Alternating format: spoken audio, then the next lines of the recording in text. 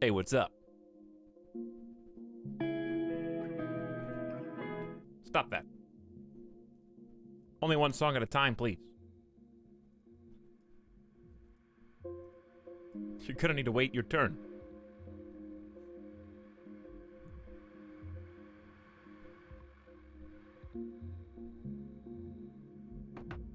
Welcome to everybody, Peepo arriving on the scene.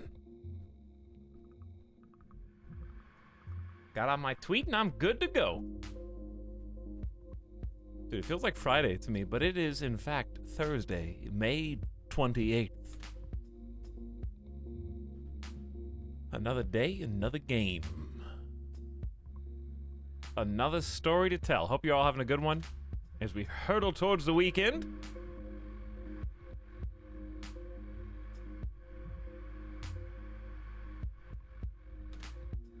It's Friday here. No, it's not.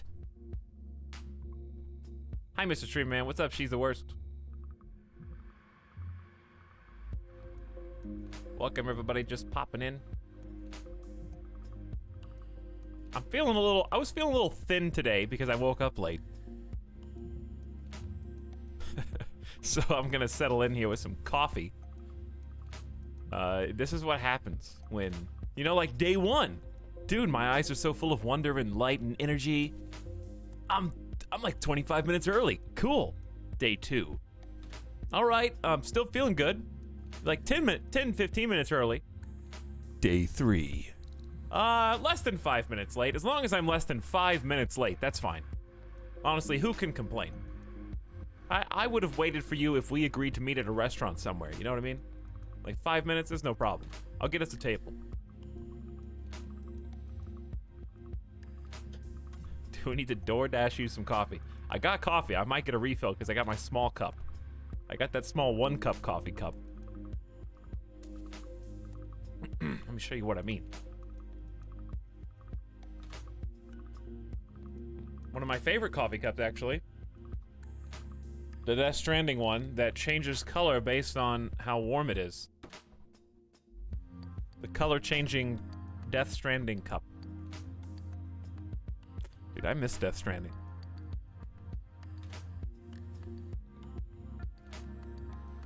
I do arrive precisely when I mean to, only Kaio. And honestly, I've tried real hard to push it up to 3 for me, mentally, to get re-used to that again, because we had kind of settled into like 30 minutes later. And honestly, when you're streaming for sometimes 10 hours at a time, 30 minutes doesn't matter, but it's a matter of principle. Oh man, this is the CK2. I love this game. Thanks for playing it. Evanito, why don't I believe a word coming out of your mouth?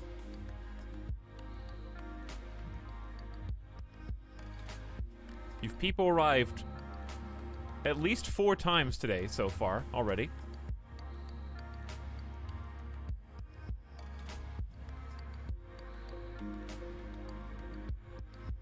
Were you even really here the whole time, or did you really come back 4 separate times? Hi, Whimsy Lou. Thank you for 8 months of sub. Howdy to you, and welcome to the beginning of the stream. Thanks for being the first subscriber of the day. I'm just happy to be here, alright. Did we ever really leave? Just been here the whole time. I was here all day catching up on Terraria. Terraria was a ton of fun yesterday. I had a great time. I really felt like I feel like I'm able to creatively express myself. I know that sounds stupid, but I think not in the sense that I need to show people what I make to be accepted, but rather like that's the closest I'm ever gonna get to sitting down and drawing something. You know what I mean? Like, I'm never gonna open up Photoshop. I'm never gonna put up a piece of paper, grab like a pen, and draw something. So it feels good to like feel creative. In a sense. Why not? It's fun. I know it's fun, but I'm just bad at it. I've never been good at it. I've never had the potential or the capability within me to draw. That's just the way it is. Oops, wrong button. Hold on. There we go.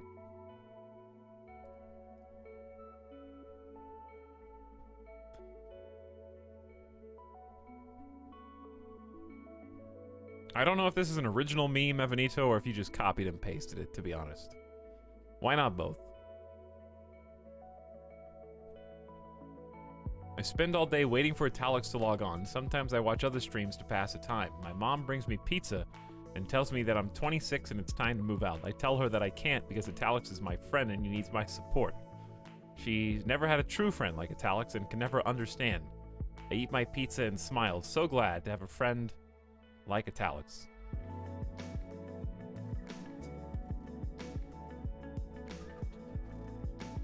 Would a friend ban you from their channel forever with an IP ban so you move out of your Pizza Hut with your mom?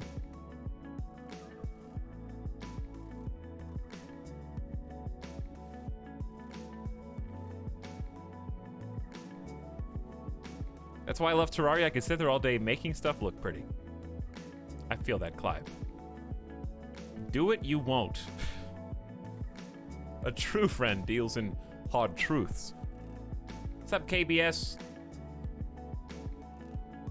Hey, Uberdeo. How's it going?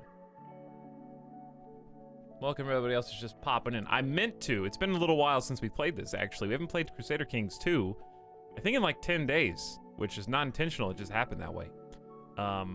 Which feels like an eternity, I know. But we left off on a good place. I meant to go back and read the account of the story to find out all the details again.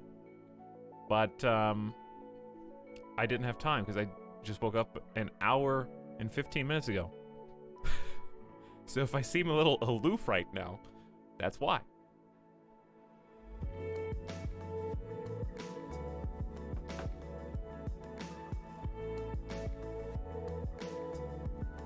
Who is this guy?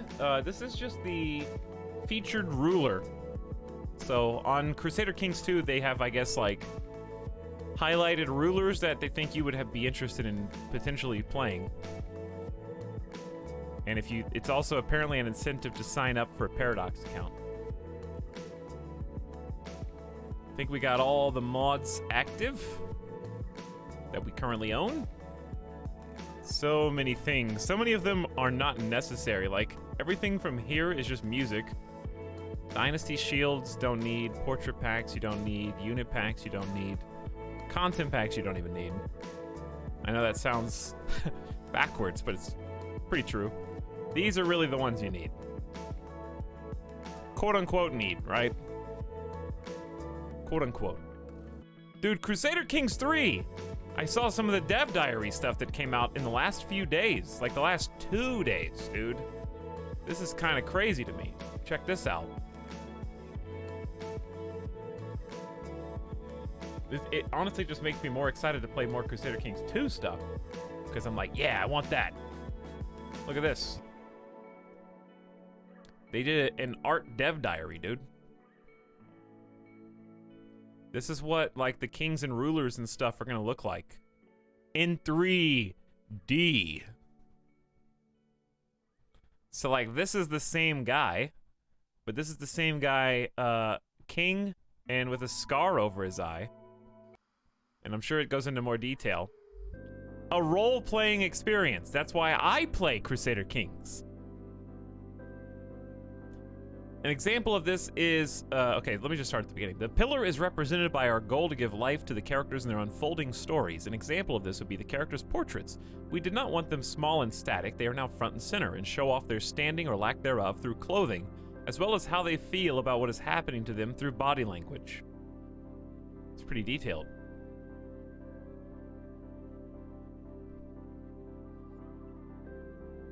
So, he seems a little pensive. He's wringing his hands, looking a little afraid. And this guy's like, I don't know what I did to deserve this, but I just got beat up, dude. This is my character right now. It kind of is, yeah. When possible, we based clothes on reconstructed sewing patterns from extant medieval clothing. It's pretty cool. There's a lot of detail here, so we're not going to read it all. I'm just looking at it.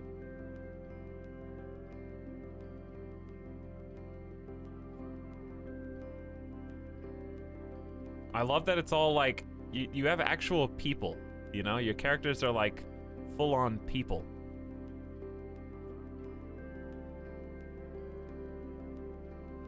And they're like in the council menu too. Like this is the council page. So they each have their own like portrait where you can kind of see what's going on. Look at the spy master. Fire that guy immediately. Throw him in the oubliette. Wedding cell. What is this? Hold on. Turn the volume down first. What is this? What is this, like an example of an event? Here's an example of an event in CK3, I guess. With my marriage to Queen Gwynlian, the realm expects us to throw a suitably extravagant wedding celebration. It is well within my right to collect a royal aid duty as part of this, but some may consider it tasteless to levy an extra tax during a time of jubilation. So just like in CK2 right now, right? Except they're like breathing and looking and blinking. This poor king, he's so excited to be married. He's trying to keep that happiness up. They move. Looking smug AF. The backdrops have a detailed hand-painted style that complements the characters. When we create new event backgrounds, we also do handcrafted lighting setups, which relight the portrait to fit the current scene. Oh, that's pretty cool. So yeah, they're all standing on like actual 3D backgrounds and stuff too. Plenty of new illustrations to check out. I like the art quite a bit. Then you got like the little icons in the cities and stuff on the world map, temples, and looks good, dude. Our paper map has been well received. Yeah, the map looks really cool. Like, I guess this is the map now. Or this is a map. I'm sure there's more than one version. Where was I? UI looks really clean. It almost reminds me, the UI almost reminds me of a better looking Mount & Blade Bannerlord. That's kind of a weird degree of separation to take there, but anyway. Looking good, dude. Where were we? Getting started. Let's go. Independence gained. 2nd of April, 883. We're in. Okay, here's my boy, King Hrodgar of Vestergotland, age 27 years old. I'm gonna need a refresher on his lineage for myself, and I'm the one playing the game.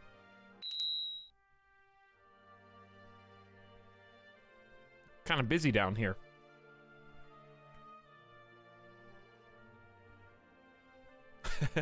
Oh boy, this is gonna make it so hard to torment them in the oubliette now. They have emotions. They're not just portraits.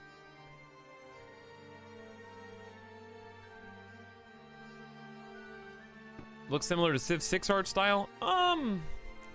Maybe they look a little less cartoon than Civilization 6.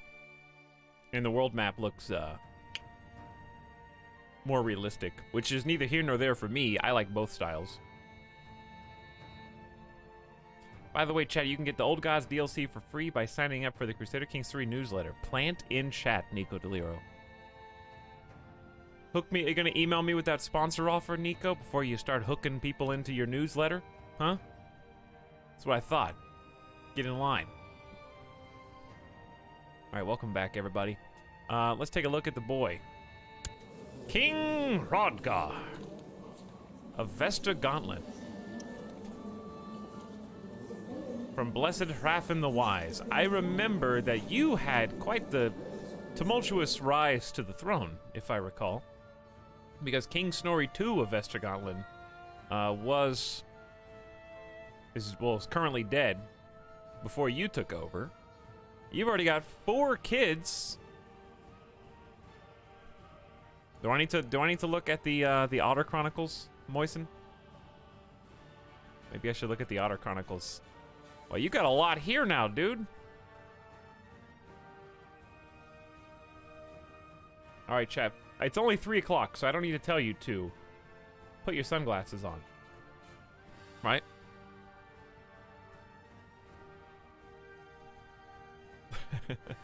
Hopefully not. Ah! It's so bright! Ganaka just got here and already can't see. Whoops. Alright, so we're not going to look over the whole stream. I'm just going to look over the most recent stuff. So it actually separates... Moisten has done a really good job, which you can stop whenever you want, mostly Moisten. This is the unofficial, official chronicle of our campaign in Crusader Kings 2, starting not from the beginning as such, but close enough. They didn't, funnily enough, for the Otter Chronicles has no chronicle of King Otter. So, quite the mystery, what happened to King Otter. But, it does begin with King Hrafn's reign, which, to be honest, is when most of the exciting stuff started happening anyways. And it's separated by stream. So, this was the most recent stream. Pomerania Mania. Nice. That was Pomerania Mania. So, we're just going to look at this part, because this is... Blessed Hrafn II the Wise. You will always be remembered in a brilliant, radiant light. Hrafn II was pretty good, dude. Oh yeah, we stole the seamless robes of Jesus from the Order. It was not way out of character. You can't disagree with the controller of the game. This is you breaking my immersion. I only read one sentence so far, and you've already broke my immersion. So, I'm gonna need you to... I'm gonna have to, like, edit this for you, I guess, and cut out the filth from this account. History is written by the victors and the survivors. I'm still alive. Send a cease and desist order. That's right, Epi.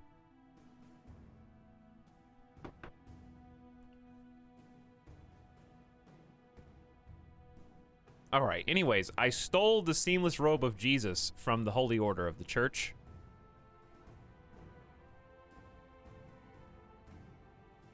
I'm seeing if anything else of note.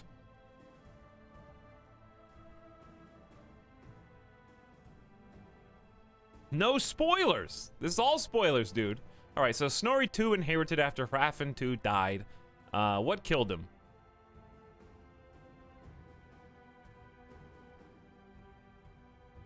Oh yeah, cancer.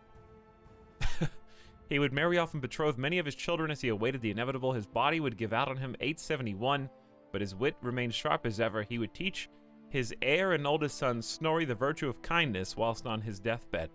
Alright, you want me to give you a reason why he stole the seamless robe of Jesus? Because this is bothering me. I'll give you a simple explanation. Okay?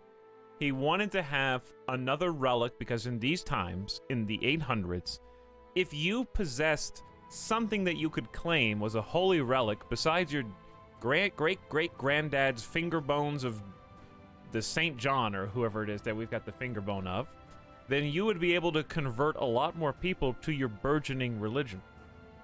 If he's trying to convert these Vikings to his Christianity, then having something like the robe of Jesus would be an easy in to a lot of people that he wouldn't ordinarily be able to talk to about what he's got going on. So he stole something, yes, but he did it in order to convert more people. There you go. Done. Just retcon that history. So yes, when Snorri II took over after his father perished from cancer, sadly, Snorri was not quite the coolest guy on the block. In fact, he plotted to kill his younger bro. Which you will find out that it's not as bad as it sounds here in a moment. Snorri II, a possessed Germanic pagan, would immediately seek to join the Fellowship of Hell. Though his father taught him kindness and love, the loss of his genius wife and then his father, within the span of a year, drove him to madness. Chaos would reign in Lower Denmark under his impulsive rule. Snorri II was known to be quite lustful, and would seek out a woman named Barbara to be his wife, solely for her attractive features. She would be appointed a spy master. He would also appoint a blind giant as his seer. His seer, needless to say, the entire realm, kinsmen, vassals, and wife included, held a very low opinion of Snorri. Snorri II. Snorri II would usurp the title High Chiefdom of Shelland from the young King of Denmark, now a scattered band of weak counties. But he would find himself busy losing fruitless Pomeranian battles, not having time to act on his claims.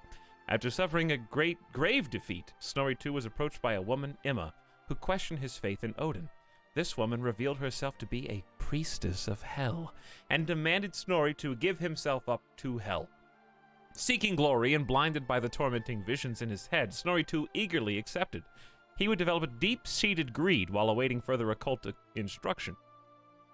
Ominously, the night he would carve Hell's mark into his arm would be the same night his wife Barbara would become pregnant with their first child. Oh, this was a fun but short-lived part of the story last time. On New Year's Eve in 874, Snorri II was approached by Bodil, a Spokona of the Fellowship of Hell. Being a lustful and chaotic high chief, he would readily partake in an amorous ritual she laid before him. Snorri II would retire from commanding his armies and focus keenly on the Fellowship of Hell, or Hellowship for short. Alas, he would find a snake in his bedsheets and succumb to its venom in the winter of 875 in much the same manner as his ancestor Refill. He bore no children, leaving his pregnant wife all alone. Who got pregnant on the night of the carving of the satanic sigil into his arm. What a tale. And then we go into contemporary times in part 12. The twisted hands of fate. High Chief Hrothgar would inherit Shelland and Lolland from his half-brother Snorri, restoring the realm to the same territory their father left them. He would also inherit his father's relics and return the realm to Catholicism. Historians are uncertain if Hrothgar was responsible for Snorri II's assassination, though it seems very likely, parentheses, the game basically told you that he did. So they were trying to kill each other. Both brothers were trying to assassinate each other. And as it turns out, Hrothgar, the plot of Hrothgar was much more efficient. It's not on his kill list, is it not? I thought we established that it was. Is it not? King Snorri II of Vestergotland. That guy? We're talking about the same guy, right? Scribe? Oh, you must put down your pen for just a moment to put on your spectacles to read the historic account I have sent to you by Raven.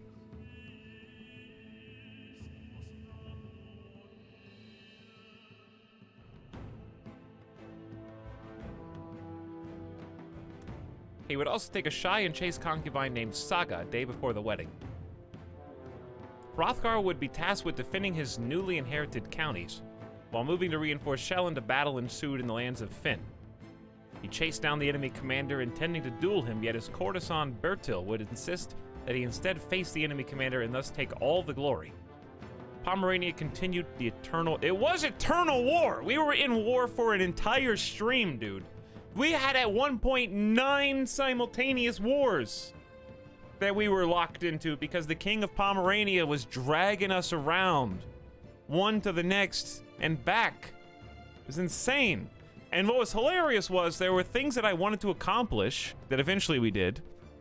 And everyone that came into chat late was like, why don't you just declare independence? And like the restrictions on how you were allowed to declare independence were very much related to being at peace by and large, or at least not being in a war with an ally. Just leave. So we were just locked in. All right, so anyway, during wartime, a son named another Hrafn was born to Barbara. Hrafn III. And then Sophia was born.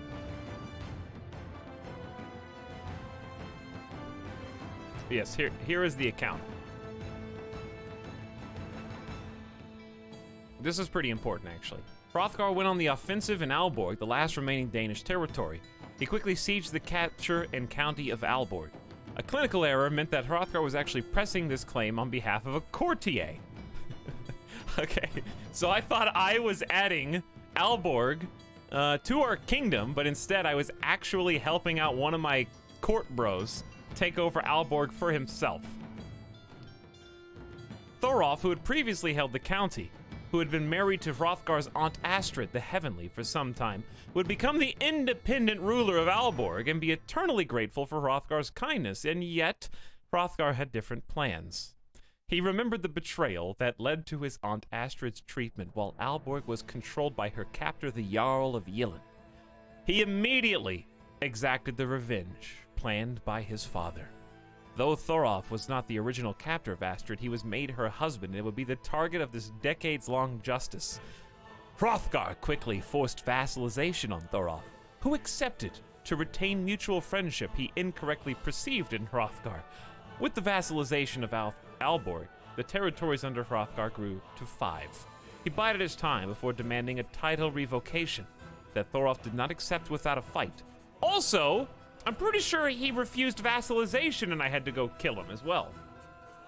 I think there's a little small detail missing here. I'm pretty sure when I demanded vassalization, he said no. So not only did I randomly declare war on Denmark to get Aalborg for this guy, but he wouldn't even bend the knee to me for doing it. So I had to go kill his, he had like less than 100 men, and I stamped them out. And then after that, I demanded to revoke his title for his insolence.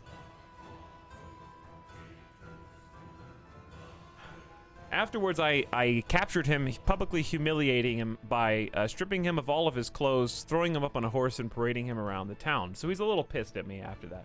I don't know, maybe I killed him. I don't even remember. He might just be dead. So then we waited so that we could declare independence. We waited for peace. He decided that these endless Pomeranian wars could only be won by a competent leader and marched his army of 5,000 strong against any enemy who stood in his path. Saka, his concubine, gave birth to a son, Bo, in 879. On the other side of the family, half-sister Karen was finally able to marry the king of West France. Oh yeah, that's a thing. Leading to a strong alliance. Strangely, the king of Pomerania would offer a position to Hrothgar, that's me, as spy master on his council. Despite this being one of his weakest skills, Hrothgar eagerly accepted the position to use it as leverage to kill the king himself. The blame for the decades of endless Pomeranian wars fell squarely on the king. It was time for him to go.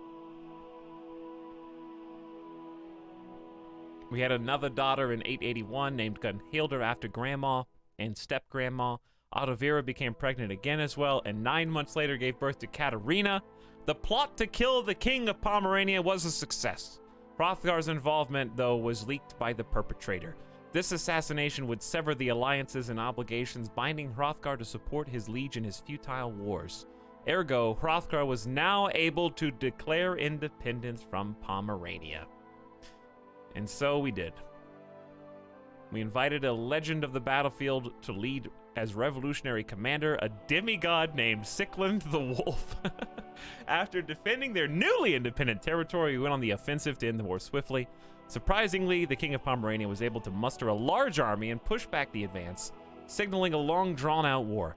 Hrothgar would call in some mercs to even up the numbers, but they would not be able to reinforce from afar.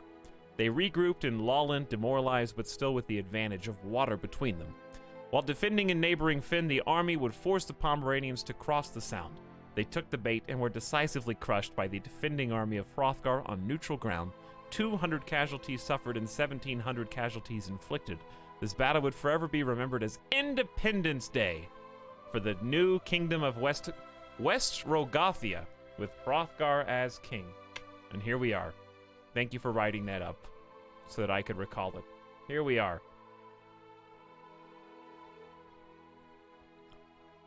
Hello, Jake9, and that is where we left off.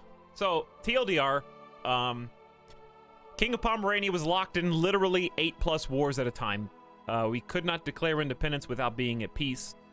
We were somehow made spy master for the King of Pomerania, hilariously. I do have a skill of 9, so I'm not, like, awful at it.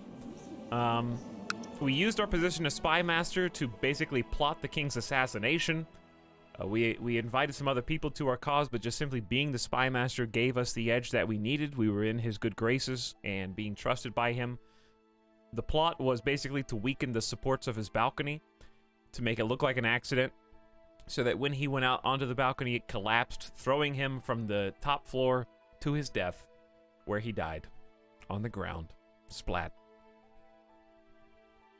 It was a successful hit, but I guess the guy who weakened the supports leaked the plot, and now everybody knows that I am the one that did it, basically. So, I have that under my belt. King Kazimierz of the Empty Pockets, as he was called, because he never had any money. That's a good surname. That's a good, like, nickname. So you did kill your half-brother Snorri, but don't have tribal kinslayer.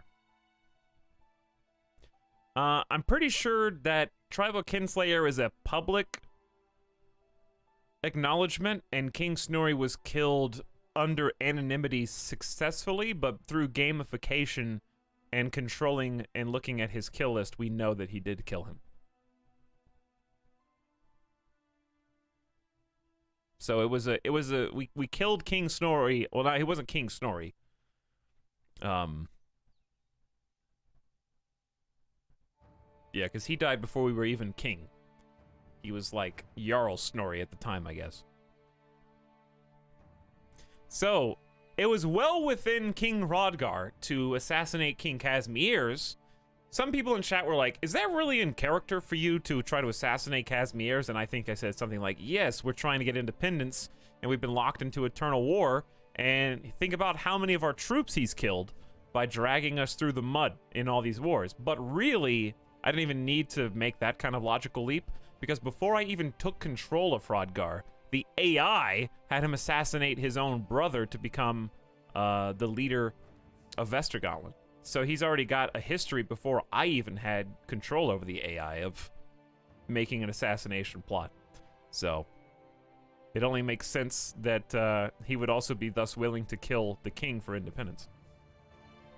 Logically. So I think it's well within RP.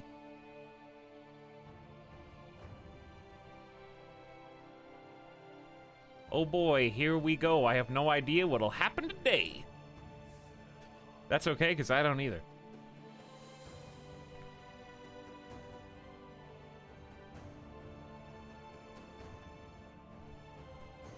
What's up, chat? I'm new to the stream. You have much to learn. And not long to learn it. Okay, this is why. What stream is this of Crusader Kings 2? I don't even know. Stream 6? I don't even know how to play this game. So I definitely won't be able to help you. Alright, let's start from the beginning. Let me show you guys the land that we got. If you've ever seen a map of the world, then you'll realize that we are on planet Earth. Let's take a look at the state of affairs, okay? This is the history they don't teach you in the history books. What you didn't know is in 883, the Aztec Empire, as led by Kamali, the dragon of the Aztecs, controlled most of northern Africa and had a large foothold in Hispania. They are about to push through the Umayyad. They've driven a wedge between them so far. We got Umayyad on the left, Umayyad on the right, Aztec down the middle. Nice little sandwich there.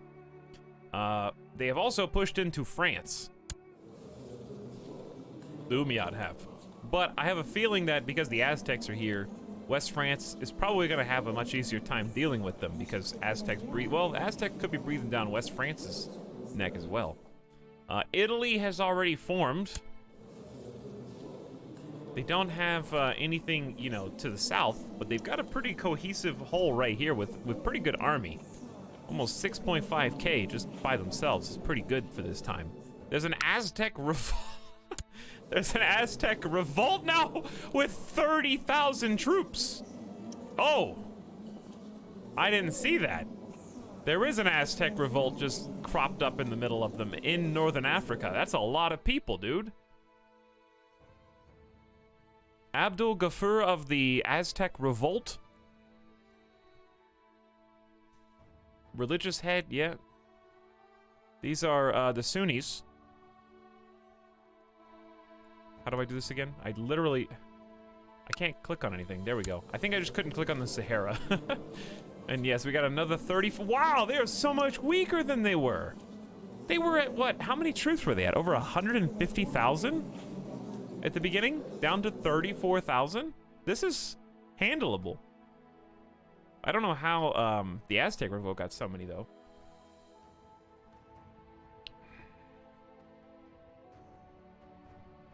Hello, Knight. What's up? Constant war does that. I guess it does, yes. Byzantine Empire's over here in the magenta. They're sitting at 20,000 strong just by themselves. You know, they're sitting pretty strong. The Taid have 26K. Aztecs don't look so scary anymore. I love how when the Aztecs rolled in, chat was prepared to throw in the towel. Like when we saw the Aztecs like 70 years ago or however long it was, you guys were like, okay, game over, GG. It felt like it because of how big of a doom stack they had. But honestly, the rest of the world looks ready to handle it. I think the weakest section of the world is where we are, actually, because we've just been in constant war. So let's take a look around where we are. First of all, Norway has been crawling through Sweden. And they have made big strides to get to this northernmost, now controlled by Pomerania, section. For the player, it depends on where they land. That's true, but I meant like from a world map perspective. At the time, the largest other armies in the game were like sub 15K, and they had 150K.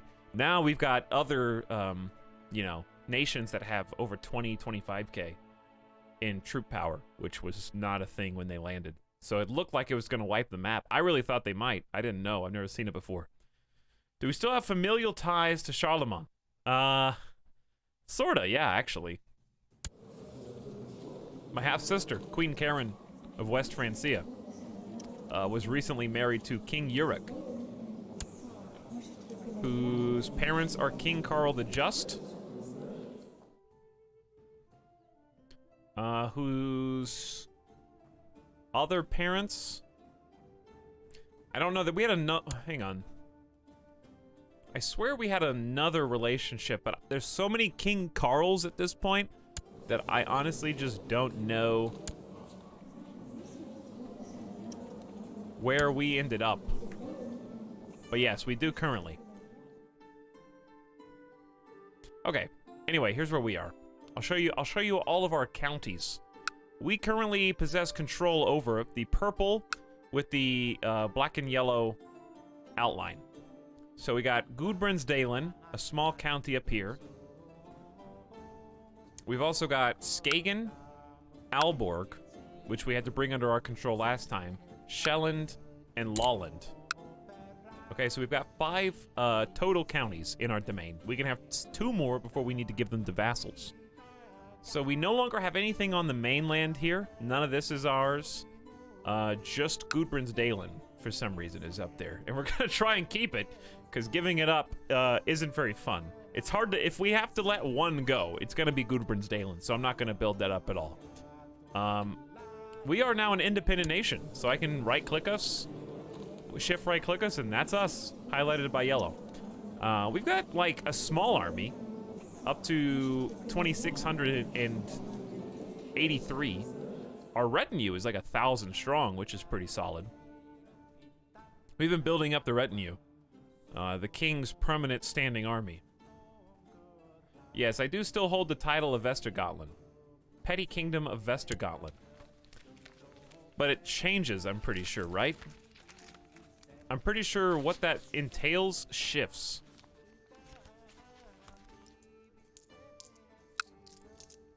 I guess we do have de jure claims over Dal, Otterworld, Skara, and Naraiki. Good to know. But okay, so these are these de facto claims then?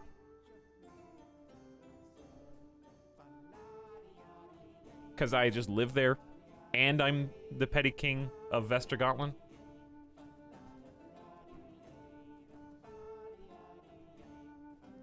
$3.5k dudes is a decent army for a single king. Yeah, especially one who just declared war for independence. So we literally just declared independence. So we kind of got a lot of menu stuff to take in first before we unpause. And we need to take those precautions because once we unpause, we are a juicy, delectable, just, I can smell that aroma coming from the kitchen. Fresh dinner is served, dude, because we are right in the midst of a whole bunch of other countries who would love nothing more than to consume us. So I need to try and take every precaution to do one of two things. Either go ahead and bend the knee to someone else and join a stronger nation that's going to be able to effectively protect us, or just check and see who's close by and see how our relationship with them is and whether we're at peace, because we don't really have any enemies except for Pomerania, which, by the way, where is Pomerania? Yeah, they're there. They kind of aren't what they used to be, are they? They used to be like all the way over here. This is some border gore. It's bad. This is all gonna straighten out eventually. Someone's gonna take control. But right now, it is a mess. We got Bulgaria in here, pretty strong. We got Lithuania. They're weak, but they have good vassals and allies. We have other Lithuania, High Chiefdom of Lithuania, and the Principality of Lithuania, which isn't confusing at all. 127 troops. Yeah. Yes. Norway is, obviously, like I said, kind of running Sweden out. Did I mention that Sweden had the small issue of being totally and entirely converted to Islam? That was a couple streams ago. So you might notice that Sunni Sweden is on their heels right now, reeling a little bit with their 439 troops.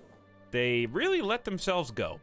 In fact, there was a successful revolution, which is now Östergötland, who is the force to be reckoned with of old Sweden. Nordland, Sonny of Nordland, the Germanic pagan.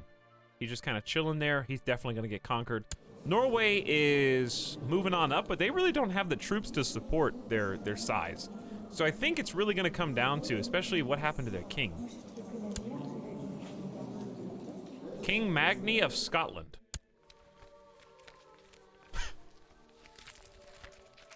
Okay. Huh? Hang on.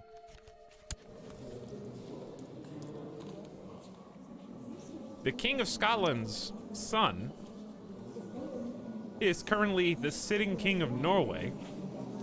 He's 2 years old. He's got camp fever and is slow. Well, that's not going to last very long, is it?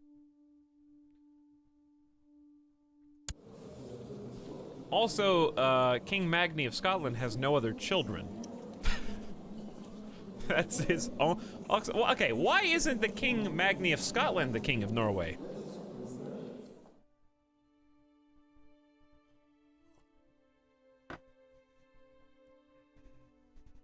Wait, he's got cancer. He does have cancer. Yes, you are correct.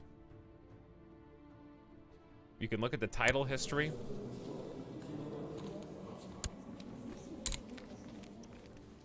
Oh look, King Otter of Norway. An otter from another mother. 18 years old. Dad was King Styrkar of Norway. So there were no inheritors. It looks Are you kidding me, dude? Are you telling me that all the way back to the original King Magni, his line ran out? He ran out of heirs. They went down. Bertil, King Arngrim probably passed it to his bro. Yeah, passed it to his bro. He had children. There's King Magni. So he inherited Scotland. Okay, so it's still the same family line, I think. Yeah, King Magni now is the King of Scotland. So it's still the same line, but they're on their last legs, dude. I think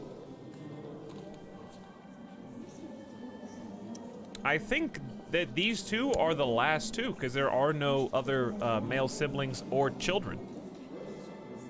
So when they're out, Scotland and Norway pass from old King Magni to someone else. Okay, interesting. So here's what we want to do. We want to make sure Ostrogothland doesn't invade us, because good job. I have been swaying the king to try to make him our friend. He thinks that I am an infidel because I am a Christian.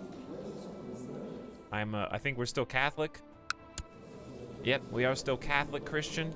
Are we in a society? No. Oh, wait, am I? No. I'm not a member. Hrodgar is not particularly religious compared to those who came before. He just loosely practices.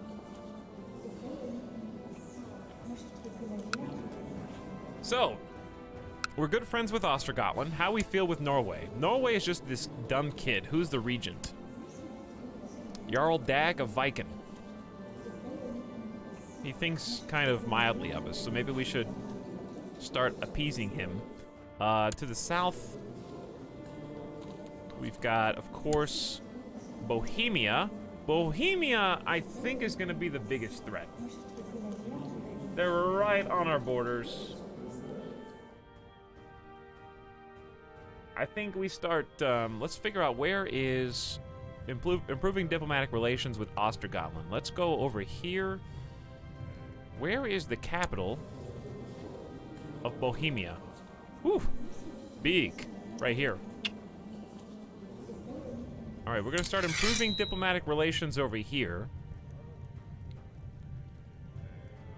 Well, before we do that, I guess we have to decide. Do we want to stay on our own, or do we want to swear allegiance to someone else? Do we want to try independence for a little while, or is that just going to be too much work? The nice thing about being on islands is our capital is very defensible. Like, if we just stay in Lolland, they can take Skagen and Aalborg, and there's nothing we can do about it, but they can't really take Shelland and Lolland that easily, because I just island hop and then fight them when they cross the water, and we can take superior forces. Can you imagine there used to be a time when CK2 didn't have sway antagonize? It's not Independence Day if you bend the knee. It's true. You're a Christian in the middle of pagans, so I think unless you want to be secret Christian again, you have to stay independent. I mean, it worked for us. It worked for us over here, but you're right in that we can't make any marriage alliances. Speaking of marriage alliances, let's make some marriage alliances. That would be the first step. We got Sophia is not betrothed. We got Gunhildur is not betrothed. We got Katarina is not betrothed. And of course, we got the heir to the Jarldom of Shelland who's not betrothed. Considering if he should swear loyalty when his title says, I'm an independent king and I don't need no liege. I'm just asking. It's an option on the table, dude. Okay? Listen, if the king of Norway sends you a raven and it has like a banknote in it for 10 million gold and it says all you gotta do is bend the knee and say that I'm the king.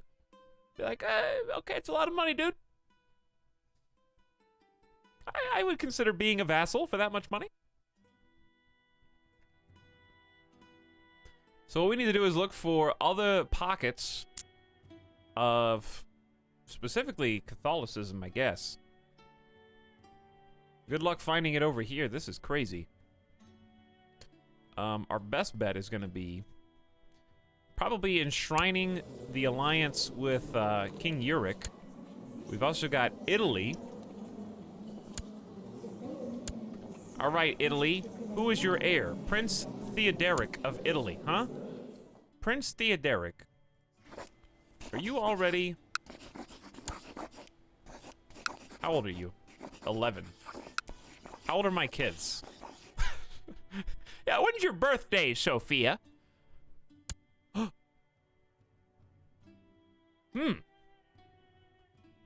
I could betroth Sophia to King Theoderic of Italy, who is 5 years older. You just have to wait, Prince Theoderic. Just wait. So I guess we could have a pretty good alliance with Catholic Italy.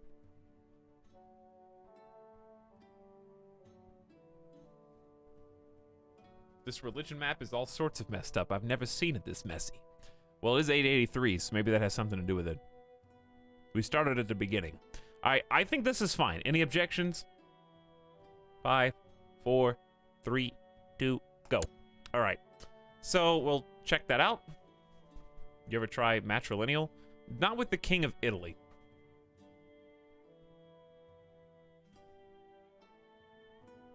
You know, he's not gonna bite on that. Matrilineal is only for if we have basically more power than they do, is my understanding. Or if, you know, I'm a landed... If I'm a landed princess and they are not. I object! Too late. All right, so we'll get one going there. We need to get some alliances going anyway.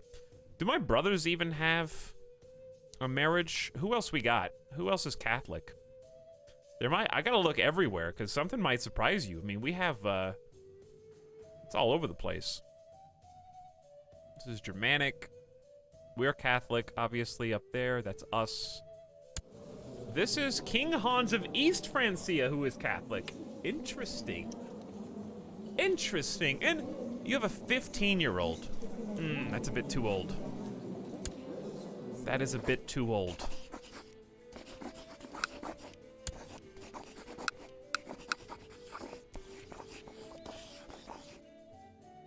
Hold on, why is okay, why is Bertil, my courtier, just in the blank by default? They would say yes too. Can you betroth both of them? Can you betroth the same person to both of them? Man, this sucks. My kids aren't old enough. I can't betroth a 1-year-old to a 15-year-old. You would have to wait literally, okay, you would have to wait your entire life again to get married.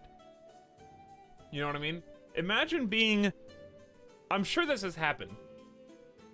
Imagine being 16 years old and you get betrothed to a 0-year-old baby. Imagine how long it felt that it took for you to get from 0 to 16. Your whole life. You have no concept of time beyond how old you are right now. And someone's telling you that you need to wait that much time again to get married. And that same person is gonna grow up in the meantime.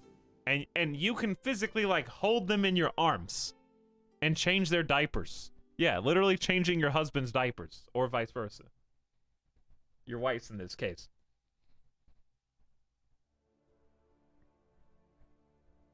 That would be absolutely... They'd say yes! They'll do it! Like, I could do this for the sake... I would gain 81 prestige marrying into House Carling and 100 marrying the relative of a king.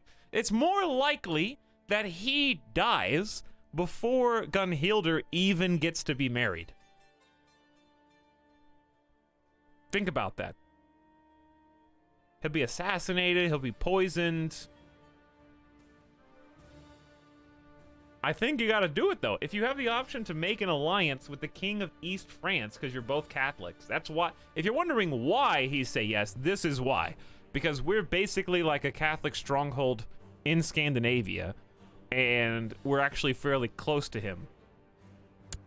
So we get an automatic non-aggression pact with East France, and moreover, it promotes good relationships so that we could eventually form an alliance if we wanted to. So, I think if he's gonna say yes, you've got to do it. I'm sorry, Prince Gadalka, you can take some concubines or something while you wait. You know, once you turn 16 and become a legal 883 adult. I won't mind. I'm not gonna get offended, dude. Asking you to wait until you're almost 32 years old. It's a long time. Listen. She's just a baby. I just need the alliance. It's nothing personal.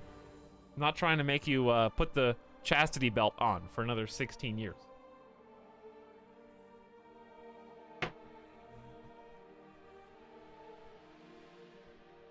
And then you can betroth them off again if he does die. 2 for the price of 1. Yeah, if he does die, it's actually fine because I'll just the next person I betroth her to will be closer to her age. All right, so we've got West France, East France, and Italy. Are there any other strongholds of Catholicism that we have one more daughter?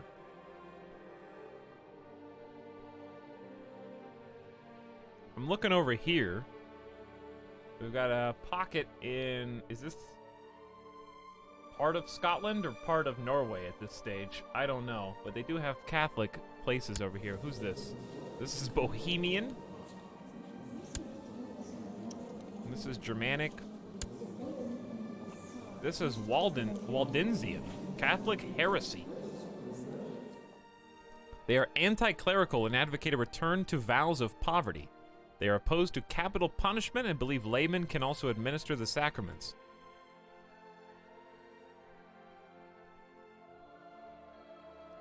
So these are like, if you've read A Song of Ice and Fire, it's like the High Sparrows, like the Sparrow people, basically. It's pretty cool. I wonder if that's what the Sparrows are kind of based on. We'll never know because the books will never be finished. Anyway. 1 county is all you got? A lot of Catholic heresy over here. That's for sure. Ton of it. All right, maybe we should just do this. Because Queen Karen, my half-sister by herself, I don't even know if we have an alliance. Why don't we just look at pacts? Hrodgar, check. We got a non-aggression pact. Anything for pretty cool. But your, my nephew, Prince Carl.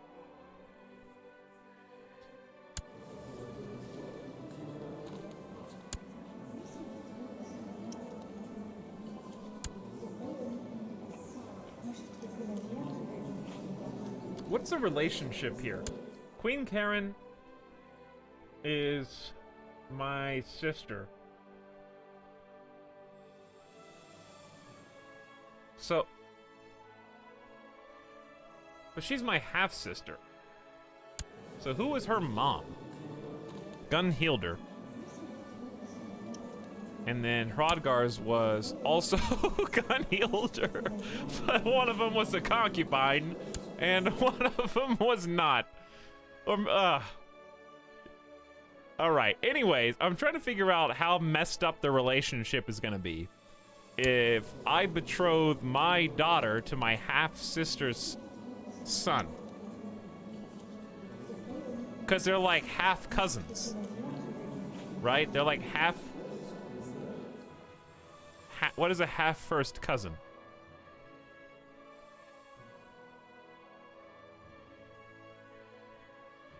The other Gunhilder. No, we haven't even unpaused yet, Cobra. We got alliances to form. Plus we went over the history because it's been like 10 days. I didn't remember what had happened. Didn't the Sparrows execute people, though? There were, like, different groups of Sparrows. And they became more militant as they went on.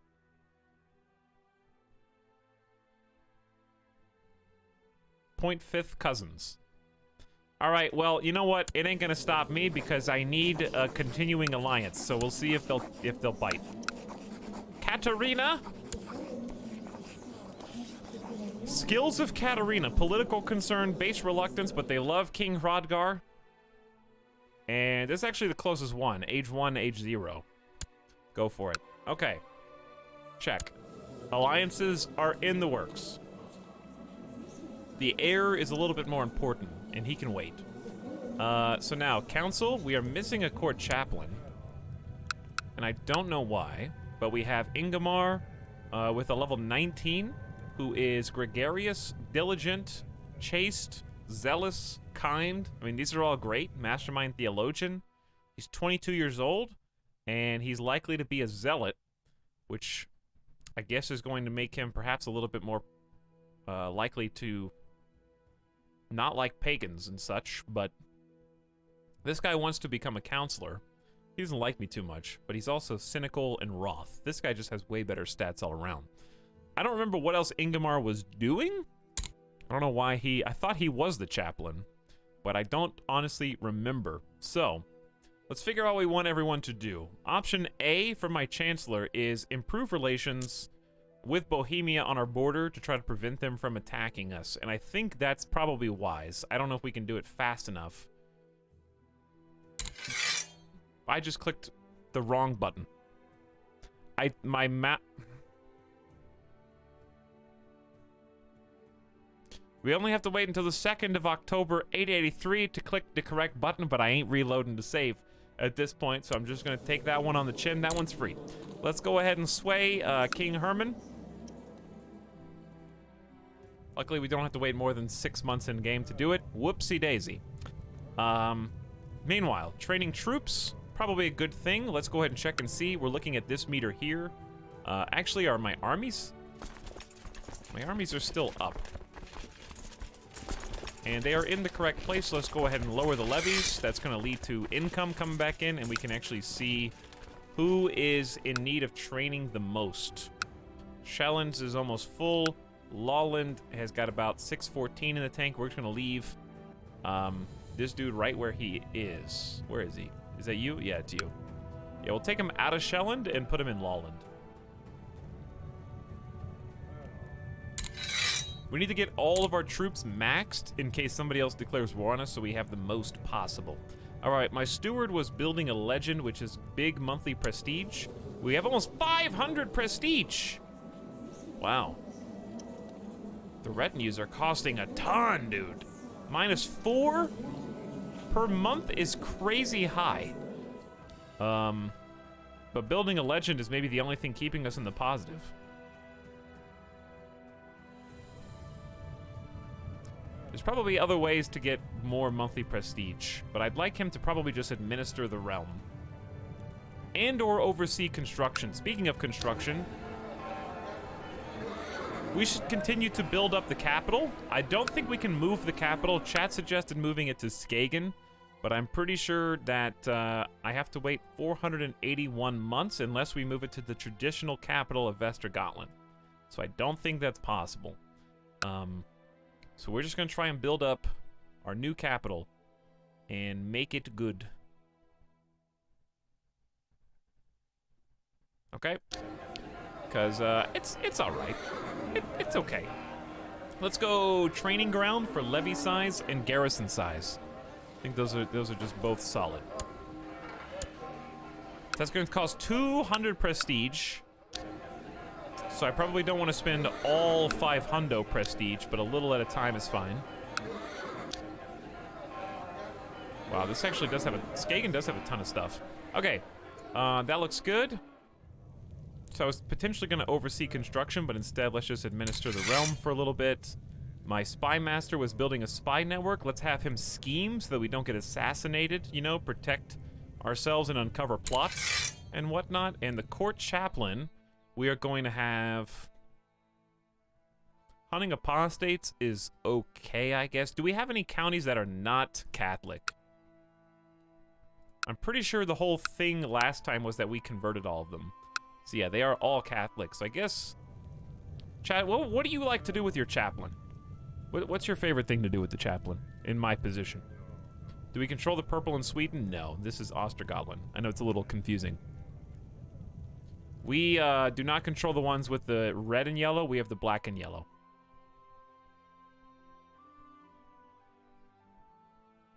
Hey, Falcon of Lordran, they got you hooked up with the story. I don't think I need to proselytize because I don't have any counselors who are not already... I don't even know if I have any court members who are not. They might be practicing in secret, but...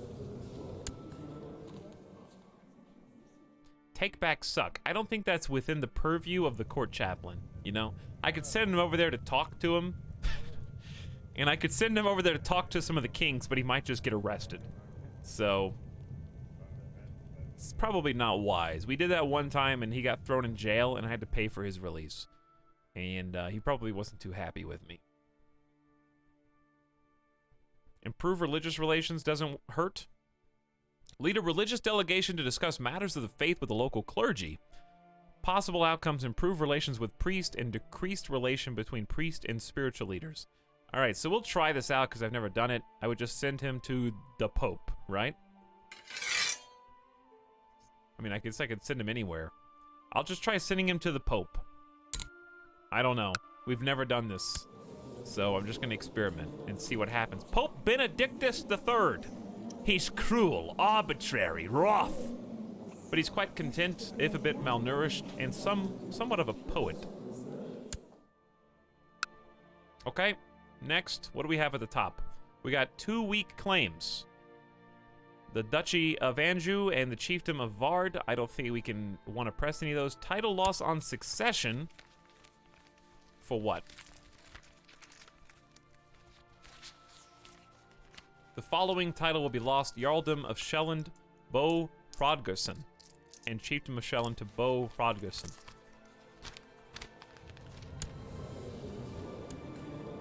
He should be, the heir of all of Vestergalen, right? Wait, no, my nephew? Why is Raffin my nephew the heir? Oh, that's the issue.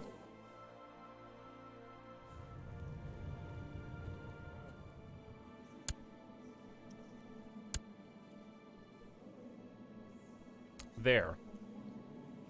I think once, yeah. So we nominated Bo instead, so we won't lose those titles. Special title action possible: set the crown focuses. This will be more likely to prosper and may receive special events. Only one county. Where is a good place to set a crown focus? I would think the capital, which is Lawland.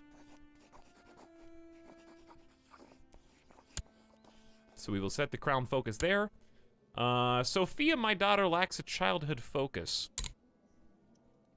She is actually pretty talented for only a 6-year-old. Martial learning, intrigue. What do we want to try? I haven't really read these too much. Maybe I should read them a little bit more. Like, I feel like I always gravitate towards the same ones, but I never pick something like duty. Tutored by guards and retainers at court, focusing on duty and diligence, a common trait is conscientious, which can lead to diligent or temperate. Stewardship +1. Timid is learning +1, and this is diplomacy +1. Kind, content, or trusting. Timid is humble, shy, or craven, so there's both positives and negatives. Sophie is tutored by various courtiers, focusing on assimilating Norse culture and the Catholic faith.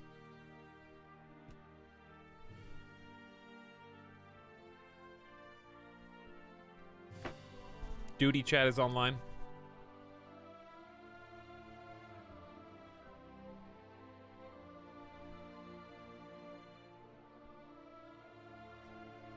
Why are you guys all just writing like 1 or 2 words and then a question mark after it?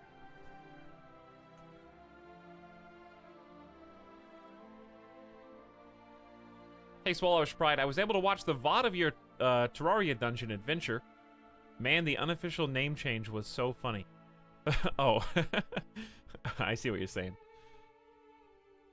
The name joke yesterday.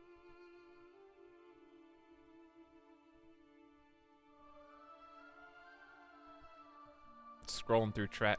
Scrolling through chat. Scrolling through chat. One word. I see what you mean. How, when? Why? Why people arrive? Alright, when does Funny Chat log on? Just curious. When does Troll Chat log off and Funny Chat log on?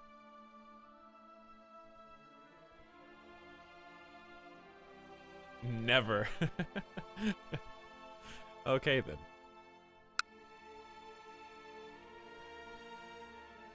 Did someone call funny chat? That's me. Where's the funny streamer?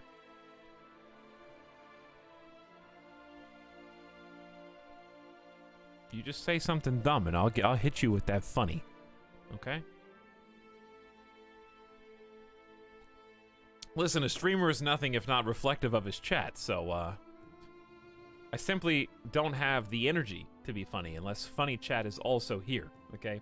You guys write half the material. You guys are like the stream... Chat is the streamer's stream ghostwriter, okay?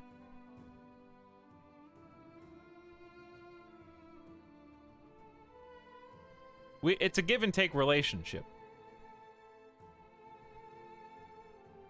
I say something that provokes a response. You guys say it back. It's like a game of telephone. I bounce to you. You bounce it back to me. I bounce it back to you.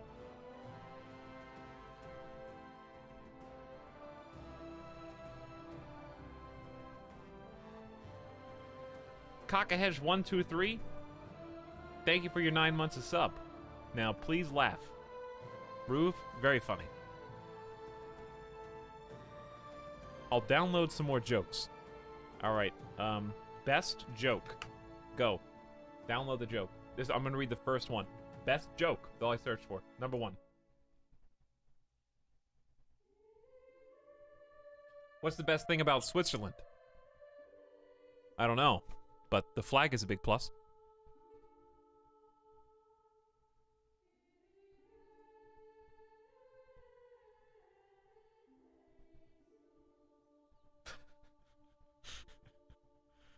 Got some mixed results. I'm leaving.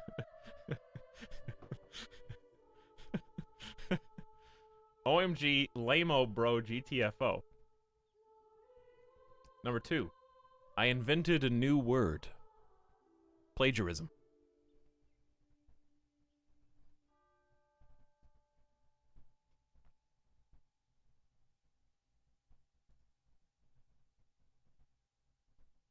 These are, by the way, these are Reader's Digest jokes, if you were curious. Oh, this one's bad. This one's real bad. Helvetica and Times New Roman walk into a bar. Get out of here, shouts the bartender. We don't serve your type. Actual boomer joke.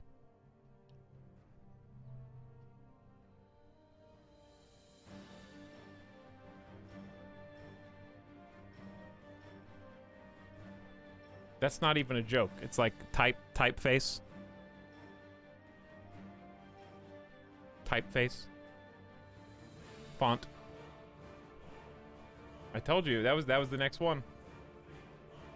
Listen, these are the top 75 jokes.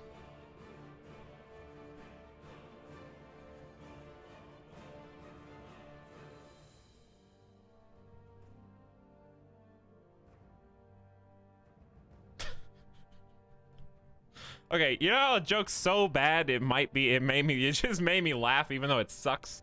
There's 72 more.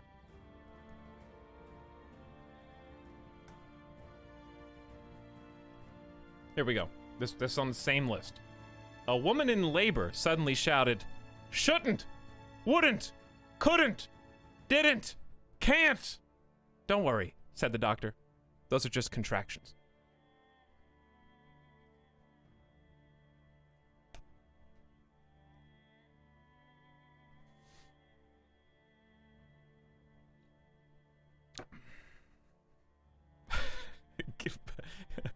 Get your people right. This is, see, here, there's a life lesson for you all here.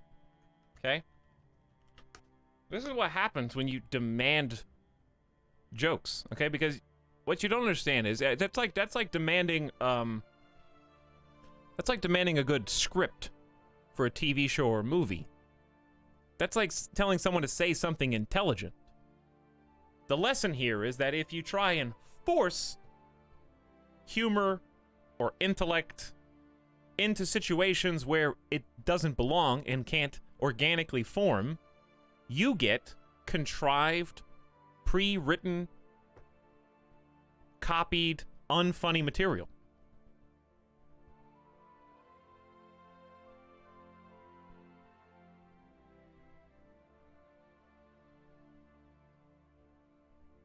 All right, 52 of the funniest two-line jokes ever.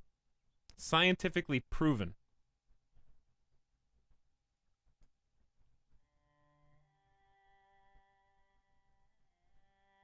This is number one. I'm just reading it verbatim. Number one. I told my wife she was drawing her eyebrows too high. She looked surprised.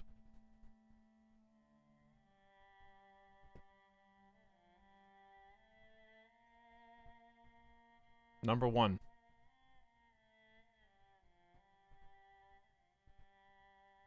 we got some laughs. That's a good one. Chad said that's a good one.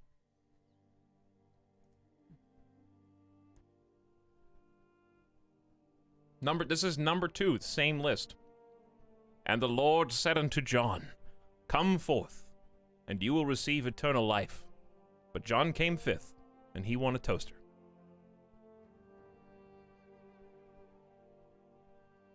Number three. I threw a boomerang a few years ago. Now I live in constant fear.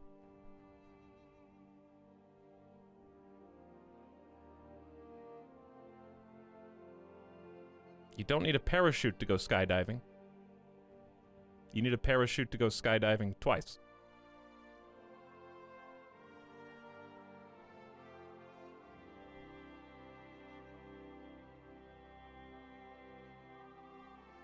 Someone stole my mood ring. I don't know how to feel about that. Some of these are actually decent.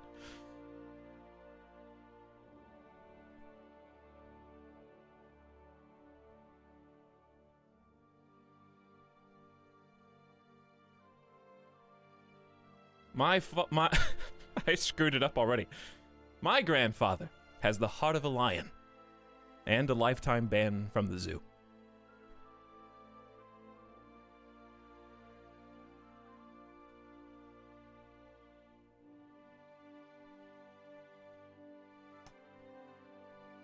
Women only call me ugly until they find out how much money I make. Then they call me ugly and poor.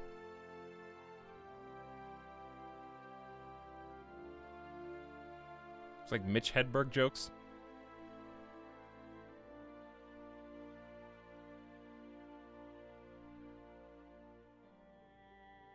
This one's for Chad. You're not completely useless. You can always serve as a bad example. That's not even a joke. That one's just true. I broke my finger last week. On the other hand, I'm okay.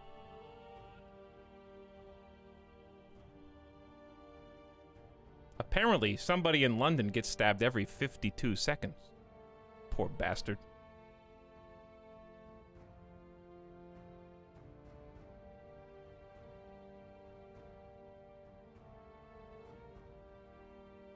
Someone stole my Microsoft Office, and they're gonna pay. You have my word.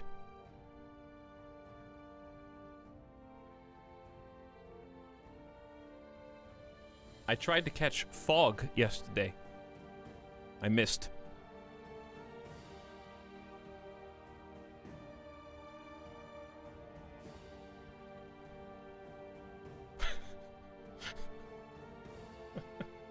Chad's confused. They're conflicted. They don't know how to feel.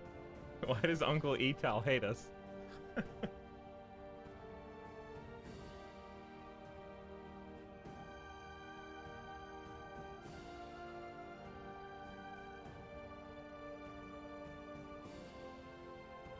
Just say no to drugs. If I'm talking to my drugs, I probably already said yes.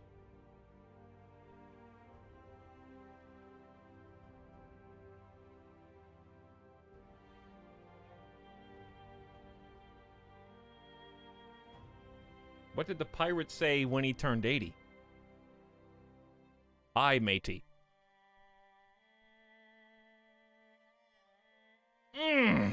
That one hurt to get out. That one is a classic. No! All caps. Why did I laugh? Why do cows wear bells? Because their horns don't work. What's the difference between a well-dressed man on a bike and a poorly dressed man on a unicycle? Attire.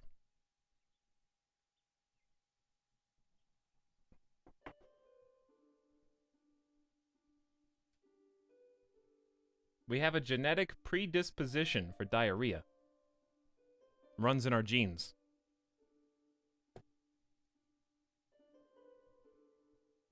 I'm gonna mute and go into another tab. My job here is done.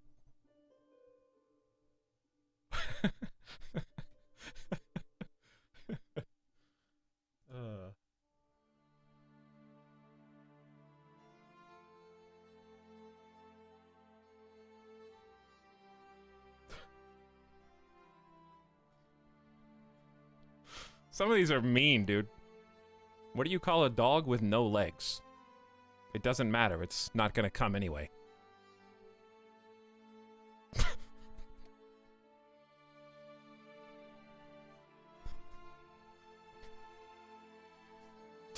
TFD face.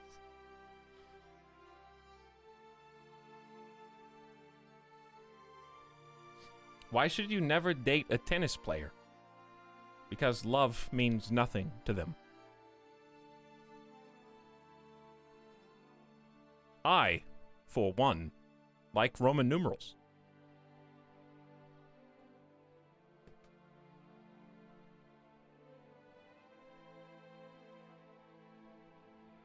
This is so bad.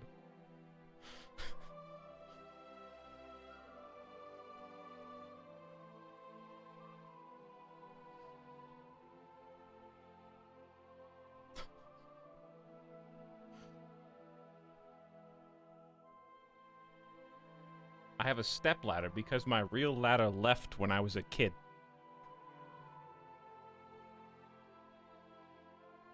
How do you find Will Smith in the snow?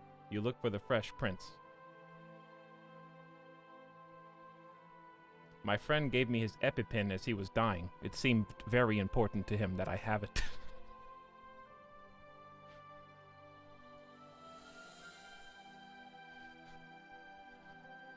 Please stop. I surrender.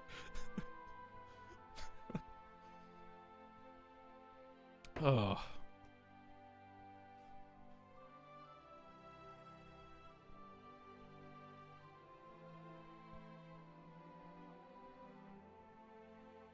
I think we're out of the good ones. I think we're out of the good ones. I have to skip some of these as well.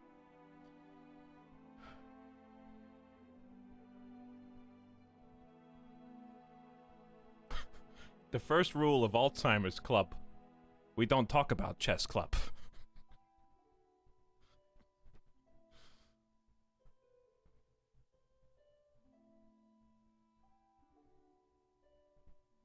So stupid.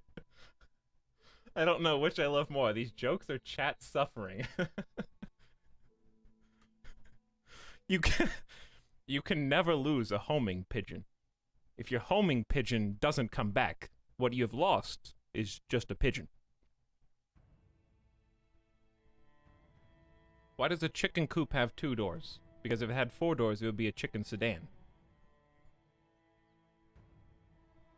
Your WinRAR 30-day trial is up. Please pay to continue using the service.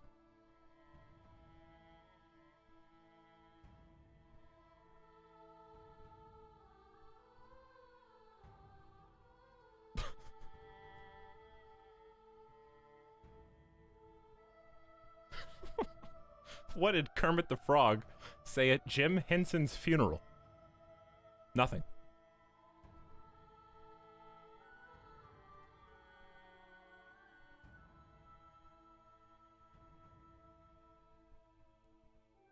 Brutal.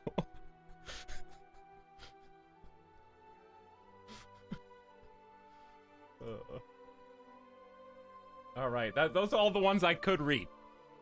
Those are all the ones I could read that were worth reading. We're done. We're done here. Oh. There you go. Hopefully you laughed at least one of those. Making demands for funny chat.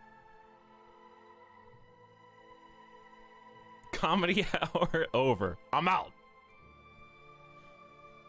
Boomerang joke was my favorite. Those were all from, I just searched for best joke and clicked on, like, top 52 or something and read, like, 30 of them. Let us play to your... How do you get... Okay, if you want to train intrigue... Okay, you would do maybe a chance at intrigue with indolent. And if not, you at least get diplomacy. So etiquette seems good.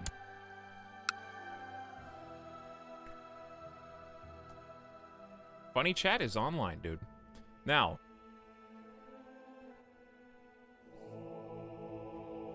Who's this?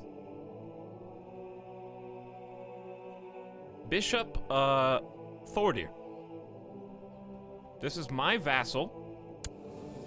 I think he lives in the temple in Sjælland, which used to be the capital of Denmark, but is now under our control. Which has its own... Does it have its own levy, or is its levy included, I guess, in the county? This all started because we kept saying duty. Yes, because the word duty and duty. Why can't...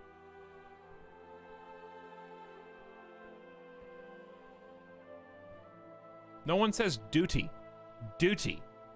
You gotta duty. Duty.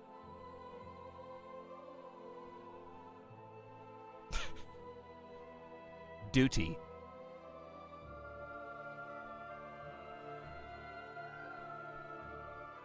He keeps saying it. They sound the same. They do sound the same. No one even... Okay. No one even says D-O-O-D-I.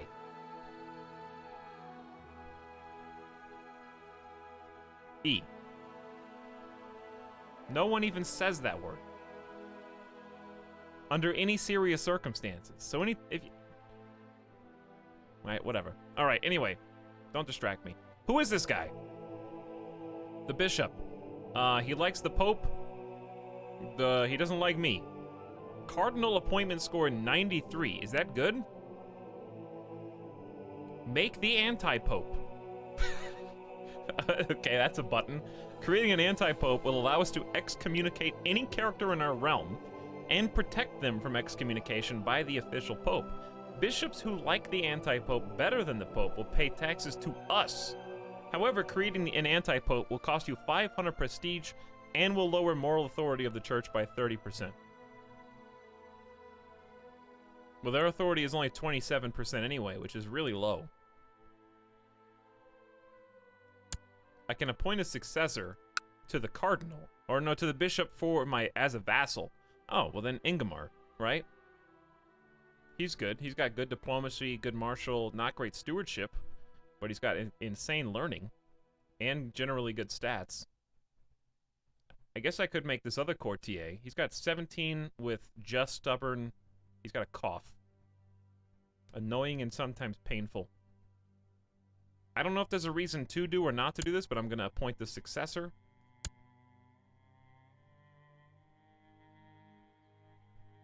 Will the universe explode if he meets the real pope? Perhaps. We got one saint, which I'm not even really sure how that works. 0 factions. Choose a plot to kill all my family. See the Princess of East France dead. No, that's my wife in the game. I don't think there's anything cool here. I need to save up money to repay the loan that I took from Jewish merchants. We're only at 73. They're gonna come to collect. All right, let's get this show on the road.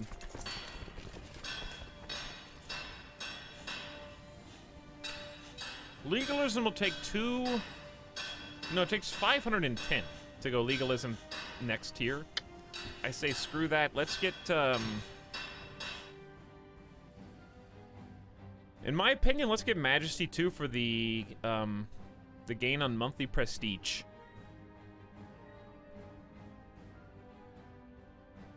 Okay. Just a skip from 6.2% to 12.5%. Plus, it takes some short rain debuffs off of us, the court size goes up, and the cost goes down. I think there's a lot of good things. Okay. Laws. When do we want to start moving towards centralization? And do I want a religious control mandate? The ruler has acquired the right to enforce religious control on subjects and may now seize the titles of heathens and heretics. I think maybe another character, that would be good. Not for us. I know that we need to get to feudalism, and we can go to medium organization right now. We have all the support of the council behind this. So the more organized we get as a tribe, chiefs have control over their vassals. So right now this is like we don't have any vassals, so we kind of want to change these laws before we get them. So this will implement a committee for title revocation and a title grant, so it has to pass the committee, I assume, or I can use the committee to do those things. Enables medium centralization laws for dukes and above. I don't see any reason why not to do it. So we're gonna, I guess, vote. And you have to do this every so often because you can only pass one of these laws like every 10 years. So we kind of got to get it in while we have the option. Okay. I really want to take today and use more of my titles. I think I've ignored minor titles far too long. Ingomar the court chaplain would probably make a good court physician as well, but you may want to give it to people like, I could give it to the bishop. Even though he's cynical and wroth, I don't think that makes him a bad candidate. He's a vassal, so giving him a position would make him happier.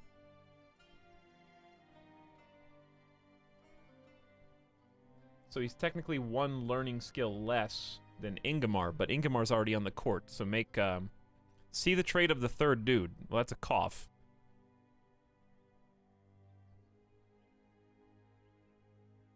So he's kind of sick. You don't really want the sick person to be the court physician, in my opinion. So we're going to make him the court physician. No designated regent right now. Though you probably want to pick someone who really likes you. You could make Mommy. Mommy Gunhilder could be the regent. I think that would be fair. That's grandma of our kid, and she's never going to betray us. And she also has decent diplomacy stats, to be honest. Or we could make the Chancellor. He's got a 23 diplomacy. But he's a bit malnourished. He's got a ton of insane stats. So we could make Grandma the designated regent, or we could make Otker, who is 58, she is 61.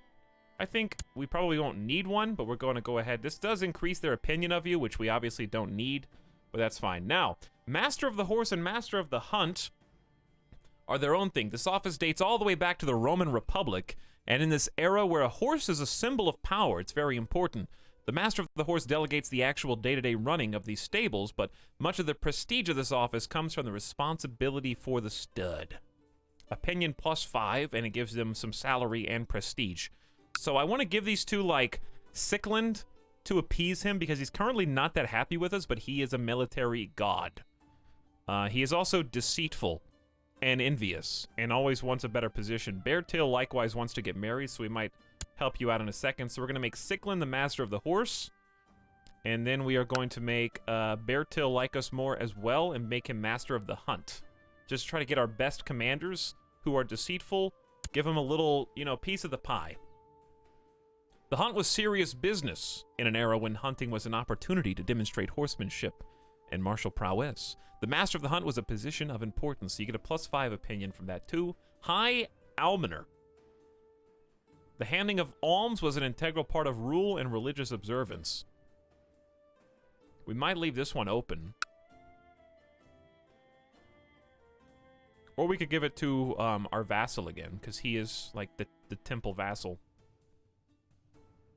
Or we could give it to this other Ingomar, who is just a courtier, who's got some decent stats. Or we could just leave it open. Cupbearer. Poison is always a danger, so being entrusted with serving drinks is a great honor. Give it to your evil spy master, of course. I don't really know who to give like a cupbearer position to. I guess if there's someone on your council. Court tutor. Probably want my court chaplain with a 19 learning and also has good stats to be the court tutor. And I think that's good. We only have one open. So there we go. We've taken care of some minor titles. Feeling good. All right, now that joke time's over, let's make a save.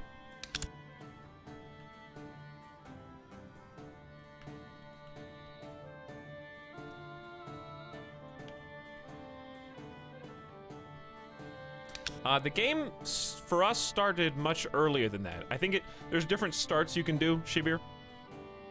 So, I forget what the exact date was, but it was in the 700s for us, I think.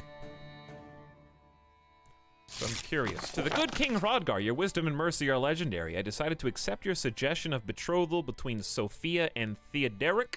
Likewise, dear brother-in-law, I've decided to accept your suggestion of a betrothal between Katarina and Prince Karl. So these are betrothals that basically give us non-aggression pacts. Oh, hold on.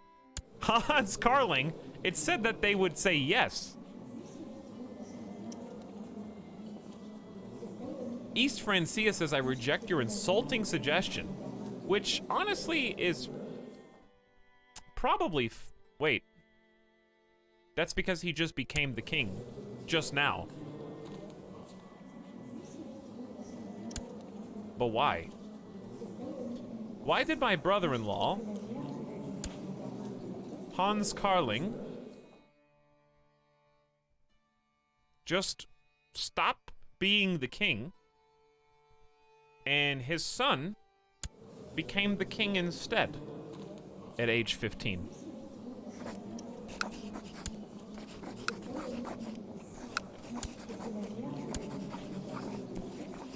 Probably abdicated due to a faction. Probably a faction overthrew him peacefully. Well, this is East France. We got West France and Italy. He'd still say yes.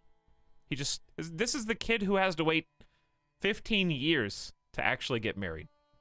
So let's just try this again, except now I think it has to go through the regent, Duke Bran-Waladir the Wise. To Honorable King Hrodgar, I have decided to accept your suggestion of betrothal. Oh, the Raven just went to the wrong address. That's all. All right, so now we have a non-aggression pact with West France over here, East France over here, and Italy over here. And the plan is, we got a couple options we can do now. We could try and take it a step further and say, let's form an alliance. All right, I'll ask you later, King of West France. How about you? You guys want to form an alliance or anything? Yeah, you do. How many people are you at war with? Defending against the Duke? Honestly, an alliance with East France is good because Bohemia is in between us and them, and Bohemia, I think, is our biggest threat right now. They're right on our borders. But we might get dragged into a bunch of wars with East France. But an alliance is not the same as being their vassal.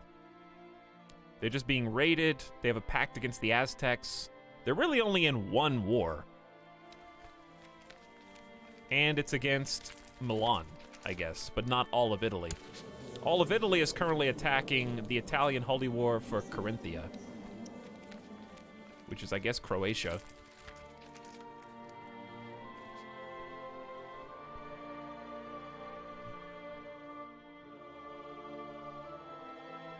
What are you guys talking about?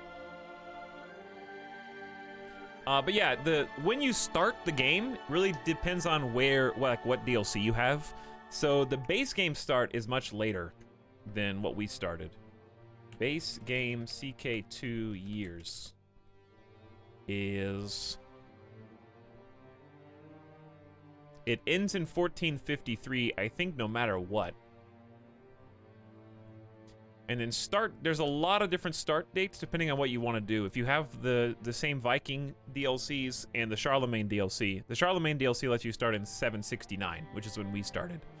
But, Chad, when does the base game start? Base game's 1066, so there you go.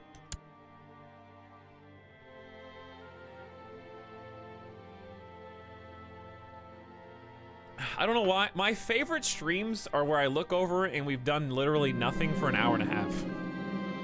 I think that's why I'm having so much fun. Because we took like a 25-minute aside to read dumb jokes on the internet. But honestly, there was just a lot to do. because I literally left all the responsibilities of setting up the new independent kingdom to future Etal after an 11-hour marathon. So I had a few I's to dot and T's to cross, you know. It's kind of an important thing. The Lords of Vestergalen have approved the institution of medium tribal organization. Okay, so we moved up. We're in the middle now. The next step, first of all, we have to wait at least 5 years. Unreformed pagan tribal vassals hate us, but we only have one tribal, and they're not pagan. So I really don't think there's a debuff.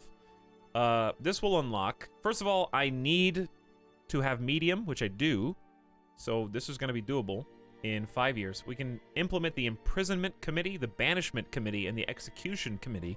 And then we're a step away from actually going into feudalism, which is what we're trying to do so that we stop our current inheritance, which is called Gavelkind, which basically means, for some reason, they thought that it was smart to divide up the land equally among their heirs. In this case, male heirs, but we've changed it to agnatic cognatic, which means if there are no male heirs, then a female heir can inherit. So we're basically ensuring that we don't lose our territory, because if we happen to have 8 daughters, then they'll just split all the land between themselves now and become Viking queens, which would be interesting. But it's what you're trying to do as a player, you're kind of gamifying it a bit, because, like, honestly, you just can't play Gavelkind for the whole game, because it literally splits your territory into different independently ruled kingdoms. So, like, you can build up this huge empire, and if you have Gavelkind, you die, and then you inherit, but you split all the titles and lands amongst your kids. So you're kind of working as a player against the RP, just so you can keep playing the game, somewhat.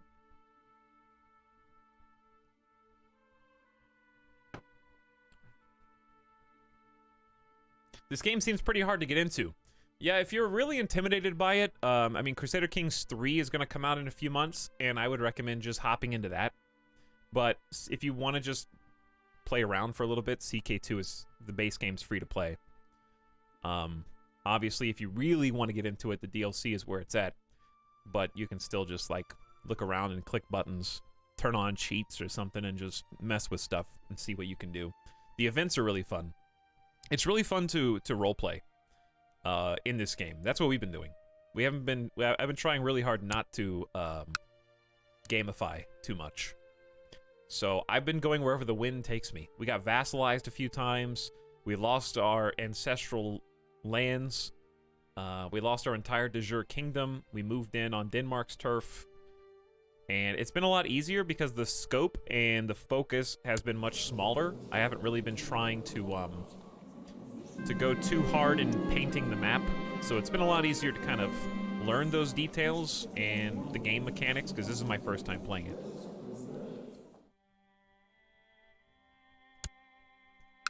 So,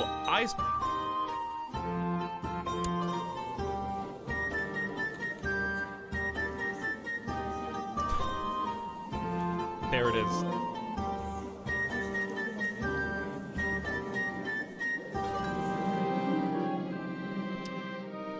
Your mother Gunhildur is dead. We just made her the regent before she passed. Thanks, Mom. You can go be with Blessed Hrafn the Wise. In heaven.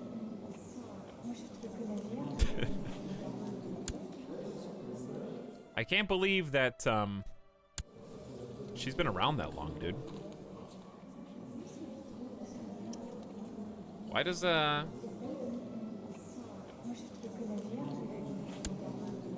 this is the subcenter. Why wasn't he appearing on her, like, portrait? I don't know. Anyways. King Snorri, King Kolbjorn, King Hrafn, King Otter. Those are the dudes! I know that there must be a way to earn King Herman's trust, and the best way is without a doubt talking to him, but what about? I will simply ask him. He's not going to respond well to that. I'm curious about your faith. Sometimes that works. But you may get sympathy towards his religion. What would I do? I am sturdy, envious, charitable, and gregarious. I think a gregarious person would just simply ask up front, which probably won't work. And it's 50 prestige, but I'm just gonna do it anyway. Well, Mom, thanks for everything you've done. Hey, it worked. King Herman was more than happy to talk to me about his struggles and aspirations. In fact, he seems to have questions for me as well. This is wonderful. King Herman's opinion of Hrothgar changes by 15 for 10 years. He's touched, and a 30% chance that King Hrothgar gets sympathy for pagan religions. Did not click, but we're trying to make Bohemia like us so they're less interested in invading. Effectively.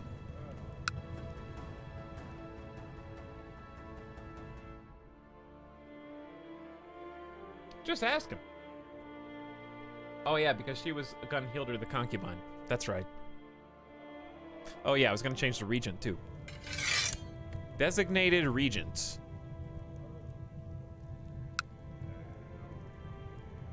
Honestly, Otker, Chancellor of Vestergotland, is a good regent. He's got tons of 6 stats. He's got 23 diplomacy. He's old, but that's just a solid choice for regent in my opinion. Swole Irish Pride says, I did a thing. Thanks for 6 months of subs, Swole Irish. Hope your Thursday is going well. Thanks for hanging out with us. And this is where the fun begins. Because we've got, the clock is ticking. My Chancellor, Odker, has improved relations with the bishop. That's with our bishop, right? Who's fighting down here? How do I even see my bishop? Yeah, it's him. So does that mean he likes us more now? He does, actually. He went from 0 to plus 31. State diplomacy up. The plus 20 is from improved relations. Wow, that's pretty significant. All right, well, more, you know, good relationships within the kingdom. Wait a second. I have a prisoner? Oh, I've got 3 prisoners, dude. I got Thorolf, Hrothgar, and Sambor. My prisoner, Shaman Sambor of Arkona, is complaining about his dark cell in the dungeon, asking for more suitable accommodations. Suitable? How about the oubliette? Fate smiles upon me, my concubine Saga is pregnant. With our 5th child.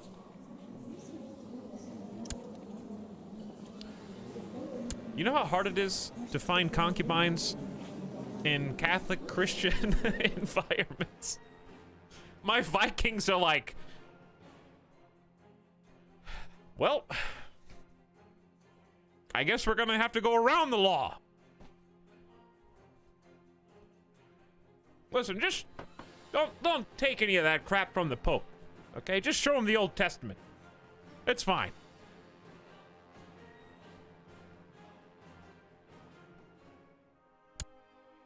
Now, who is this prisoner?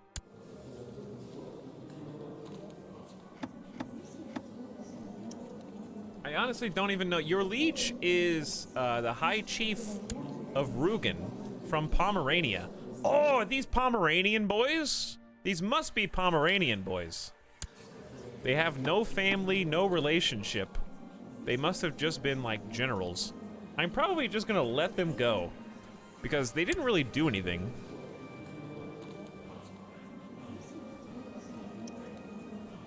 And I'm not particularly evil. Why is this guy Thorolf the Usurper? Hold on. No, you stay in jail. Thorolf is the one who didn't give up Alborg, right? Didn't we already parade him around? And embarrass him? And leave him in jail? Alright, but these other guys, Arkona, he can be released. His opinion changes by 10 for 30 months. He's released from prison. He owes me a favor. Okay, he's out. Where's my other dude? Hrothgar has no relationships with anybody. I will release him. Or ransom him. No, he won't even be ransomed. I'll just release him. Get out. You're free to go. I am a merciful king. Now, Thorolf is the guy that I helped take over Alborg, and then he refused to be a vassal of me, and I had to go kill him for that, and he wouldn't revoke his title, so he stays in jail. He's staying right where he is.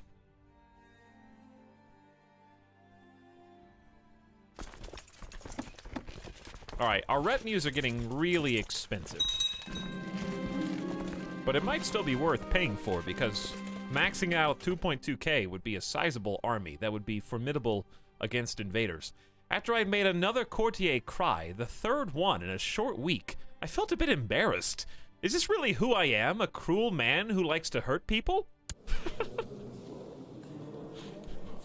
That picture equals, you have no power here, Gandalf. You have no power here. Who am I kidding? I love this. Oh, what have I done, Lord? Please forgive me.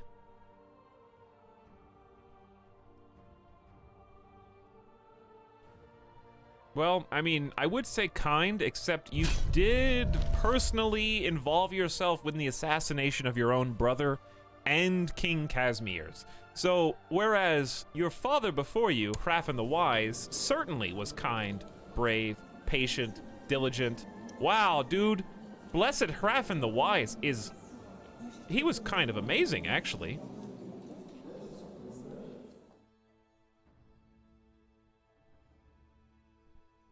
I think you gotta go with who am I kidding, I love this for once. If I'm actually role-playing, the guy that had 2 assassinations under his belt is definitely a 45% chance of becoming cruel. Well, I like seeing other people cry. I have gained the cruel trait. An evil sadist taking pleasure in the suffering of others. Morale damage plus 10%. This is going to make it a little harder, potentially, to succeed. But I guess you do get that extra intrigue.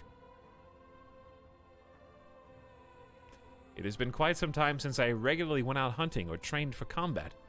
My body may no longer be what it used to, but spending more time at home with my beautiful wife gives me all the happiness I need.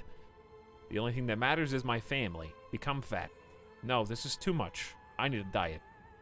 We released the prisoners too soon. No, it's fine. I've still got the one that actually matters.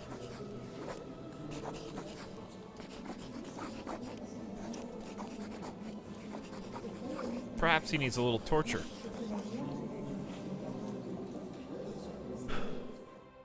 King Hrodgar gets Jovial Patriarch, giving the following effects. Fertility plus 5%. People like him more. He becomes fat.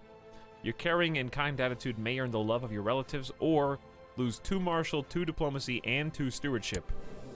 We're very middling, aren't we? For 6 years. But your health goes up.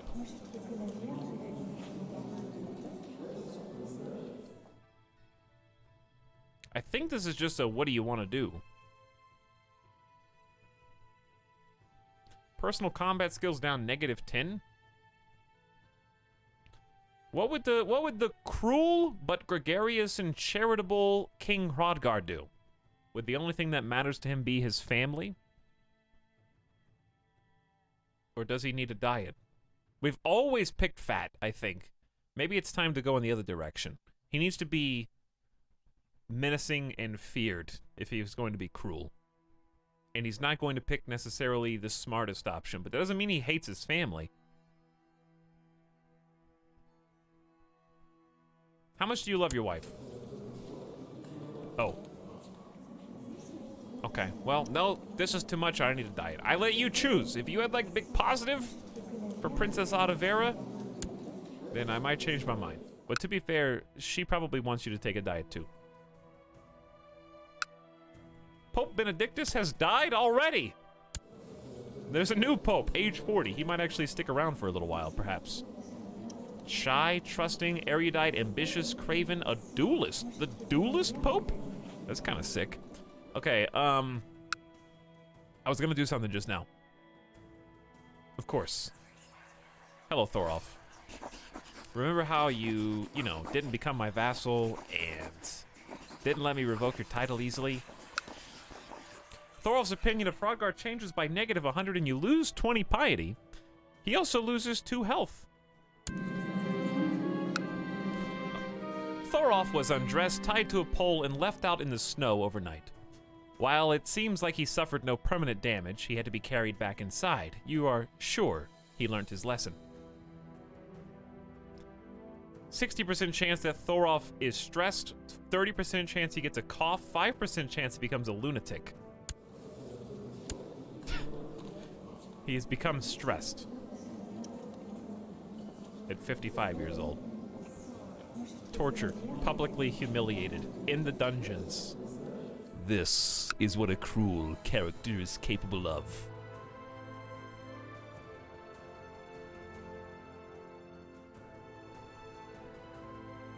Come read and discuss books with us each week in the Discord book club, dude. I might need a coffee refill. I have been corresponding regularly with my sister Christina and always make sure to see her whenever I get the chance. It's a harsh world and family must stick together. The husband of the Duke of Upper Lorraine, the commander of West Francia.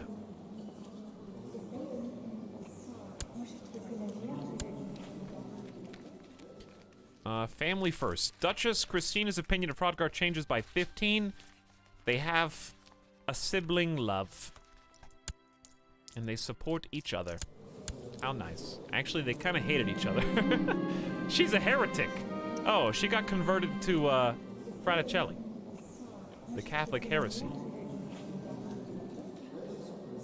They are violently opposed to church wealth and displays of opulence. Cruel and narcissistic. You're well on your way to having your own coin. True. Mintiatute says, wouldn't it be crazy if real life had a trait system that was this explicitly revealable? What do you think yours would be? Well, I don't think what's interesting is that it's revealable. I don't think that that's what's interesting about it. I think what's interesting is that you can see the chances of becoming one mind or the other based on a certain fork in the road. And that sometimes nothing even happens and it's just a decision that you made on the way. I think it would be cool to, you know, if you had a decision like that, do I want to eat a lot more sweets and care for my family and have some more children? Or do I want to, like, take care of my health at the expense of my work? Here's exactly how many stats I'm going to lose. And here's how much I would gain by doing this. I want to see, like, the itemized list of where your decisions and choices will take you. That's what I think would be cool. After spending some time talking with Girard, I have realized the error of my ways and freed myself of my sin. Really? Was I even envious? I don't remember. Was I envious? I guess I was. I am no longer envious. Girard talked it out of me, which is kind of crazy. All right, we're sitting on 250 prestige and 250 piety. What should I do with my piety? There's that government change to feudal, dude. So a merchant republic is like a different thing entirely. I don't even know what a merchant republic is. Castle and temple holdings will be created if they do not already exist. 4 suitable vassals will found patrician families. Oh, like Venice. That makes sense. Like Venice. But I don't know what stats that would be.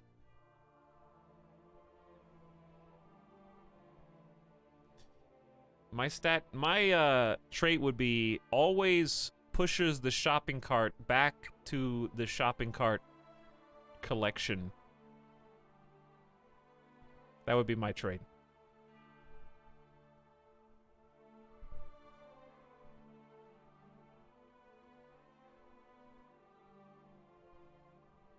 It's a confusing system, but you get a ton of money. Merchant Republic is almost like a different game. It's not been easy. I think I'm finally managing to get back in shape. Most of my old clothes have become too large, and I can run a flight of stairs without arriving at the top, drenched in sweat. All right, I see fighting going on around me. Is my counselor able to move? Yes. Herald of English Liberation Revolt has declared the liberation of England on King Herman the Noble.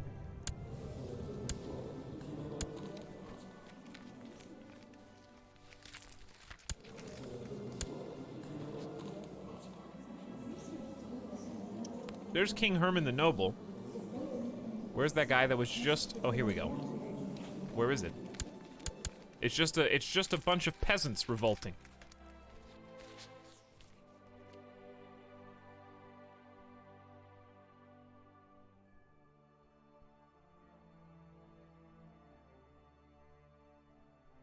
I hope you launch the shopping cart into the other ones. No, I just stack it neatly and nicely.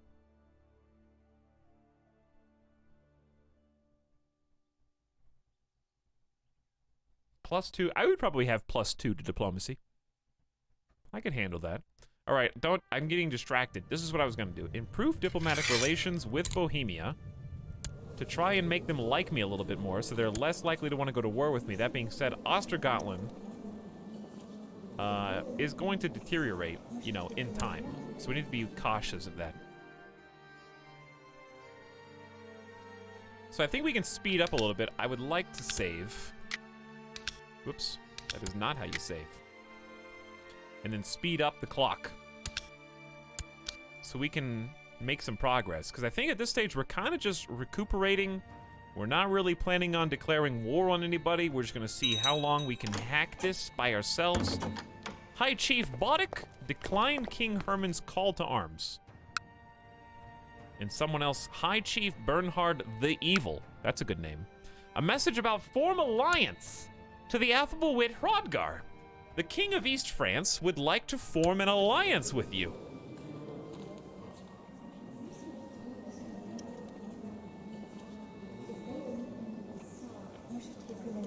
He's only a war with a war against the Milanese Holy War. Why are they in a holy war with other Catholics, though? Can anyone explain that to me? No, they're... Uh-oh! King Carl of Italy is a Catholic heresy, leaving the papacy all by themselves.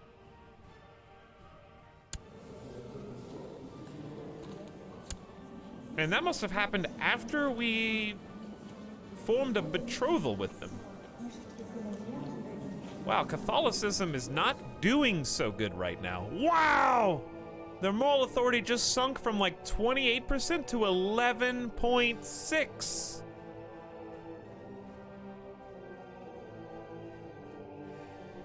Almost to 0, dude.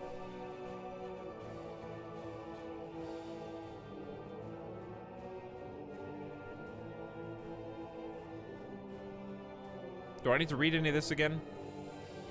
The chief pontiff of a religion can call holy wars, grant divorce. If the moral authority of religion is too low, these abilities are disabled. Have good relations with your chief pontiff to make use of his powers. I'm just gonna keep this up in case I ever do anything with that. This might be a good time to say, like, well, I would lose West France and East France's alliance if I did an anti-pope thing, right? Plus, I have to have a ton of, I have to have like 5 hundo prestige.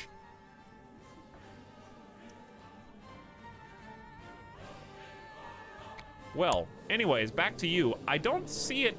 I think it would be good to have an alliance with East France because they're in a position. Here's the thing, it's a give and take. They'll help us if we get attacked. We have to help them potentially if they get attacked. But I think having no allies is worst case scenario. We're smaller than them, so they have a larger burden to us, basically. So I'm gonna accept, and hopefully that's the right call. And it would also be nice to form an alliance with West France, but we need to check his wars, because he's currently defending against the Umayyad Holy War. But honestly, that might be fun. You guys want to do some combat? Getting a proper alliance with Western and Eastern France? Or is that too much of a burden on us? I think it might be cool. I think it gives us a stronger political footing if we have a couple of alliances. So, alliance with Italy is now off the table. France is basically our only hope. Let's see what happens. To the most excellent King Hrodgar, live in harmony and contentment. We request you honor your obligation and answer this call to arms against Duke Doffer of Milan. Don't decline or we have to pay a bunch of prestige and break the alliance you literally just formed. You knew what you were signing up for. All right, so we're at war, and it looks like they're losing. It's versus Italy, who we technically have a non-aggression pact with, and still do, but I think this is just against a small portion, and not someone that we're not technically at war with Italy. We're at war with just Milan, which is this section right here. So if we want to send some troops down, we can, but if we come under attack while we're away, that would be bad. So we can just sit here and ignore them. We could march some troops across France to try and help these dudes out. You can kind of see what they got going on down here with their 4,000. Dear brother-in-law, blessings on you and your house. I, King Uric of West France, accept your alliance proposals. We got an alliance. How do you see? Is there an alliance tab or something? Technically, is it defensive pact? No. Government, trade. I'm sure there is one. Maybe. Is there one? Chad, is there a game like this that centers around pirates? Sid Meier's Pirates. No, I have no idea. Alright, we got another war that we have to accept because we just told them okay. And they're losing this one too. This one's against the Umayyad. So I think is okay. How do I see only territories I am at war with? They're glowing red. So just this, just this, just this. Warhammer 2. Basically Warhammer 2, yes. You know what? Let's mobilize the troops. Our levies are pretty full. Why don't we do this? Why not, with the court chaplain, build some zeal, increasing our piety and maybe even attracting some holy warriors? I don't know if they really care if it is a holy war or not, but I guess one of these is a holy war. So let's try and build up some troops. Spymaster can continue scheming for now.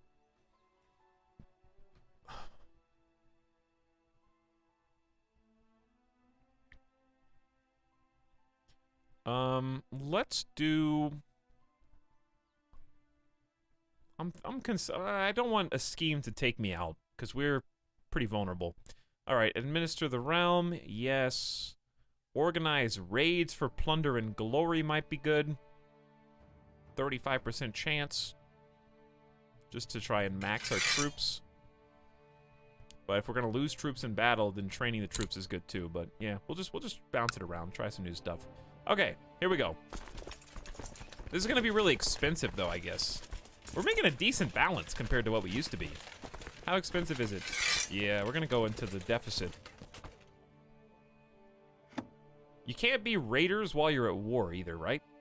No. If you go to a diplomacy map, third mode on the left, and click on where you own, places at war with you will show up red. Okay, I have to click.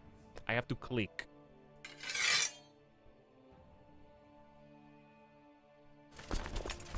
Gotcha. Alright, let's have everyone meet in Shelland.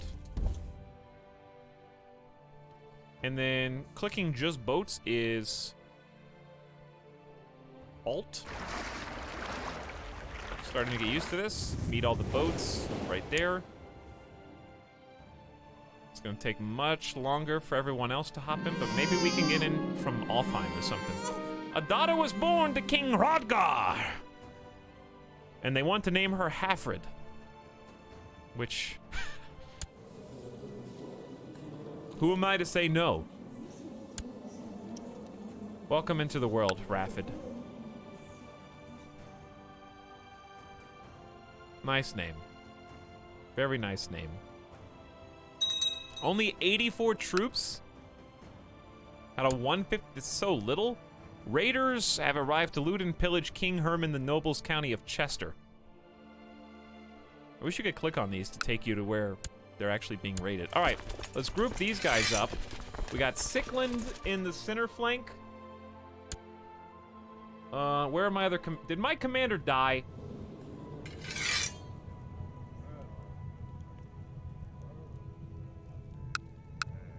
Dude, where's that other sick, nasty commander that I made? Master of the Hunt. He must have died.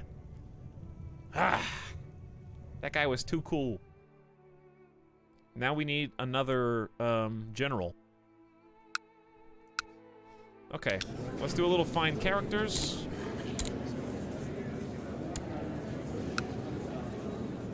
The best one is 18, and he's also kind of sucky. We're running out of options. This guy's a spy master.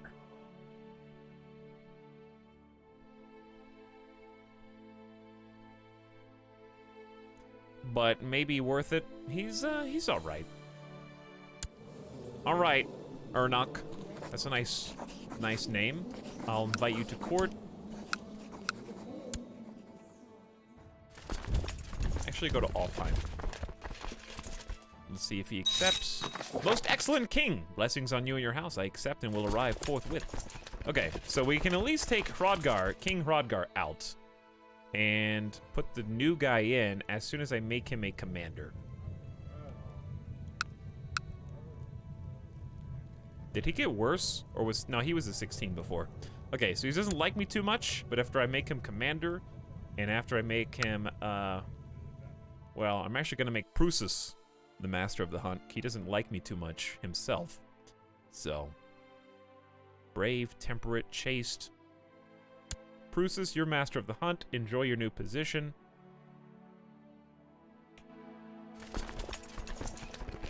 So you can stay on that flank with your 18. And then Ernok, you're going to rock that flank. And then you guys are going to hop into the boat. After I click... No navies. Do I have to dock them? All right, let's just let these dudes get on first. And then merge all the boats. And then I think I can just dock the boat and they'll get on instantly. And what I'll probably do is just tell these guys to get off. Then merge all them. Bam. And then embark. That was efficiency, dude. Meanwhile, chat is hopelessly backseating because I've already taken care of it. I've already got it. Was he a siege expert too? I just came back from work and the first thing I hear is, did my commander die? That's because he did. We're going to war. So let's try this. Diplomatic relations, click on me. And I guess we're at war with everything that is red.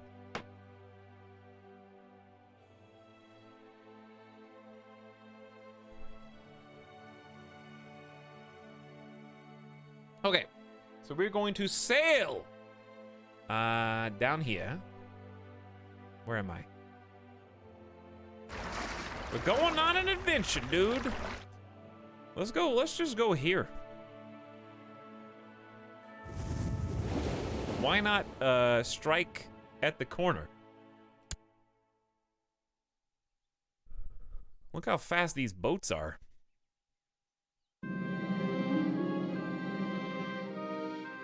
I am sure that if I use the influence I hold over my tribes to increase his standing, King Herman will come to appreciate me more. I will make sure everyone knows what an honorable man he is. 150 prestige? Yeah, right. Nah, let's just not use any prestige. How much of a delay is there? Well, my mouse is 1-to-1. So when I click something, I click, and see, it's pretty instantaneous, and I can middle mouse to move the map around. So I think I'm getting 60 FPS. So as far as I can tell, 0 delay. And when I pause and unpause, it's also instant. Raiders under King Eildir of Gododlin have arrived to loot and pillage in King Herman the Noble's county of Tyrone. Hopefully it doesn't apply to us. I guess we're getting notifications just because we're in alliance with them. Are we sailing to fight the Aztecs? Nope. We're sailing to fight for West France against Badshah the Muslihedin. Badshah Muslihedin III of the Umayyad Empire of Hispania. So we're going to disembark our troops.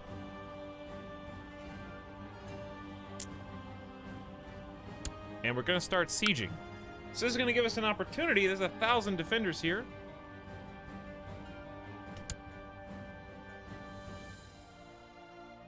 It's going to give us an opportunity to build our morale. You can see it going up, plus 9.1 per week.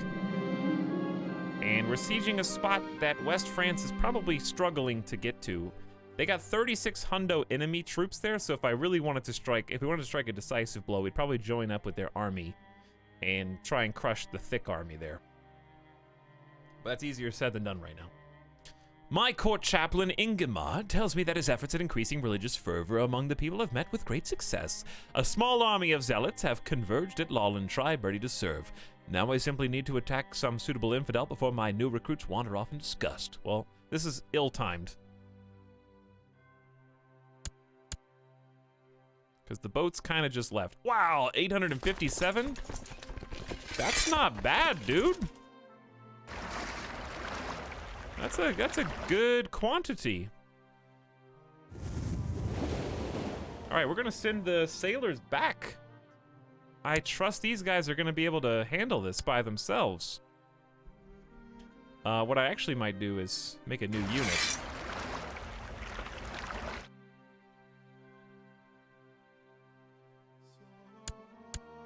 Bingo. Because I'm smart.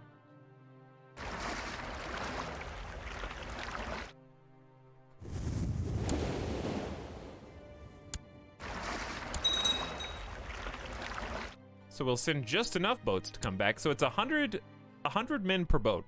So that's enough for 2,100. And we got enough for 3,800 here.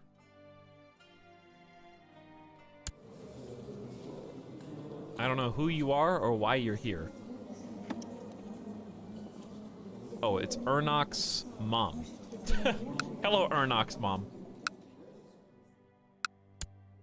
All right, we are now at full morale. Usurp the title Temple of Lincoln from some other guy. I don't even know what that title is for. We're watching this army to make sure they don't move yet, and we want to zoom out a little to make sure that our boats get back, and then we get where we're trying to go fast enough. This siege is about to happen as soon as their morale runs out. My liege, my mission to Praha has been a success. During my visit to the court of King Herman the Noble, I've managed to make him understand how benevolent and peaceful you really are. So, King of Bohemia will get an opinion plus 20 from improved relations. It's currently 16. We're in the positive. And we've got a victory siege. So, we eliminated all of their defenders. We lost 252 men in the process, which of course sucks. But we're getting some, hopefully, military victories back here. And we're just gonna move over one. And I'm gonna go ahead and get the boats into position on the Portugal coast in order to facilitate their fast exit if needed.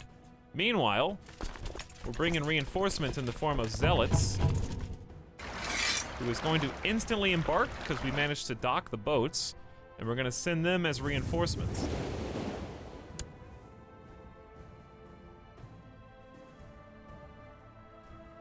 Seems like a good plan to me.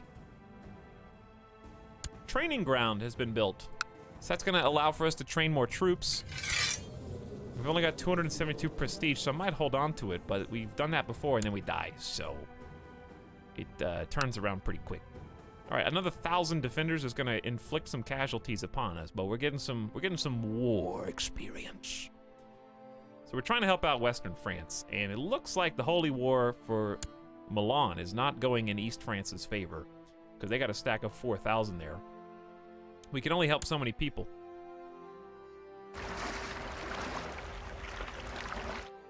Man, these boats are pretty quick, dude. Gonna march the people off the boat. You can just assume that they, take them to land.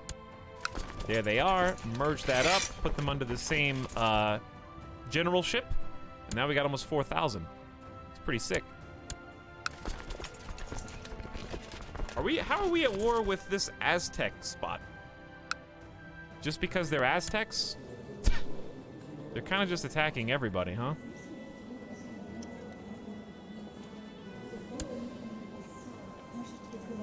Is that Aztecs just hostile to literally everyone? Is that their thing? Never thought I'd play an MMO, but now you got me addicted to SWTOR. Uh-oh, Purple Rose. What have I done? Scripts 3, what up? Welcome to the stream, dude.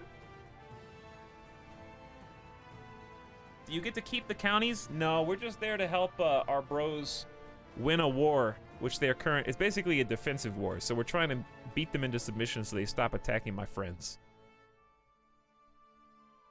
Yo, how many episodes are we in this campaign? I think this is the 6th stream? It's been a little while since we last played this. We're currently helping out West France. Oh, I think we need to stay here and keep sieging, actually. I don't know why I left a little prematurely. I forgot. I'm not really used to seeing all these extra buildings, so I think we just literally stay planted in one of these cities. Because we have to siege their mosques, their Vigo... I don't know what that is. City. That's a city. Their cities and their temples. We have to siege them independently because they're like different strongholds, I guess. The Milanese holy war for Rhaetia has ended. Our king of East France lost the war, which is, I guess, is fine because it doesn't really affect us. I think this area just changed hands. East France just lost this to Italy, I'm pretty sure. Dude. It appears that Bohemia has a bit of a peasant revolt on their hands right now, which I guess is good for us. Instability there is good. Helps us out.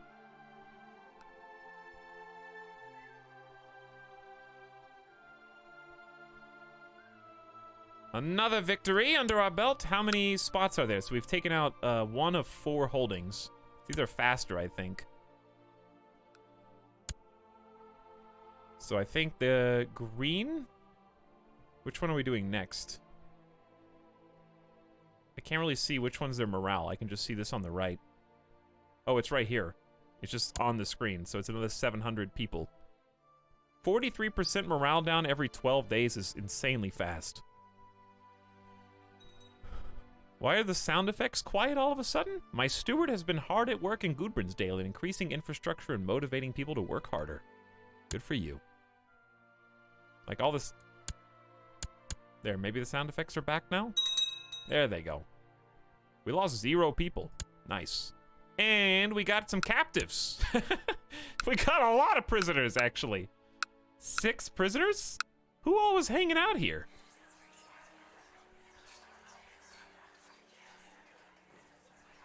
All right.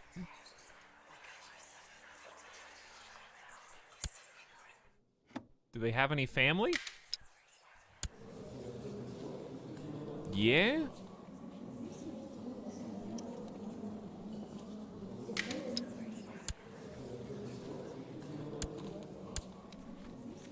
I think we got this county's personal family, is what it looks like.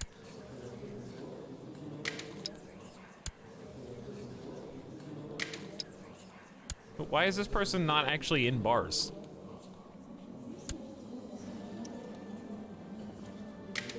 Because he's a kid? He's 4 years old. Throw that toddler! And lock the key! Behind you. Turn out the lights. He needs to know what he's done. Execute him. Hello, son, Bo. Bo, you got some pretty good stats. You're about to surpass your dear old dad. We are going... You know what? Let's make you... Do I want to play to your weaknesses or play to your strengths? I feel like you're going to need that martial prowess.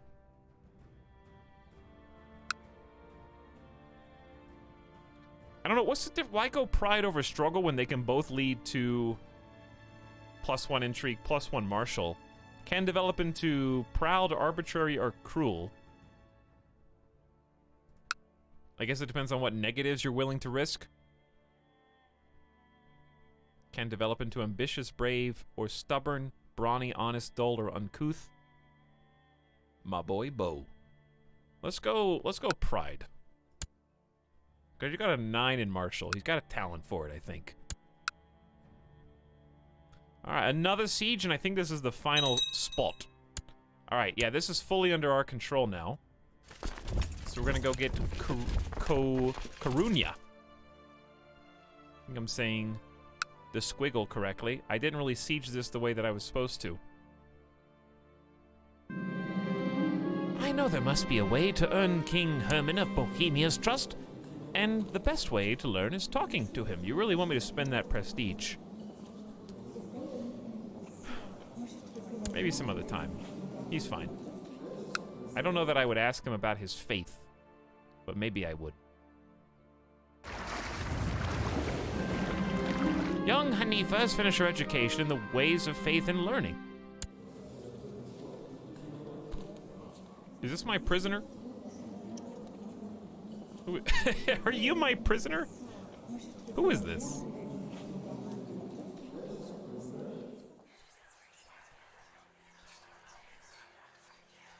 Who's all these prisoners? I got 12 more prisoners? No, I have 12 total now. Oh my. Should we ransom the children? Let's see if we can get some money out of this, dude. Ransom the kids. 14 gold for this dude.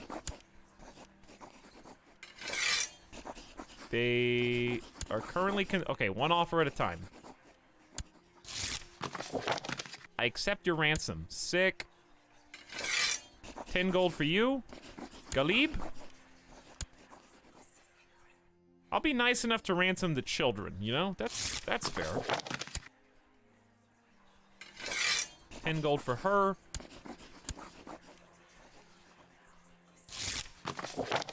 Alright, the kids have been ransomed. We paid for they paid for their safe return.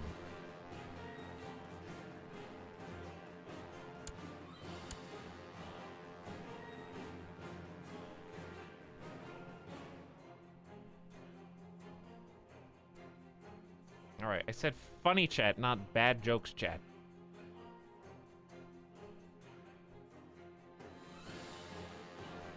It is raining prisoners, dude. Can you build vassal properties in your sub-counties, or do they pop up randomly? I actually don't know.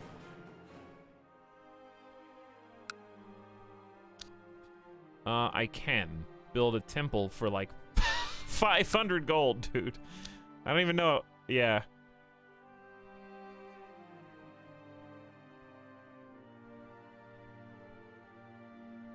Only one tribe can live in each county. Don't we already have tribal holdings, so unless I have no idea. Why are these blocked out? Obviously I can't afford this one. Why is this one blocked out? Because I already have the tribe and it can't have a second tribe. So I'm pretty sure you just have to have 500 gold. Which, we have almost 200 now, which is pretty good. Yeah, feudal lets you make castles and stuff. Alright, Carunia. We are going to hop over. We might just board the problem with boarding the boats, it's very efficient, but it reduces our morale, but it'd be very fast. Or we can just march. If we march, it would take us, I mean, 6 days just to go place to place. It's probably faster than boarding the boat and waiting for everything to come back. All right, we'll just march, and I'm gonna send the boats alongside.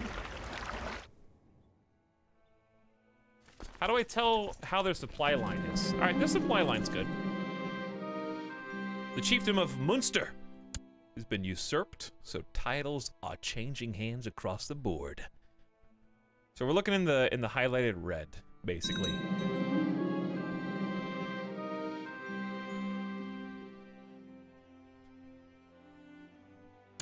The King of England and the King of Bohemia are at peace? The King of England? What? Okay, there's a king of England now, I guess. England has formed.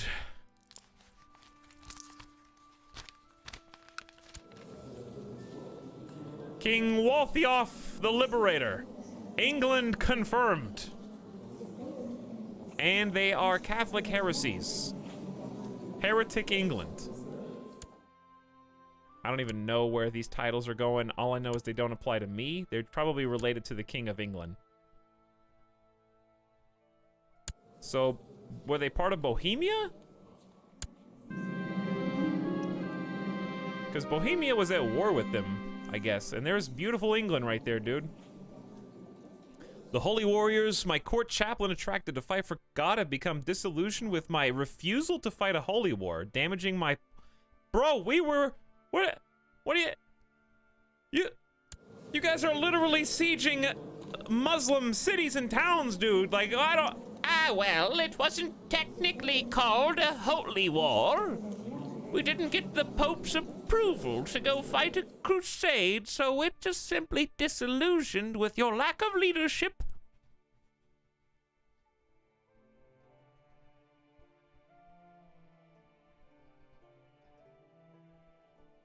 Whatever. You know what? I'm willing to take the piety hit.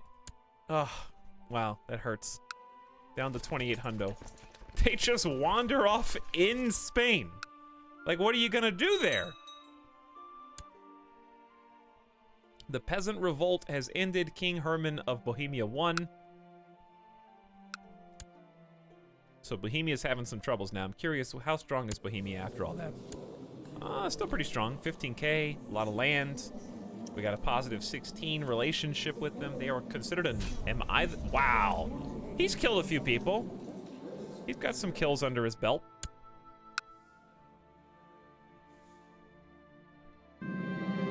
My concubine Saga is pregnant again.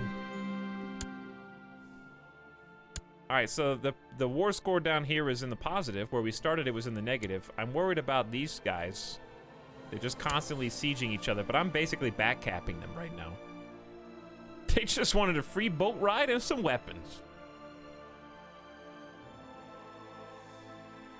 So this boat backcap is working out really well. Having all these fleets proves its merits again.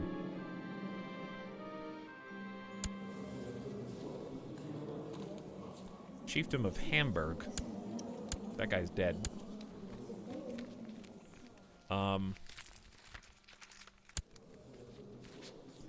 Was slain by Wittekind of Holstein, who challenged their right to rule. They had a duel?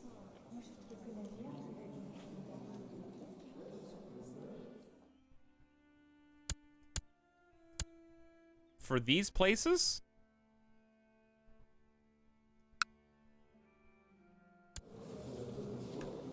Okay. Stole it, I guess. Where were we? No! My mom and my other mom are both dead.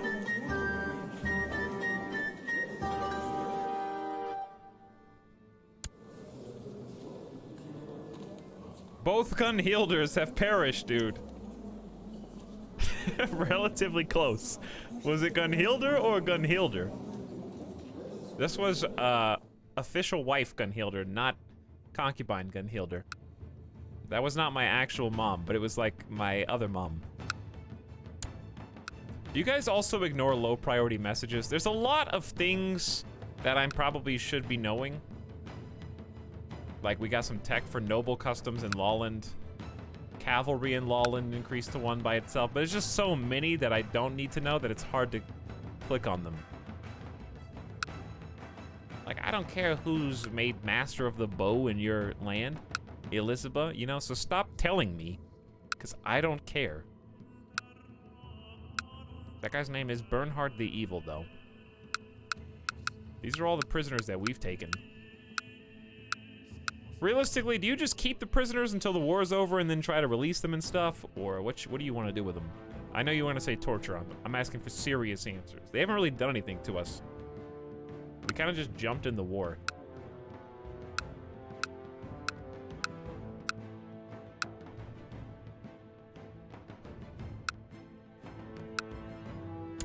This is the sub. Oh yeah, I should make the technology messages priority messages. That's true. That is a good point. Why can't I see the siege? Are we? Or not? Are we not at war with these? Wait. Where's the siege? Where is the siege? Don't take Portugal! That's my country! I'm sorry, blind god. But maybe you shouldn't have. But first of all, who's this? Is this the Aztec? Who is this? This is like a separate Aztec faction.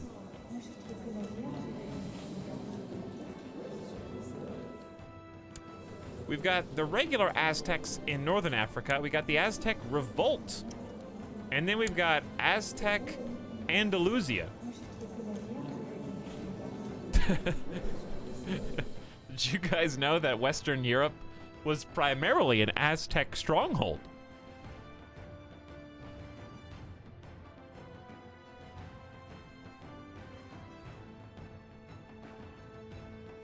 How did the Aztecs get into Spain? A lot of DLC. So here's the thing. In Crusader Kings 2, if you have all the DLC, and you let it stay on, and you start at the earliest possible start date, the most chaos unfolds.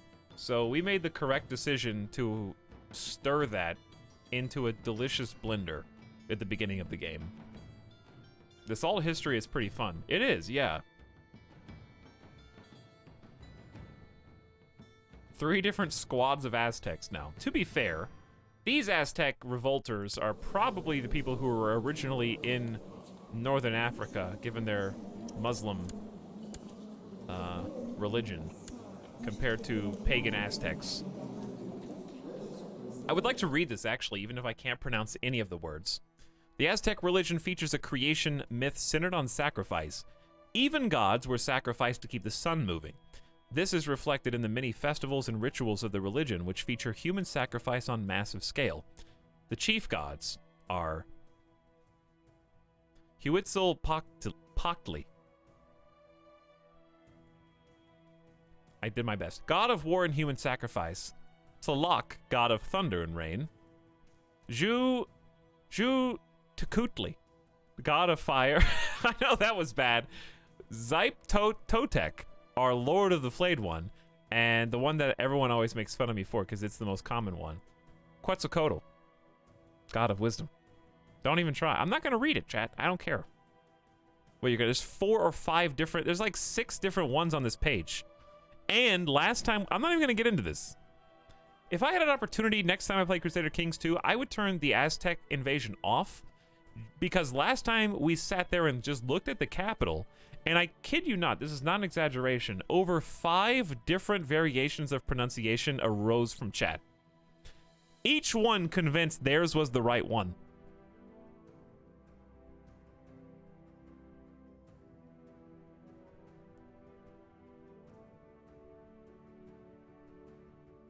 So I'm not going to take any of you seriously, because I just assume all of you are wrong when you're convinced you're right.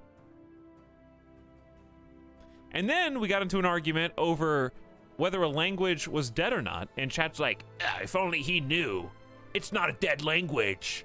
And then I looked it up, and it's like at least 3 or 4 generations of culture and language disparate from the original Aztecs.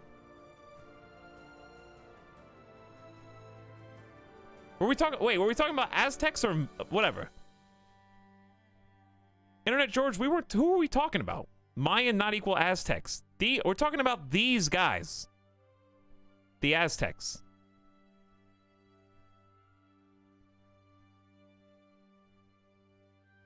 I was correcting someone in chat. I thought you were correcting me. I was like, I didn't even bring the Mayans into this. This is why you tag people in chat instead of just writing bro aggressively.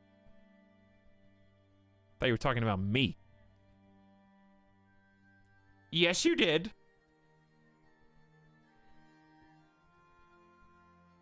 Whoa, bro, slow down.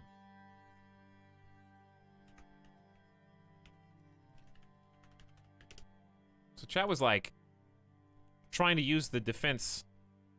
Okay, so it all goes back to a language I can't even pronounce. Nahuatl. Nahuatl. A group of languages used by the Uto-Aztecan language family. Varieties of Nahuatl are spoken by about 1.7 Nahua peoples, most of whom live in central Mexico. Right? However, what someone who just skimmed the first paragraph of the Wikipedia page would tell you, 1.7 million people still speak it, dude! But what they don't tell you is that what the original Aztecs were speaking was Proto-Nahuatl. And Proto-Uto-Aztec, which is where those languages descended from. That would be like me saying that the English that I speak now is the same English that was spoken many hundreds of years ago. It's like, it's based on the same thing, but it's not. We changed all of our pronunciations. We've changed context. We've changed how we say things. We've changed grammar.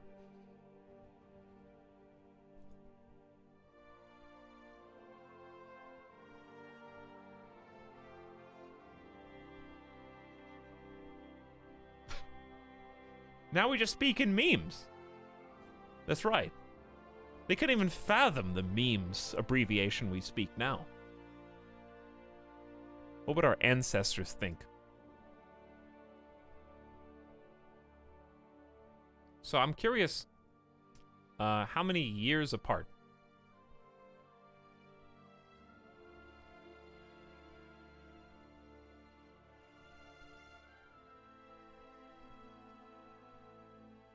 Technically, it was classical Nahuatl, which did pronounce differently from how modern does, but technically, or no, but you're still right.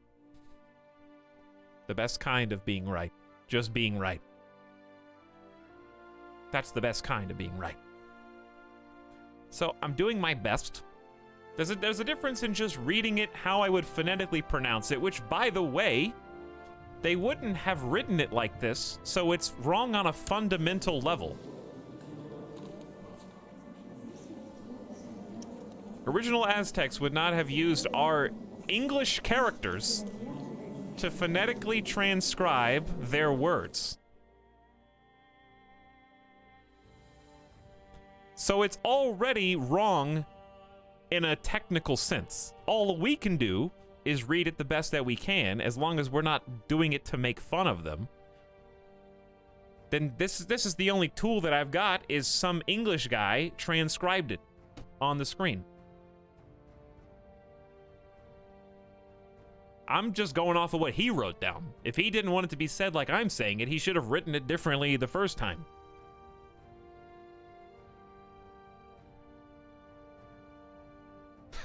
Now let's get into how it influenced modern Spanish. I don't know why. It's only the Aztecs that bring this fury out of chat, by the way. Not a single... Nobody's been like, Etalyx, I noticed that you say Byzantine. I say Byzantine. Nobody said that. I've been like Bulgaria. No one's been like, sorry, streamer, it's actually Bulgaria. I've been over here saying I'm guessing at a 4-letter word. I can't even pronounce a 4-letter word. Taid is my best guess. I don't know. Nobody's coming to chat and be like, it's Taid. That's Taid. Everyone knows that. It's only the Aztecs, which is a strange phenomenon to me because of how tiny and old the population of people that say it is.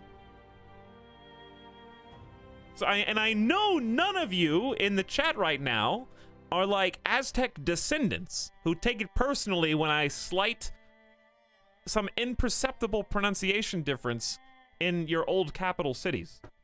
On accident, by the way. Now, a few of you, honestly, I think more people have tried to correct my Aztec Empire pronunciations than have tried to correct my Scandinavian pronunciations. And this is the one we're playing.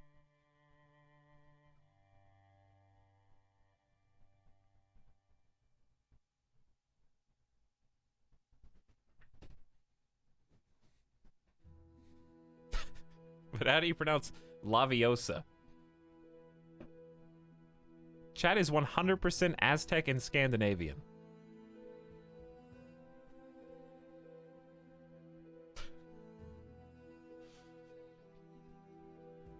Sacrifice him to the sun god.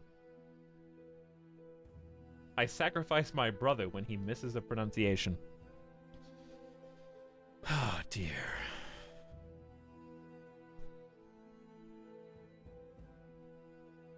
Listen. Americans and other English speakers from the UK can't even agree on how to spell regular words. We can't even agree on simple pronunciations in our own shared language. You think that there's gonna be one right way to say every one of the words on the screen? Well, first of all, we can't even agree that Fahrenheit is the world's premier method of measuring the ambient air temperature on a daily basis. So if we can't agree on simple facts that are easily provable like that, then how are we going to pronounce all the words on the screen?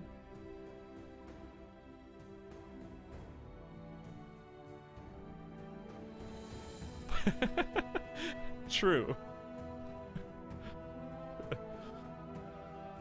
-10 chat at page. Dude, I should get some more coffee. And or a drink tonight. All right, where were we? We were kind of at war. I just had to get off on that tangent. It was worth getting off on. It was a tangent worth pursuing. I still don't know why we haven't completely conquered this county, so oh, white piece. There we go. Okay, never mind. Load up, boys. It's time to go home, dude. All right, listen. I'll give you feet and meters and whatnot, but you gotta. If we're gonna sit here and we're going to compromise, then it needs to be a little give and take. This is the sub sound. Because you're not correct on everything.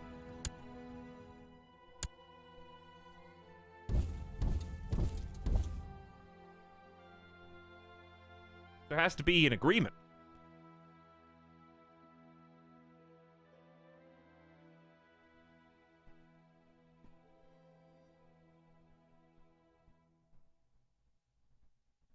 Corgi says 22 is a big number. Make it bigger. Corgi, how you doing? How you feeling, Corgi? Knowing that you're a 22-month Riot sub. Banan. What's up, Syntax Squid? Welcome to the stream, everybody that's just popping in. Vacation in Spain is over. Time to head back to cold, dark Scandinavia. It is indeed. The Bohemian conquest of Yordale has ended. King Herman lost. It seems like Bohemia is not having a fun time right now. Did you guys just fight this one spot in the middle of England and lose? How? So, here's an analogy that I literally just made. My favorite thing about Crusader Kings 2 is when I zoom in, zoom out, and then I'm playing my game, and then I realize that the map has changed in dramatic ways, and how it reflects the olden times where they didn't have all the cards at the table, they didn't have up-to-date maps all the time. People were at war constantly, pushing borders here and there. I feel like an old-timey map maker. I feel like I have just as much knowledge and info on the state of world affairs as the people of the time back then. When I zoom out and look and go like, wow, England formed. When did that happen? I feel like I'm authentically in that period, you know what I mean? I can't stop thinking of all the prisoners in my dungeon. They are at my complete mercy. What a thrill it would be to hurt them, to hear the sweet screams, to see the panic in their eyes. Resist my foul impulses. Guards, oil up the rack. 1 of 4 will happen. 30% chance of making Sammy suffer, wounded, maimed for life, or die in torture. Oil up the rack, I guess. Your parents are currently...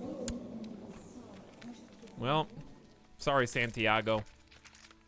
We captured this dude, and I guess we're torturing him now. Speaking of torturing, we can't keep all these prisoners. Or can we? I think ransom the ones who will be ransomed. Yo, we about to make some cash money, dude. They will all take a ransom. We'll keep a few. He apparently likes toying with Sammy, so let's go ahead and start the ransom. Torture them first.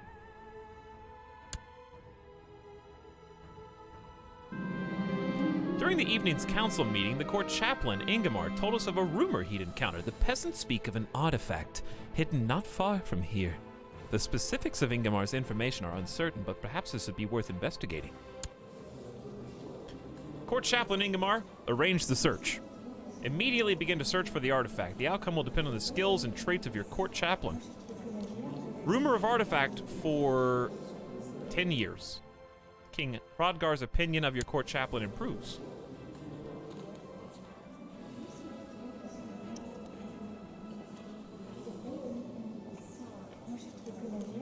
I think part of the map feeling is how personal Crusader Kings 2 is, where you're dealing with individuals in your court and family, so it's hard to divert your attention from that immediate area.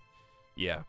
And I've kind of just gotten used to zooming out and seeing the state of affairs beyond the scope of our purview, you know, and just kind of, whoa, that's pretty cool. All right, yes, let's arrange the search. Or ask a different counselor to search. Let's ask him to search. He also wants to be married. All right, Ingemar, if you find that artifact for me. Actually, who else in the council? He wants our Marshal. You had a successful campaign in Spain. Well, I mean, you weren't technically the general, but we're going to give you credit anyways. And you are 39. Anyone else want to get married here?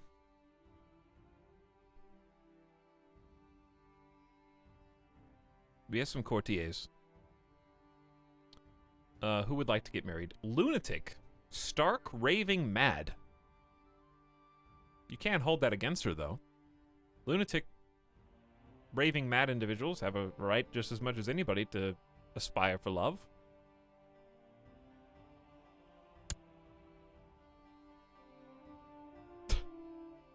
Oh, is he landed?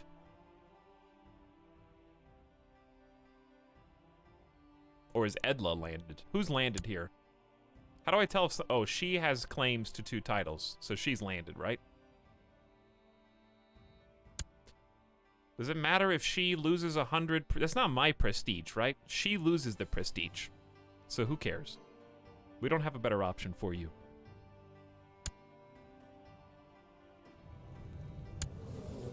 Okay, you're married.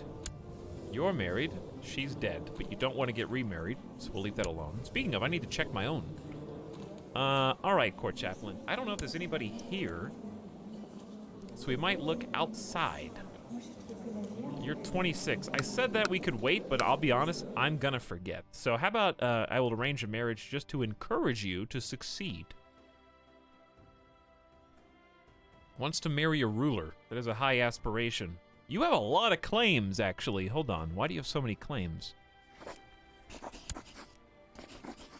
How do I get, Millions Wilkes. Millions Wilkes. Dude, your name is Millions.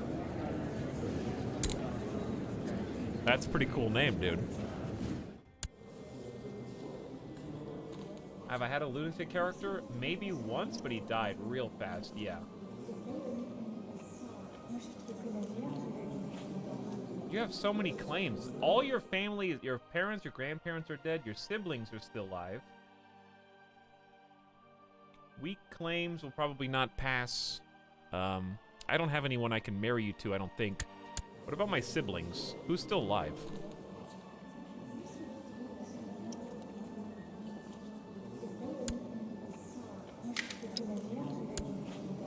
You guys are already married, I think? Yep, you're all married. Many of you to royalty, as it happens, so good job.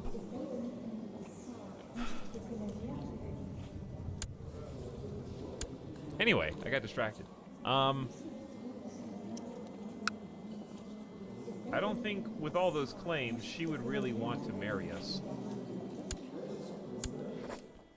Well, actually she would. Ingmar would gain 57 prestige marrying the House Wilkes, 0 from marrying the relative of a high chief. She'd say yes because she likes me. Whatever, just bring her into the court, I guess. I see a gun healed her. Well, that was not Hrodgar's thing. That was Hrafn the Wise's thing.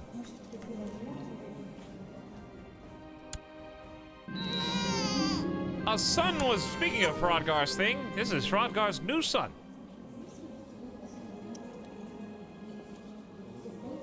Klaus. Go for it. Well, that's actually bad, because now we have Gavelkind. Splitting the inheritance, but he's 0 years old. So we got a 7-year head start on Bo. To the great King Hrodgar, I accept paying your ransom for the safe return of that one person you left in your prison. All right. Peace be with you. I accept the suggestion that Ingmar and Millions get married. You're here. Welcome. All right. Are we going? I don't. Just because you're cruel doesn't mean you literally torture everyone. Right? You don't literally just torture 100% of people. Hey, Gamer Deathball, what's up?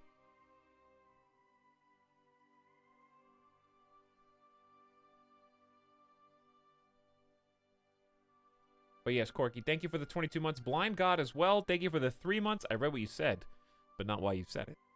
Thank you for the subs. That's exactly what it means. An evil sadist taking pleasure in the suffering of others. But that doesn't mean you have to make it appear that you're good so that no one can. If you torture every prisoner you ever take, no one's gonna surrender, right? You have to release a bunch of them and just choose who you want to torture, right? That makes more sense. Pick a few people to play with and then let the rest go so that you can maintain your cover.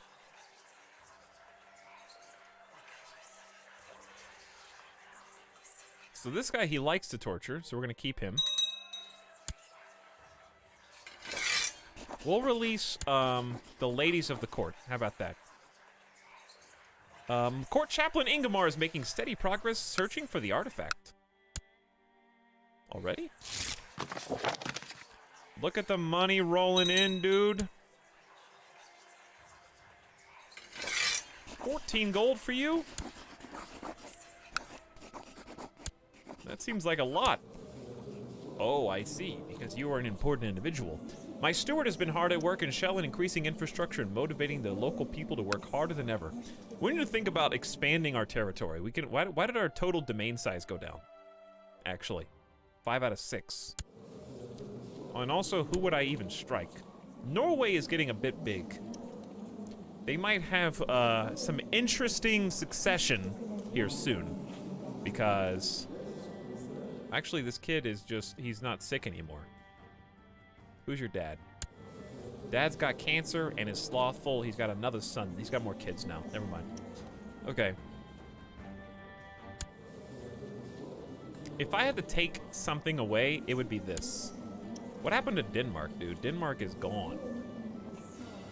Ostergotland is gonna be a real tough nut to crack, unfortunately. Why does he have 2,400 event-spawned armies? Oh, I need to set my own aspiration. Groom an heir. So when they become 12 years old, we can try that. And we got family focus right now, which is health up, fertility up, diplomacy up. Those are all good. I see no reason to change focus until we have actually succeeded in grooming the heir. Magnificent King Hrodgar, I accept paying your ransom for another 14 gold. I know there must be a way to earn King Herman's trust. Perhaps I should speak to him. Let's ask him about his faith. And see what he says. King Herman was oh, I'm not very smart, and I think I forgot to take my troops out of the boat. And no one reminded me. Actually, did I? Did another general die?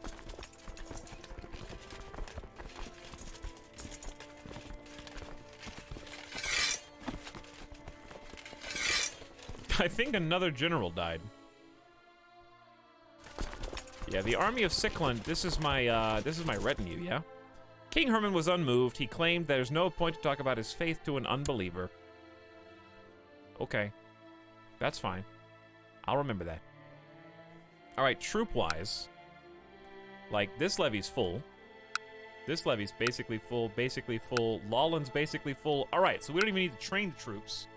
But however, we should probably stop organize. Well, we could try raid. We're at peace. This would be a good time to organize. If we succeed in organizing a raid, I will send them on a raid. How about that? But let's stop building zeal. And since I am cruel, I think cruel but religious may be the type to hunt apostates. That, and heretics. Get them out.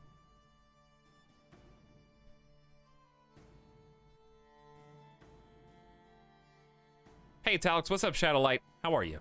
Dandy Donuts is here. Welcome. Admiral Cheeseburg, what people arriving?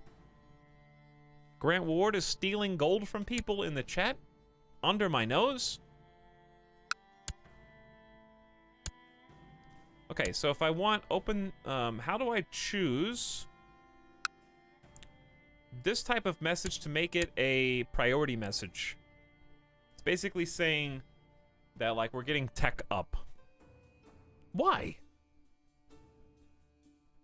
Franz Apparat? People arriving, but forgot to ask why.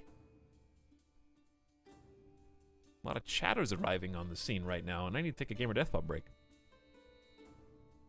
Decide if I want coffee or a drink. Different drink. I don't remember how to do this. I guess it's not that important. When you get a bunch of counties, you probably don't want an individual alert to each one of them. Alright, we released some prisoners. We kept some prisoners. Releasing prisoners, I guess, may set a precedent so that other people release your prisoners later. I can't ransom this one.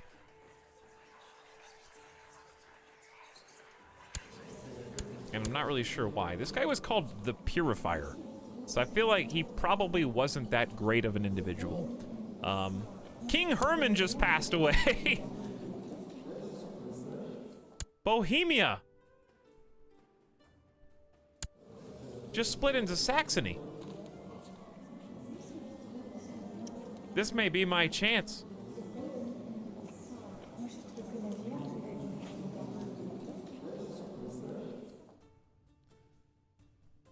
Independent Saxony with no troops. 3,100 max, dude.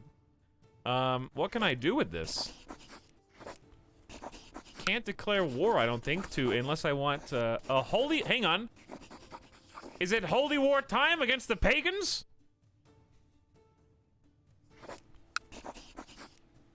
Holy war for Holstein. Use Casus Belli to seize all titles held by the infidel King Prokop of Saxony within the de jure Duchy of Holstein. This Casus Belli is valid against neighbors, and also against infidels up to 2 sea zones away, if either the attacker or the defender is a Muslim, or if the era of Great Holy Wars has started for the attacker's religion. But he's a pagan. When we declare war, if we win, get 100 piety, 50 prestige, moral authority for the Catholics.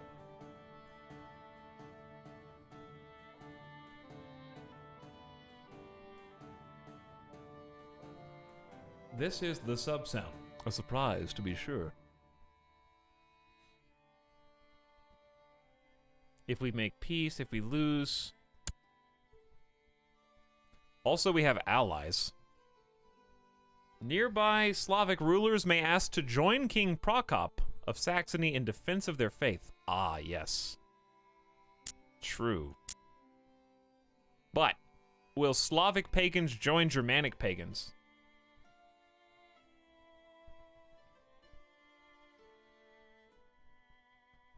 Because these are specifically Germanic pagans. And the only other Germanic pagans are Norway.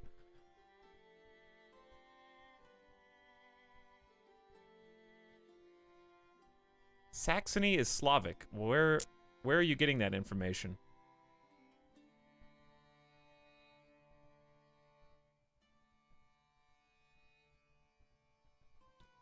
The king, oh yeah, the king is Slavic pagan. Okay. I see what you're saying. So it doesn't matter what religion the counties are. It only matters what religion the king is. So if the king is Slavic pagan, then I don't have to worry about Norway joining, but I do have to worry about Pomerania and potentially Bohemia joining. But we've got allies in West France and East France who are both capable of responding to the threats. And only one of whom is currently at war. One versus a revolt, and the other versus Umayyad, I guess. So what are my other options? Let's see the other options first, before we make such a bold step. Border dispute. Beware that choosing to wage a conquest not backed by a claim carries hefty penalties. Probably don't want to do that then. 100 gold's a lot. Establish a tributary state. They are weak, but if they would just pay you tribute in the form of gold and soldiers, you could protect them. Pay you 20% of their income and 15% of their levy reinforcements. Will only break free if the suzerain has negative prestige, is not independent, has less... Ooh, negative prestige could easily happen if you decline some alliances. Extort tribute. They are rich and should pay you. Force any realm that you border to pay 40% of their income as tribute. Breaks free upon the death of the suzerain, and you can call them to war. Or we can just fabricate some claims, I suppose. Council votes yes.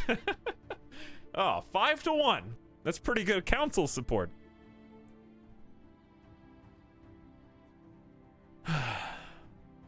Corky, it has been a crazy game, yes. There's a lot going on. Lithuania is looking, they have a lot of ally vassals, but Saxony is definitely the one. Like, ideally, right, we would want to try, okay, with the Holy War, how does territory change take place? Someone help me out there. We're trying to seize all titles held by the king, yes? That's the whole thing. And currently his titles are Kingdom of Saxony and Chiefdom of Osnabrück, which is there.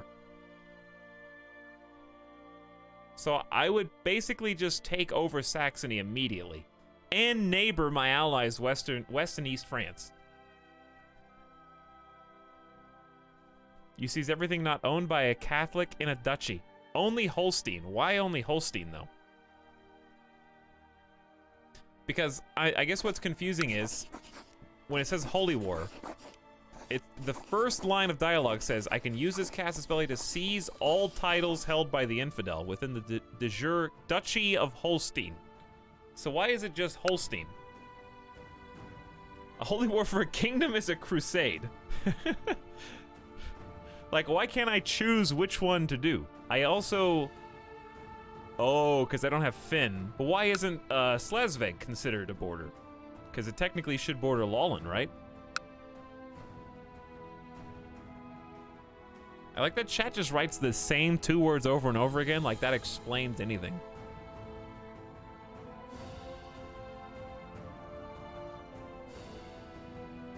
There's a duchy and a county called Holstein.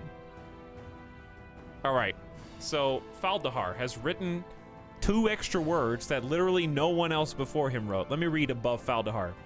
It's the Duchy of Holstein. It would be OP. The Dutch is called Holstein. The Duchy of Holstein. Border Duchy. Duchy of Holstein. At least 6 separate times. You guys all wrote the same words. And it took Faldahar 6 generations to add 2 extra words to clarify the statement. Peepo Happy Duchy. Alex, I like your shirt.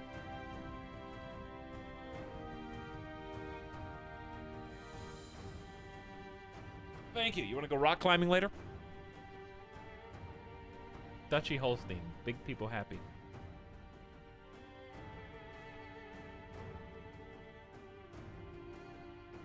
If you could win a kingdom in a war, it would be an unbalanced game mechanic. It would be hard to balance. Because you would have to... Because theoretically, like, if you wanted to IRL, you could just be like, yeah, I'm actually just going to take the whole thing. East and West France, you guys cool with that? I'll even share with you if you want. You guys can have everything west of the river. And I'll take everything east of the river. Right? But it would probably be hard to make political pressures and social penalties for that kind of move. Alright, so anyways, where the duchy at then? So I would actually get this. 1, 2, 3, 4, 5. Not Schleswig, though. So I guess, in theory, it might be wise to stop improving diplomatic relations because we don't, like, these guys just totally weaken themselves. No, if you write more caps words, then it helps explain.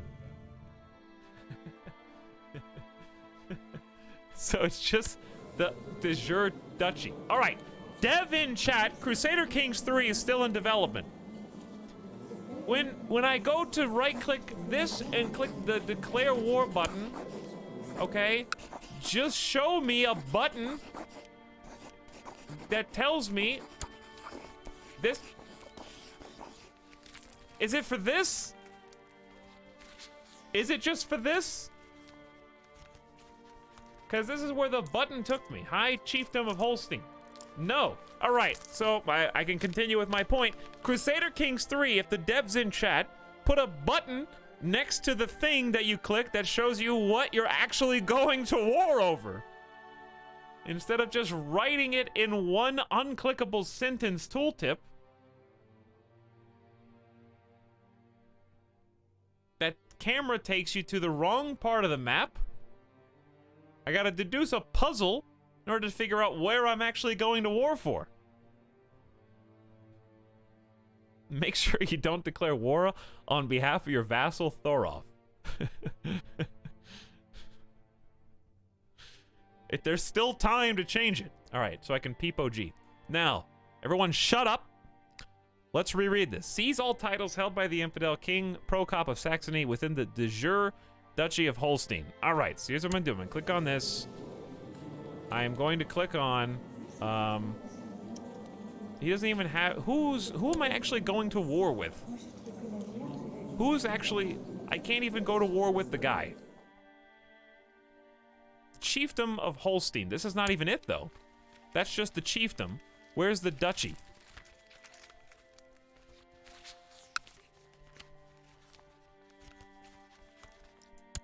Several people are don't type. Don't even talk.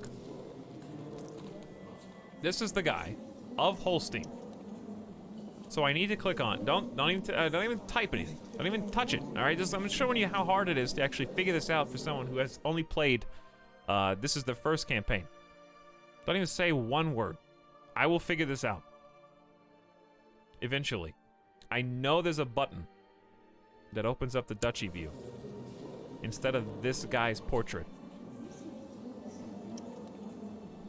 Because it's not, these are all the chiefdoms that he has. Weak claim on the High Chiefdom of Holstein. How do you have a weak claim on something that you already technically own?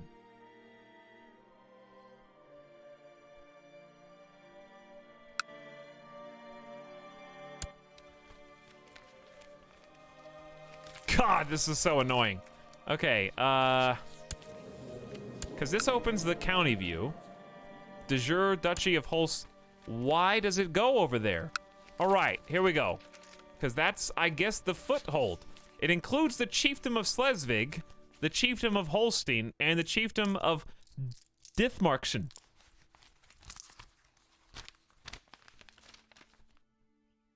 So the yellow highlighted are the ones that we are at war for. Whew. Honestly, those are the ones I wanted anyway. So even if we don't get the whole kingdom, that's fine, because these are the ones that I want, because these are the ones we border. But I don't really want this, but I guess it's up there. Next to Norway. Is that where the this appears to be where the capital is, I guess. Unfortunately. So what is this of? This is of Orkney. Orkney. Whatever. Anywho. Fortuitous Holy War. Before we declare Holy War, I need to take a BRB. De jure Duchy's map mode is a band-aid, which does not address the issue that I just pointed out.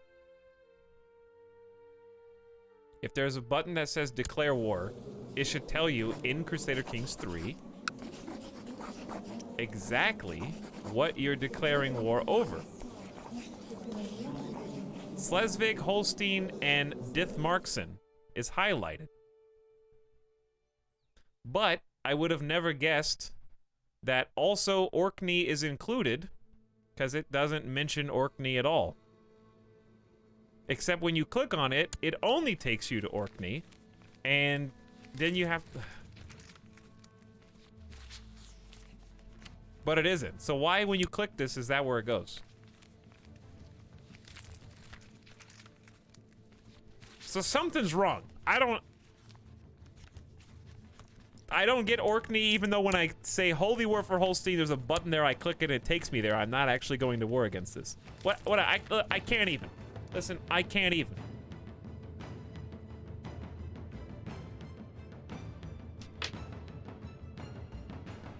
I'll be back whenever I'm back. I'm not reading your lines of text until I return.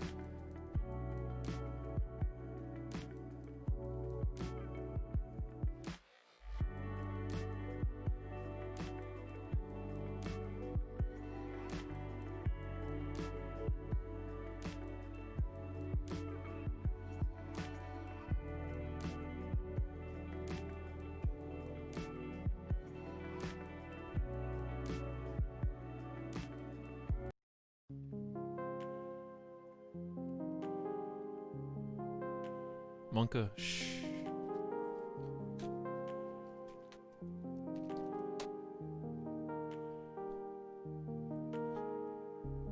You guys talking about something?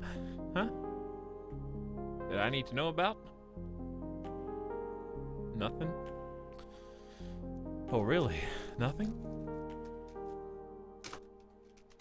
That's so.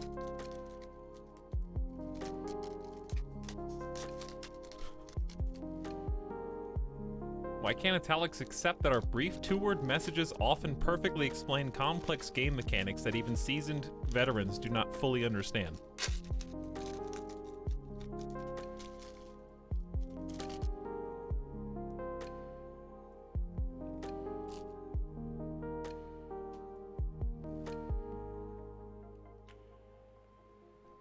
What's up, Blue Man Z?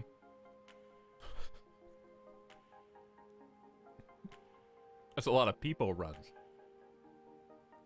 We're just discussing the weather.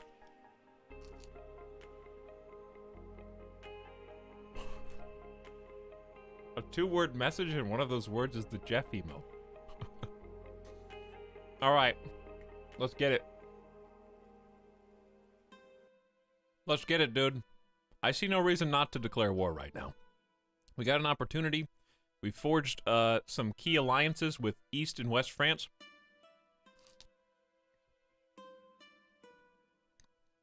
What am I eating? One of 2 Rice Krispie treats. My new snack of choice. Syntax, I just got back too. Me as well, except I didn't get iced coffee. I got something a little bit more potent.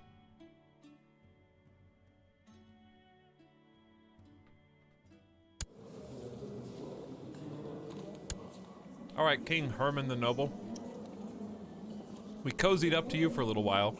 You made the mistake of dying, separating Saxony from Bohemia. While they have absolutely no This is the sub-sound. alliances. So, I already made a save. It will cost us possibly other wars, I guess.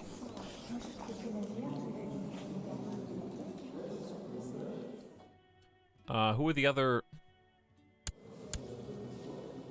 Pomerania's not scary. I guess Bohemia's scary. But we got friends. Okay, let's do it.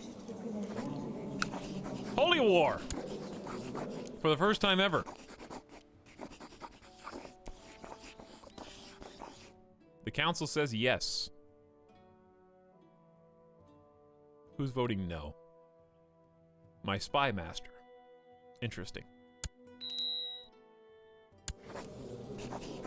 Request that West France join us in the West Geatish Holy War for Holstein. I think he called us into his war, we call him into ours.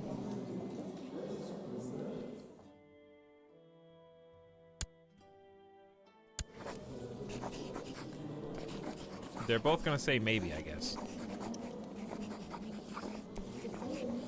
Wait, are we just calling in East France?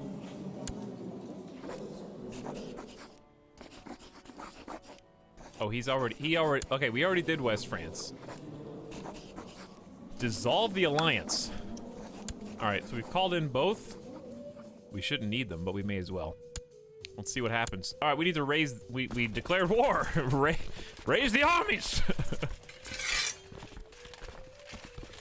And honestly, we kind of just need to cross. I'd say let's meet in Aarhus so that we don't have to accidentally fight them in Schleswig, Holstein, and Dithmarschen, right? We don't want to accidentally stumble upon them in the crossing. That would be bad. And we might raise, well, it's only 120 people, but still we might send these guys to Alfheim. Raise some boats.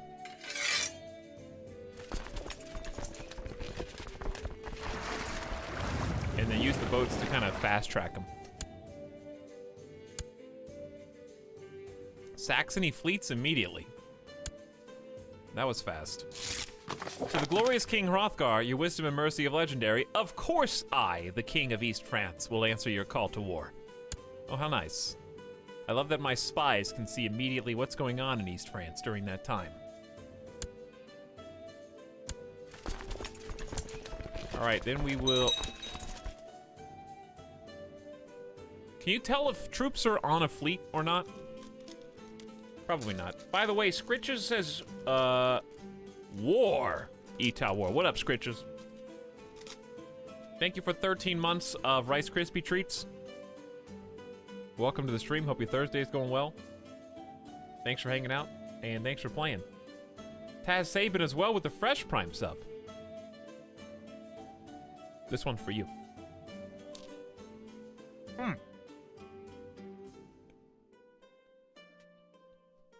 I'm about to get me some land and resources, Dodes. Hopefully.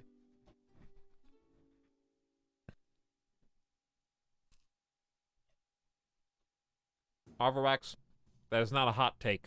Every single time I eat a Rice Krispie treat, some angry person who has apparently had a Rice Krispie treat get stuck in their hair and had to shave their head when they were a baby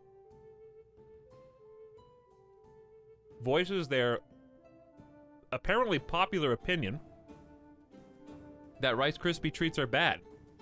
I don't know what they did to you to cause this, but for some reason Rice Krispie treats stir the emotions in many people.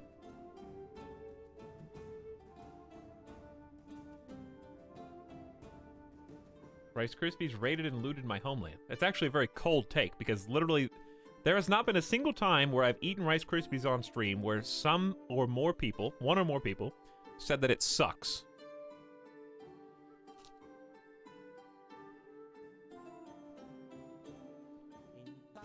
And I'm just kind of like, I'm not even going to argue with you.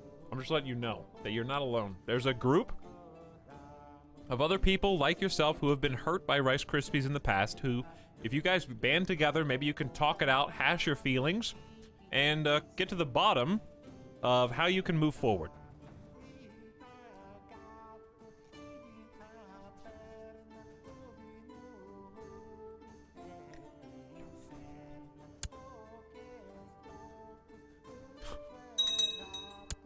Give them their own channel. King Uldric of Bohemia has joined Saxony in the West Geatish Holy War for Holstein. Uh-oh.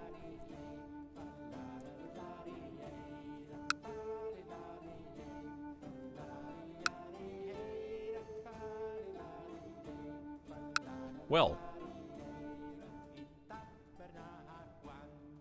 Bohemia is now also at war with us to try to protect Saxony. However, we've got allies of our own that may be able to handle some of that. I don't think West France has responded, have they?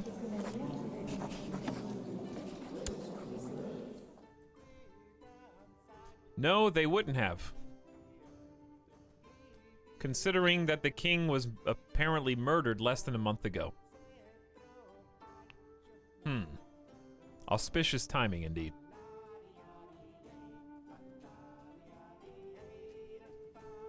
That would prevent him from responding to my mail.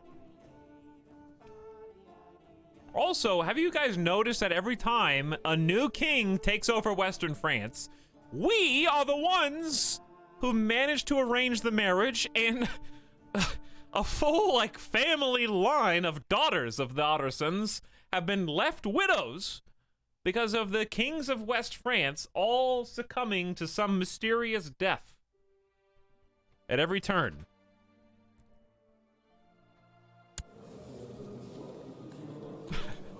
Sorry, can't write back. Dead right now. If you call me back later, maybe I'll be able to get you. Okay. Now, also, I've already got an alliance. Like, Katerina is already betrothed to this 5-year-old heir. I am already one step ahead of the game. However, this is the sub-sound. Queen Regent, Duchess, Voldetrada the Chaste, if you could be so kind as to... Who do you ask to join the war now?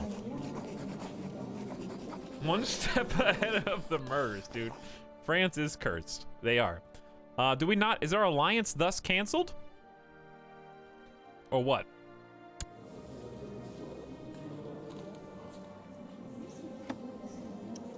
Hrodgar, we have a non-aggression pact. That's it? The alliance is canceled? Bro. It cancels the whole alliance. Okay, so we gotta do the alliance again. It's fine, that's fine. Let's focus on the tasks at hand. If we're gonna be warring, we're not gonna be advancing many years today, but that's fine. We might get a lot more in territory. All right, these dudes are all grouped. Sickland, check. Ernok, check. Where's the other guy? What other guy? Exactly. I don't think the other guy died again, I guess. There was a third guy. But it doesn't tell me who my old commanders are. Barrett? I don't even know who Barrett is. I'm pretty sure this was one of the dudes. He just had a 16. He's a brilliant strategist and aggressive leader. Shows no mercy to opponents who attempt to quit the field. He kind of sucks at defense. But a 16, and we don't have to invite anybody to court, and he's got some fairly decent stats. You're in, Barrett. Instead of the King Hrodgar. This is much better for us.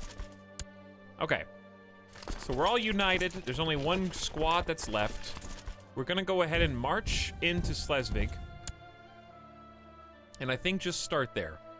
I don't even know who this is, but it's not my problem. Dear Uncle, peace be with you. I accept, I, Carl IV of West France. A lot of Carls, dude. Okay, so we got an alliance. No, sorry, we got an alliance with West France. So now we can attempt to call them to arms in the Holy War for Holstein versus Bohemia and Saxony.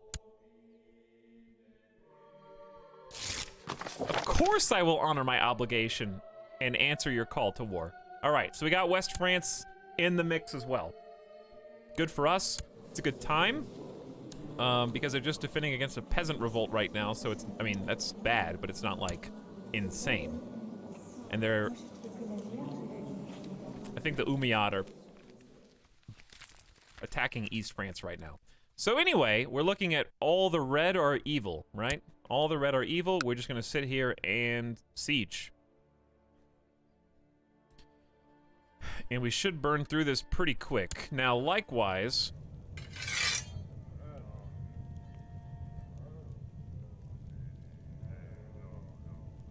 I would like to go back and maybe train troops, just in case we start incurring some deaths. Shelland is probably the place to do that. Or we could just organize the army, but retinue maintenance and horde maintenance is down. That may help us, because that's just resources that we can reserve. Levy size up 42%. Okay, I didn't realize that it had that much of a bonus on the size of their levy. So I do think 672 is the highest that we could get. Yeah, so let's do that. Train troops during the war seems like a good strategy. Okay, and then that should be it.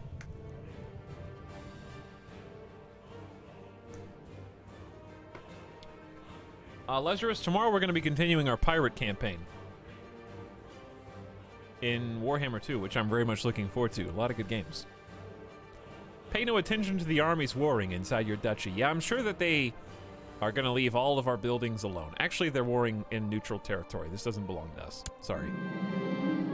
I spent some more time with my wife, Otavira, and though, of course, we did not marry for love, I can tell it grows between us. Marital bliss. We'd love each other. Wow, for once. King Hrodgar the Cruel has found love. This character experiences violent episodes, speaking in tongues, spitting and assaulting those nearby as if possessed by spirits, is stressed and paranoid. Very attractive qualities to Hrodgar. He does enjoy torturing people in the dungeons, so maybe, you know, I'm just saying, you can fill in the gaps. Wow, we lost 158 troops in that siege? And they only had like 500 people? That seems excessive. All right, so we've taken Schleswig. That's our first victory. I think it would be wise to try and take out some of their armies piecemeal. So maybe go hold the river at Hamburg, because they might be trying to cross. It almost looks like they are trying to cross. What was that? Child lacks education. Raffen Snorrison.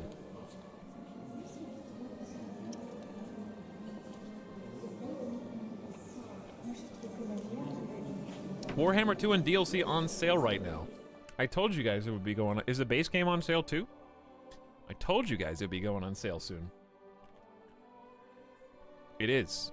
Nice. All of it's on sale, looks like. I'm gonna buy the other DLCs from the base game, probably. Alright, I can't see what they're doing, so hopefully we cross. Battle of Hamburg, done, dude. Killed like 19 dudes. What I'd like to do is get to these guys. Where are you going now? They're heading to Werben. And they will be there on the 30th of, they'll be there in 9 days. If I went to Werben, it would take me much longer.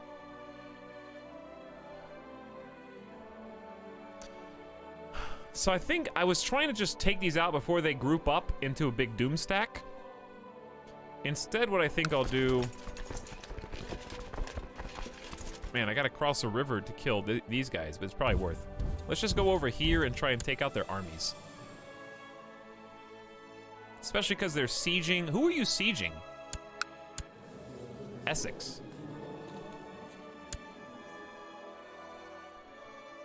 I guess I could go take out these little 450 size armies, and this is a 751. Should we just go attack these guys? I don't see why not. It should be pretty easy. There's no river between us. Go for it. All right. So we are the attackers on top. Oof, already broken, routing, easy. Clean victory, 37 casualties, killed 400 of them. Chief Snorri of Essen was a different Snorri, I assure you. Some imposter Snorri.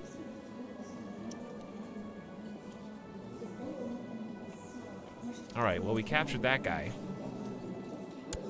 who is child of a king. Now let's go relieve the siege over here, I guess. I'm gonna get some boats. I think getting some boats would be wise. Speaking of boats, hi. Why don't we just raise the levies?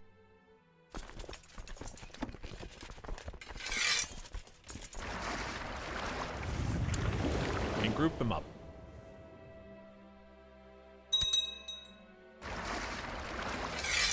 And send them down here. Okay. So what's this news? What news do you bring me? My nephew Raffen, son of Snorri. Wow, really? You're 12 years old. Has it really not been that long? Okay. You need a childhood focus. You don't like me very much. Why? Infidel. Yo, we're gonna talk about that, okay? We'll talk about that later, when you're older.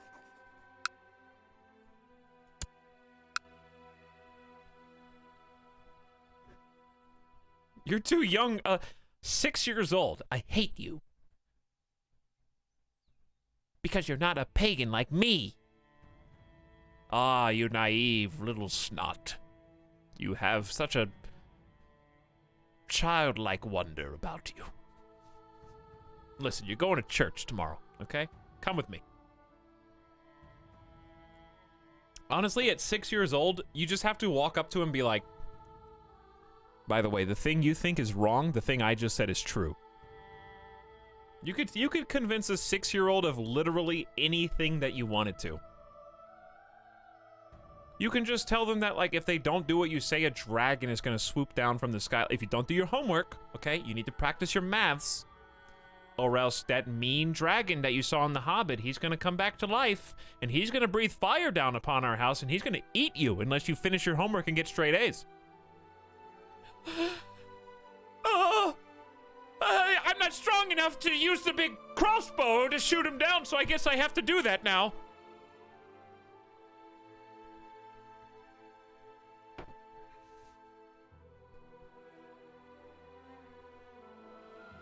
I just realized Norway has a territory in Ireland and Scotland. Yes, they do. And they're Sunni. Which is also interesting. But England just formed recently, so that's cool. All right, let's get the boats. They're already on the way. All right, so we're gonna relieve this siege and then hopefully not get back capped anywhere. They don't have like a huge army anywhere around here. All right, we're just gonna cross. Hopefully this doesn't. How do you tell if you're gonna cross a river or any other type of terrain obstacle? Like this is totally fine, right? Because the river's here. And I'm crossing from this territory, so it should be fine. Can we annex Norway? We're not strong enough. Who the heck showed their 6-year-old The Hobbit? A lot of people, probably. Crawl swords don't have a little thing next to them. Okay, I gotta look for the little thing then. Ooh, they got crushed. So I pretty much just look at the green bars. When our green bars are full, that's good. When their green bars empty, they rout. And then the other flanks start to double team and triple team. And then we pursue them and cut down as many as we can. That's the sound of them crying as I defeat them. Hello, Daughter Gunhilder. You are pretty good at stewardship, but I'm just going to give you a general... no specific trait heritage. How about that?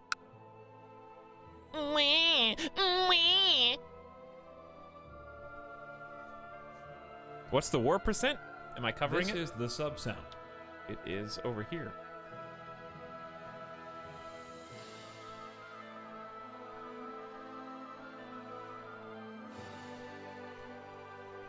It is 5% because we've only sieged one place.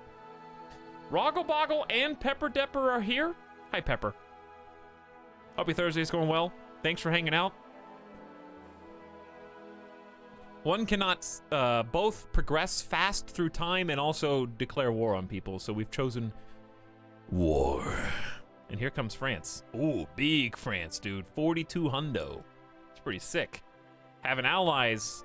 I think that this is where I look back on my campaign and I just feel good, you know, because it's so unique. Accidentally converting to Catholic, well, now Denmark, but at the time we were a chunk of Sweden, right? Making like diplomatic marriage ties with East and West France, and then calling them in to help us expand in a holy war. Like, that's just so strange. Even had a relationship with Charlemagne himself. My boy, Charman. But thank you, Pepper Depper, for 9 months of sub. I hope you're having fun and a good one. Thanks for being here. And Roggleboggle with the Woe War cheese.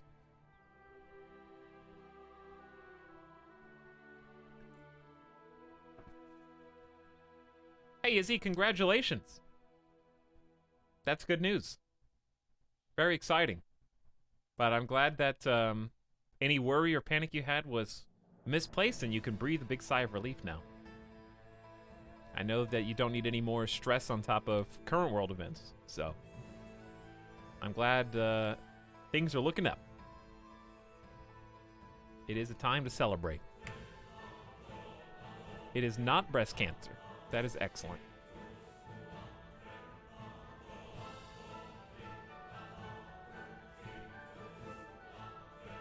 I was a mess this past week, worrying for my life. Some things are just beyond our control, you know, and... dude, that's what makes me realize that, why my favorite media... I could probably watch Lord of the Rings and read the books a dozen times plus and get something motivational out of it.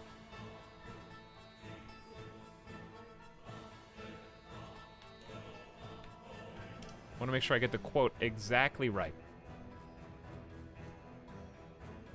From the Fellowship of the Ring.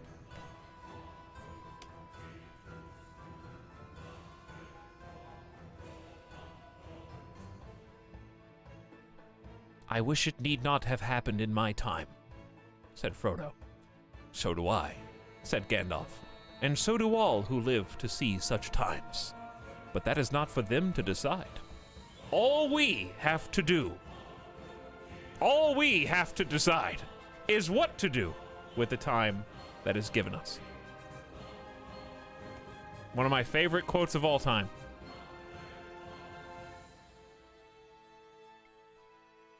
He said the thing, all we have to decide is what to do with the time that is given to us.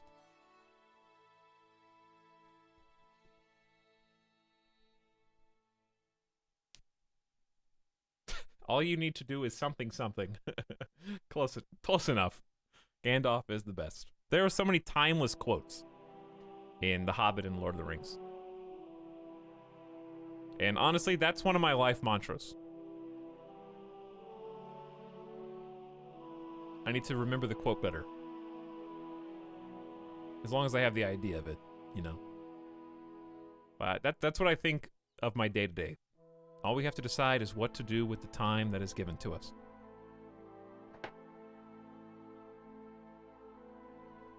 Doesn't have to be something bizarre and life-affecting for millions of people. We've all got an amount of time that we don't know, and as long as you are spending it in a way that you don't regret, I think it's time well spent.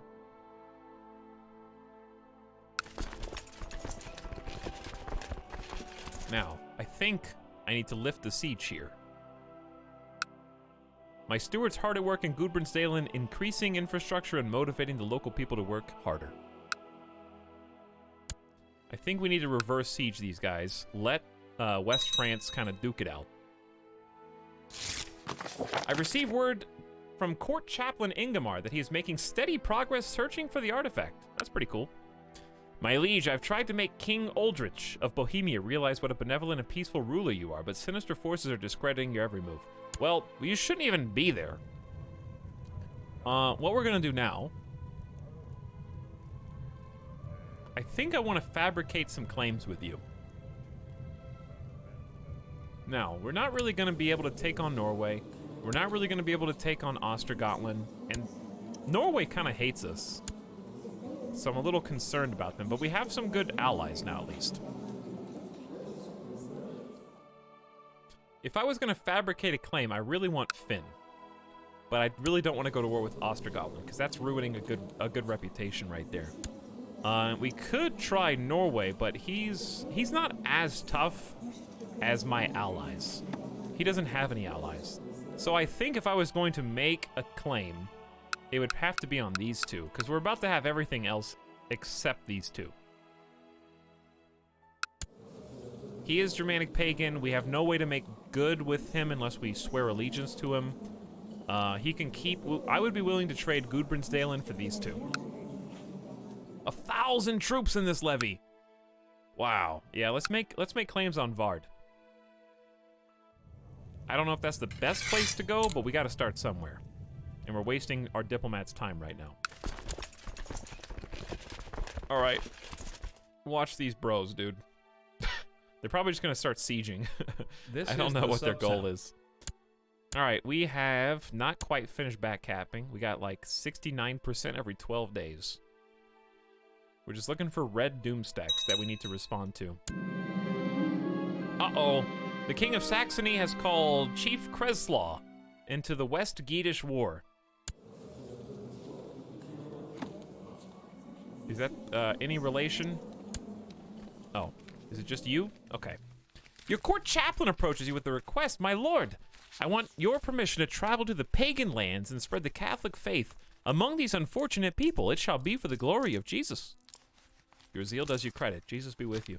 He's sent to Karja to proselytize. No, I will not allow it. You're supposed to be looking for an artifact, but I think they're gregarious, charitable, sturdy. He's Catholic. I don't see why not. Travel to pagan lands. Step outside your door. Basically, yes.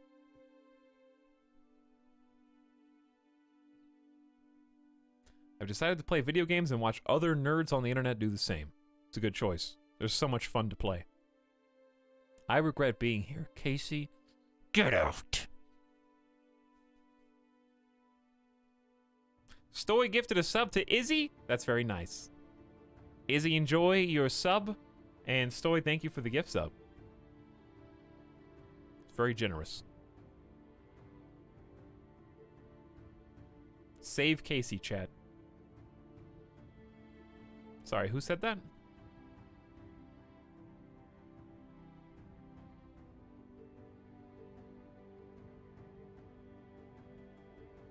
I couldn't hear you. Speak up. Thank you, Stoy. I didn't hear. Thank you. I didn't even notice I was alt-tabbed. Well, there you go. Thanks for being here and being part of the community. Very nice. And sharing the good news. All right, we're gonna group up our other people. Small reinforcements, but every bit counts. Merge the units. Dude, West France is solid right now. Let's march on back and lift the back siege here. Send the boats on ahead. The reason you don't want to attack from boat is your morale sucks. It's really difficult. It's like an uphill battle. If you attack from boat, basically it's like you imagine the entire enemy is on the beach waiting for you to row in, and they're just sniping you as you come in. Court Chaplain Ingemar can no longer fill his duty to search for the rumored artifact. How did your conversion of the pagans go?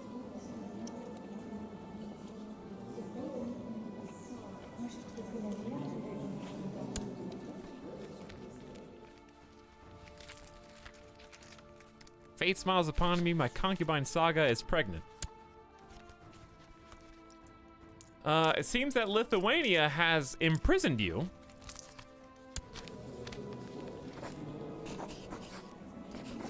Is it even possible? For me. How do you see, like, the guy that was just imprisoned?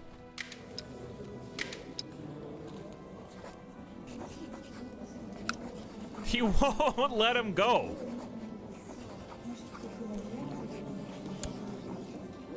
High Chief Oiva the Wise.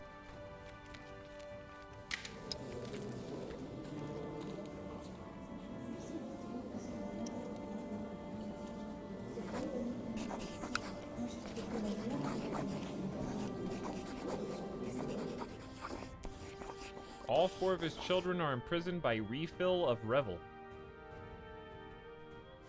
Be pretty hard for your heir. If that were the case, High Chief of Lithuania, wouldn't it? Is this worth doing? I don't know. I'm kind of vindictive. And I am cruel. My character is anyway. Paying for artifact search will be removed from Hrodgar. I can ask one of my chancellors to do it instead. Hold on! Soon after Ingemar arrived in Karja, High Chief Oiva ordered his imprisonment. Your court chaplain is now languishing in the dungeons of this pagan lords. Who can tell what the savages will do to him? Exactly my thoughts. Exactly. Who is this? Kill Gonzelen, my courtier. Why are you guys trying to murder this guy? He doesn't even, he has strong claims on the county of Northumberland. Strong claims on the chiefdom of Dunbar. And a weak claim on Brandenburg. Alright, well, I can't end this plot because it's someone else, I guess. Where's my plot? 24% plot power by itself. Book club! Dude, don't even get me started on the book club. I've been really enjoying the read. We're close. We're close to Sunday. And then it'll be time for the next section to be read. Through part 1 now. You could become king of Denmark with those lands. That is the idea. But right now we're trying to introduce an heir. So we have to raise an heir till 12 years old. Chat, I just sprayed some Febreze in the chat to try to erase your stink, so some of you may be a little sniffly. With the combination of scents.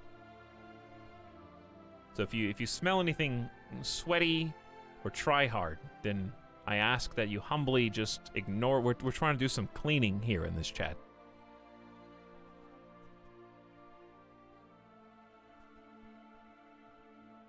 put down your torches. I'm sorry, Sim. I apologize for the smell in here. Okay, we've really been doing our best to try to clean up. How you doing? Smells like G Fuel and pepperoni pizza. Well, definitely not G Fuel. However, pepperoni pizza. It's probably the alcohol actually that you smell. Pizza, yes, very greasy. I had pizza the other night and tacos. We are at war currently in Crusader Kings 2, learning how to do our first holy war. What am I drinking? I'm drinking some wild turkey and Coke right now. Keeping it simple.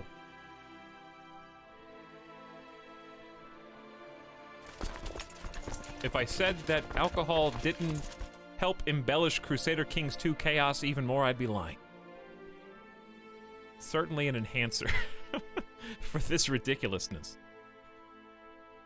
But yeah, if you guys are new to the channel or you're new to the game and you want to ask any questions, ask away. And I'm too dumb to answer them. So some of these other people will give you a beautiful 2-word response in all capital letters that should explain your problem and your confusion, I think, aptly. As they do for me.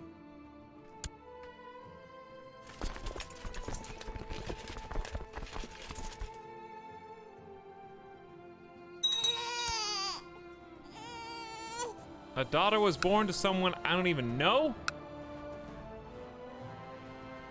Duchy of Holstein. Look at these memes. Sim, I saw you were playing City Skylines yesterday. I was cooking and eating, so I didn't get to see much, but that is a classic of our time. Hope you had fun playing. I have not played that in years. Am I going to make it to Schleswig before these guys leave? 19th of January versus... What day? What year? What year is it? 18th. I will literally get there one day before they leave. So for all intents and purposes. Ooh, my allies got there first before even I could. A little bit of overkill. 7,500 versus 400, you know? Teeny bit. It's good for us. We gotta re-siege this though, which is kind of annoying. My 3-year hiatus came to an end. I have not played that in ages. I wouldn't mind playing City Skylines again at some point in the future. But I worry for my own obsession with symmetry and lines. Which we found out, I'm kind of already expressing that creativity, if you want to call it that, via Terraria, actually. For some reason, Terraria and City Skylines, in my mind, are scratching a similar itch of building stuff in cool ways. I don't know if I have any screenshots of some of my old Skyline cities, but they were a lot of fun.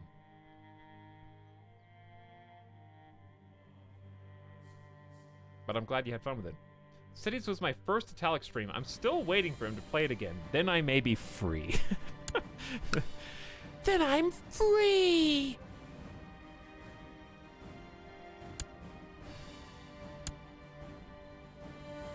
Alright, so we're gonna take Schleswig.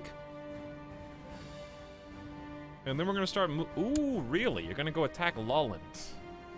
And cross the waters. Alright, I will be with you shortly then. In fact, these guys might be on the way. Okay, so even though they have the advantage of water, we have 7,000 troops. Ish. Almost 8,000. They're following me, too. Well, some of them just died or something. No! Otker! Died a natural death? That's not allowed in Crusader Kings! You have to die in some crazy way! You can't just get old at 63 and then perish naturally? You gotta live till you're like 107, and then somebody assassinates you with a snake in your bed or something. Also, that guy was awesome. 23 diplomacy. He was my caretaker in case somebody died. Ooh, court. What? Oh, the court chaplain got imprisoned. Yeah, for trying to proselytize pagans. Right. Yes, of course. My first Etal stream was Kinshi. Dude, Kinshi? We'll come back to that eventually. Have you ever played any Sims games? On stream? No. Eventually, yeah. We will. There's a lot on the to-do list. So many good games out there. And we're playing 4 of them right now on good rotation. But yeah, the only reason I haven't gone back to City Skylines was because none of the DLC really enticed me. I think the last one that I bought was the Disaster DLC. And it was kind of cool, but I quickly realized that the disasters, as cool as they were, if a meteor hits your town and blows it up, it kind of... or if a tsunami hits, you're just like... Well, that was fun to watch. I guess I'll uninstall the game now, or reload my save. But maybe I would like going back and playing with, you know, some of the things that have come out since then. It'd be cool. What nation am I invading? We declared a holy war. There's kind of a complex whirlpool of scenarios playing out. So, TLDR, the world state of affairs right now is a curious one. The Aztecs currently control northern Africa and have driven a wedge into Hispania. They have sailed across the seas to get to us, sensing the opportunity for conquest. But the Aztecs themselves have spread themselves a bit thin, and an Aztec revolt has started from the Sunni Muslims, who were, I guess, co-opted into the Aztec Empire.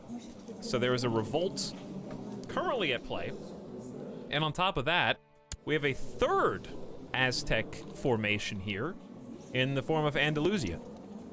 So in the midst of all that, the Umayyads are just like, guys, Aztecs, if I may, can you all calm down? I was very much in the process of dealing with Western France when you guys showed up. So West France has seen the Umayyads basically incursion into, you know, France used to be united under Charlemagne. Now look at it. Austrasia, East France, Italy has formed, which has quickly become a Catholic heresy, leaving the papacy in Roma, like, throwing up their hands like, guys, we had an agreement. You can't all just become heretics. What am I supposed to do? I only got 3,000 troops. On top of that, the Byzantine Empire is looking very solid and seems to be dealing with Tai territory. We don't even really look over here in India because it's just, you know, doing its own thing. But here in our territory, we've got the now Muslim Sweden being taken over by Germanic pagan Norway, who, of course, you all remember when Norway and Scotland had their Great War, right? And then England formed just to the north of them. That's a Moray syntax, that's right. So England's to the south, obviously, I meant, and Norway's to the north. So I guess they're probably not gonna have much fun over there. Dude, do you see what I see, chat? Do you see what I see? Wep. Exclamation Ireland. Press W start in Ireland. Ireland is finally forming. Took a while, but I guess it's only 888 now. Anyways, so since we accidentally converted to pagans, formerly pagans, now Catholics, we've got an alliance with West and East France, and they are helping us take over a splinter of Bohemia, whose ruler died, and reformed Saxony. King Herman the Noble died, and he split through Gavelkind succession the kingdom of Bohemia. So we're taking the opportunity to declare war on Saxony, who's quite weak, and we called in our Catholic allies to help us holy war for the Duchy of Holstein, and that's what we're currently doing now. So if we succeed in this victory, in this war, we will take Schleswig, Holstein, Dithmarschen, and one more. Or just those three. Maybe it's just those three. But that's still really good. And we're going to have a vassal after that, because my domain is full. Anywho, first of all, we need to lift the siege in our capital, Lolland, which we did, only losing 4 people. Well done. That boosted us up to a 13% on the war score, so let's go ahead and just cross back into Holstein and siege here. Your daughter Gunhildur says her favorite toy is missing and she won't go to bed without it. I may have thrown it out today when I was tidying up. Buy her a new one? Guess I'll have to go find it. 30 prestige. 30 prestige to find it? That's 10% of my prestige. Am I a bad dad? I am cruel, but I am gregarious and charitable. I'm not patient, though, so I'll buy a new one. I don't know if she was fussy, but she definitely is now. My offer to purchase a new toy was rejected by Gunhildur. You're 6! She is upset I would even suggest such a thing. There was no pleasing this child. She's mad at the king and has become fussy. No! 11,000 troops, dude. I don't even know where the bulk of the enemy army is right now. That is going to scare their morale away real fast. There is no pleasing this child. Chat, is that you? Sim, are you trying to become a mod in my channel? Keep talking.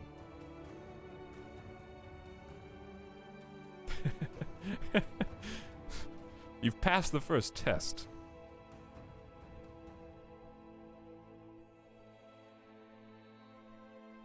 Uh-oh. Chat, put away your torches.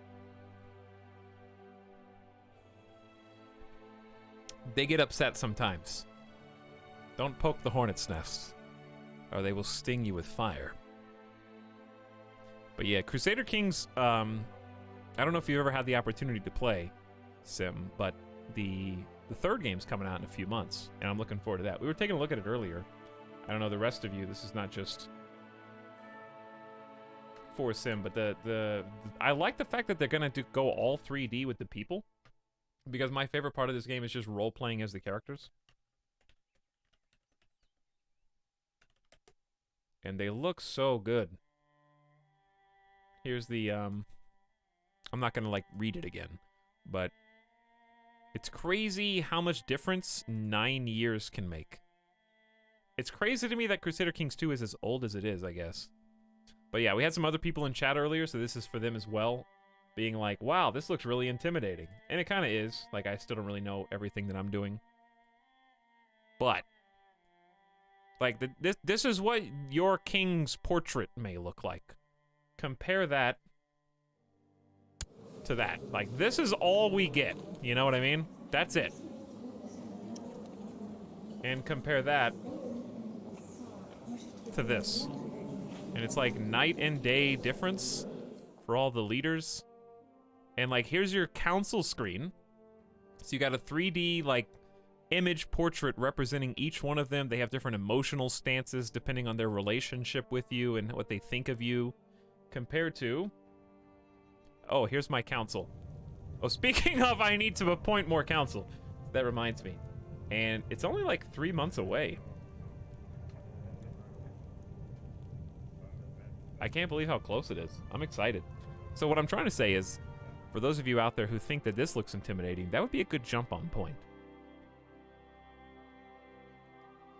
CK3 at launch would be a nice place to start if you're intimidated by all the DLC in this game, which is understandable.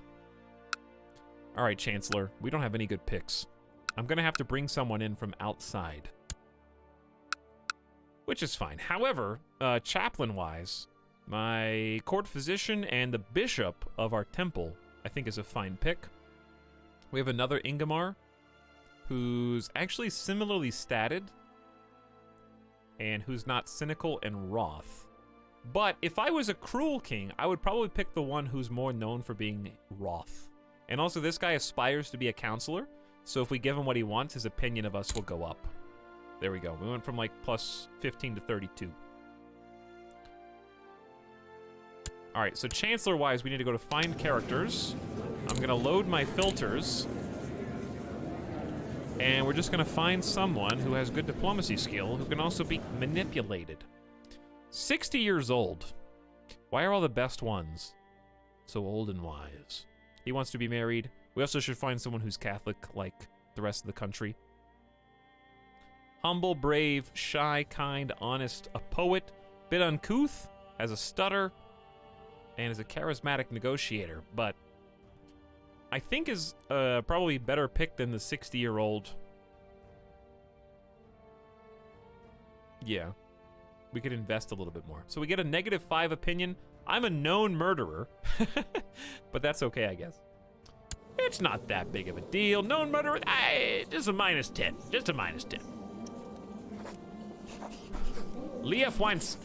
Leafwinson. I have no idea how to pronounce that. I'm sorry. Invite, come with me. I guess you'll have to do. So, the purpose of inviting these counselors is twofold. Number one, they have their own series of abilities that they can contribute, benefits, but also their stat combos with yours. So, like, for example, even though I only have an 8 intrigue, it actually counts my counselors as well. And your spouse also contributes a certain amount. So we're trying to, like, build up our... This is my personal stats, and these are, like, as a whole. The sum. More or less. So he should respond soon, while we continue the siege of Holstein victoriously. All right, here's the new guy. So we're just going to go ahead and look at him. He's -14. He's likely going to be malcontent, which is bad. That means he'll vote against us in court issues, but he might change his tune once I not only appoint him, but also give him his heart's desire of getting married. So we're going to arrange a marriage, probably with someone in our own court. How old are you, 44? Your kinswoman, Gerid, Baldur's daughter, who is a Great Pox lunatic. It's probably not what you want to do. Your cousin Astrid wants to get married. And this is a nice guy. Wow, she is like a siege leader. I would make you a general, Astrid, if I could. Okay. Nice haircut. It is a good haircut. We should consider joining a faction. Not a faction, sorry, society, potentially. All right, so now that he's gotten married, he's like, actually, you're not so bad. You're not bad. He doesn't like kind versus cruel, though. In short, rain will go away in time. All right, so the Siege of Holstein is done. We're at 20% on this war score. And then I don't see the bulk. Why? How do they even get here? So even though this is kind of annoying, we need to go cut these guys down before they back cap. I've been corresponding regularly with my half-sister Karen, who is married to the King of future Ireland. I forgot that we did this. Oh, she stayed true to her Catholic roots, and he changed over to a heresy. Always make sure to see her when I get the chance. It's a harsh world, and family must stick together. Well, I don't think we have a non-aggression pact with you, which is weird. They have a non-aggression pact with King of West France, though. All right, so we kick them back out of Schleswig. I don't think we can... Whose control is this under? How do you say this? Is it Mead or Mide? Dude, then CK4 will come out. After you get the new one. Midas. Midas! I guess they're coming from up there. I actually have no idea. King Midas. All right, let's just cross to this. I don't know how they keep coming in on ships, I guess. So splitting your army up might be useful for that reason, but I think we just keep up the assault. Another baby! Dude, I got 7 kids! A daughter was born to the King Hrodgar, named Rakisa. Go for it. Go for it, dude. Alright, so these guys are like, actually, I don't like following you around anymore, which is fine. I'll just stay over here and siege this. You guys do what you want to do. Boom.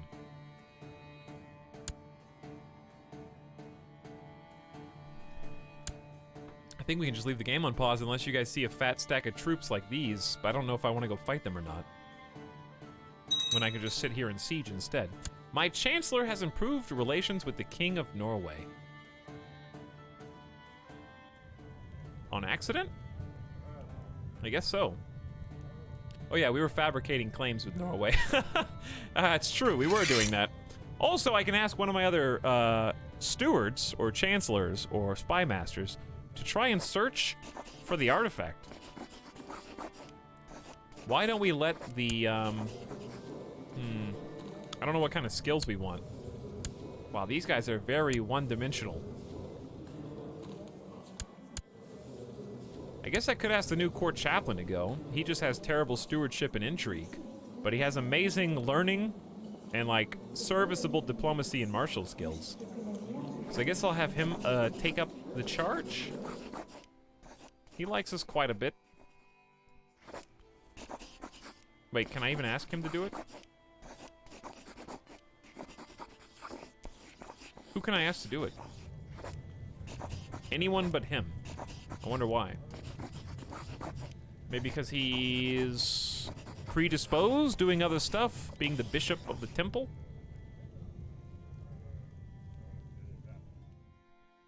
After this war, you just need Arus and Vard to become king of Denmark. That'd be pretty sick. I might take the spy master. He doesn't love us, but I mean, he's got like, wait, is this, who's the spy master? Not you, you. He doesn't have good diplomacy. I don't know what skills are necessary for finding an artifact. I would think learning would be important. So he's got 11. He's got 13, but terrible diplomacy.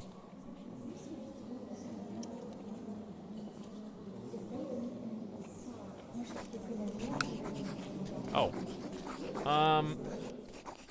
I can order my steward to arrange a search for the artifact. Paying for the artifact gives a tax modifier of 5%. This will depend on the skills and traits of your steward. It just says skills and traits. Cruel, deceitful, shrewd. Gluttonous, proud, deceitful. These don't sound very good. My court is a little off-putting. Alright, I'm gonna have the... Dude, I don't know. Kyra Toby, help me. Which one would you pick? Shrewd should be good, I guess. Yeah, that's probably the only one that's good. Alright, I'm gonna give this guy a try. You go for it. Stislov, get him. I just need to unpause. I need to unpause because we've got battles to fight.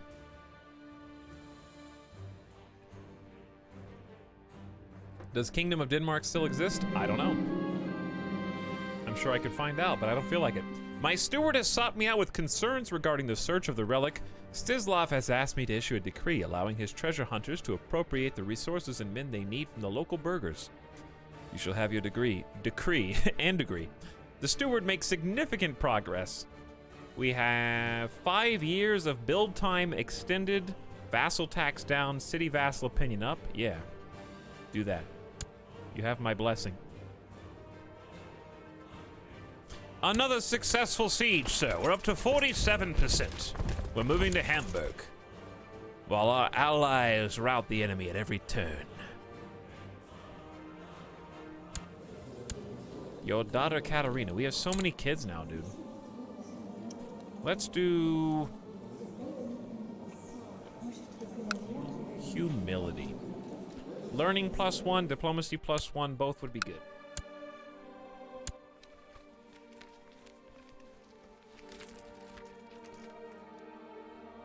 Okay, Hamburg. Time to give up. We're at 53%. These are some easy sieges. Oh, we got more to siege. They've got a temple here. We're losing a bunch of money because keeping our army up this long is quite challenging. All right, so Hamburg is gone. We're at 64% war score. This is going pretty good. Let's go ahead and cross and kill this small army of 166. Since we pretty much sieged all the lands that we want. All right, that took us to 67. Let's go kill these guys. So there's the water debuff, but like it's only 400 people.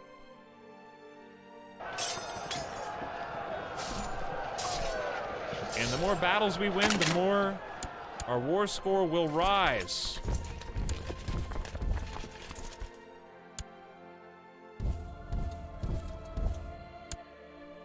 Hi, 71 people running away. Oops. I don't even know who these guys are, but there's 1,400 of them, 1,600 now. All right, we crossed the river. So I think we're just gonna walk on top of this. Wow, they're losing. Hi, don't mind me while I chase you down and kill you. The King of Pomerania has joined the Holy War. Hello, King of Pomerania. What do you think you're gonna bring to the table here exactly? Pomerania, I left you guys pretty weak. Boats are expensive, that's true. That is true. We could probably put the boats up.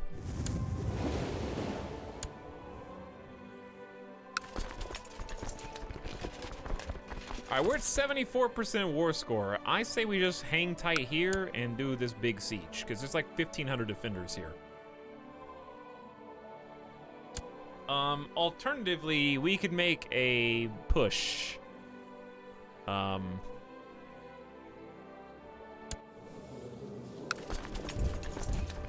right, you guys want to get wild?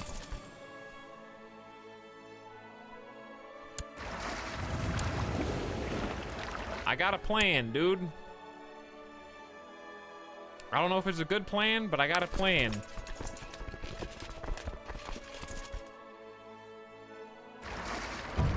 Can I board these boats after I'm... Oops. After I merge them. How do I re-merge them?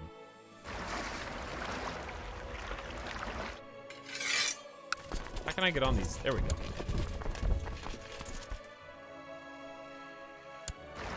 So chat, did you say just go all the way to their capital? It's probably a terrible idea. Your incompetent steward has led a group of smugglers into the county of Aalborg. Apparently he thought they were merchants. What a fool!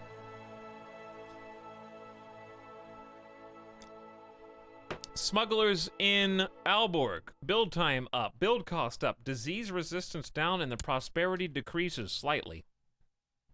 They got some troops on the move. We're gonna see if we can make this strike faster than their troops can move back into our territory. How about that?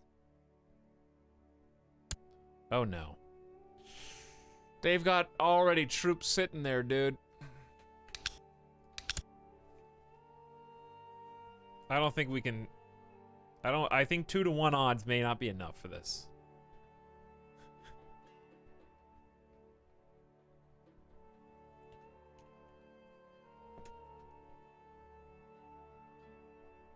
Found the army, though. We did find the army. It'd probably be better for us to disembark here. Build up our morale. And then cross. Oof. It's kind of smelly down here, dude. You guys smell that? What is it? What does it smell like? Smells like smallpox, I guess. Covering quite a bit of West France and England.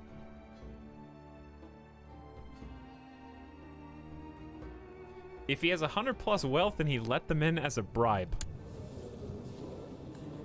Well, he's very poor. I think he's just incompetent.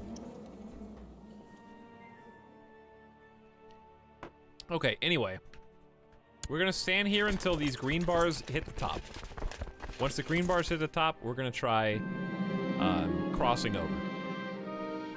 Today I was approached by my wife, Autovira. Apparently she's concerned of my health and thinks that I am becoming frail and thin. If I eat so little, she says, I will soon no longer be able to wield a sword, pleasure a woman, or even just ride a horse. Maybe I should eat a bit more. Shut up! Nah, they just declared that they loved each other, so I will listen to my wife. They love each other. I will try eating a bit more.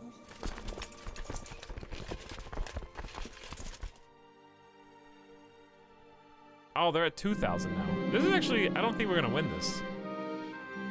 As a reigning king, I rarely have any spare time, for if my daughter Gunhildur, I would move heaven and earth. I love Gunhildur. Yeah, we only have a 500 person advantage, and we've been out of supplies for 53 days. Oh, I didn't realize that.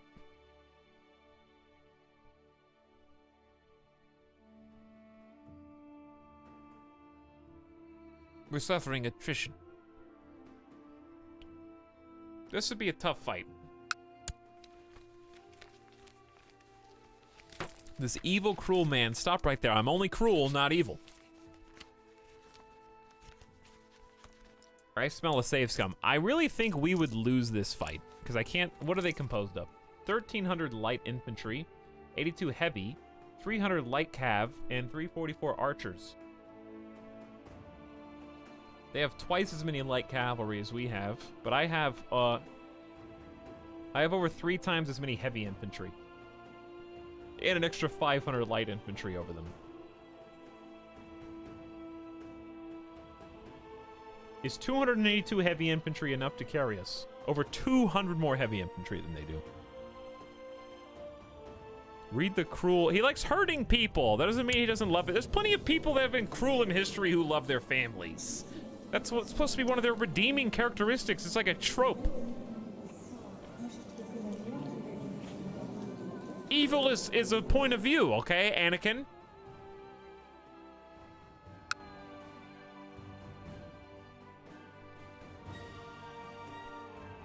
An evil sadist for you. But all evil people are the hero of their own story.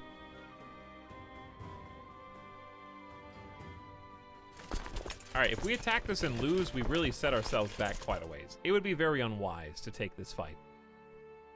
However, if we win, it will be a decisive victory.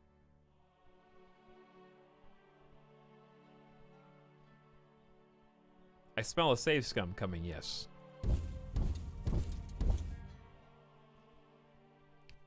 He gets a defensive bonus from the hills and the province.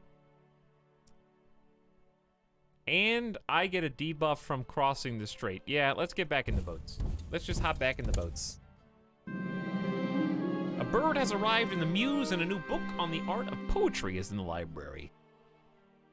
I should start reading the book. I should take the bird out for a hunt. He has more learning than martial skill. I'll read the book. Autovira was right. I feel much stronger and healthier since I took on my new diet. I am almost ashamed of the pathetic, shaking little creep I was just not long ago. And now I'm fat. Personal combat skill and tribal opinion down. Too much eating and too little exercise have caught up with me.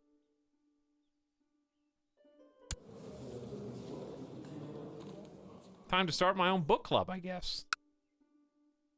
Alright, we're gonna go home.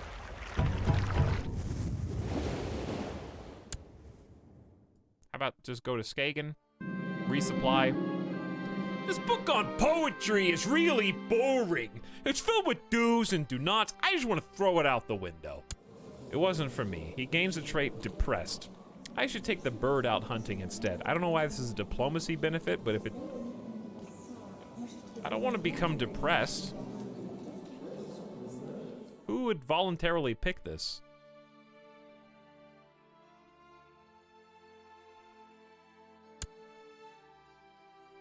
Aspiring falconer instead. Sophia? The King of Italy waits for you to become 16. Italy, when I betrothed you, was not a Catholic heresy fraticelli. I just let you know, that was a... Oops. I may have goofed.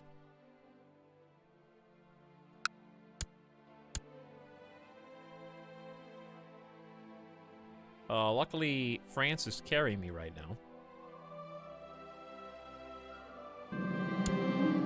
Young Sophia seems to be willing to share. She should talk to more people and become gregarious, or lose the trait indolent and gain the trait charitable. Diplomacy up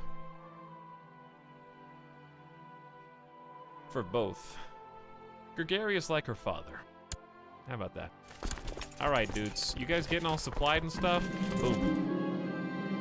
Despite the monthly sum of gold I've set aside for the artifact investigation, the steward claims that he lacks sufficient funds.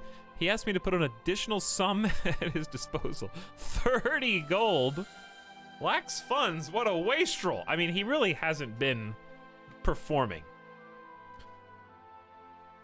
You don't get any more money. Find it or don't.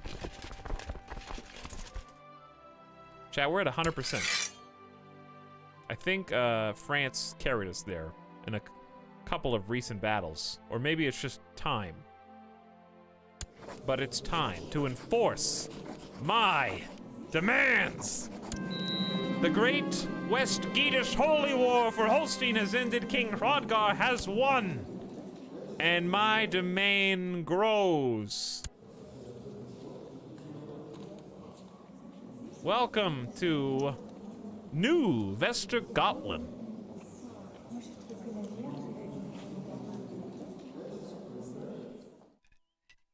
We got a decent chunk of land. Saxony is even weaker than they were. We are going to start saving money immediately. Luckily, my troops are back here by dismissing the fleet, dismissing the army, hopefully go back to net gain wealth, send the retinue back to the capital. Moreover, we got some things to do. Fabricate claim, still good. Check the levies. Because we need to start building an army here. Levy, 0 of 18. Galleys? How many people can be there? 0 of 0. I think because we just transitioned these, we have to fill the garrison first. This is the first time over domain for the campaign. Yes, Bebop. It is. Take that, Denmark. Well, I can't change my... I don't want to change my thing because we're about... This is the sub-sound. He's almost 12, dude. He's almost 12. Just 3 more years. I guess I could try canceling it. Do you get a debuff from canceling your ambition? We're going to have to give some land to a vassal, which is going to make this more complicated. Howdy, Lambda Project. Almost 2 years. Welcome back for 6 months. How's your Thursday going? If I cancel, is there a penalty? So here's the domain size tooltip. It says, your domain consists of all personal landed holdings, castles, cities, and temples. If your domain is unacceptably big, you will start to take taxation penalties and your vassals grow resentful. So you gotta pass that land around. But thanks for the sub. All right, well, I'll just cancel and see what we got. We got build a war chest, see the realm prosper, become king of Denmark. King Hrodgar wants to become the king of Denmark. If pagan, with succession laws set to... I'm not pagan. If the Fabricate Claims Counselor mission is available, it may acquire a claim on Denmark with this ambition. There is also a reduced cost for creating the kingdom if it does not exist yet, and it cannot be canceled. So, King of Denmark, where can I see that as a title, I guess? How do I look at that?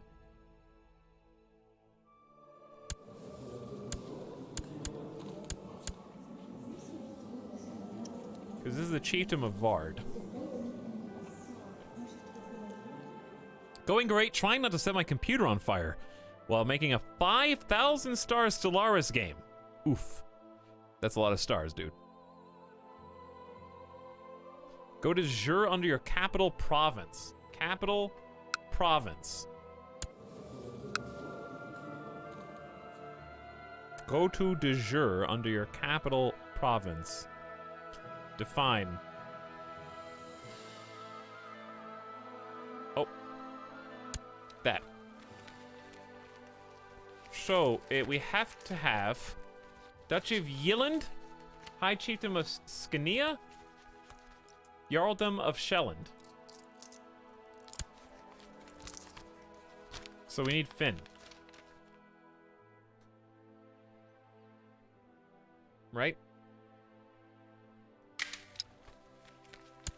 What? What's all this? Suck? Skane? Ooh, that too? Hover over the create button to see the requirements. Create what? Hold on that screen? You cannot afford the cost of 300 gold. You need to control 51% of the de jure counties to create this title. Currently, you control 36%, 4 of 11.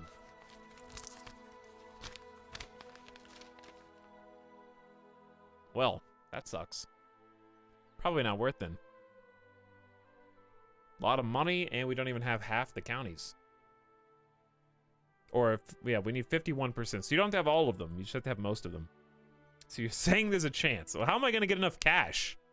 I guess you could try to build a war chest. National tax plus 10%. We've already taken out a loan.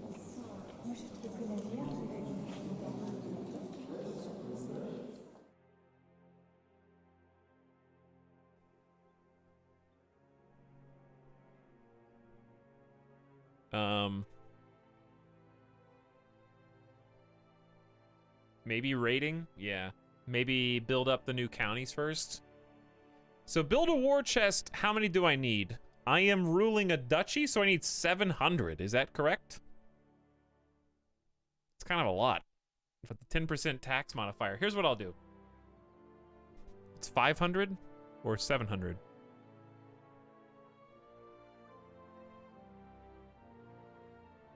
How do I know if I'm ruling a county or a duchy?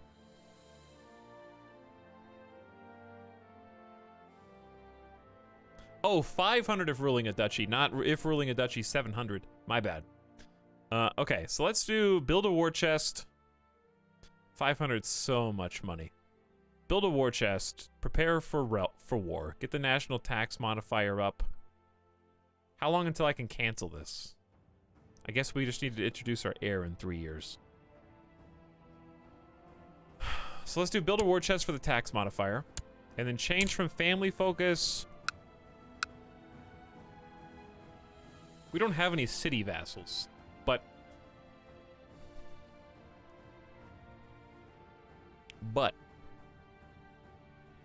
I'm also a fortune builder, so to speak. I kind of just want to click on business just to see if it comes with any new events, because some of these have events that are tied to them. I don't know. I'm just going to click business, even though it's one less stewardship, and we can change it later if we want to, because I'm just curious. I know my domain's too big. You are threatening! No, you are. Threat 6%, because we just declared war. But yes, no spoilers, please. This is my first playthrough. No event spoilers. Alright. There was other stuff I wanted to do. We have new counties that are Germanic religion. So we're just going to pick one for the court chaplain to proselytize, to try to convert to Catholicism. I think that makes sense. Scheme is still fine. I'm always panicking about that. We might want to oversee some construction. We're still going to have issues with recently conquered, so it's probably not worth building any of these up to me right now until we have that capability. Then we could. Wow, I can't believe we did a holy war and didn't build holy troops. All right, so build a legend is use these troops and go to war. I guess raiders isn't good enough for them, but the 2 extra monthly prestige is amazing. So I'd kind of like that. Just to try it. And maybe organize a raid after we train some troops in some of these places. But there's really no reason to train troops yet. We'll just organize a raid instead and try to make some money that way. Okay. All right. So if I'm gonna make the Kingdom of Denmark, yeah? I need something else here. Is Vard or Aarhus good enough for any of these? Vard is. All right, so we're fabricating a claim on that. I think that's fine. Let's stick with that. Let's make a save. What are we gonna call this? King of New Denmark Plans. All right.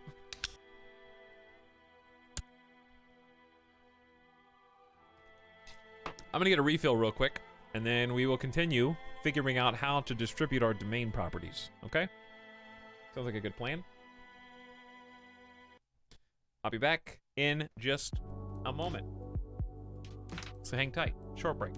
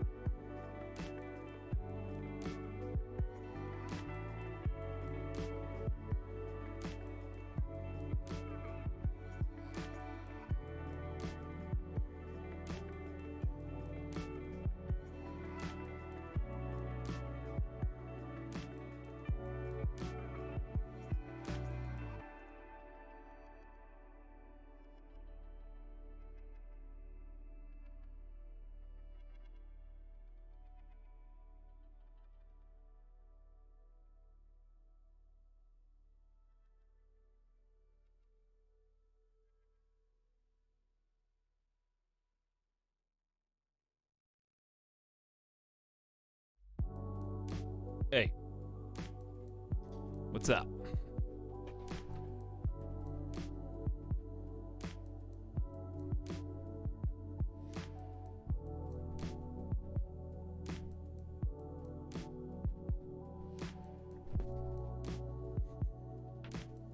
Doing some gamer stretches.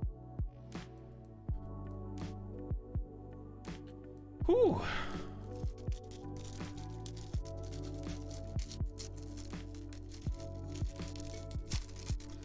Chocolate pretzel Pop-Tart. Hungry. Chocolate and pretzel. How's that look? Pretty good.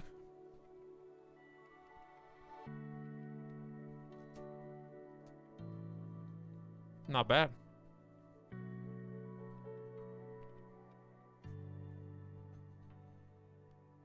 It looks drizzled. It is a bit.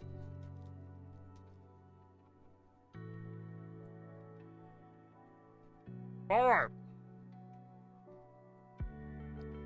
Time to spill crumbs on myself, I guess.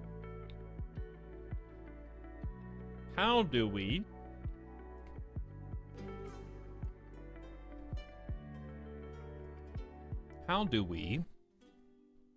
deal with 8 out of 6 domain?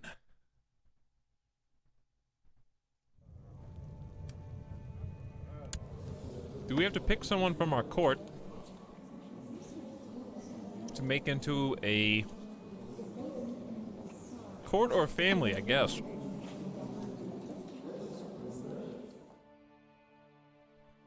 To become a vassal? Dude, I've had ants before in here. It was not fun. And it wasn't because of crumbs, because I vacuumed before.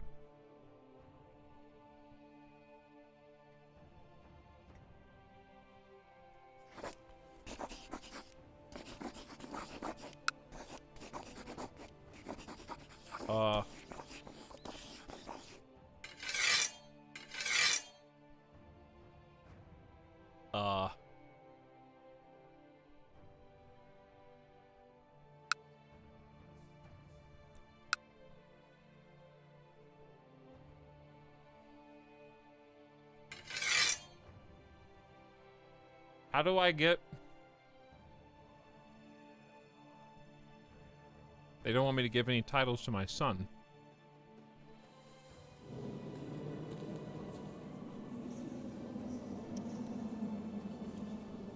Even though he's the heir. Okay. So what do they want? Who cares what they think? They don't have to approve? Why are they even opposed to it, I guess, is the question. I don't understand why.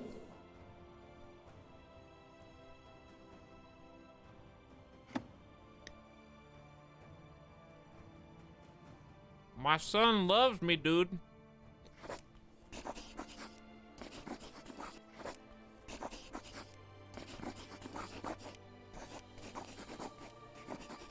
Because you have to share the wealth with your court, not keep it in the family.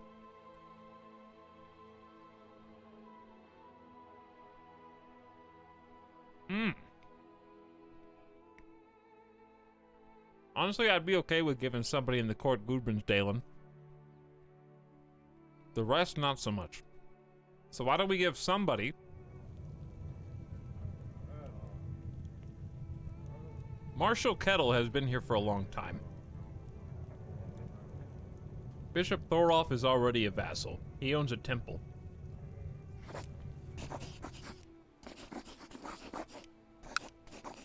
So they would all say yes for Marshal Kettle. Why don't I just give him Gudbrandsdalen? Because that one's just all the way up there. 6 votes yes. And then I'll give 1 more to my son. How about that? We'll do 1 for them, 1 for me. Seems pretty smart. Seems pretty shrewd. There you go. So Gudbrandsdalen is now a vassal. Who else are we going to make into a vassal? Is there anything you look for when deciding what type of county to turn into, like, not home base?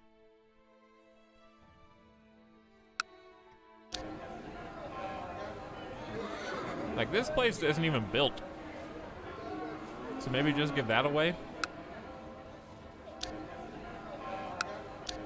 Whereas Schleswig at least has some tier 2, tier 3 stuff.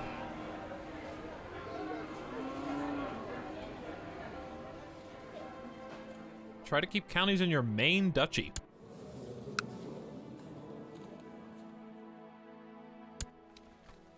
Well, we already don't have one, but I think this is fine to give away.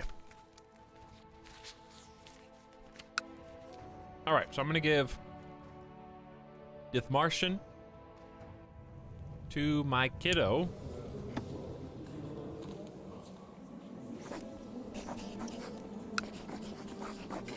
They're gonna vote no, but they can just deal with it.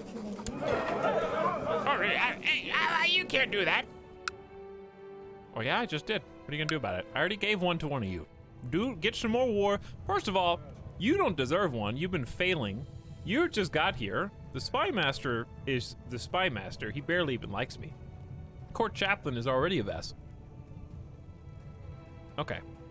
We're back under our domain limit. We can increase that through other means. I think it's time to unpause, right? One title can be usurped. By who? High Chiefdom of Holstein. How to usurp this? I am threatening. With over 5% threat, other realms can form defensive pacts to protect themselves from you. Alright, well that doesn't really apply to me then. Because it's literally barely there. Title loss on succession. Because we have Gavelkind and there's nothing I can do about it.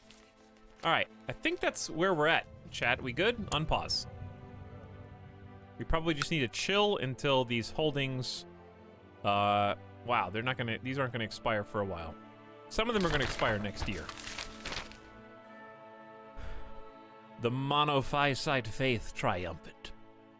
The adherents of monophysite faith have steadily dwindled to the point where believers are in the majority. This new state of affairs has reduced monophysite faith to a de facto heresy. All former monophysite holy orders are now just monophysite instead of miaphysite. Oh, miaphysite. I don't even know what the difference between those two are. I'll be perfectly honest with you. I missed what title you gave to Bo. Yeah, I gave this one, Dithmarschen, to him. Alright, we still have people in the dungeons, and I am still cruel. I'm trying to kill this guy because I guess I'm just a dick. But more importantly, because he imprisoned my chancellor and refused to let him go. Ever. So I'm just gonna assassinate him, I guess, if I can. I know you can auto-invite, I'm just looking. Because I'm curious. Like, we got a 90% spy master who may be persuaded with a bag of gold. So I feel like you can't just not do that. 15 gold? Not that much. I don't know, it's probably not worth it just to assassinate that guy. But which guy is it, though? High Chief of Lithuania.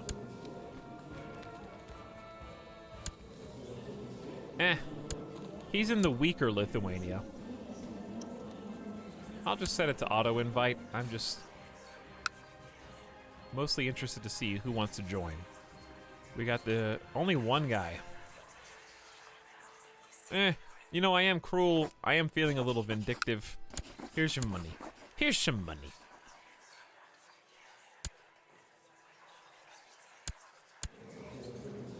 Chad, I gave him a bag of gold, and I guess that's what the word might be persuaded means.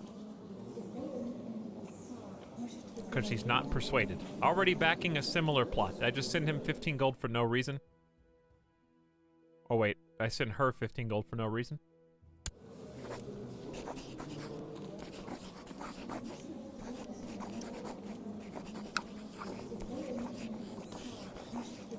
Wait, is she already backing my plot? Oh, we already invited her. The auto-invite went around me. And, she's already in. She just forgot to confirm. She didn't RSVP. I'm the one who's confused. Well, it's pretty convenient when you can get their own spy master in on it. So, works for me, dude. That'll teach you not to release my chaplain who just came over to be nice to you and teach you about Catholicism. Come on. All right, so our goal is, I guess, to wait until Recently Conquered is over in about a year so that we can start building up some levies. And then we're really gonna be strong. The trade route from Holstein is in dire need of a new ship and equipment to continue bringing in goods to our realm. What? We just got this.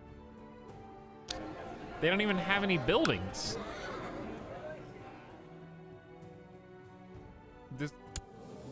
I have 329 prestige. That's 64 gold. It's for a province modifier? 30% trade tax. Yeah, screw that. It's too expensive. Take it away. We gotta wait like 5 years before we even get the local tax 30% modifier down. They built a wooden hill fort and I didn't even queue it up. Good for you guys, I guess. Levy size 10%. That's a good one. That one's expensive. All right, so we're focusing on making the money. We got +2 balance per month, which is a nice start. We've got that business focus.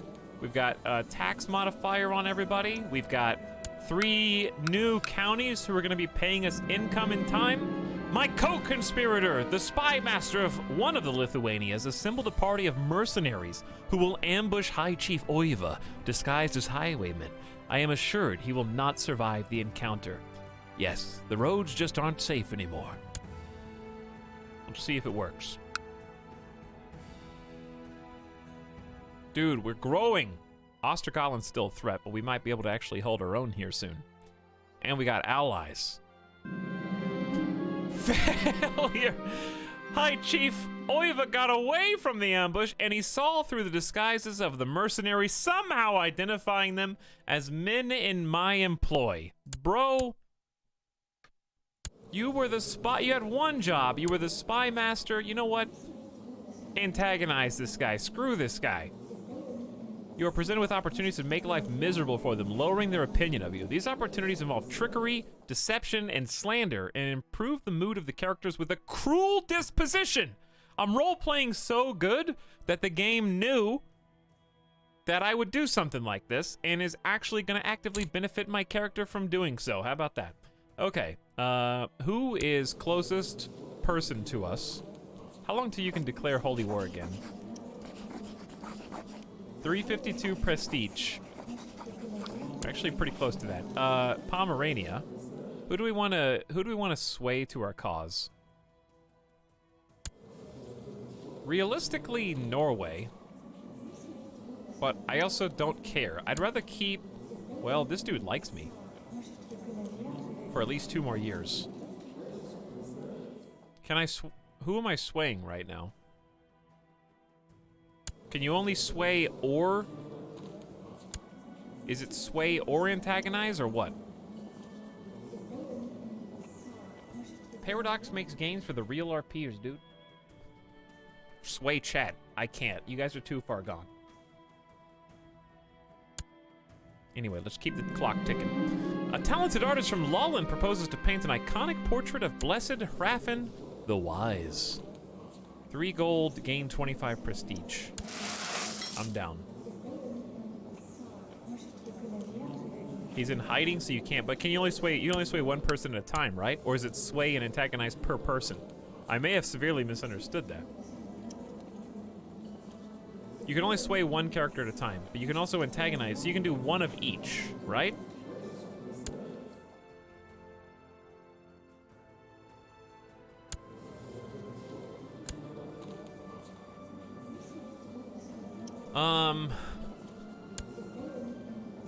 Alright, King Carl, your regent likes me. I mean, you're gonna be married to my daughter, so it doesn't really matter if you like me or not. How about we make the King of East France like us more, because he's kind of chilling here. He's got a kind of crappy army, actually. Italy is gonna rock him pretty quick. It's gonna be bad. But he's got some allies.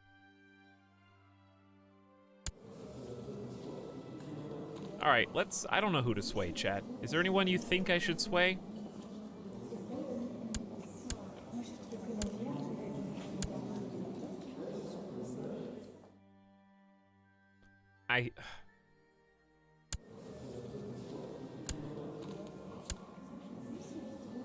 This guy already loves me. This is the main guy that I think I should sway. Pomerania's not that strong. Bohemia is not that strong. Get the Aztecs on your side. How am I gonna get the Aztecs on my side? They're at war with everyone else. There's no more Catholics. What about the Pope? What happens if you sway the Pope? Oh, that's literally the one person you can't sway. King Hrodgar is already wealthy. Am I wealthy? Also, Pope, Heir Reason, Modified Loan, Church is bankrupt minus... Church is bankrupt minus 50. That's not good, dude.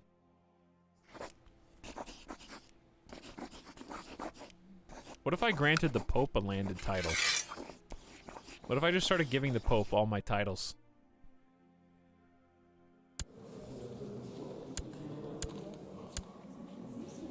Alright, what if we just don't sway anybody right now?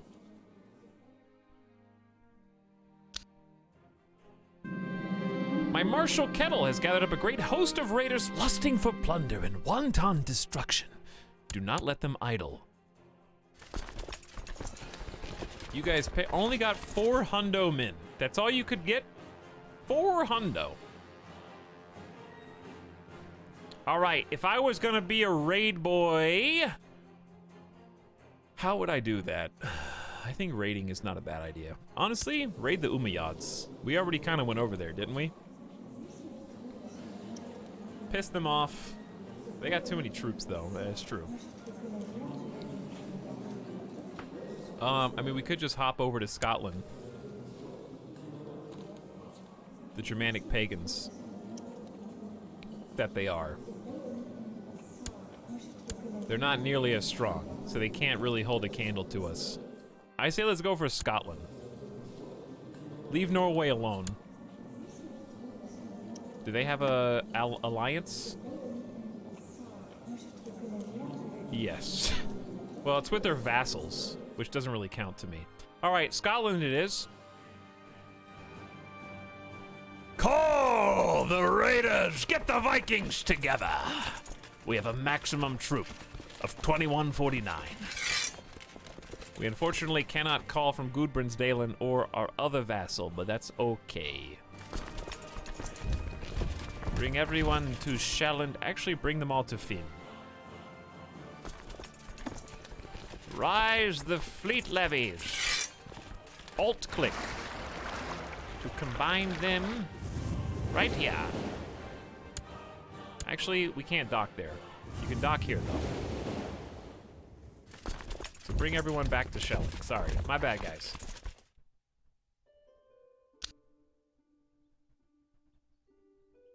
And we have to declare them raiders.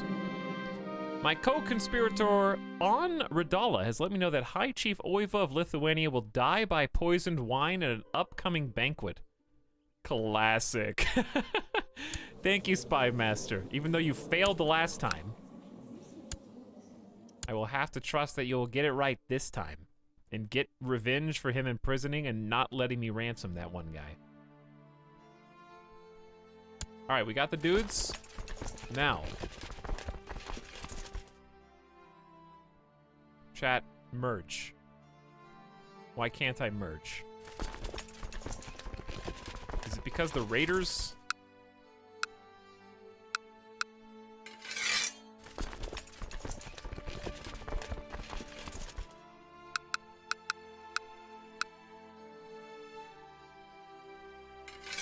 Toggle looters. Setting this to a looter will allow it to raid the counties and holdings of other rulers for gold. This will cause the ruler in question to become hostile towards you, allowing them to attack you at will. If your ruler is held prisoner, they will not be able to loot the lands. Looter armies only cost 10% maintenance if you are at peace. Wow. Pretty cool. All right, so now they're looters. Now we can merge them. Bam! Let's make sure that they have the correct generals. Check. Sickland is still a sick dude. He doesn't like me that much, though. He doesn't want to get married, so I don't know. What do you want from me, Sickland?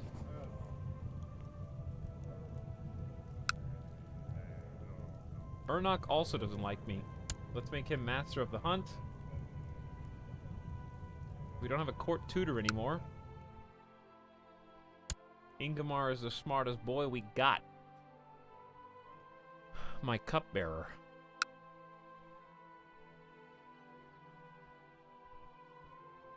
How about, Dorotheos is deceitful, but he does like me a lot. The commander of Vestergotland? Okay. Barrett, you can do it.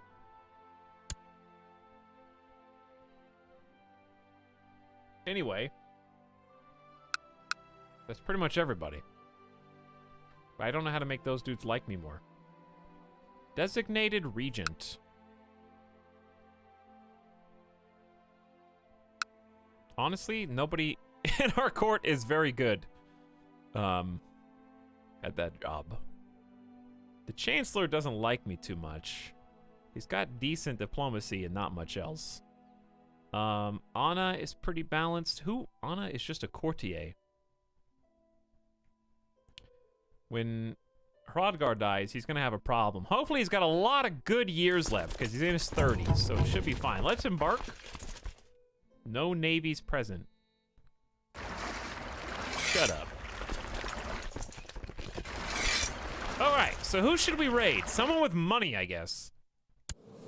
Just raid England, dude. Just, raid Ireland, dude. Actually, we might raid... Who's got the most money? Norway's got a decent... Honestly, Scotland's 112. They're not empty for how small they are. Pomerania's got almost 200. We could just raid Pomerania. Lithuania's broke. Wealth... Oh, there's a wealth map mode. We've only used this maybe one other time. Is it economy?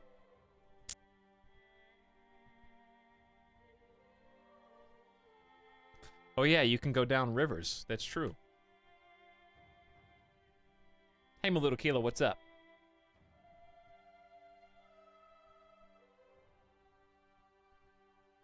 Yes, you have to trust the cupbearer with not poisoning you. This is true. Their economy is apparently amazing, but why don't they have that much money? If your economy's so good, then where is your money?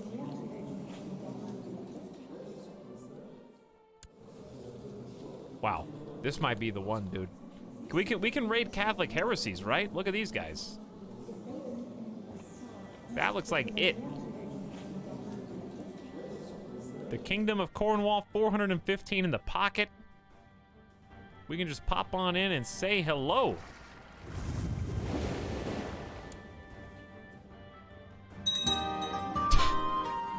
Okay, I thought our king died.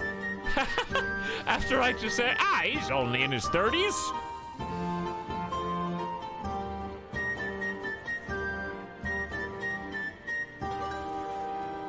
Speaking of cupbearers and poison, success. It seems the wine did not agree with High Chief Oiva of Lithuania. He died not knowing the name of his killer.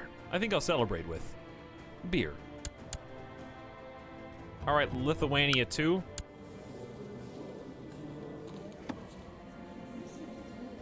You got a 9-year-old in control? Now, if you'll excuse me, my king, would you ransom...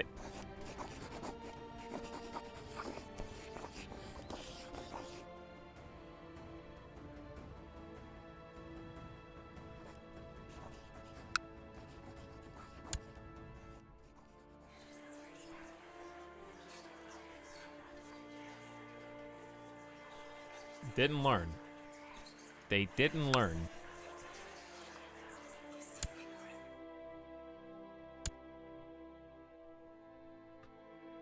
This is the first time I'm gonna try to assassinate a kid, I guess. Let my people go, dude. It's not that complicated. I'm sending the spy master out to get you. I think this is the right place to put him. A rite of passage. The first child assassin. All he had to do was agree. I was going to pay him money to let my imprisoned proselytizing saint of a man go. They won't let him go. So if you're gonna say no because you think I'm dumb, attempted murder of parent, but he doesn't know. How would you? All right. Anyways, whatever. Intrigue. 46 with the help of our spy master only goes, wow, 73. Because Radala's in. That was the former spy master, and she's pissed too, I guess. Meanwhile, we got a bunch going on right now. We just had a successful assassination of the king of one of the Lithuanias. Small Lithuania. I don't see any troops. I'm gonna go ahead and just make landfall, I guess. I guess I will have to find another plaything to torment now. It's pretty funny. Can only antagonize adults. Well, then I'll choose the current regent.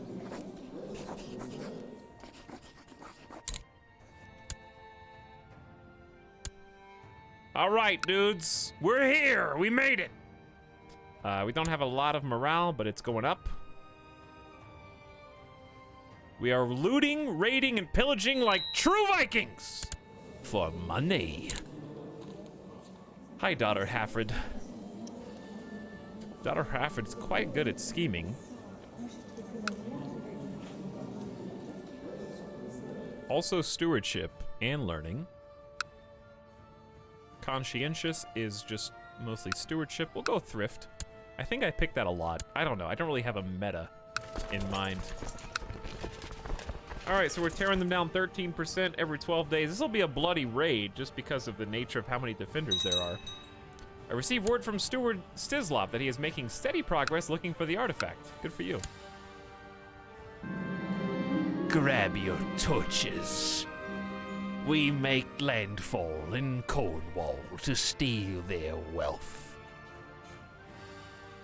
Velislava is an infidel, worshipping false idols and forsaking the word of God. What more is needed to disparage her? She is a disgraceful courtier. This is beneath me. Mock her character. Was killed by rabble. Actually, Spy Master of Lithuania would be a good ally. But I don't think she's the regent, so she can't do that for herself. So we may as well just disgrace her character. It looks like Velislava is exclusively concerned with preventing the rumors I spread about her from in any way jeopardizing her legitimacy. She seems to perceive my attack more as an annoyance than the insult I intended. I should use harsher wording.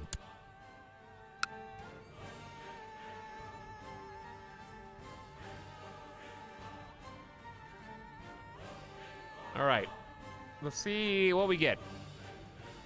We're looting and pillaging. Here comes some reinforcements. We should have the advantage. We're just kind of sitting here. Boom! Wow! We only lost 170 people. That's not bad. Killed 16 hundo. But they got a city, the bishop, and another bishop. They got a lot of buildings. I don't know how these guys get all these buildings, and I don't have any. We looted 42 bucks, which is considerable. We're gonna try and loot some more, I guess. Because these guys have 425 in the coffers, and we are in their capital right now. They're gonna be pissed for a while after the raid, but that's okay. Here goes their next 700 defenders. We lost another 170. That one was harsher. To thrifty King Hrodgar, wisdom and mercy are legendary. Honor your obligation in this call to arms from the East Francian King. King Gadalka. Still waiting on Gunhildr to grow up, even though he's 23 and she's 9. This is the only reason we have an alliance right now with blood on his face. Who are you at war with? Viken. Who? I mean, I'm gonna accept because I'm not gonna decline. But who? Uh-oh. That's really close to us, dude. Why did you have to declare war on the people that were literally right next to me while I am out away from my home looting and pillaging stuff? Well, let's try and wrap this up and go home.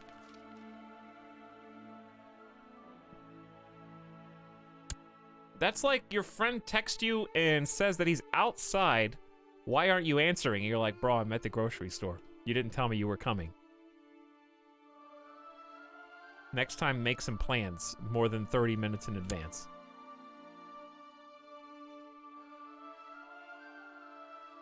All right, well, at least East France is close, so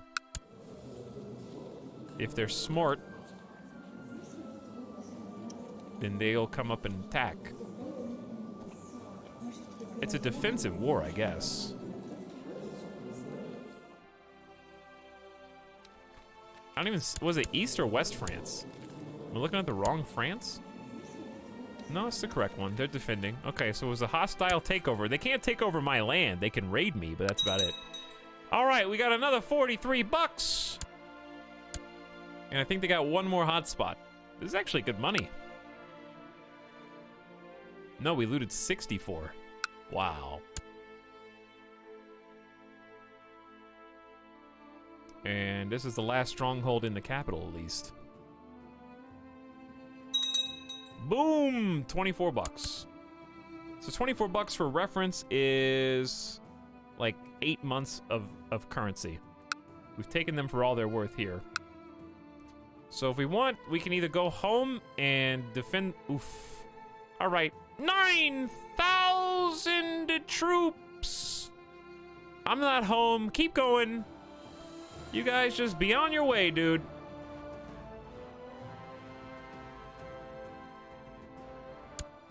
Yo, how the heck did just the Kingdom of Viken mount 11,000 in levies?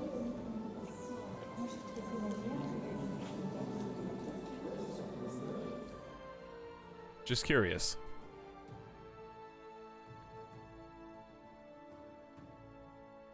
$7,000 event spawned? How do you tell? Yeah, how do you get a 7,000 event spawn? Mercenaries? I don't know how to prepare an invasion, I guess. So you guys just writing prepared invasion doesn't mean anything to me. Again, do we need to go back to the topic of writing the same 2 words over and over doesn't actually explain the answer to the question that was.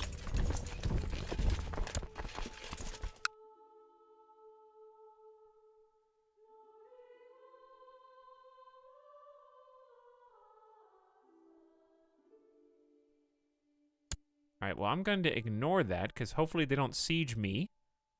And since they're not really invading me, I'm technically just at war with them. Honestly, where is East Francian levies? Oh, they're dead. Never mind. East France is on the way out, and then I think I know who I'm gonna start appeasing, actually. I've decided. Instead of fabricating claims on Norway, I think it would be pretty cool if, you know, we just got the old chancellor to improve some diplomatic relations. Certain pagans can prepare invasions, whereby a lot of troops flock to their banner to challenge more powerful lords. Yeah, I'm just letting them go past me. Dude, Norway's so big. I wonder if we could get... I wish you... I can't do anything with you because you're a Germanic pagan. It's time to join a society, I think. There's honestly no reason not to. What do we got? The Benedictine Order. The Dominican Order. Listen to confessions. They lead the Holy Inquisition, identifying heretics. As a lay member, you are expected to not pursue material wealth, but strive to be a seeker of truth. Well, I need material wealth to declare war on people. But I think Dominican heretic purging would benefit a cruel... I think if you're full-on Catholic Christian, you're not in hiding, and you're not patient or kind, if you're cruel, you'd probably join the Dominican order. Let's give it a shot. It's different from the Benedictine. We get some different events. They listen to confessions. They lead the Holy Inquisition. We've already declared a holy war. It's very much in character to try to join the society. We're not excommunicated. Publicly following Catholic. Yeah, this one makes a lot of sense from an RP perspective. What up, Modified? How's it going, dude? God's blessing upon thee, King Hrodgar. We are delighted by your decision to join our ranks as a lay member. Together we shall strive for the betterment of ourselves, King, and our fellow Catholics by following the rule of St. Augustine. You go, King. It's a great honor. Conversus. Here's your 7 gold. All right, we're in. Ladies and gentlemen, we're in. So we start as a Donatus. Fertility down, monthly piety up. But like, at this stage I've got 7 children. And only 2 sons, but the daughters can inherit too, so it's kind of whatever. But I have the power of wisdom. Your words have a chance to gain an increased attribute point bonus during their education, and upon reaching adulthood have a chance to lose wicked traits and gain pious ones. Someone explain this to me. Is that just for me? I'm already an adult. So what is this? Does this benefit me at all?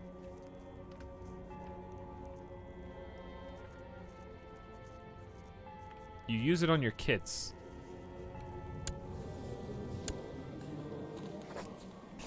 How old do they have to be? He's 11.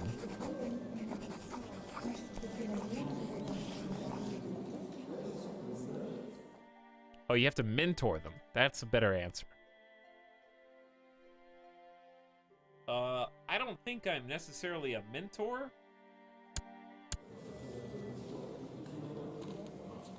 All right, what's the next tier? Oblatus. Take a vow of celibacy.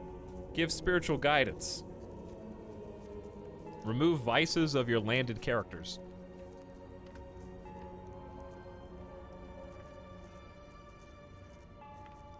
Right-click on a landed character within your realm. Give them new virtue. I mean, just because I'm cruel, that's not one discount. Like, I can still do a whole bunch and convert counties.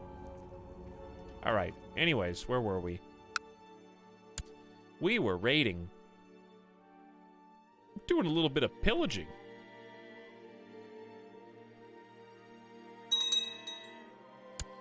I'll take another 40 gold into my coffers. Actually, I don't see it reflected. Where'd it go?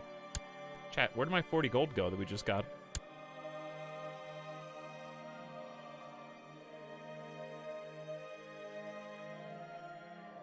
The gold is stored on the boats.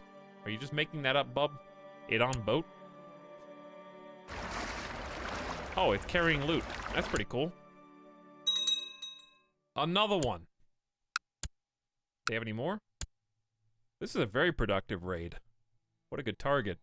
They're not going to be happy at the loss of all that wealth. 57. That is the biggest haul yet. We out. Making some bank. What a rich target. All right, it's going to be a little spooky coming home. We're going to go to the capital.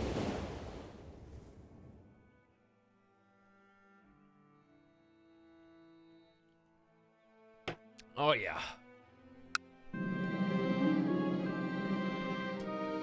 Velislava is nothing but a cursed maniac. Her skull a hollow cove for demons. I should just announce her publicly and wait for the justly earned praise of my peers.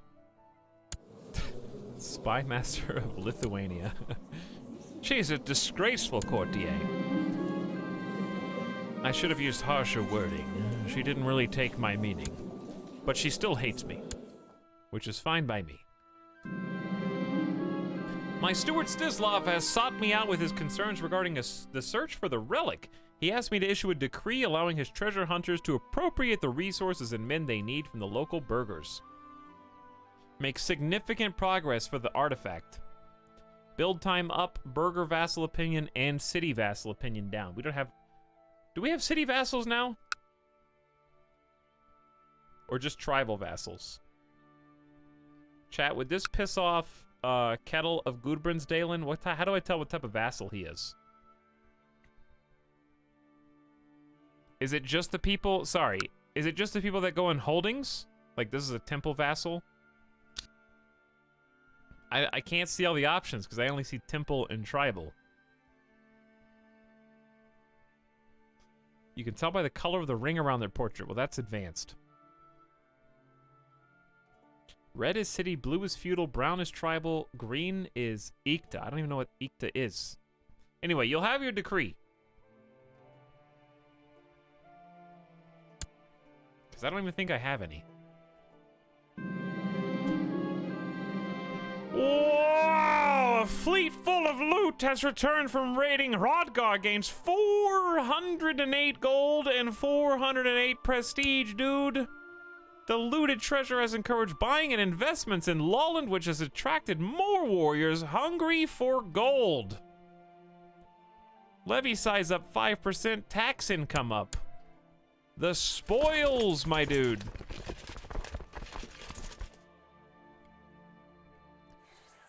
It is time to pay back that loan. Repay the 350 gold loan to the Jewish moneylenders. I am no longer a borrower. My Tom Nook loan is paid off. And we are going to maybe commission a runestone. I have to be at peace to do these.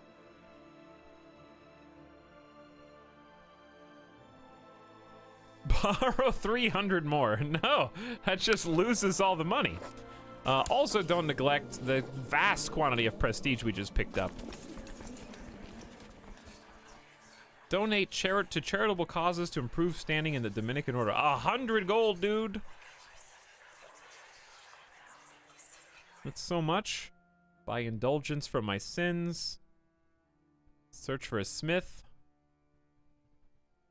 Do we even... well, okay, what happened to my... Is Odin's conversion equipped? Yeah.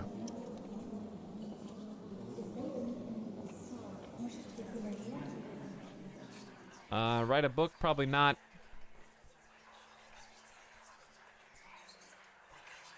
Never played CK2, but this makes me super excited for CK3. You should be, yeah. I am really looking forward to it, too. Even if I can't have the Aztecs invading my continents in that game, that's fine. Wait, you have the robe of Jesus? I do. I stole it in a previous character. Okay, we got big plot power to kill that little kid. 102%. That's not bad.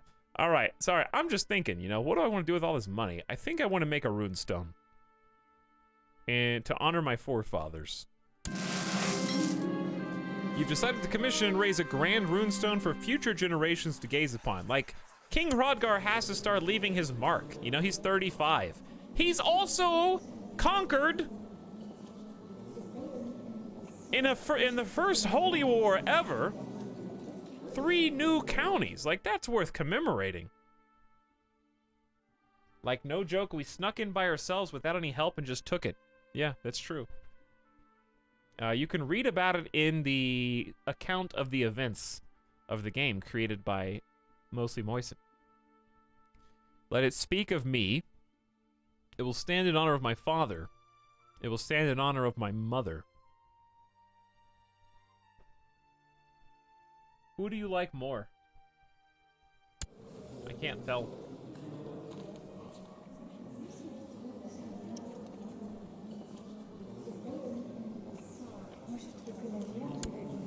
He's not conceited. He's gregarious, charitable. Cruel is not...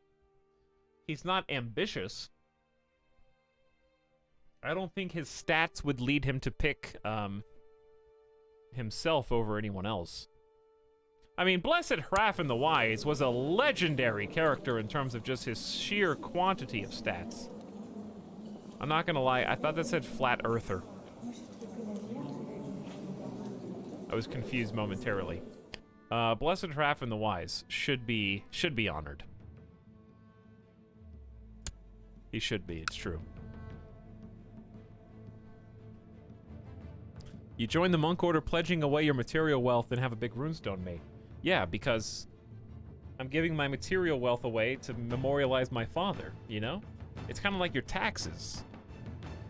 When I come back with a boat with 90 boats of 400 gold that I stole from someone else looting and pillaging, I gotta give to different charities. I gotta get business expenses to bring down my bracket, dude.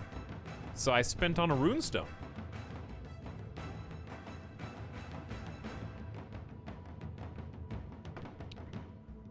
If he had a stat that was like conceited or ambitious, I would make it up myself. But he's not. He's just cruel.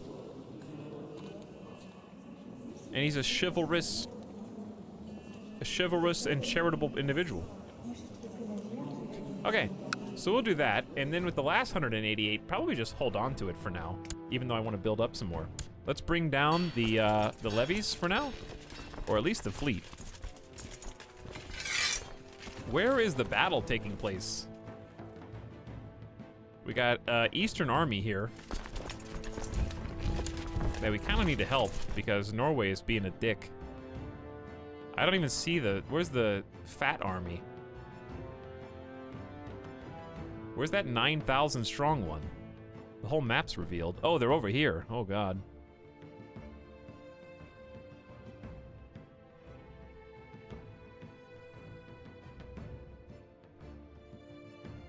This is gonna be ugly. The runestone you commissioned in memory of Hrafn is finished and raised on the spot you chose. You examine the runes. This stone was raised by Hrodgar in memory of Hrafn, his father and Snorri's son. He was a caring father and husband and lived a good life. Ever will stand this memorial. You leave the stone content in the knowledge that many centuries from now, when its paint has long since faded, scholars will study these rune carvings to glean the wisdom of the words. 200 prestige, 100 piety, and for 2 years, we get bonuses to diplomacy, opinion, and piety. It's perfect.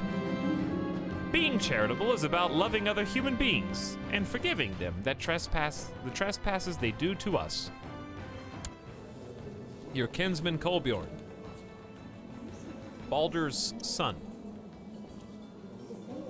Guess we just talked to him, and he likes us a bit.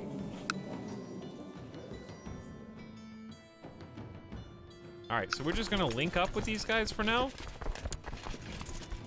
Wow, they lost 740 men with all of our backup? That's crazy. Where are you guys marching? I guess I can just stick around and do the other siege. I think they decided to stay. Why does it say this? Oh, did they attach to me or did I attach to them? I don't know. I think they attached to me. This is gonna suck though when that 9K stack comes back. Honestly, I think the only hope we have is luring them across the water. If we can somehow bring them back to Lolland and fight in our capital, we might win.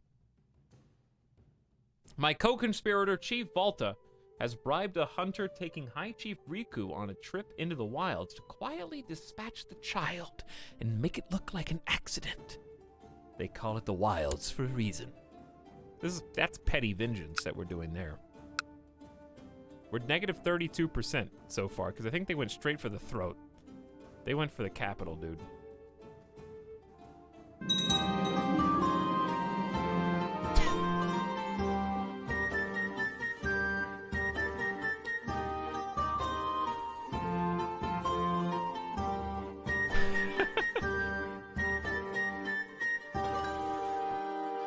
Hey, what's up, Dazarn? We just killed this kid.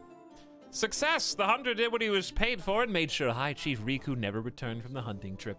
Unfortunately, he later lost his nerve and told everyone willing to listen about my involvement as he drank away his sorrows. Good, but bad. This character is exposed as a murderer, vehement denials notwithstanding. So, little Lithuania, would the new High Chief Erki of Lithuania ransom my prisoner Ingemar?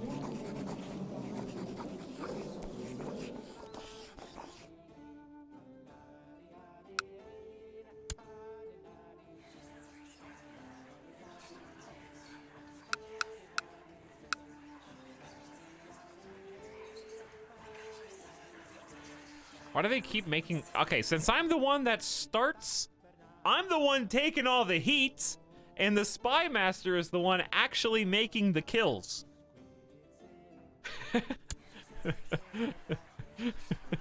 This bloodlust cannot be sated, dude. I will free... Listen, I have gone to great lengths. I have been known as a murderer just to save my court chaplain. My bro loyalty knows no bounds, dude.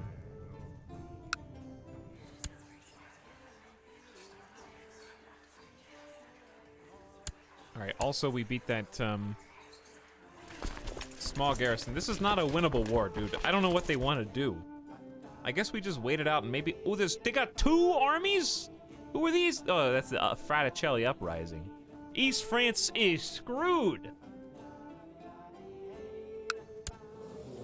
Luckily, they're not at war with me, but if our troops get caught in the crossfire, we die. So I can just let them die and lower my levies. But East France is an ally, and it's one of the only ones we got. So... I don't know how to defeat this army of 7,000 when we only have 52 hundo. Oh wait, didn't I just tell you guys I got like I have 1,000 prestige, dude! Where do we get another 200 bump? All right, you know what's gonna happen right now? We're going all in on retinues.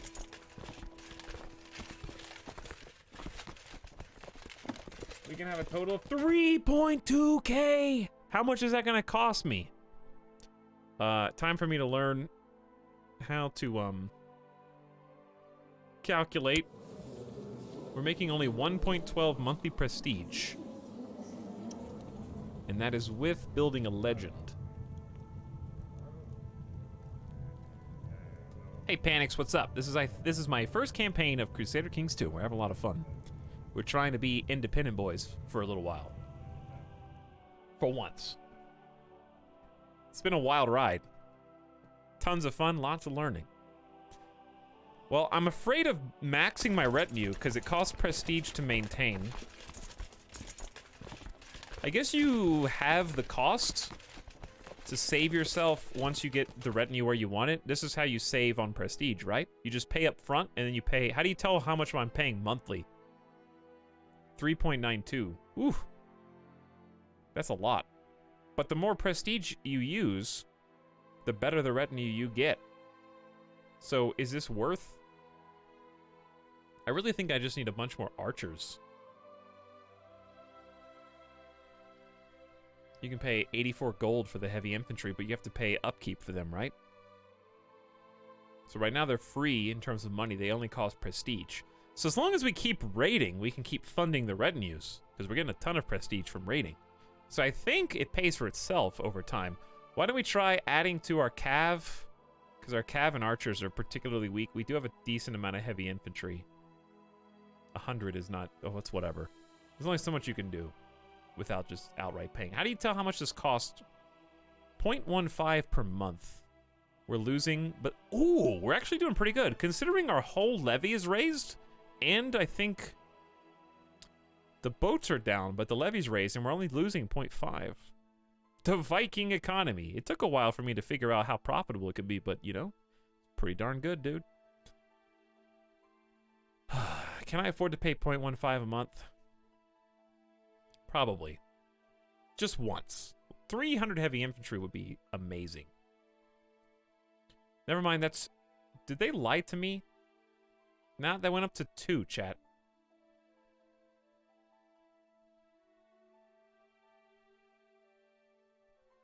That said, projected monthly cost 0.15. Why does this now say 0 to 1.95? Is it because I'm at full reinforced speed? Oops. Maybe this is projected cost once the retinue's full? Uh-oh. We may have bitten off more than we can chew there. Alright, no more spending. We're about to go broke. Or we could just set the reinforced speed at half. Which may be better. I don't know how often you can... They can change this fairly frequently. Okay, reinforced speed to half. For now. Quick, raid some more! All right, then let's get cav and archers. And then maybe another 50 archers would be cool. We're at 2.7k. I like archers because they're the ones that open up. Cav, obviously, for routing is important. But let's focus on opening up strong with the archers. I don't have any metas. I'm just doing stuff. Let's do 350 archers. And then we're basically full. We'll do 400 archers. Max it out. There you go. 6.53, dude. Do it! I still got 684 prestige. I can pay for that for a long time. Now, where were we? I don't know what their East France's plan is right now, dude, but we can't take them. We cannot take them.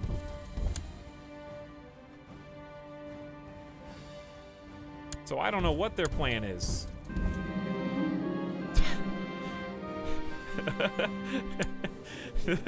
This same spy master who loves me because I sent them 15 gold is gonna kill that other heir to small Lithuania via a tragic fall. Fly, little bird, fly. Speaking of fly, I haven't forgotten that I still have 3 prisoners who've been in here for 6 years. Sammy, I remember you were a particular favorite. Would you mind if I tortured you a bit? The sweet kiss of the whip. Sammy will be sleeping on his stomach for quite some time. Judging by his screams, it seems like he learned his lesson. 80% chance he loses health. 5% chance he becomes a lunatic. He became stressed instead. Who else is in here? Snorri? Snorri, what if I humiliated you? For your crimes. You ordered Chief Snorri stripped of his clothing, hands and feet bound, he's slung on horseback. The demented lunatic will be paraded around your camp. Let all bear witness. That's entertainment. And we got one more. Muslihedin. Oh, you would be ransomed. They would all be ransomed. Well, let's torture them first, I guess.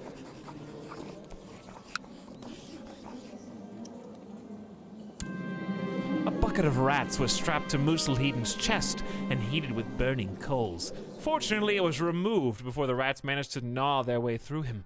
Judging by his screams, it seems he learned his lesson. 80% chance he becomes stressed, 10% chance he loses health, 5% chance he becomes a lunatic. 25 gold for Chief Snorri. Yeah, I'll take 25 gold. That's a good plan, dude. To the cruel brute Hrodgar, may your humors rot in your living body. I accept your ransom. Wait, he's the chief? Is that the guy that we let the rats crawl over?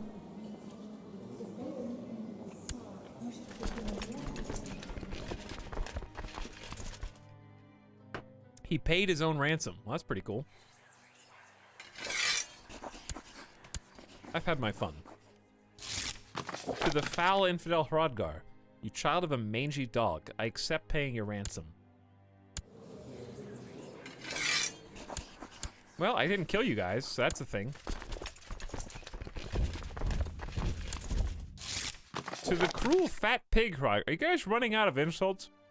Thanks for the money, by the way, nerds. Failure! The hired assassin did not get a chance to push High Chief Erki of Lithuania off the walls, and will likely not get another. At least the plot is unknown.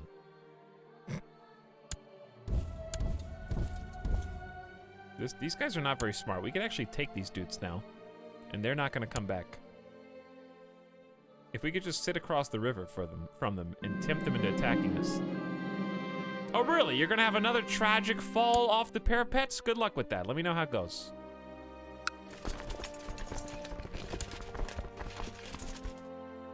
Chat, where are my allies going right now?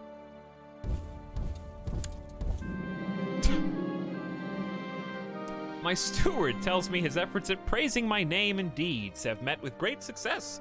A small army of warriors have converged at Lawland, ready to serve me. I need to give them someone to fight within a year. Oh, 1,000 troops. Not bad, dude.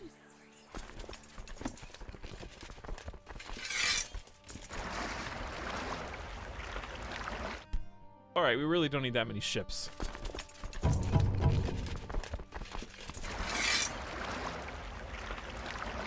Where are we going right now?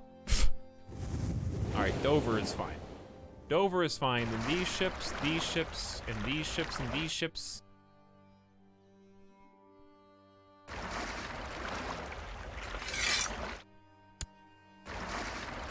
It's probably, what's the hotkey for this? X. Okay. There you go.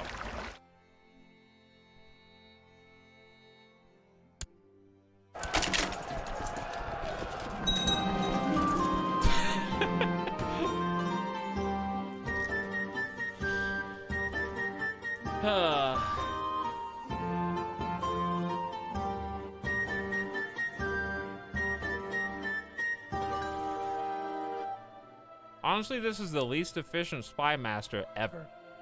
How did they reveal that I was involved in pushing a child off of a ledge?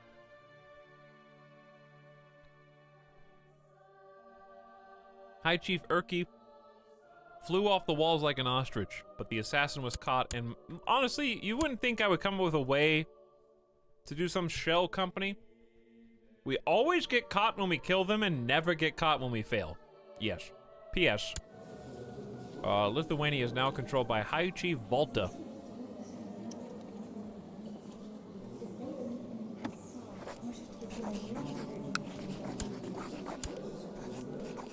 Well, here I go. Killing again, dude.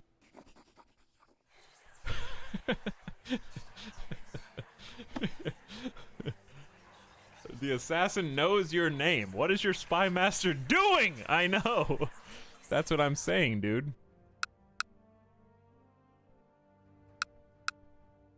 I don't know if this one's gonna work as smoothly, but... Rip to his whole lineage. For not letting him go. You guys could have just let him go and you might still be alive, but I killed you and your whole family line.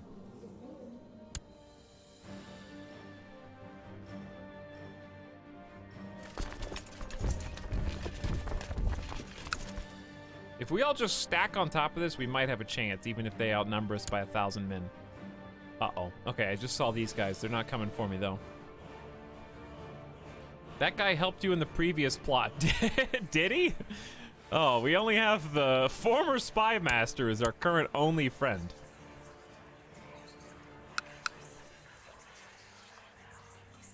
Meh, that's fine. It's not, it doesn't really need to go anywhere. Also, where is Lithuania again? My spy master's still there? So is this 42% with him? I guess it is. Sorry, I'm making myself dizzy right there. All right, what about the boats? We got an extra 1,000 men right here.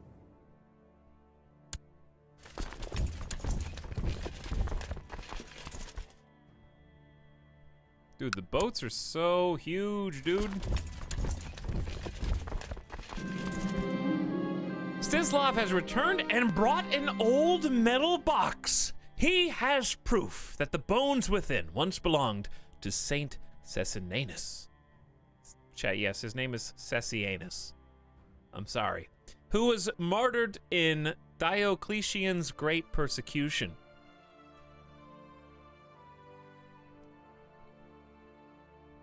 Finding artifacts is what I pay him for. I will ensure he is rewarded. He has earned my favor, I suppose. Gain 10 prestige. His opinion changes. He's disappointed. Add the remains to the treasury. Rumor of artifact will be removed. Decree of appropriation will be removed. I don't even know what that is. Build time up, burger tax. Oh, yeah. To help him find it. He has earned my favor. Stislav's opinion changes by 20 for 10 years. Received reward. I owe him a favor. Or I will ensure he is suitably rewarded and pay him 20 gold. Let's just pay... What favor is... Let's just pay him the gold.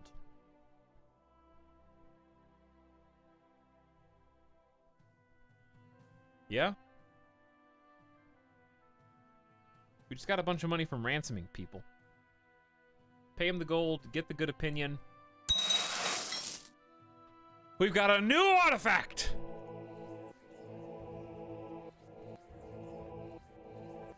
Sorry, I had to do it. Okay, the remains of Saint Cessianus. Monthly prestige up 0.1 forever. It's only a quality 2, but same religion is +5. The Roman Emperor Diocletian murdered him. The more we get, the better, though. Destroy the remains. That would be bad. Can you do that again or no? Why do we have 3 victories simultaneously? Also... Alright, can you guys chill? Uh-oh. Uh-oh. Alright, they're gonna get here first. Where are you guys going? Why don't you just lock on to me? I will follow you, I guess? Chat, why can't I group my units?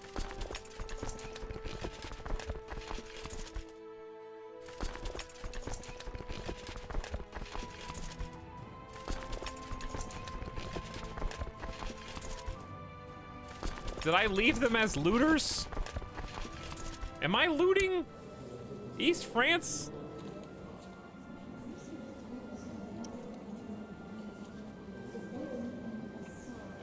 No, they're my allies.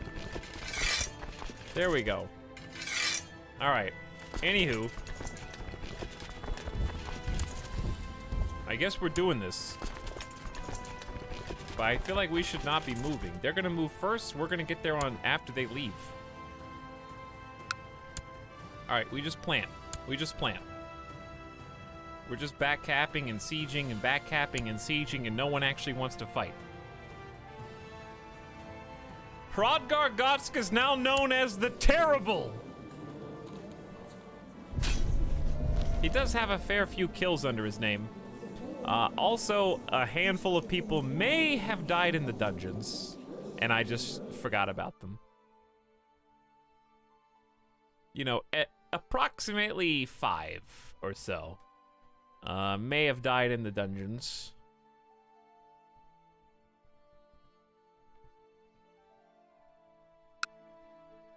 But hey, the dungeons are clear right now.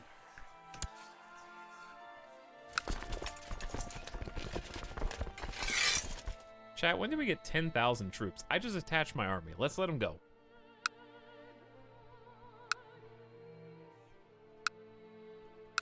We have 10K and you guys don't want to go fight these guys?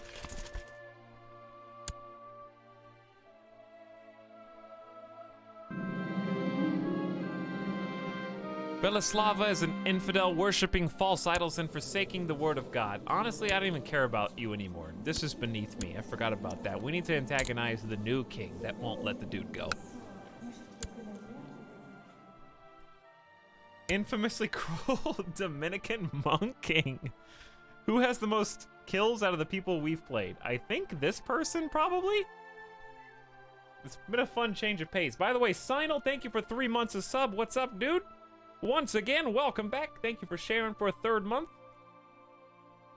If you're still out there, enjoy your lurk. GamerDeathBot, please. He killed 2 dudes and has the... Killed 2 kids and has the bones of another. This dude's sick. AF. Bro.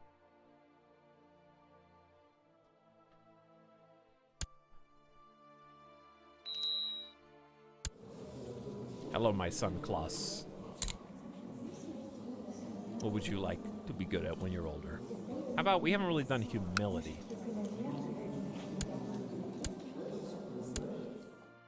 All right, you guys want to go kill these guys with your doom stack of 10,000 that just came out of nowhere?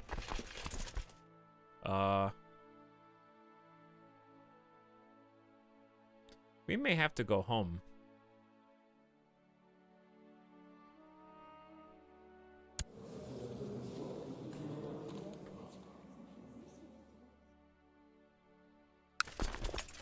All right, well, if these bullies... Well... Oh, there's not enough boats. I got you.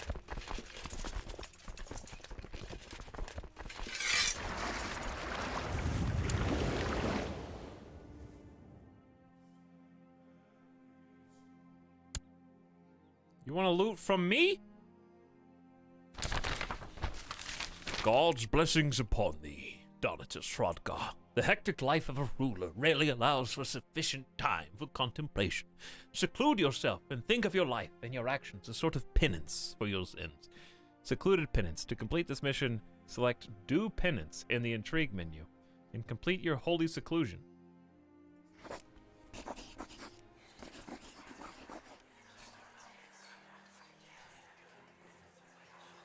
King Hrodgar the Terrible gets doing penance. Chat, I have to atone for my sins.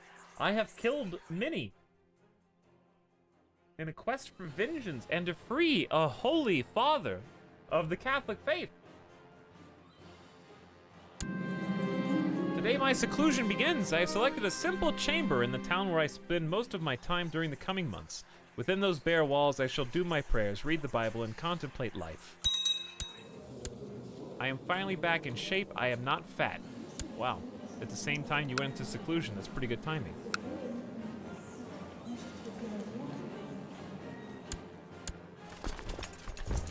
Well, I want to follow you guys and kill these guys. But you should follow me around. We go kill them. But I kind of need to leave. You guys are at 84% anyway. We're just going to stay put for a sec. I gotta go home. There's people raiding me. Actually, I don't think they're raiding me, really. They arrived, but I don't think they're actually raiding me. We'll just keep the boats here, just in case. I showed up to claim the glory. All right, come on!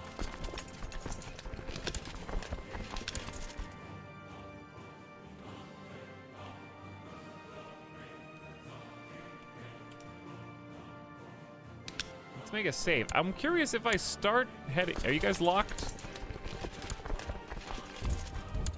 Will they turn around? No.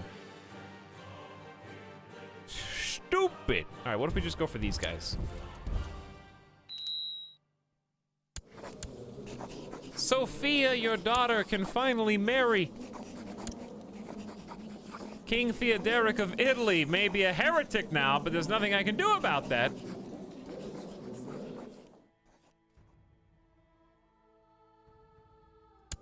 I could cancel the marriage, but like, I don't know if he would do an ally after this. Go for it. I can't make sense of this passage in the Bible. The words are archaic and their meaning is deeply hidden by copious layers of symbolism. It would greatly benefit my spiritual development if I discovered the text essence on my own, except chat keeps writing what the passage meant. I thought this would be an opportunity for my own personal growth, but people are trying to take that from me by offering their own experience and insight to supplement my own, even if they don't understand that it's replacing my own. 1 Jeff 7:16. Should I ask the court chaplain? I will figure this out on my own. 35% chance of Hrodgar. Interpret the passage successfully. 65% he fails.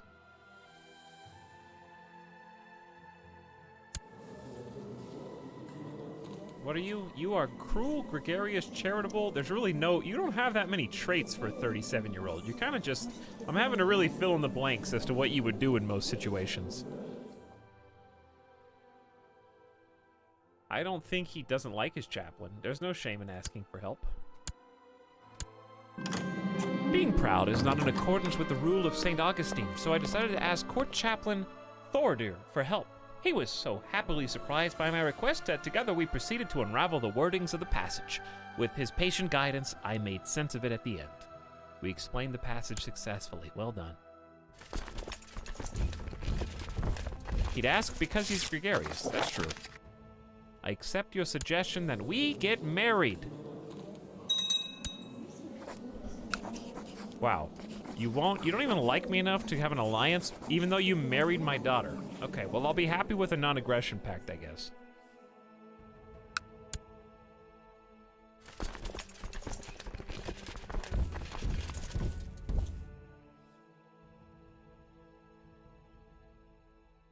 So I don't know where they're going, dude. They are booking it. Today has been a day of insights and revelations. In my seclusions, I have had plenty of time to think of my actions, my life, and my place in this world. Things I never thought about suddenly became clear. Aw, that's so nice. This team has 1,350 archers. Doesn't that seem excessive? They have no heavy infantry, 481 light cav. I have 473 heavy infantry. Is that enough to, does heavy infantry counter archers at all? Or no?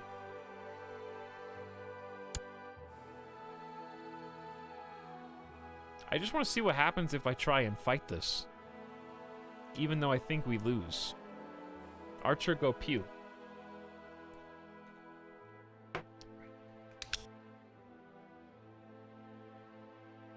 How about a quick save for science? I think ordinarily I wouldn't fight this. Well, we could just go get these guys instead. They're being a little cocky over here.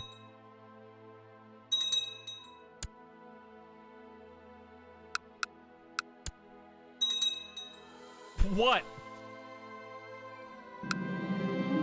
I know that Saint Dominique was a paragon of temperance, but I struggle to control my appetite, even though I literally just went on a diet.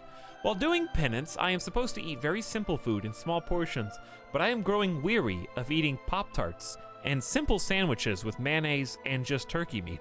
I cannot concentrate when my stomach rumbles like this. After a little treat, I shall return to my duties with double focus. 65% chance of dealing with vice by practicing moderately without getting noticed. Chance of attempting to practice the vice moderately, but it is not quite enough to restore your focus. Or, I shall defeat my desires with a fast. Fail terribly, or 40% chance of overcoming the vice for good. 40%! Go for it! You can do it! Did you do it? The first day of the fast went well, but on the second one, I woke up ravenous. I thought I would die. I hurried to the kitchen, ignoring the servant's stares. Once there, I shoved anything edible I could find into my mouth, not caring who saw me. I even ate the rest of the cookies. Don't tell anyone. Now everyone knows about my failure. How could I shame myself so? You've been betrayed by your sinful nature and broken seclusion. This has shamed you in the eyes of others and greatly hampered your progress. 30% chance he becomes gluttonous. He gets rampant sinner. Well, this backfired. For 3 years? Didn't get gluttonous, though. Alright, time to rain on this parade. Too bad it's a river crossing, but we outnumber them by a lot, and they're already fighting. Which is good. In fact, do I join the neutral party? I guess I do. Easy. 500 losses is a lot, but we killed 1,000 and routed the rest. I don't know how many of them were actually ours versus everyone else. But there you go, dude. Wait, where are you guys going? Can you guys just lock on to me and join me and stuff? I'm about to go home. I'm down to 80 gold, and you're at negative 99%. All right, time to go home, dude. We're heading back to Lawland. They've lost. Time to throw in the towel. To Donatus Rodgar, I have some disturbing tales heard regarding your time in seclusion. I fear that you are not yet ready for the contemplation I expected of you. We will revisit this mission at a later date, but for the time being, I consider it a failure. Wow. That sucks. How does the world look, dude? How is, ooh. I don't see any rebels for the Aztecs. Umayyad was not this far up before.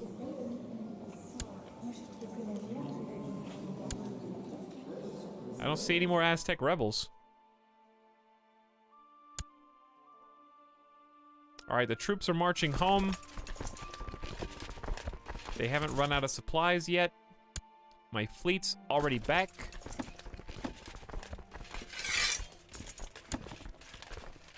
And once we get into friendly territory, we will dismiss the levies and start making money, hopefully positively again. The Ostlander prepared invasion of Brittany has ended. The King of East France lost. Feels bad.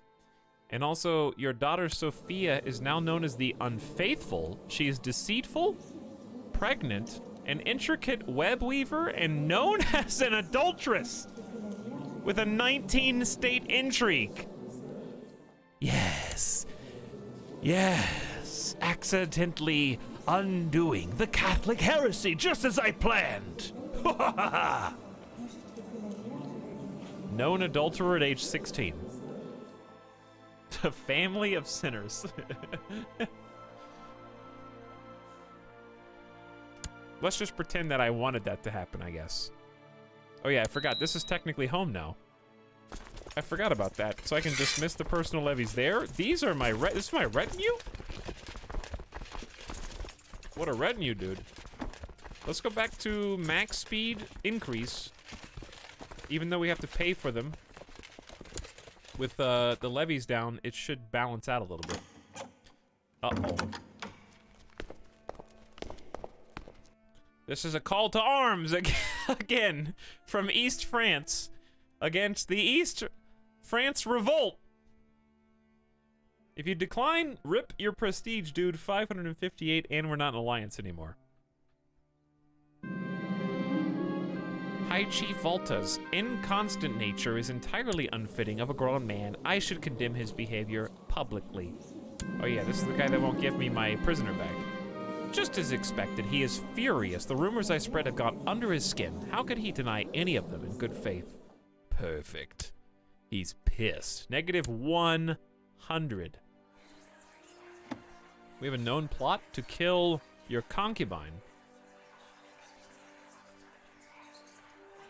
My nephew is supporting it. End this immediately. What are you guys doing here?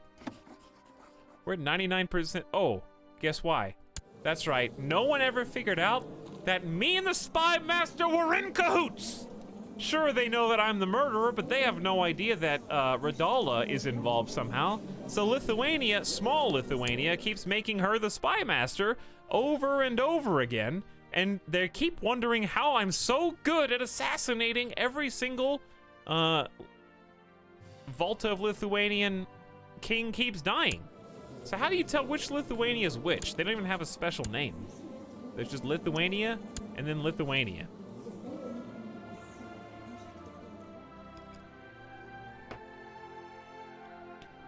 All right, anyway.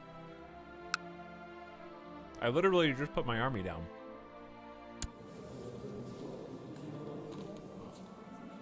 Time to lose more money, I guess.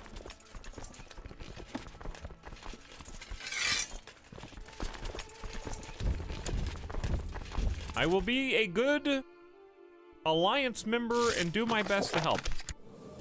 Blessings on you and your house. Your demand is just. My scheming was obviously misdirected. I hope you will find it in you to forgive me.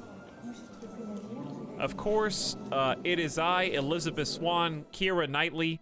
I am so sorry for plotting to kill one of your concubine. It won't happen again.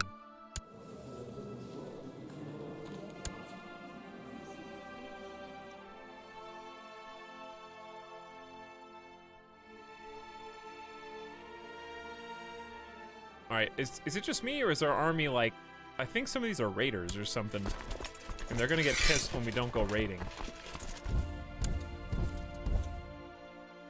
how are we supposed to put down this rebellion?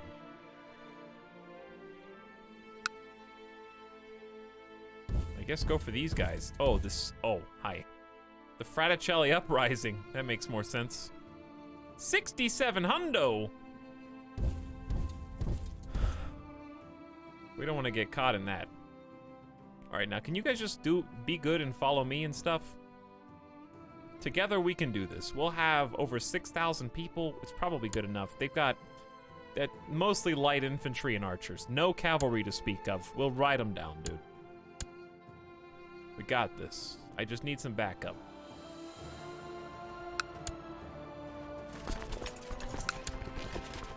There you go. I helped you do the siege. You're welcome. There's another siege, I guess. 456? How do you lose 456 men against 360, bro? That has to be their losses, not mine.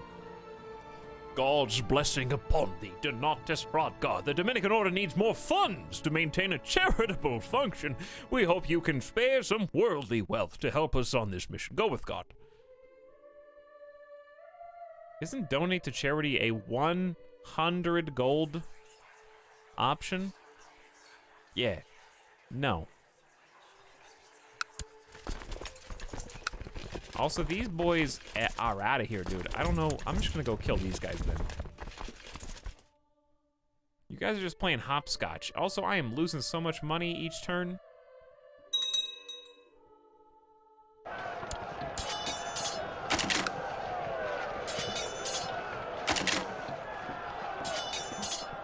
There you go. I just gave you a 19% victory score. Now, if you come with me to help me kill this army of 6,200, we can put down the uprising once and for all. In fact, if they didn't have so many archers, dude, I guess that's 1,700 archers versus my 600. But I have 545 heavy infantry. I don't think I could take him. The only way, here's how I can take him. We sit right here. I don't know where they're gonna go next. But we sit right here, hope they cross the river. That's an unrelated uprising.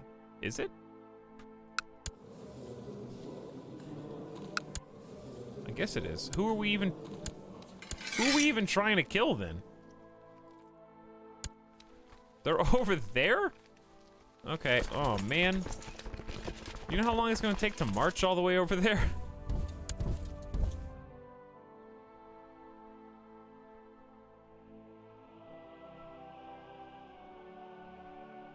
We're gonna go broke. All right, seriously, how can I start making some more money? Step one. Retinues, we're gonna go to at least half. Are the boats still up somehow? Nope. I have returned. Hello, Syntax. I don't know what the last thing you saw was. But we're at war. Uprisings are armies, revolts are countries. Hey, my liege, my work in Vard seems to have come to fruition. By bribing, cajoling, extorting, threatening, and forging documents, I have fabricated a claim on the chiefdom of Vard, presently held by Thorolf. I leave it up to you whether to use it or not. We lose... I can't... 28 gold. Oh, no. I spent all me money on a runestone, mate.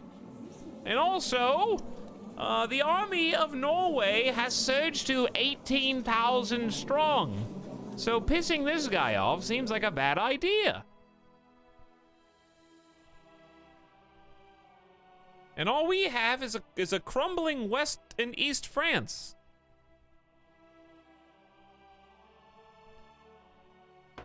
To be honest, we're gonna have to do something with Ostergotland. Wow, Ostergotland. Oh, they suck, but their allies are good. Here's what we really need. We need these debuffs to go down so that levies can actually reinforce. The garrison's there, which is a good start. But I need, this is almost 1,000 extra troops just from these three, and we haven't even started building them up yet. I have 700 prestige. So in my mind, let's go ahead and get these basics out of the way. Like the war camp.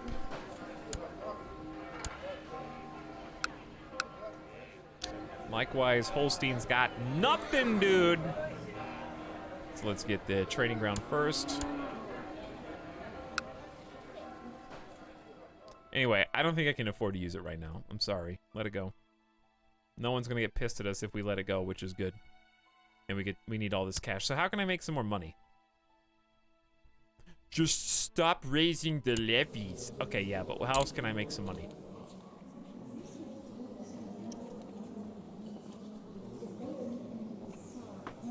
Just raid somebody. That's true, but how can I make some more money?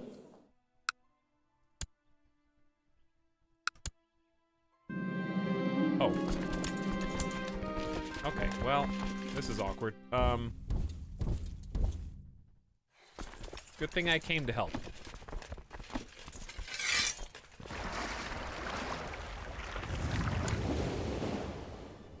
Take more prisoners and ransom them.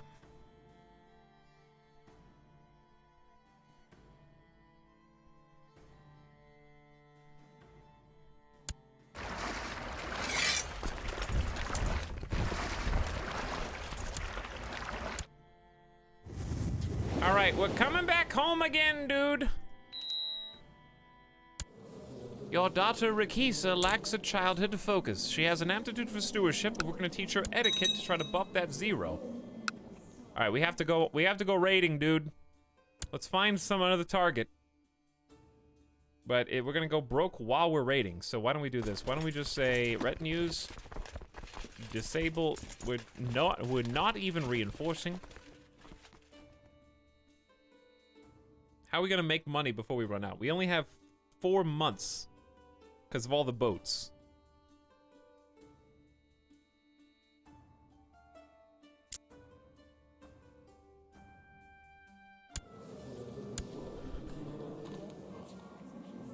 Essex has 300 gold. I mean, I guess we could just raid Cornwall again. But don't you have to convert into a looter before you get there? Can you ask the Pope? Nah, he doesn't have any money. Well, the moral authority's going back up. He still say no, because I'm a sinner. Negative 86. They asked me for money just now. Wow, you're really smart. Look at all these stats. Let's focus you on learning. But yeah, I don't know, cause I'm gonna be out of money so fast.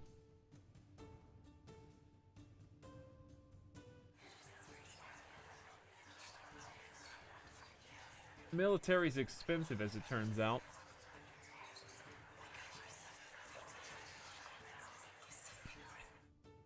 I could. We literally just paid this off. I could just. I'm good for it though. I paid my loan back from the Jewish merchants, dude. Time to take a Tom Nook loan again. All right, we gotta do something, dude. We have 207 unraised troops. So even though this is annoying, I'm going to dismiss them. I mean, we could just dismiss everything and see how much money we make during peace times. See, we're back up to 2.24. It's actually safer to build money this way for just a minute. And then retinues, I wonder how much is half? All right, so we'll still be positive, even if we replenish at half. All right. We could just raid with our retinue. If we had enough troops, it'd be a little spooky. Now, how long do you have to wait before you raid the same place you just raided?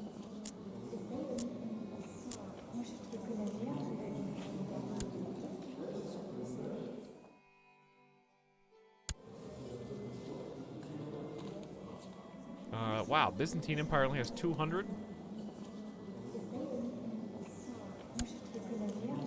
You can't raid West France.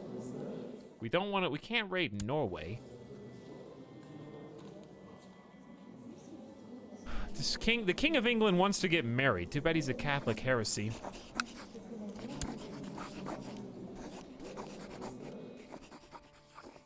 When you select a province, it has a loot bar. Okay. Max loot 46. Possible loot 3.1. So which one do I believe?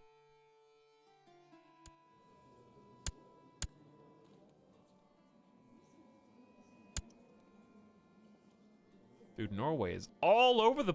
Is this Norway now? Norway is kind of scary, dude.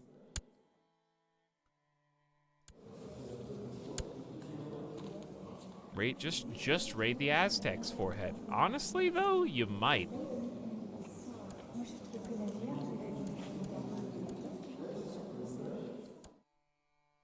What if we just went into the capital of the Aztecs and raided their capital?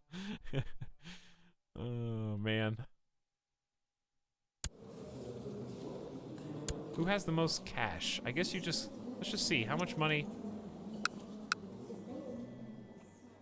I love how if you raid the Aztec jewel, the crown jewel of the Aztec Empire. Best I can do is 45 bucks.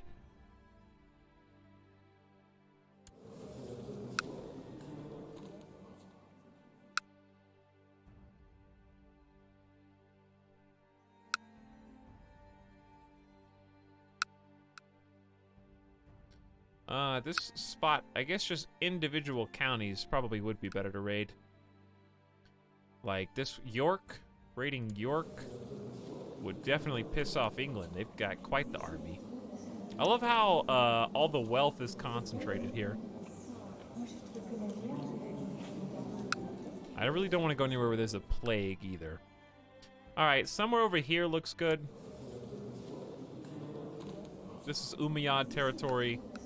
They're probably busy attacking in the Holy War, too much so to deal with us, while I go ahead and empty their coffers of up to 82 gold right there. That's probably where we're gonna go, because this is West France. The only other option is England.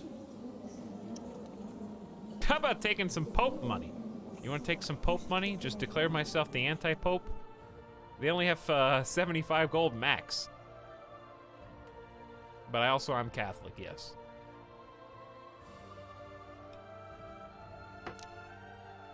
We've already raided today, Mulo, so we're just gonna go for it.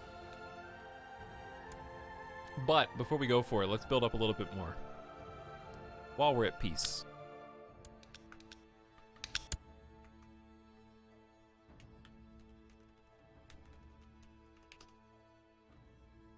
Balancing the raiding budget. Let's get to 900 this stream. High Chief Volta's inconstant nature is unfitting of any grown man. It's only right that I condemn him publicly. He's furious. The rumors I spread have gotten under his skin. How could he deny them? All right, we can stop antagonizing him now. We're just wasting our time. All right, so Norway is probably the biggest threat. They have a big force, big levy. Ostergotland is a bit weaker. I don't know feasibly how to get any more alliances than we already have. West France and East France is capitulating. The King of Italy turned to Catholic heresy. Game got hard all of a sudden, dude. We're the stronghold of Catholicism right now. And we won't associate with anybody else, I guess. Unless we swear fealty to somebody. Which would be rough. Anti-Pope? You gotta have so much money to be an anti-Pope.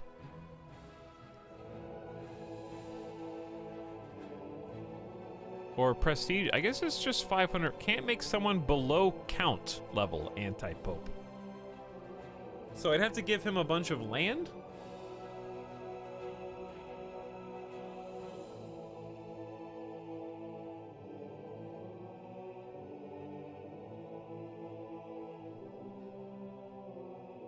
How would I make him an anti-Pope? Also, wouldn't making an anti-Pope completely negate our East France and West France alliances?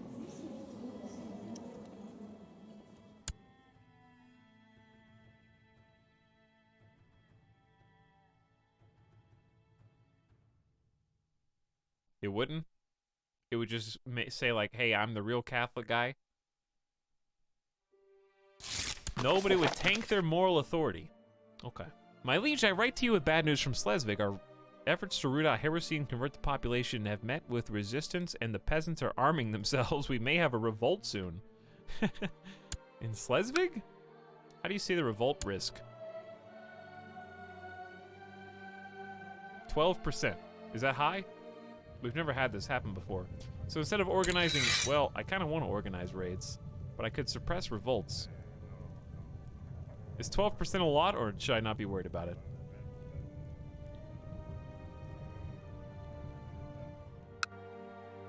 Also, we're actually getting some troops here, finally.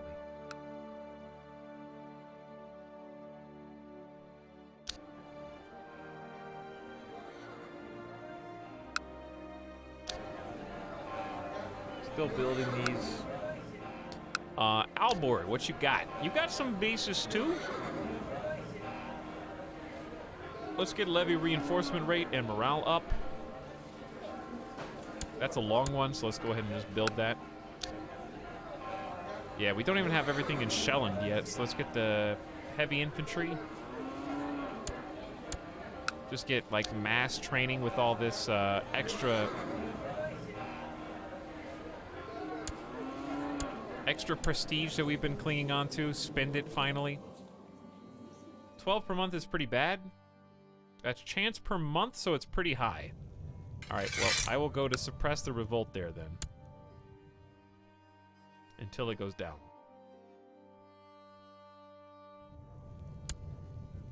And instead of fabricating a claim, I am now going to, since we can't really afford to act on it, just going to improve diplomatic relations with Norway.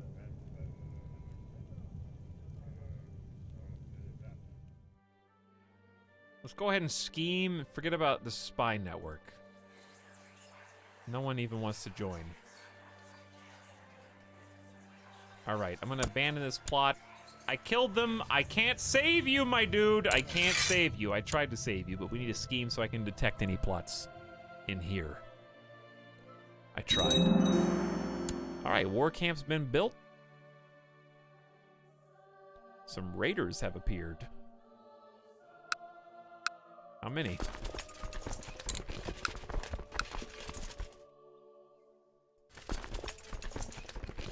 Did raiders appear?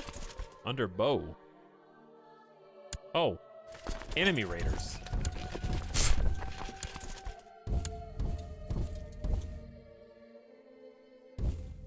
Where are you guys going, dude? Well, then stay out. Saga is now known as the Thin-Minded. That's my concubine. Why? I have no idea. My son expects to be on the council. When you're older, my son. You only got one more year. Just hang on. My liege, I tried to make King Thorstein of Norway realize how benevolent and peaceful you are, but people are discrediting my every word, and actually he hates you now. I'm pretty good at my job.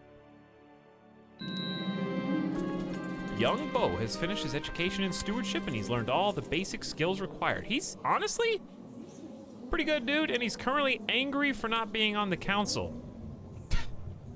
All right, calm down. Calm down, young Bo.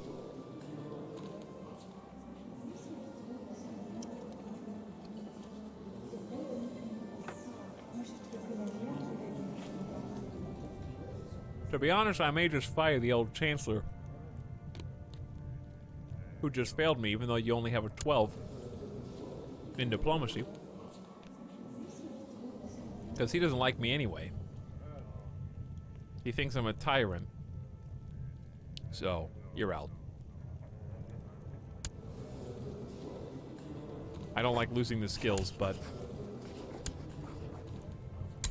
I'd rather appease my vassal. Bo gains the trait Thrifty Clerk. A skilled administrator and steward, so we're not really using him on his strength, but we're still using him.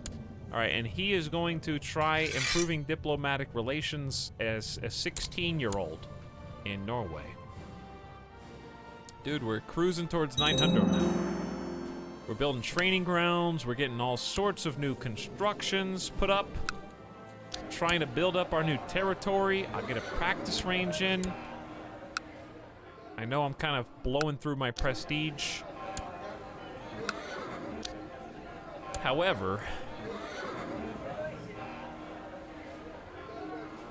it'll be useful, you know, in time. We need to get market villages there for better taxing, but I can't. Well, I can.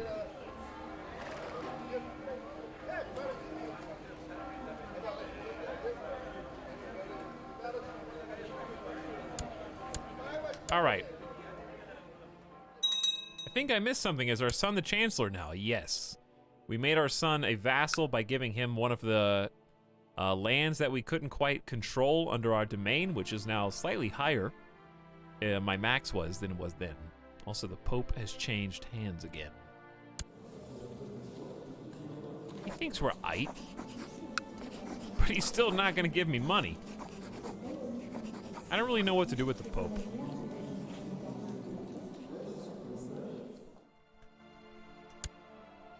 And I would like to press some more claims. I mean, I could declare another holy war for Bremen. We could go to war for Bremen or Mecklenburg. And the people are in favor of it. Who is currently fighting them right now? Who's not fighting them, I guess? Holy war for Angria.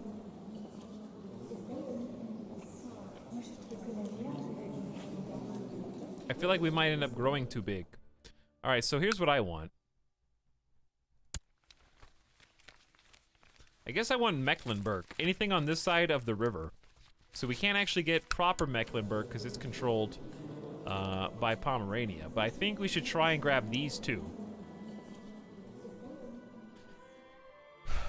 You guys ready for another war? Should be pretty easy, I think.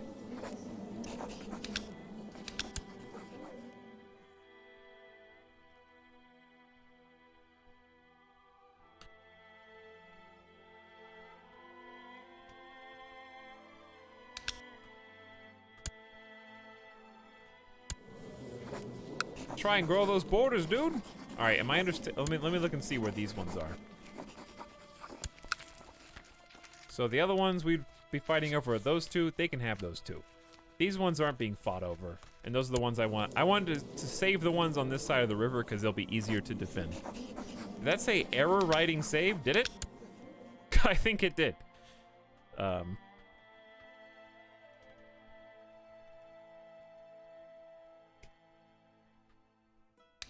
There we go. All right. So all my armies are down except the retinue. Right click, declare war. We're gonna lose our money though. Let's do a raid first. How about we do a raid? Let's do a raid first.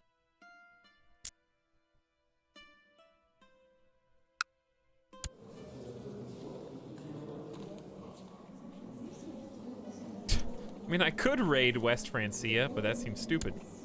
I could raid England, but I feel like they would just kick us right out. I think it'd be better to go all the way down to Umayyad territory, where they're not really paying attention.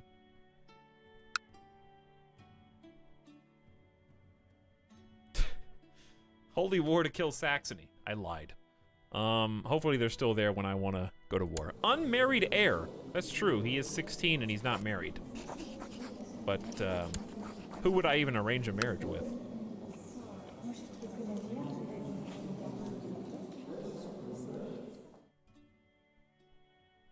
Who am I getting a non-aggression pacts with?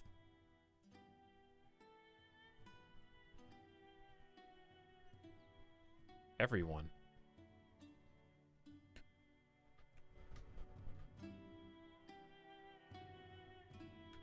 All right, I don't even know who would take a marriage agreement. It would have to be Catholics.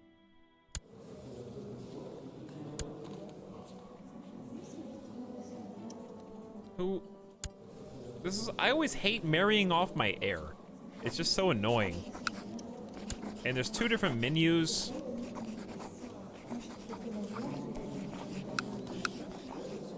Where even is he?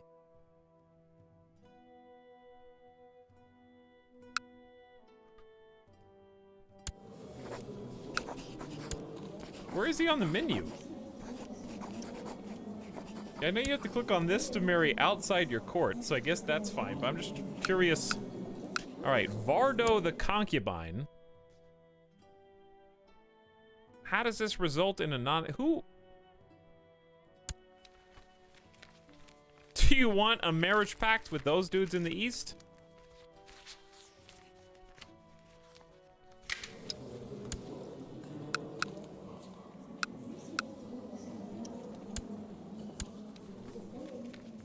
Lamara. Bro, I don't know who to marry you to. Yassar, the concubine. How? I don't know anything that's going on in this area of the world right now.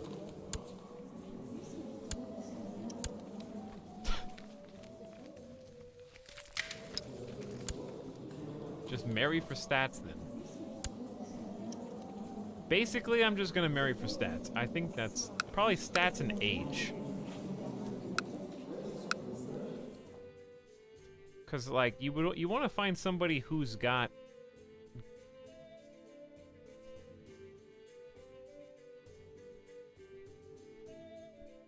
stats is they're gonna be old. Here we go. 22. Swanahild Courtier, 16 diplomacy, 9, 9, 8, 10. Diligent, patient, honest, ambitious, zealous. Wants to get married, Catholic, only, well, she's like 6 years older than him. What about a betrothal? We can wait a few years.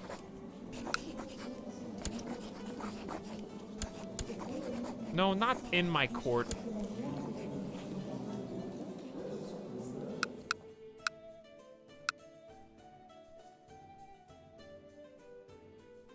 All right, let's start here. Let's start at... Anyone have, like, God tier stats? 10 in diplomacy at age 14 is pretty good.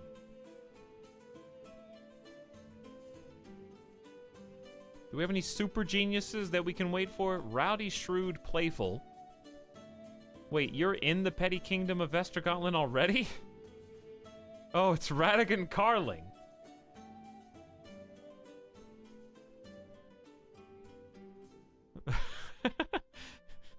I mean, you could. And just wait 6 years?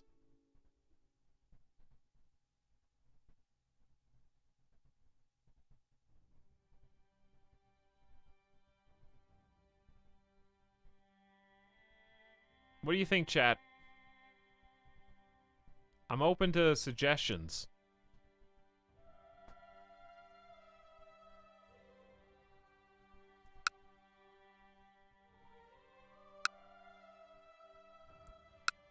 You gotta pick young, like, they have to be of age where they can actually have kids.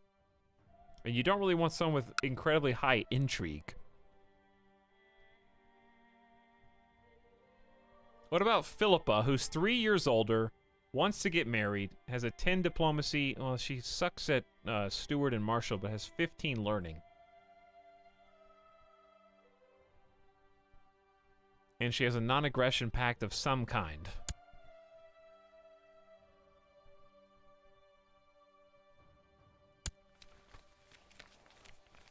Wait, who?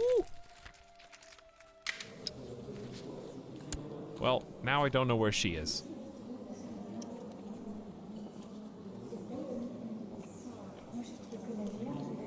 Are any of them not a courtier? Dude, this is my least favorite part of the game, is trying to pick someone for my heir to marry, because I never know how to get a good match.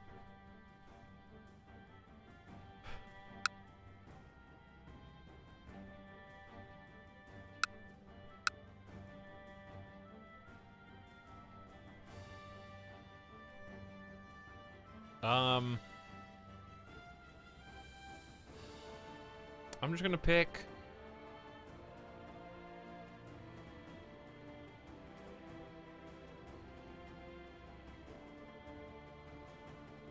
Get a few debutante. Okay.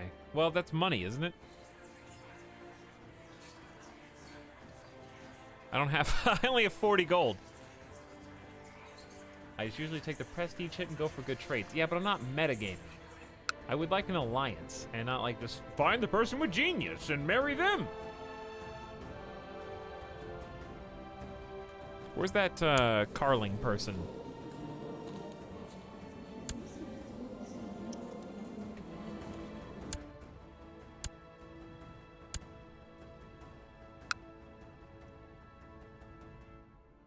She was like right around here, like 14 or what? And was just betrothed.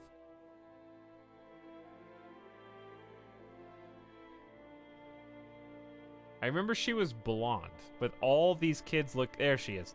She has a 98965. Is Catholic. We'll wait like 6 years.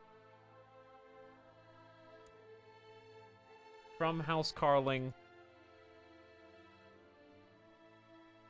Beau gains 91 prestige, marrying the House Carling, and 100 marrying the relative of a king. Parents your brother-in-law.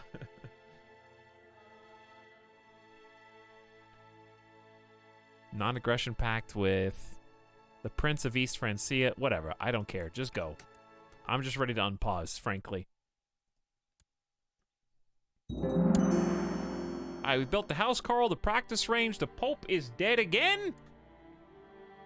I want to go raiding. That's what I want to do. That's what we're trying to do.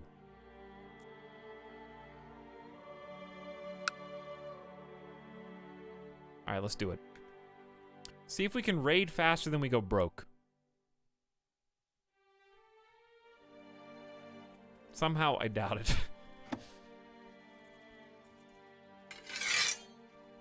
We are getting stronger.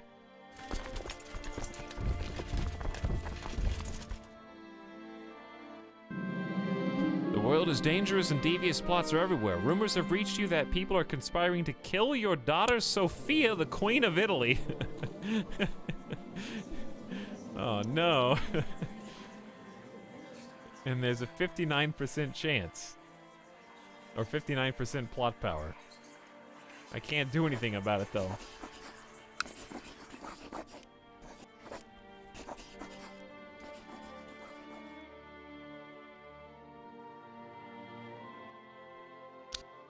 Alright, squad. Time to burn that money, dude.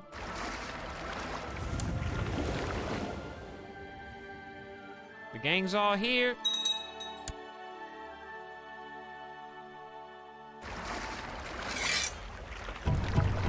What?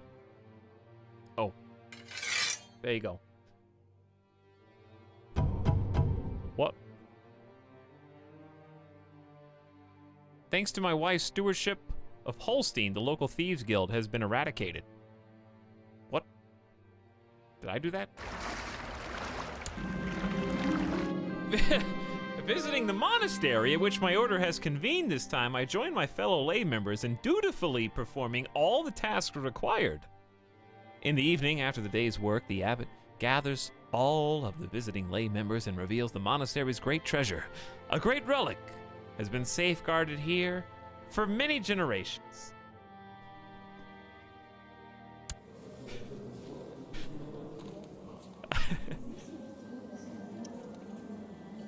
Let us celebrate.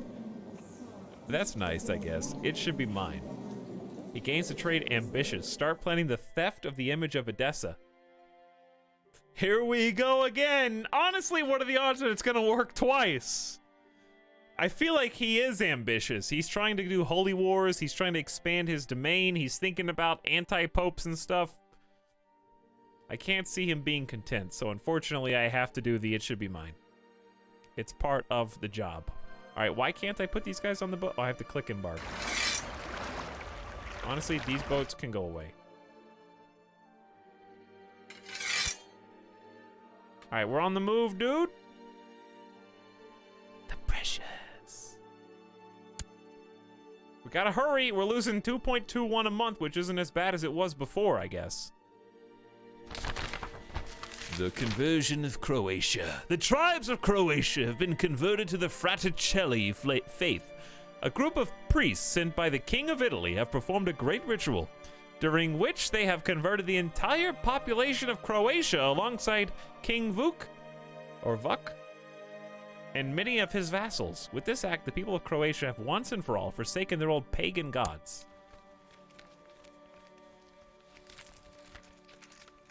That's a pretty large area. The whole kingdom of Croatia. King Theodoric the Missionary, your son-in-law. They only own 2 provinces. Oh. Well, still. Next to the iconoclast Byzantine Empire.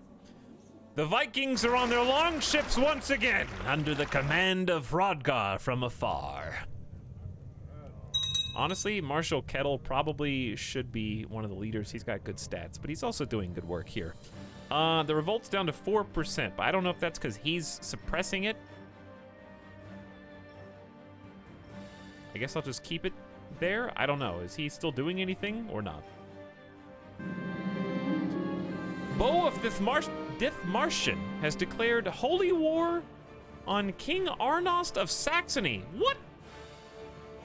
My son just declared a holy war with his 400 troops against Saxony?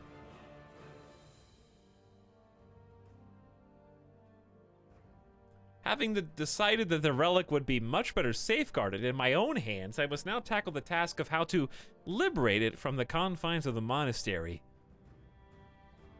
Though bold and simple, simply waiting for no one to look and then running as fast as possible is not likely to succeed. Lose 300 gold. Well, I feel like I stayed at the table too long in blackjack, dude. Grab it and run! I am starting to think Astrid, my cousin, might fancy me. Wait, isn't this the guy that we fired?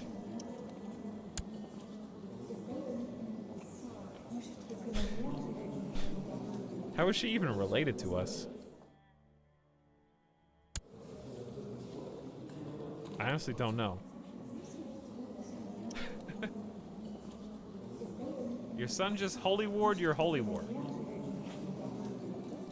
Honestly, he still loves his wife, and he has a concubine, and a big family, and honestly, his focus is business, so I'm gonna say it's not appropriate right now.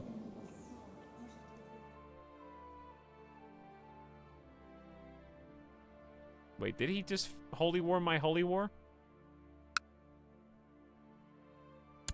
I don't know. I can't stop him, dude. I don't know what to tell you. He's probably gonna win just because everyone else is already kicking him around so much.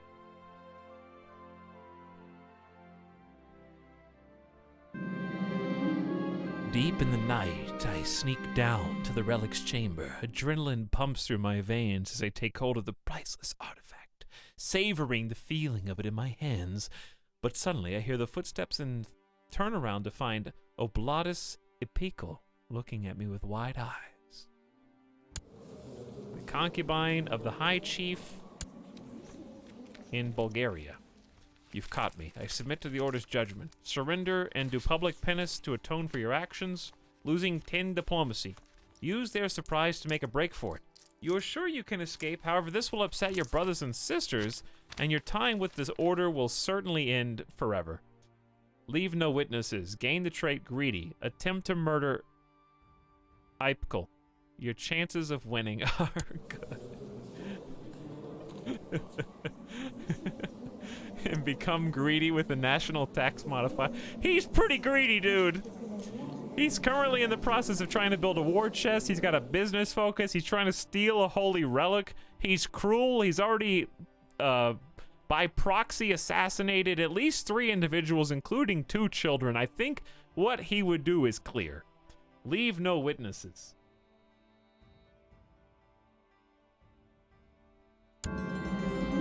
I have done it! I have the relic and there is not a scratch on me. I've covered my tracks as best I can. No one seems to suspect it was I who killed Oblatus Aipkel and took the artifact. It had to be done. She dies. Add image of Edessa to the treasury of King Hrodgar the Terrible. High Chief Stanislav is going to miss her.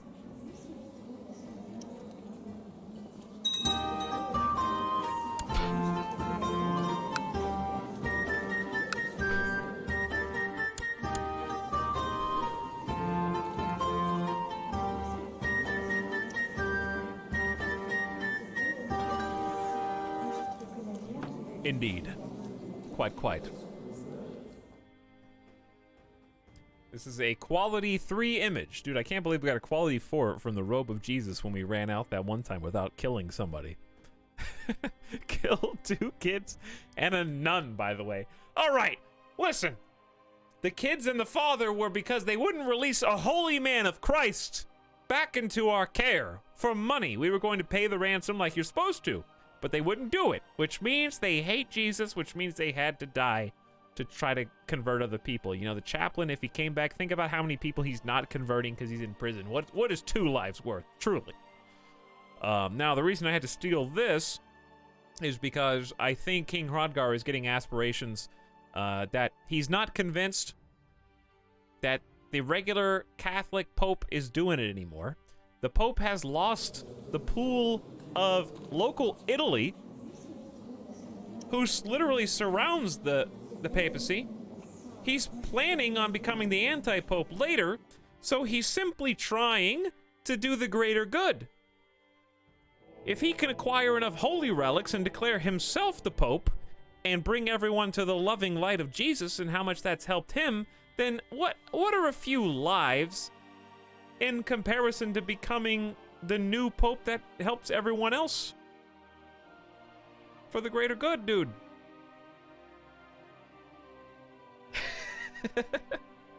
Pretty sure that makes him a supervillain.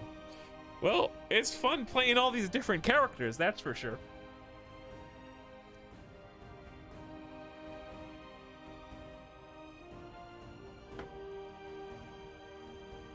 Because what is this guy doing? Think about it. A pope dies, a pope comes up. A pope dies, a pope comes up. What are they even doing down here? Huh? They haven't even spoken to me. I've got a bishop who talks to them. I don't know what's going on. As far as I can tell, they're not budging. West France is getting taken over by Sunni Muslims and Aztecs. East France is succumbing to revolts and pushes by a Catholic heresy. What's the Pope doing? It's time for me. I gotta start building up my treasury of holy relics, dude. So I can become the new Pope and lead us to a brighter future, you know? That's the path that we're taking.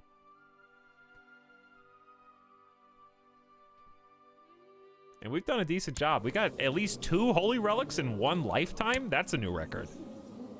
Got an image of Edessa and the remains of Saint Cessianus in one life.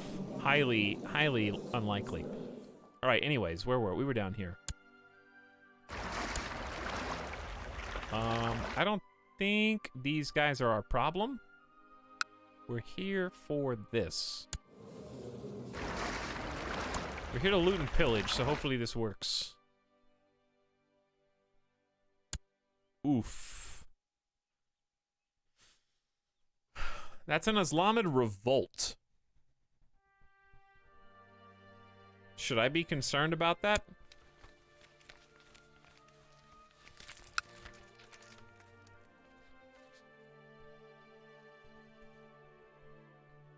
Maybe if we stay here long, maybe, hold on, they have 18 hundo.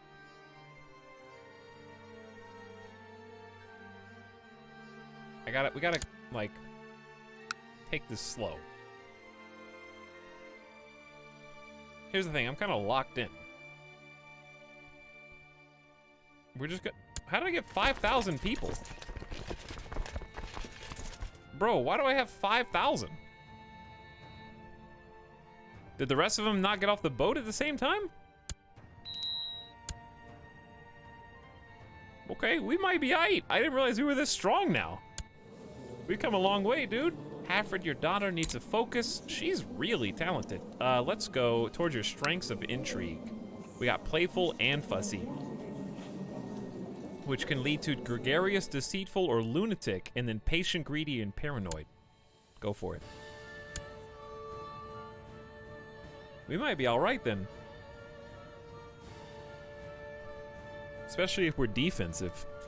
They've got, 1,600 heavy infantry. 1,200 cav. How do you have 1,200 light cav? 1,100 archers. Never mind, don't screw with those guys. If we see them, how do you even have that many of each of those troops? We just have a bunch of light infantry nerds. They're all specialty. We got a weaponsmith built. We're trying to build some stuff. We're down to 100 prestige. All right, I guess I'm gonna go normal speed. I am watching this adamantly. I will pause as soon as I see it. Okay, what? Dear uncle, your wisdom and mercy are legendary. We propose King Uric of Austrasia and Halfred should be betrothed. Your nephew, the King of Austrasia. Oh, you're Karen's son. What did you do to West France, you little nerd?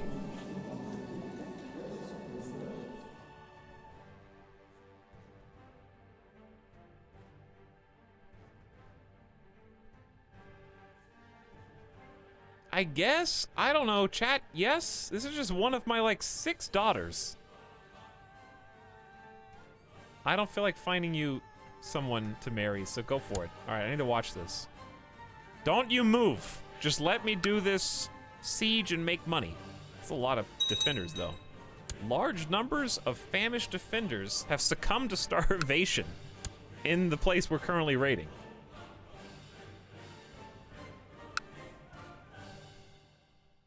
To be fair, it was my half-sister Karen, who I don't think I have any blood relation to. To King Hrodgar, I know it was you who murdered... Uh-oh. I know it was you who murdered Eipkel and took our prized relic. As soon as I have the necessary proof, I'll expose you to the order. Bribe him. Allow him the honor of returning the artifact. I have to pay him 100 gold and destroy the image of Edessa? Your brothers and sisters will be extremely displeased and your time with the order will end. Leave the society.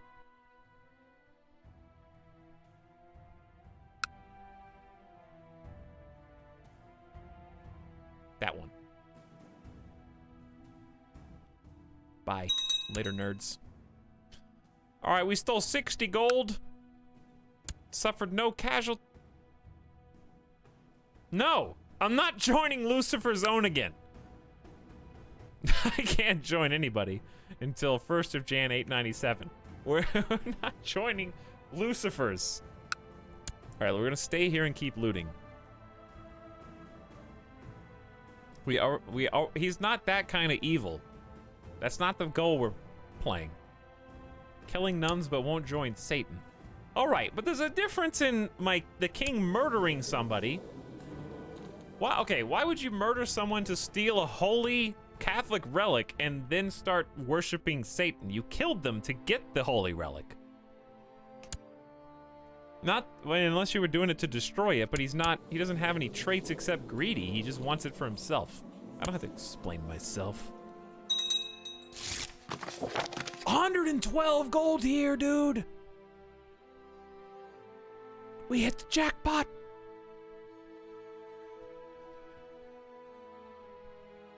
My liege, my mission to Hordaland has so far been a success. During the visit to King Thorstein of Norway, I've made him understand how benevolent you truly are. That's good, because he hates us right now.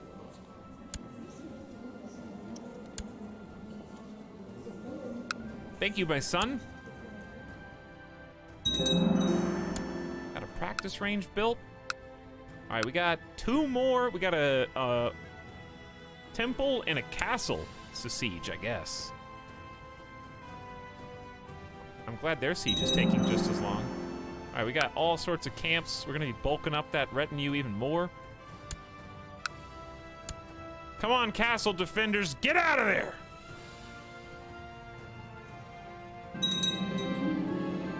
As your men return from looting the holding, one of them hands you an axe with a strange purple sheen and a plus etched into the handle, followed by the number 2.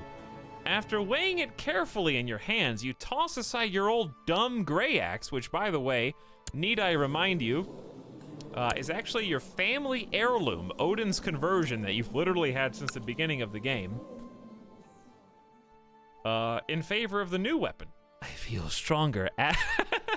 Okay, wait. Why is this literally called the +2 axe? Oh, dude! That's the funniest joke you've done yet, dude! You're gonna remember this one for all time, because I'm gonna carve it into your weapon. I feel stronger. The aberration must be destroyed. No, give me that. I'm greedy. Why is it actually called the +2 axe? Just because it's supposed to be better than a regular axe? Is that why it's a meme? Even though it's for us, it's a completely different meme entirely? We've added the +2 axe to my treasury. Oh, we lost 600 people in that siege. But we got that, first of all, we got another 70 gold and a special weapon. First of all, look at that thing, dude. Purple. Quality 2, martial +2, personal combat skills +5. So it's an extra martial skill instead of a heavy infantry +5%. This is the sub sound. It kind of sucks because you lose 0.25 monthly prestige. Oh, we still use it. It's still equipped. This one's not equipped. This mysterious axe has a purple sheen and strange symbol +2 and 2. It seems to be quite epic workmanship compared to regular weapons. I guess we could give this to someone as a gift.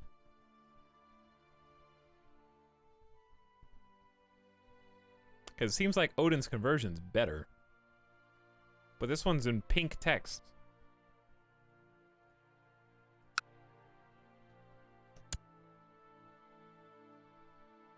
It's purple rarity. Gotta keep the epic loot, dude. Silver Snare says, What's up, Silver Snare? How you doing tonight? I hope you liked my epic gamer moment that I just had there. Thank you for 4 months of sub. Silver Snare has arrived and said, My liege, my mission has been a success. I have made King Thorstein understand how cool you truly are. And now he actually kind of likes you a bit. Wow, my son's actually really good at this. It says not able to loot. But I'm gonna just keep this up anyways, because we've got 11 bucks. All right. So, I think this is fully looted. These guys just took their sweet time. Now we're kind of blocked in by 2 different armies, so I'm just going to casually go back to my ship, if that's cool with you. And maybe go through the Strait of Gibraltar.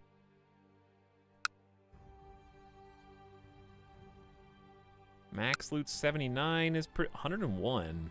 That may be the highest one.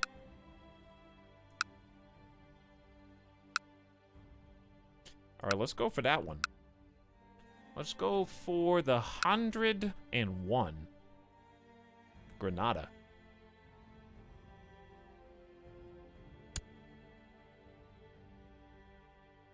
Right when they started moving, too.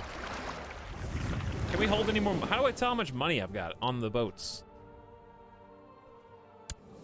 Yes, this is the Aztec Empire.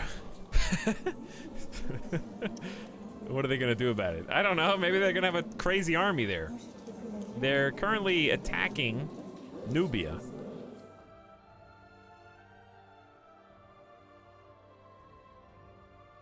And they're hostile towards the Tide Revolt.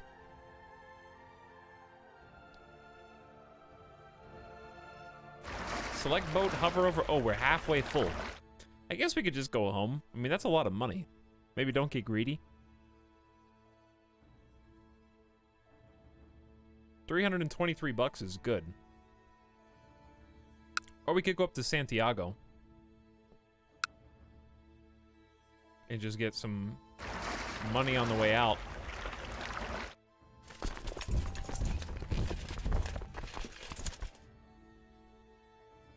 But this is under siege. Hold on, are you guys locked in yet? Go to Porto. Where'd they go? Oh, they already locked in. Because this is under siege. Coruña is under siege. I mean, we're already here. Let's just go to Porto.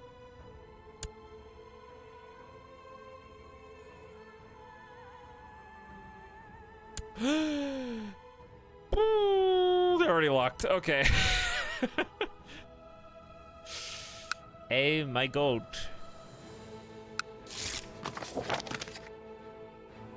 Your co-chaplain says the success of the mission to Schleswig, the majority of population has been converted to the Catholic faith.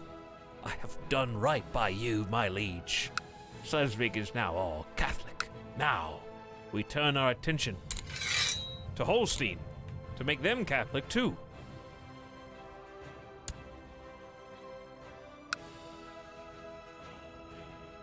All right, morale has built up. We're just watching for bad guys over here while we siege. Spooky, but not worth freaking out over. These guys are shattered retreats, so I'm not gonna worry about them. We can't even fight them. Wait a second, are we about to get got?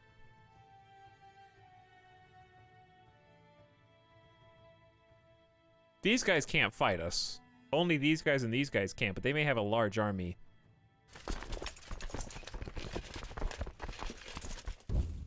How long until we get there? 28th of May. Yeah, we get there first. Yeah, we get there first. Back to the boats, men! Woo! Just in time. All right, we out. Let's go.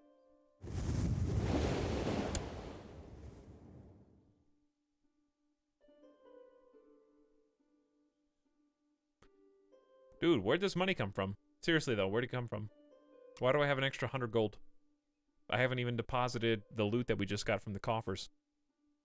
We're actually supposed to be losing money each month?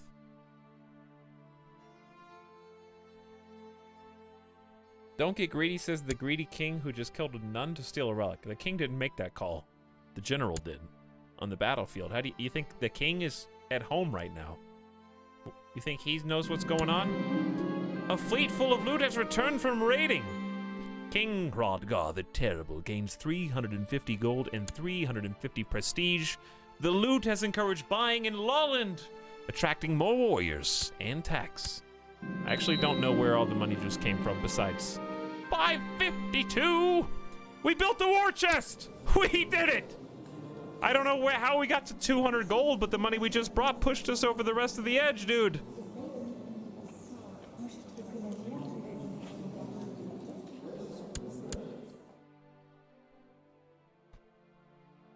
Well, well, well. Now we can make a friend, become king of Denmark, or see the realm prosper.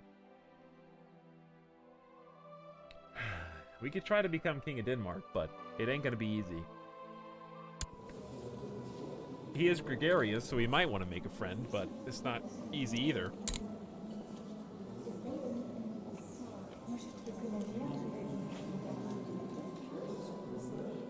But if you're successful, he permanently gains a diplomacy, which is cool.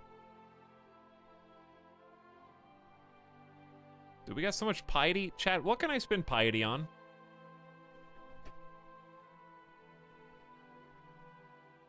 And also, to become the king of Denmark,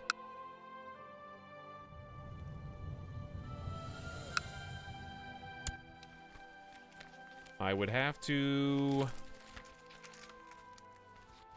take either Skane, Suck, Finn, Vard, basically all the things right in and around here, none of which are easy because you have to declare war on Norway, or you have to declare war on Ostergotland, which is getting weaker, but they still have crazy ally potential. And they also don't like us very much. I think maybe forget about Norway, or either of those for a second and maybe just do the Holy War thing that we were gonna do before. I played this game a lot and I struggle to use piety or prestige for useful things. Well, prestige is easy enough because we've just built up our local areas.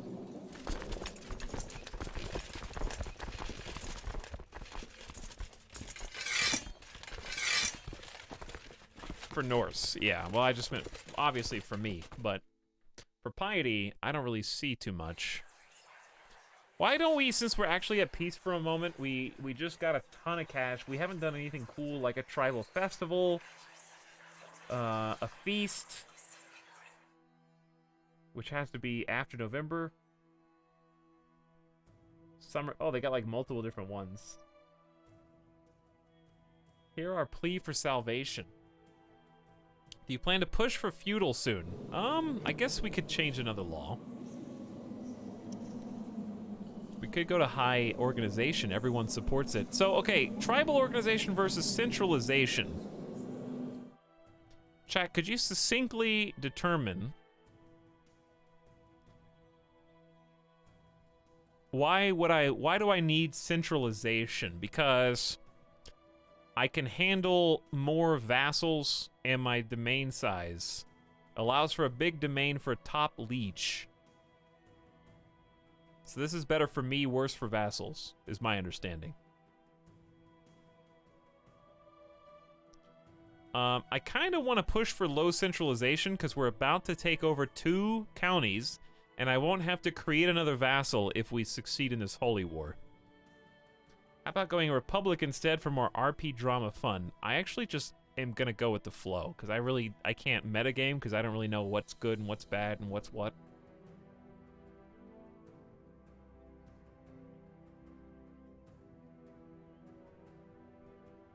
And this requires legalism greater than or equal to 2, 3, and 4. It seems like we've been at minimum for too long, and like you say, Chrono, it seems like this is beneficial. But I like that there's so many different government styles to play as. It's gonna be fun to play something completely different when Crusader Kings 3 comes out. Let's go low centralization. Domain +1, vassal +5. Send the law for review by the council. Does that make them happier if you do that? Or does that even do anything? Did I even do anything, or do I need to do it again? What does this button do? They are considering it. Oh. Oh. Start the vote. I assume that makes them happier to vote on it? But they all like me, so it should be easy.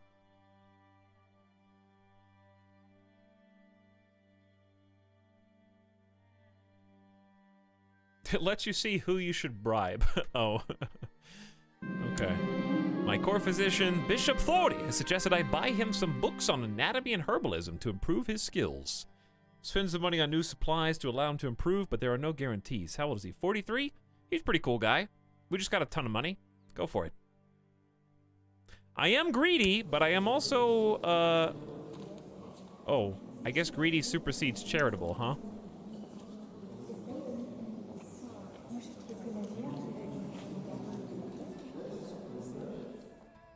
But that's true, it would be in my interest. He's the court physician.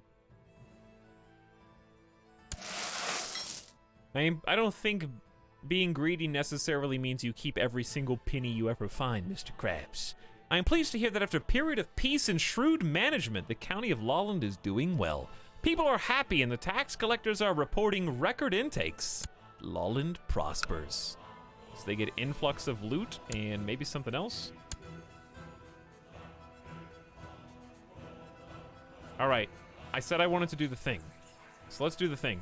I want to hold the Great Tribal Festival for 50 gold. A great festival is exactly what the people of Vestergaland need to strengthen the bonds with their fellow tribesmen. It will be a great opportunity for the chieftains to bring offerings to our ancestors and prosperity to our lands.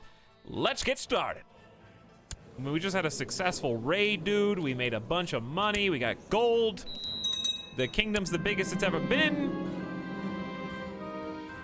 Your marshal has said that he'll come. The lords of Vestergotland have simultaneously approved the institution of low centralization.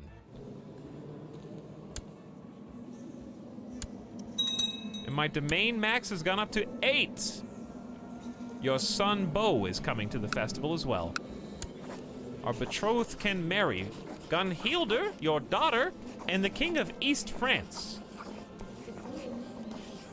Gunhilder and you would gain 90 prestige and another 100 from marrying that boy. Gedalka, who's now 30. This is the guy! That's him! It's been 15 years in game, dude! He waited. All right, he's 30 now. She's 16 of coming of age. Now they're married. I accept your suggestion that they get married. That it is done. It is done. The festivities are about to start. All sorts of peddlers, bards, and fortune tellers gather in Lawland, bringing their tales and offerings. I should prepare myself before traveling to meet the tribesmen. Should I go hunting, study the old legends, look for our best craftsmen? Don't worry about anything.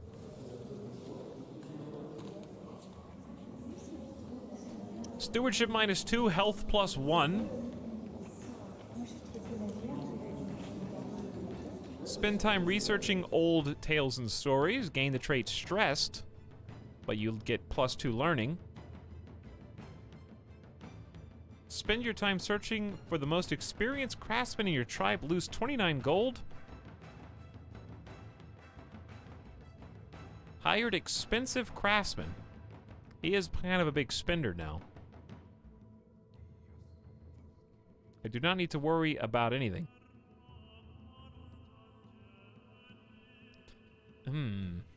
What would a fortune-building, sturdy, gregarious, cruel, greedy person do? But honestly, you could look at his stats to see what he prefers. He's best at stewardship and martial.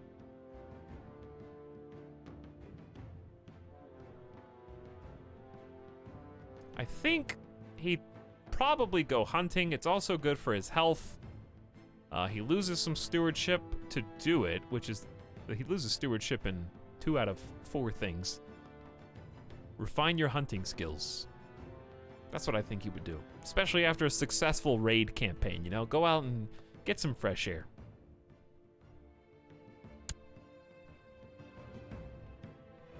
I love these events.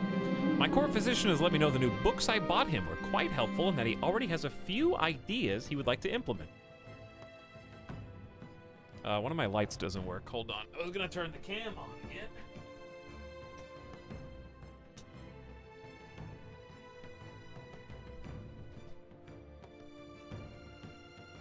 I am glad to hear it. The bishop gains 1 learning. Well, 1 learning for your bishop, who is also your court physician, is pretty good. Hello. I want to get a refill. The celebrations have begun. Lawland is bustling with activity. People from every corner of Vestergotland have traveled here to pay their respects to me and my ancestors. Check out my new runestone, by the way, and have a good time.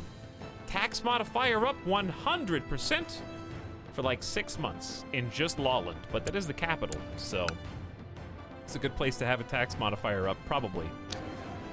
Especially as you build a weaponsmith, finally. And we did just get a ton of prestige. So let's get that extra archer practice range in. Alborg could use the war camp. We might, yeah, we'll save like 350. We'll save like 350 prestige. But we want to keep building it up so we can keep having a stronger and stronger military and levy. Speaking of levies, let's go back to full reinforcement rate now, so that we can try and get that retinue up to 3.2k. All right, before we continue, here's what we're gonna do. I'm gonna go get a refill, 3rd drink, and we're gonna do the festival, and then we're gonna do Holy War and try and take these 2. I think we'll get both of these and make our growing, burgeoning kingdom even greater, fill in our domain 8 out of 8, and see where that takes us. We have the potential here. King Hrodgar the Terrible might turn into King Hrodgar the Great and Terrible. Possibly.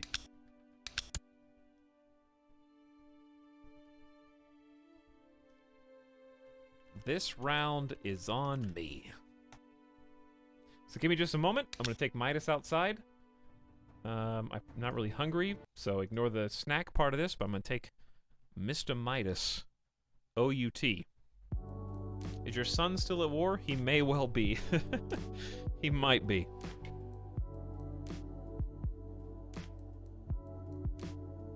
Dude, we're doing a lot today.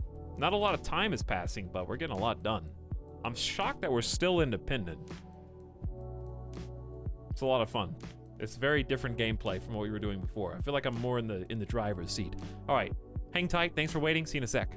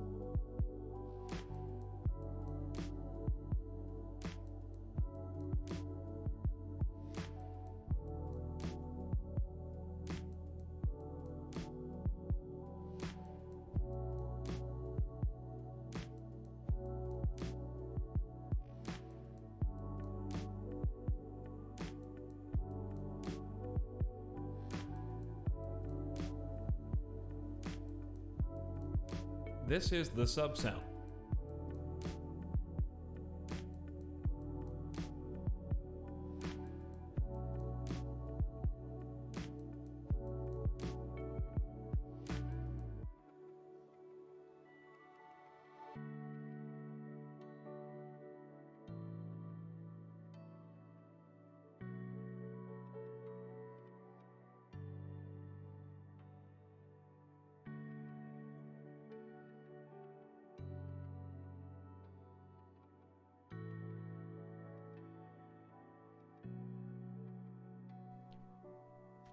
Yo. What's up? Hang on, let me stretch.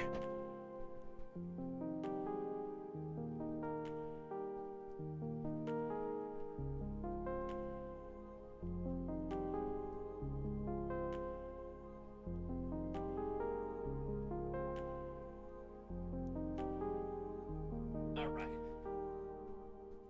How you dudes doing?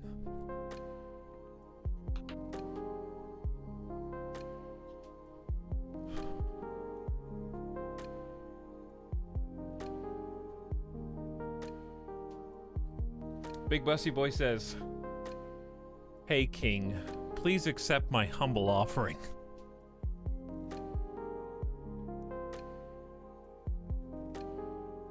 I'm sorry, that's King Hrodgar the Terrible of Vestergotland to you. Doing good. Mulo, I like how everyone who plays Crusader Kings 2 is going to have a different story. We're close in years. You're an 891. I'm an 897. I bet your situation is much different than mine. Did we reclaim Outer World? Not yet, but we are making some big strides. Specifically, we are actually like... We're not the King of Denmark yet, but we are making some big steps toward basically inhabiting all the land that Denmark used to hold dear. So we now have 6 counties. We added a trio today. Because we actually have 2, we actually have 8, but 2 of them are controlled by vassals. And we're about to go to a holy war again. But we gotta finish this feast first. It is a massive world, yes. A massive world. So, we're gonna just let the event play out, because we're currently feasting with all of our court friends and council members. We went hunting, took a walk around the wilderness, get some fresh air. As I walk the crowded streets of Lawland, a strange aroma catches my attention. It smells like Simcopter gamers in here. Leading me to the obscure stand of an old alchemist, seeing my curiosity, the man shows me some of his wares and their prodigious effects. A love potion? 28 gold, I get love potion, sex appeal up for 2 years, and monthly prestige up. How about a drink for this charm? Piety and sex appeal. I will burn an offering for you in exchange for this perfume. 50 prestige for 10 sex appeal. Never mind, I'm not interested in what you sell.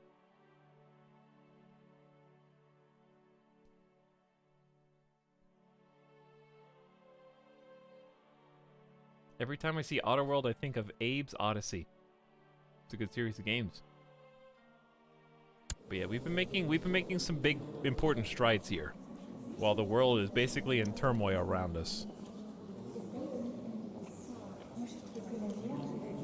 I think it's better that we're not in the top 25 on the map, because look how they've been faring.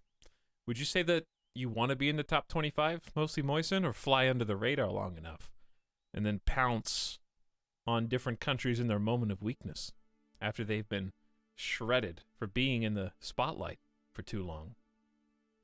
Even the Aztecs were not infallible with their 150k fleets.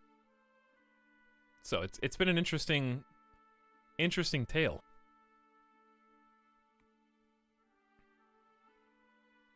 Monthly prestige up, sex appeal. I'm not even sure what sex appeal does. I assume makes it more likely that you have babies, but my wife is 55. My concubine is 39. And honestly, at this point, Hrodgar might introduce a debutante.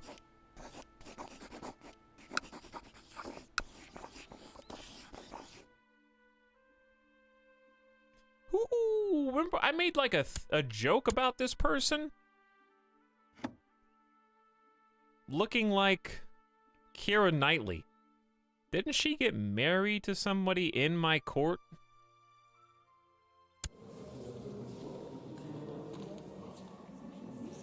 Who did she marry? Why does she hate me? Known murderer and infidel. I'm sorry.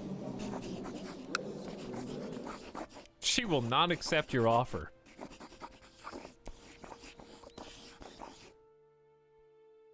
It approves attraction of people who are attracted to you. Or opinion of people who are attracted to you.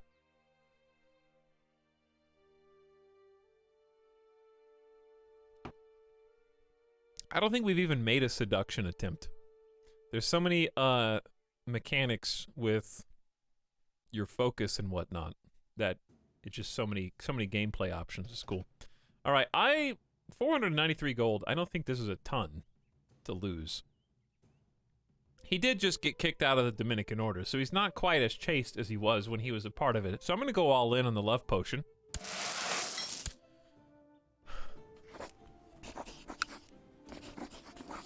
So she can become my concubine, but she'll still hate me. I don't know. Let's see. Anyone else? Or should we look outside of our borders? Millions! Oh yeah, I forgot about Millions Wilkes, the courtier. Who were all these people? Oh yeah. Oh, he's dead! Ingomar! He died in 890. He died like less than 2 years ago in the dungeons of Lithuania, dude. I tried so hard to free him. I assassinated basically 3 Lithuanian kings, 1 and his 2 children, to try and get him out of the dungeons. But I guess they just hate me so much they wouldn't even take my money, so they died. So, Millions, I will take you under my wing. You wish to marry a ruler? I can't give you that, but I can give you the next best thing.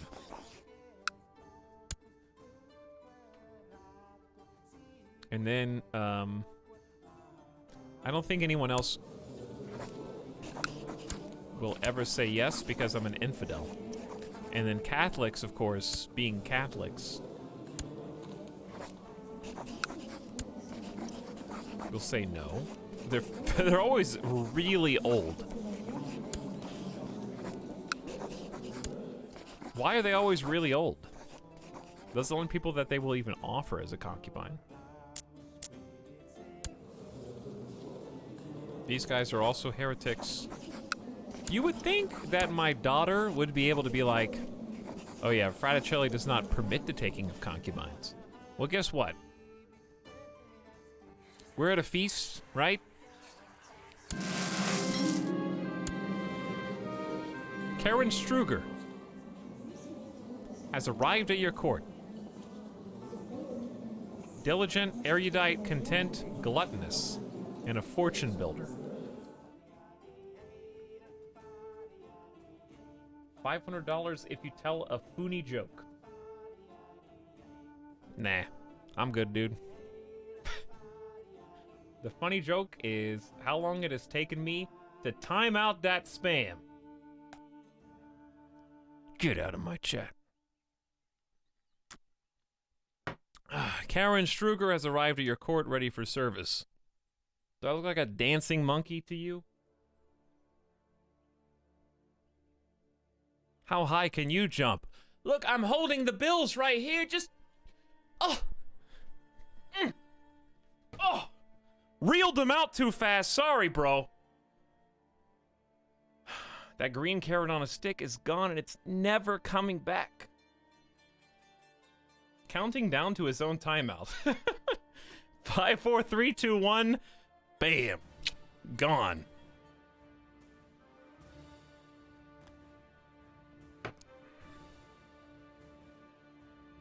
But if you have $500, give it to somebody who needs it more than me. You know? Click on somebody else in the directory. Go to the next person down and give it to them instead.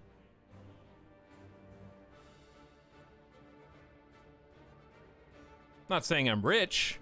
I'm just saying that there are other streamers who could probably use a big $500 cash prize and make it stretch a lot further in this economy. Or your local food bank. That would be good too. Dude, I can't believe you didn't take $500 from Mr. Beast. I don't know who does like the. Honestly, if it was Mr. Beast, it wouldn't be $500. It'd be like, it'd be like, here's 10K. But anyways, is Food Bank a funny streamer?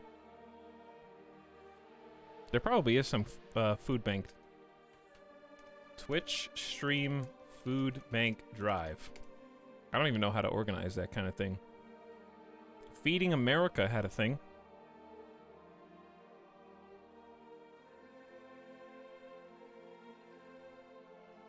With a Twitch, they have charity extensions on Twitch. Pretty cool. Through Tiltify in St. Jude's. It's pretty sick.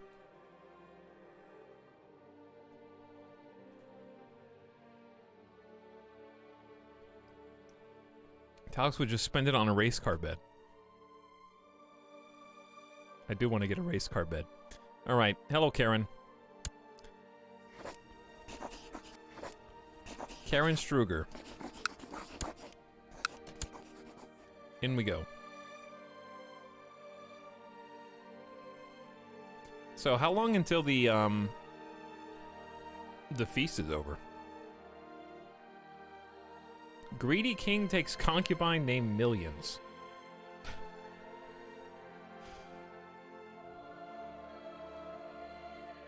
It's funny because it's true. So, how often does our retinue power up?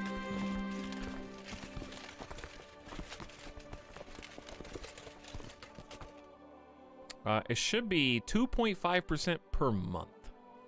So if you do that mathematically, it should take 40 months to go from 0 to hero. With so many travelers and bards coming to Lawland to exchange stories and enjoy the period of festivities, I have come to the conclusion that we should simply organize a poetry contest to see which of our guests has the sharpest tongue. Indeed, and I will join too. This should be very entertaining to watch.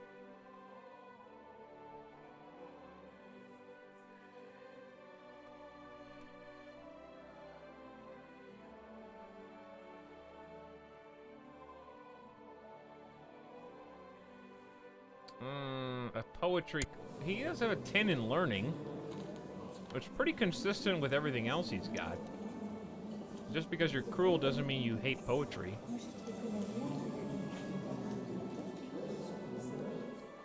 He is gregarious, that's true. I'll join. I'll join!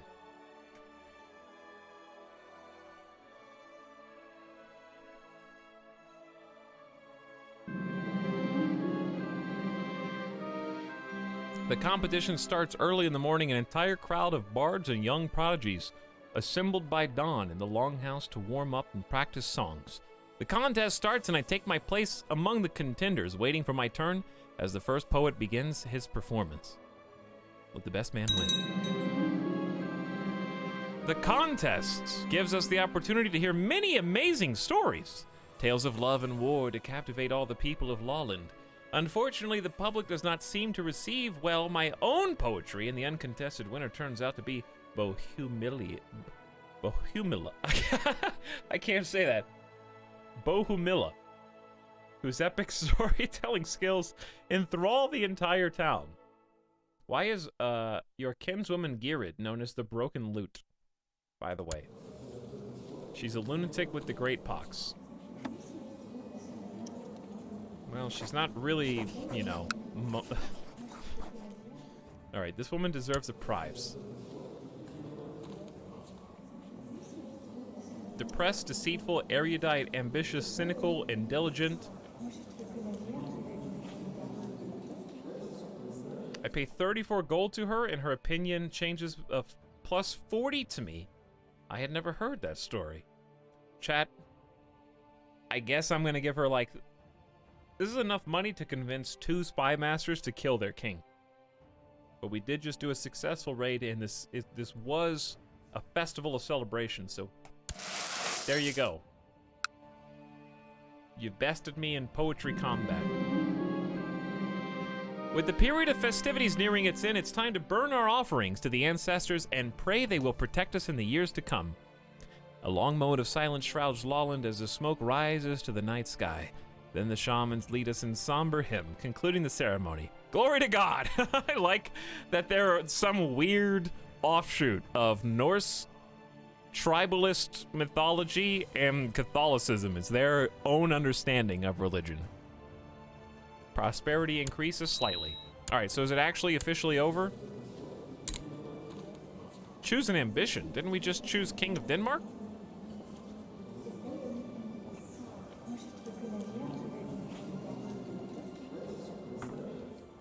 I guess we could try to make a friend, or we could just say become King of Denmark. But I feel like that's just so difficult. We can't change it or cancel it once it's done.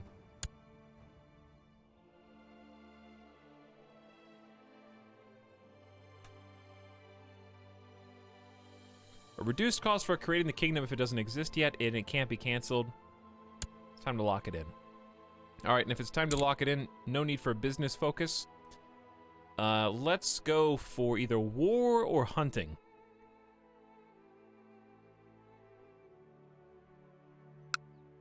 This unlocks the dual action versus rivals and foes.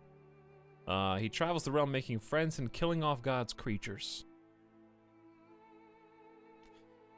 Yeah, let's go to war focus, even though I don't think he's gonna actually fight anybody or duel anybody.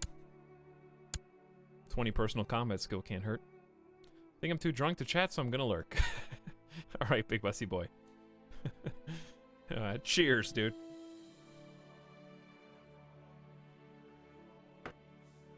All right. I think it's time. Are you ready? Let's save first. This round is on me.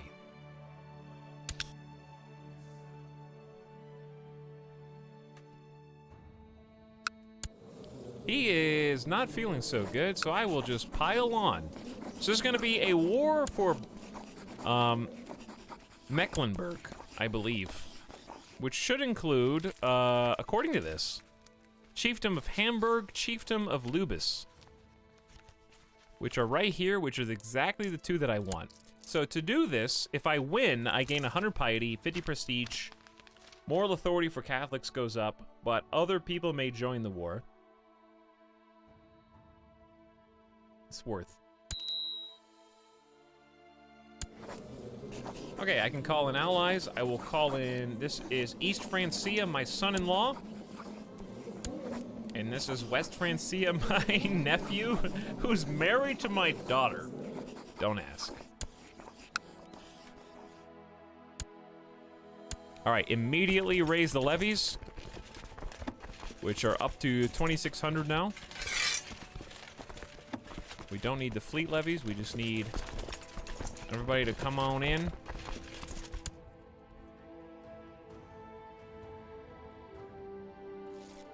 Dear uncle, of course I will honor my obligation in your call to war. Dear father-in-law, of course I will honor my obligation in your call to war. This should be a short-lived war. Do we have raiders in here? Oh yeah, I think my retinue is still in loot mode.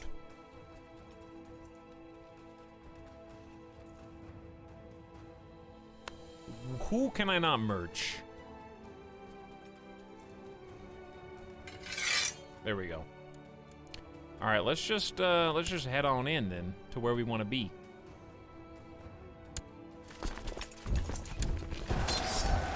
Hi, don't mind me. Just gonna pounce on this. Take over the two. We already had 65%. Well, this is gonna be the easiest holy war we've ever declared, chat. All I gotta do is break this siege wide open. They're losing 43% morale every 12 days. And, okay, there you go. We're at 70%. Now let's go to Hamburg. They are not feeling so good. We're just gonna cash in on this. Your court chaplain was attacked by heathens trying to spread the faith in Holstein. Also, our betrothed can marry. Katarina, your daughter, can marry King Carl the Bold, King of West Francia. Yes, I submit my blessing. And then we lose 51% morale every 12 days. All right, the King of West France is gonna get married. This is a long tradition that we have of submitting one of our relatives, our daughter usually. We have a lot of daughters to marry the kings of France. It's just a weird agreement we have, like the White Walkers in Game of Thrones. You know what I mean? I'm Craster's house. I have a daughter. She goes to France. That's just the way it is. I don't know. There's no other Catholics anymore. Those are the only Catholics. I can't marry the Pope. It's either the Pope or West and East France. Or we're gonna have to be inherited by a son that doesn't practice Catholicism to get out of this eternal struggle. All right, Hamburg also has a temple that we're gonna have to siege. Did you capture someone? I don't know, maybe. Katarina has left your court for West France. Beau has imprisoned some dude. Gunhilder's left your court to get married. Lolland is prospering. We got low centralization, and bam, another victory. We're at 93%. Easy peasy, dude.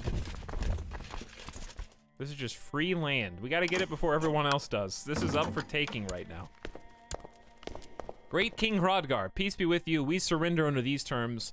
Hrodgar gains a bunch of piety, some prestige, Catholic moral authority up, moral authority for Slavic down. Arnos loses piety.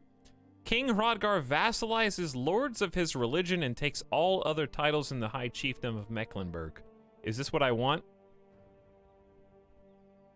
Is this the peace that I'm looking for to enforce my demands? Or is this something else before I click yes? I think this is my demands, right?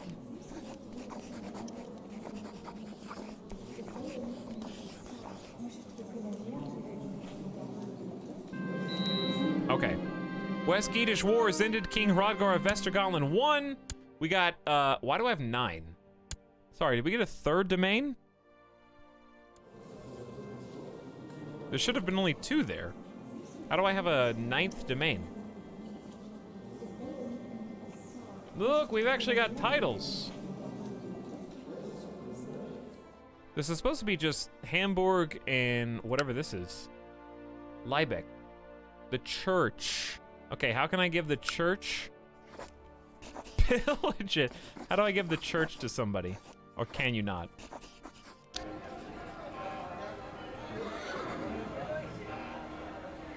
This doesn't seem like the right button. Hold on. Who's already my vassal?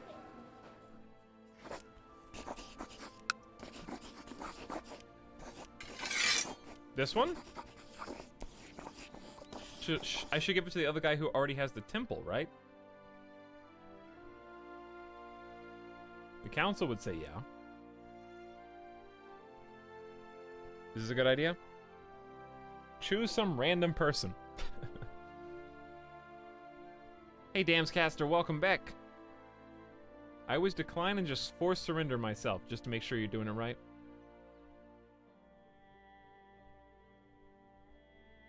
Baymon, how you doing, dude? It's 11 p.m. Pacific time, which means we are well on our way to European crew and beyond joining up. All right, the Bishopric of Hamburg.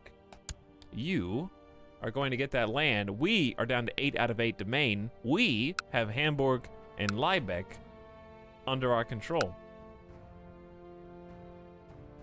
Okay. Another successful war, chat. We got land, dude. We got 500 prestige. The goal is to get these debuffs off, which is going to take a little while. Wow, it takes 15 years. 17 years. These other ones come out in about a year. And then we start building it up. 420 gold epic. Nice.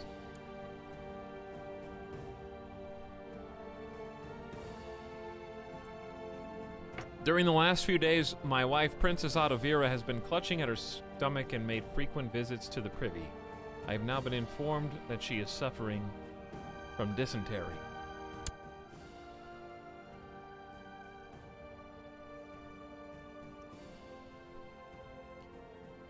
Which is not as bad as my suffering when I look over and see another comment for 500. We're not even doing dollars anymore. Before it was dollars, now it's a different currency. We're swapping from euros to British pounds. Okay, next thing you're going to be offering me, like, Venezuelan bucks. We're going to be getting, like... Australia doesn't even use money. Okay, they just trade shrimp and kangaroos, as far as I know. Syntax, can you confirm or deny? 500 simoleons for a funny joke. I'm gonna get, like, a Steam gift card next.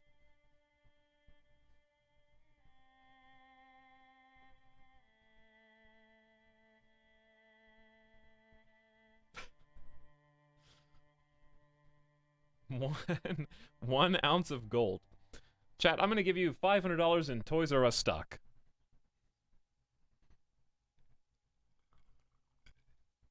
If you can guess the number between 0 and 100,000.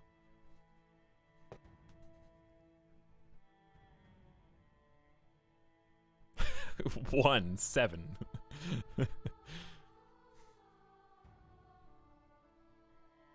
Call the court physician, obviously.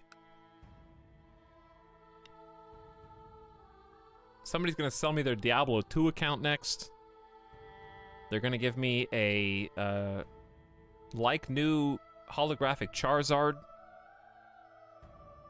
I got people in the chat offering their Beanie Baby collection.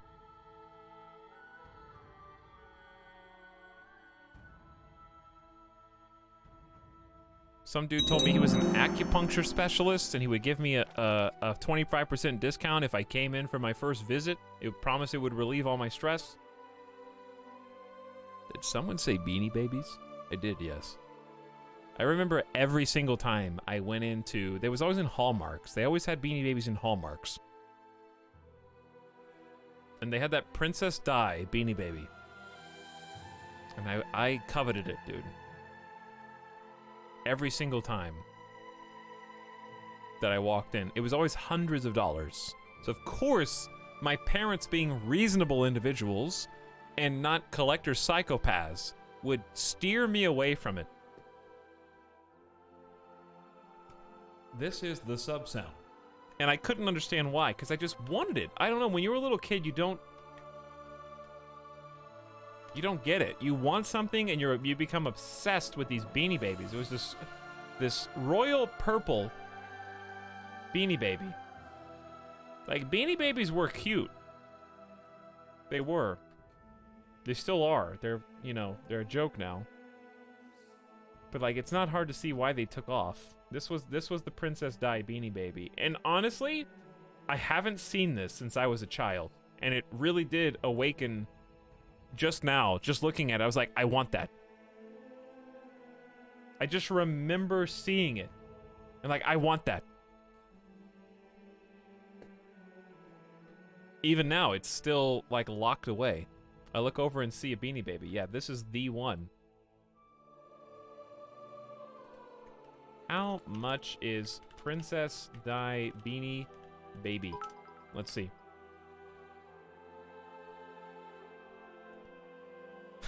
Hold on. Oh no.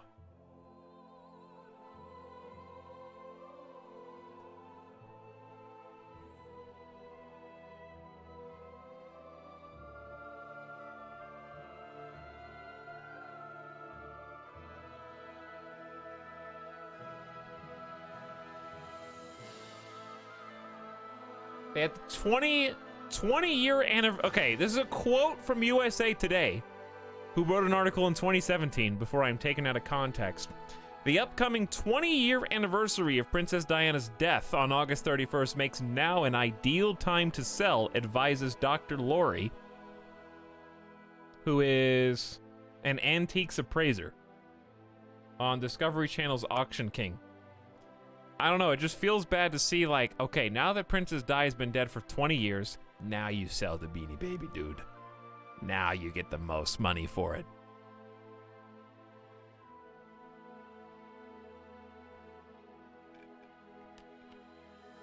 Dude, I have like 20 Beanie Babies. I have a box of old Beanie Babies somewhere. They're probably not worth anything, but I have them in like my parents' house somewhere. Apparently, there's not a firmly established worth for the Princess Diana Beanie Baby. In July 2017, a version sold for $1,000. Another sold for $1. I don't know. eBay's not a good valuation because just because something's listed doesn't mean people are actually buying it. I think there's just too many versions. This is not a joke. I will show you the page so you can see where my confusion arises. All right, if you go to a website called tiecollector.com, don't you think that would be like, if you made a whole website dedicated to this, I feel like they probably know. Current Princess Beanie Baby values. Okay. We've got anywhere from $29 to $6. If it's depending on whether it was made in China or Indonesia. This was updated December 19th, 2019. There's too many different types of tags, customs, versions in history, conflicting theories and information. This is too much info to figure out who actually made it.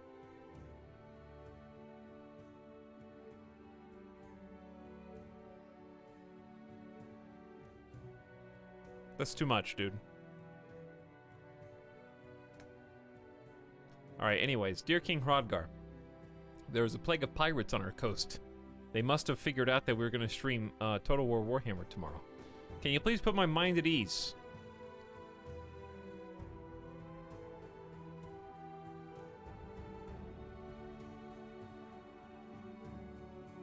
There's a rumor you are supporting them. I am not. Who? I'm not even supporting them.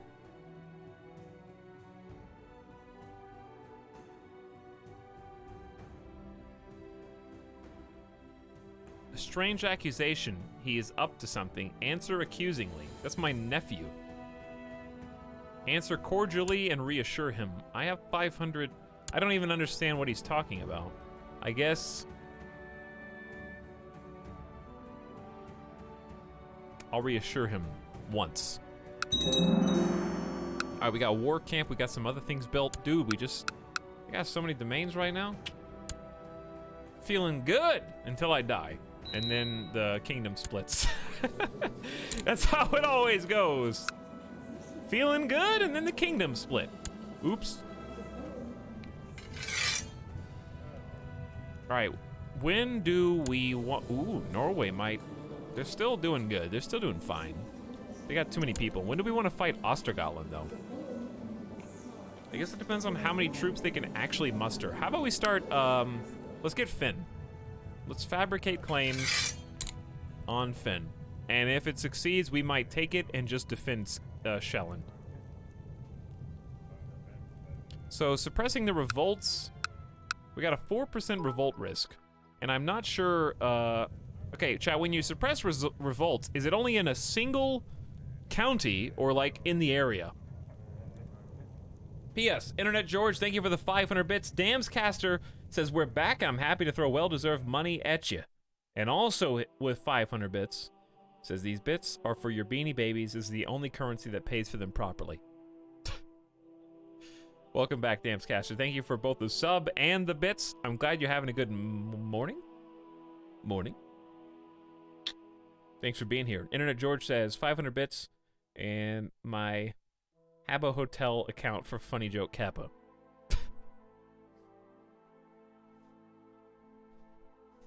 Thanks to both of you. For Skinson, to me it's 11 o'clock, so that's why I didn't want to say morning.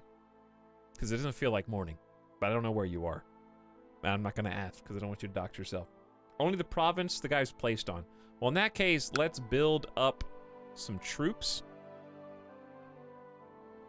because levy reinforcement rate is down, but that doesn't stop the actual levy itself from having 870 capacity. So why not go train the troops, go to Schleswig.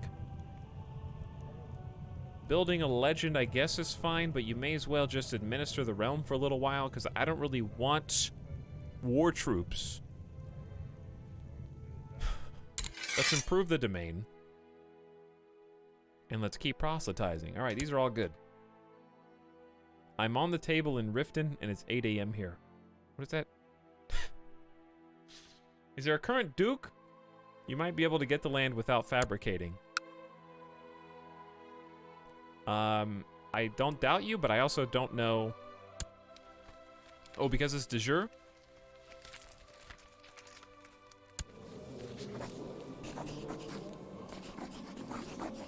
We cannot declare war if we raise. Wait, I have raised armies? Do I have a fleet? Where are my armies? Oh, hi. Well, we haven't unpaused, so it's fine. Come on back, boys. I think we haven't unpaused yet.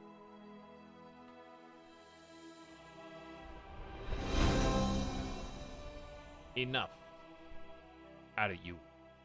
The Germanic Reformation. The ancient Germanic religion is proving unable to withstand the onslaught of the cross and the moon. Rather than abandon the old ways, King Thorstein of Norway and the most powerful priests have decided to reform the Germanic faith to ensure the spread of the worship of the old gods to the four corners of the world.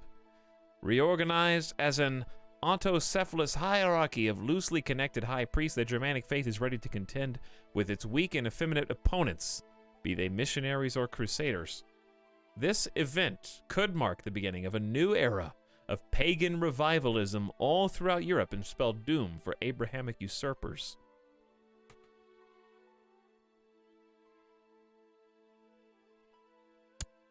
I take it from chat's pogs that this is kind of a big deal. So is it a spoiler to tell me why it's a big deal? It seems like it might be a spoiler to tell me why it's a big deal. I guess I could highlight them. The Reformed Norse pagan faith has a holy book written in runes with chapters on creation, the gods, Ragnarok, and secret spells, Galders. The church has a standardized liturgy and a formal church hierarchy, no longer relying on shamans and fortune tellers to lead the faithful.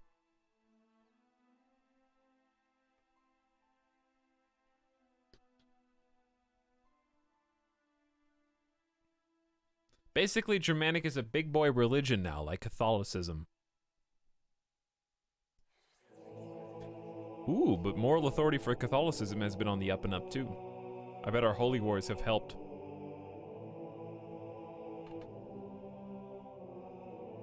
How do I make Bishop Thordir a count?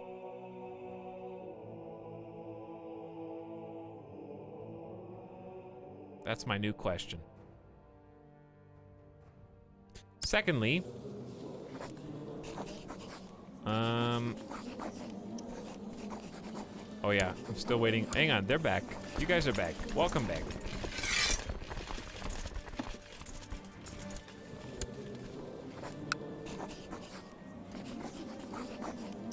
What am I claiming?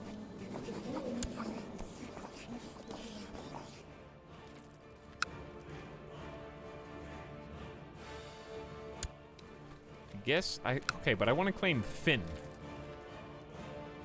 Sjælland and Denmark.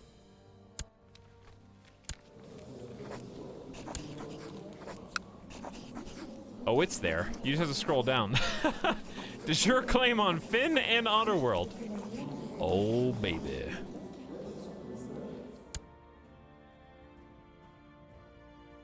He's got no allies. But I still feel like this would be a really tough fight. Why don't we just wait? We just got this land. Just got it. You know, like, chill for a sec. We just put the levies down. We shouldn't have a negative monthly balance, hopefully soon. We're building up our 1,100 strong levy, potentially. We got some decent buildings here. Lolland is still building. Aalborg needs a practice range.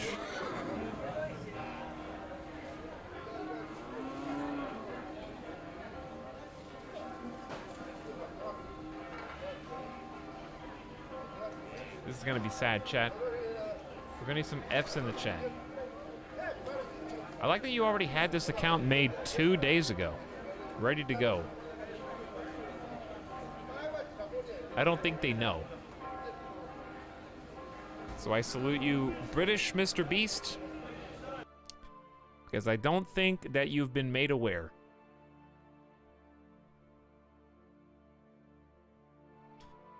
Chad, did you know that if you get banned by a channel on Twitch, that you're actually IP banned now?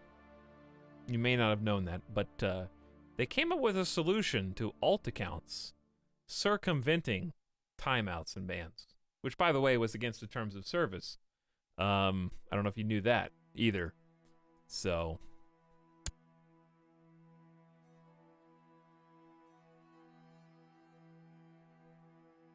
Are you sure you wish to build practice range in Alborg Tribe?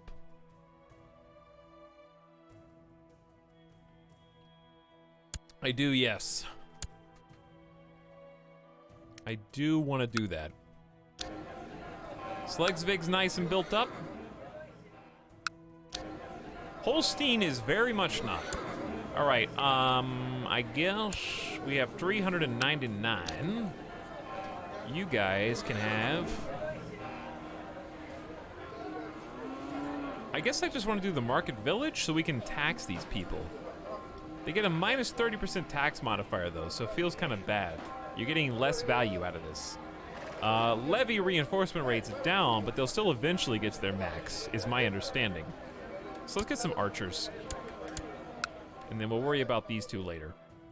All right, we should be back into positives. 0.43, that's it. Oh well.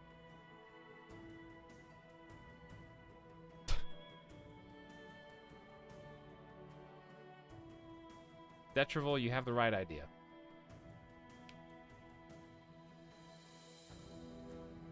I did know that, but I'm required to. I can see why. You might be required, Syntax. Weaponsmith is built in Lawland.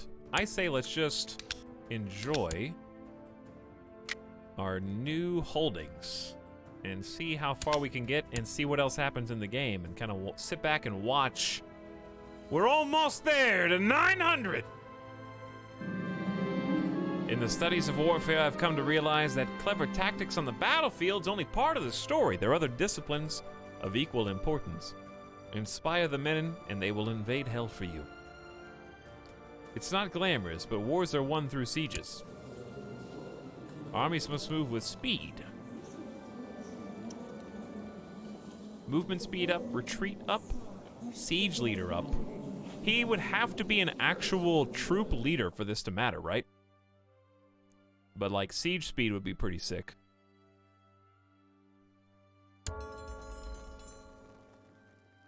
If it ever came to that. The ruling dynasty of the Taid Empire has been overthrown by the zealous and hard-living tribesmen of the Kadirid dynasty. Their decadent empire has been toppled, freeing any vassals from the bondage of their unworthy caliph. With the empire gone, time will tell if a worthy dynasty will be up to the task of restoring authority to the bloated religion or bloated fools. Dude!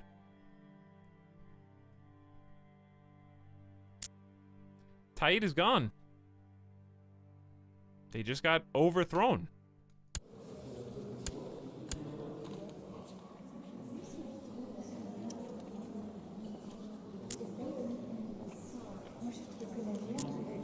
Right? Was that? They were all down here.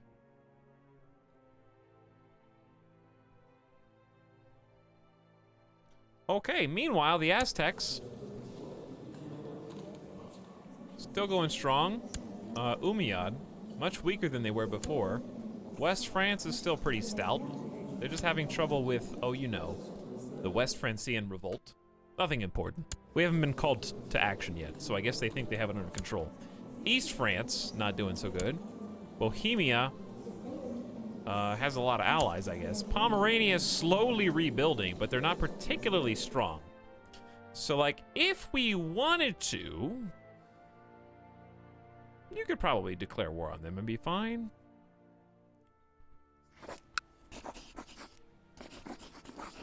Holy War from Mecklenburg would only get us just one county, but sometimes that's all you need. Start inching. I think we need to take care of the stuff inside first. I don't know how long we should wait on Slesvig to recruit. My steward Stislav is hard at work in Alberg increasing infrastructure. Because we have a potential levy of 4,400 and we're short about 1,300 men. Plus our retinue is still building up. Monks from the nearby monastery have been stopping by to trade for supplies lately. They linger to talk and exchange knowledge. I should seek their company, how tedious these men of God. Chance of gaining a learning. I feel like if anyone would be cynical, it's probably the guy who's assassinated all these kings and been kicked out of the Dominican order for stealing one of the relics.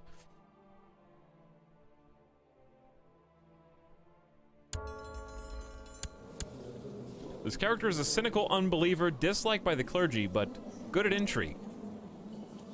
Intrigue +2, don't forget about killing the nun. Monthly piety down. Well, it is what it is.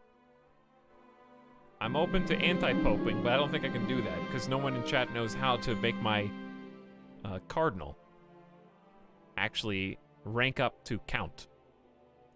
My son Bo has been complaining about painful joints. Apparently they frequently swell up, becoming hot and aching for several hours. It's the meme. The county of Dithmarschen has converted to the Catholic faith. In good timing, too, because we got 3 new places to go to, dude. Court Chaplain. Thordir is doing work. Going to Holstein next. Good at intrigue. 5 intrigue. It's all I got because I got caught red-handed. Practice range is built.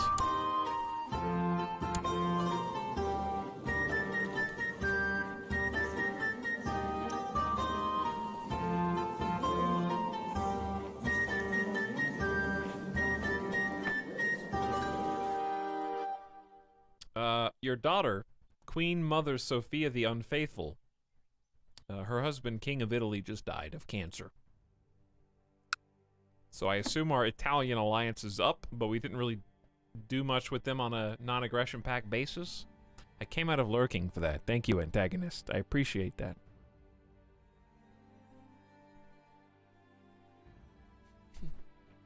Here's my question.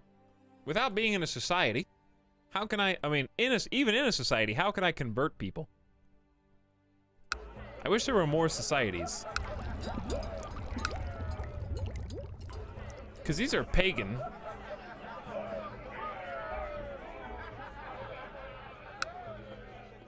And they're like, we're not really like a warrior. The Benedictine order doesn't seem like something we would join. Maybe we just don't have a society. It just feels like you're losing perks, but I guess it's fine. I'm not doing Lucifer's Own yet.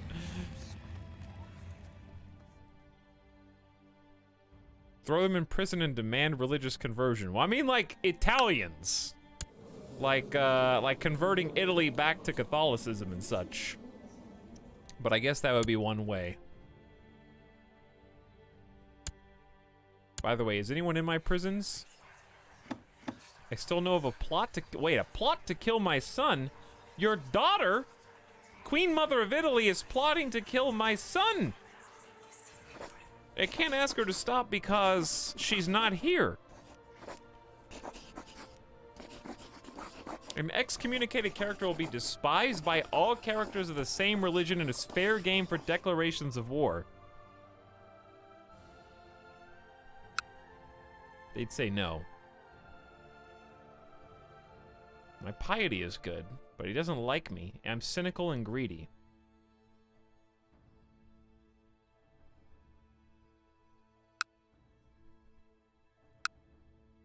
Invite her to court.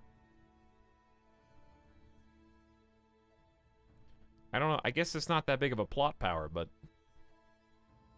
I don't want to kill my own daughter to save my son. That kind of sucks. I don't know why she even wants to do that.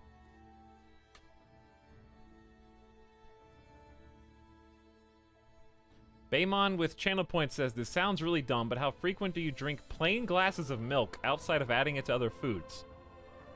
I don't.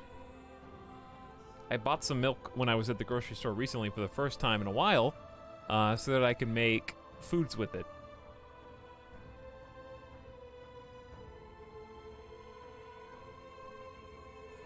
So actually never. However, I used to drink milk all the time. There's an end plot button right there for Skinsin. The end plot button is blanked out, it's grayed out to indicate that it cannot be clicked because you can't demand someone in another country stop a plot that they're doing because they don't owe any allegiance to you. So don't make it sound so easy.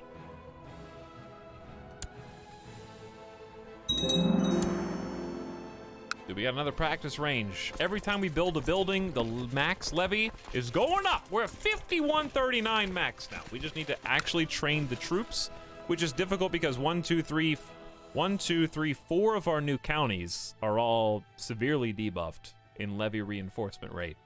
So most of them are not going to have good options. It wasn't great. Okay, you're going to double jeopardy right now for Skinsin, okay? You can't be tried for the same crime twice. However, you can, because what you don't know is if you try to end the plot, she just says no and it's still grayed out. That's double jeopardy.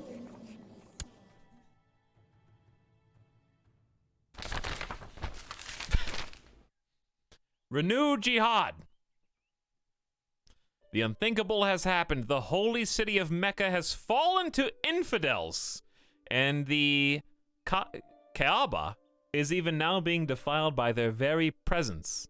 His Magnificence Caliph Abdul Qadir has declared that the era of renewed jihad is upon the world. The holy city must be retaken at all costs. All righteous Muslims. By the way, it's just now 900, so Happy New Year, everybody, with renewed jihad. All righteous Muslim men should prepare to join the ranks of the... I've heard this word said before. Mujahideen. That's my best guess. For the upcoming struggles, this signals a renewed era of Islamic expansion. Dude, I love that the world... Another one! The Bektashi Order! Happy new century, everybody. Here we go! A Sufi sect of dervishes has arisen under the leadership of a certain Haji Bektash Wali, a mystic from Khorasan. Striving for unity of being, Bektashis train the soul through meditation and contemplation of the inner meaning of the Quran. The Bektashi order, there's a gnat in front of... I will kill you if you fly in front of my face, gnat. The Bektashi order is warlike and especially popular among Sunni Muslim soldiers. The order has sworn to protect Islam and to combat infidels and polytheists of all kinds. Mystic soldiers, pah! Oh, they're in the Byzantine Empire. Dude, we got a lot of changes going on. Or at least they're over here. These are iconoclast Christians. Dude, the game is changing. There's still more stuff. Technically, the new century doesn't start till 901. How is that? Why wouldn't it be January 1st, 900?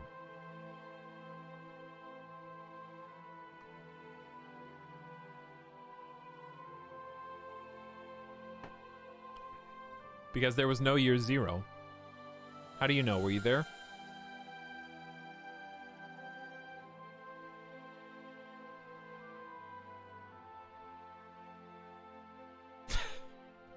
Yes.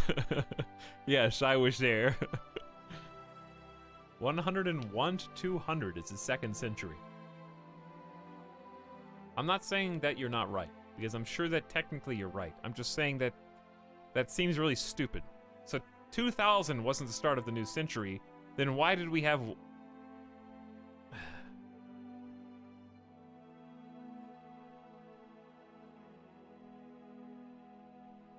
There was actually no 0 AD, but there is a 0 BC.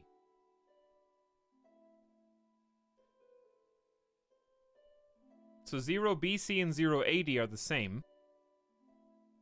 Or am I really dumb?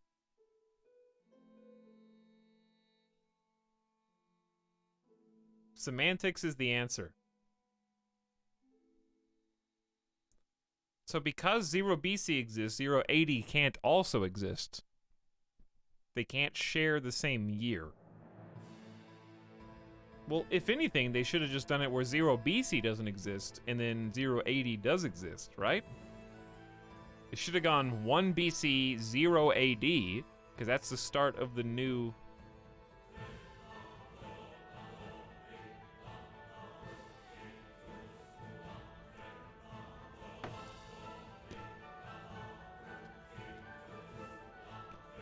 What? So, chat has corrected me that the new century doesn't technically start until 901 because we measure centuries.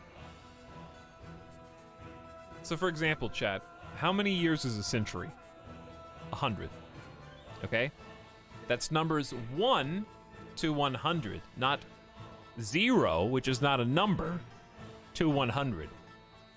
If 0 was a number, 0 to 100 would be 101 numbers. So instead we count 1 to 100.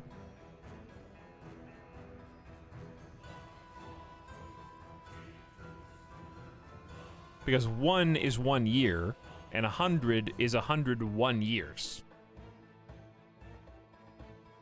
Whatever. You know what? Just move. Let's move on. I get it. I understand what you guys are saying.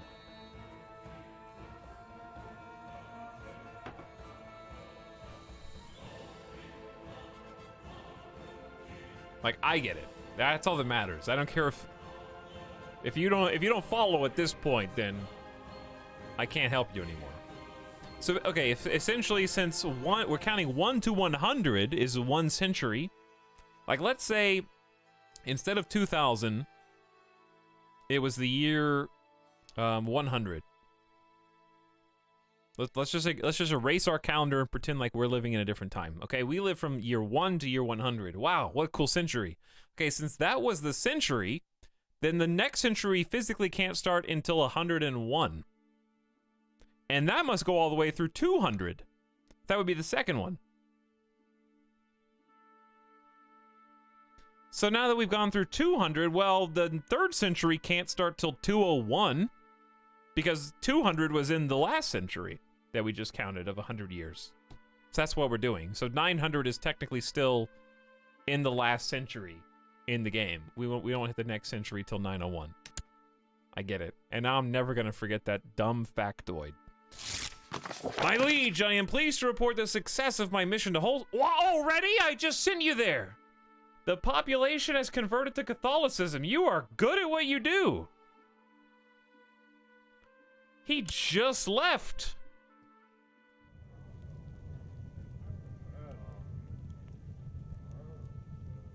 What about leap years? Were people born on leap year days actually born? Can you prove that they were? Why did I turn that off? Put that back on.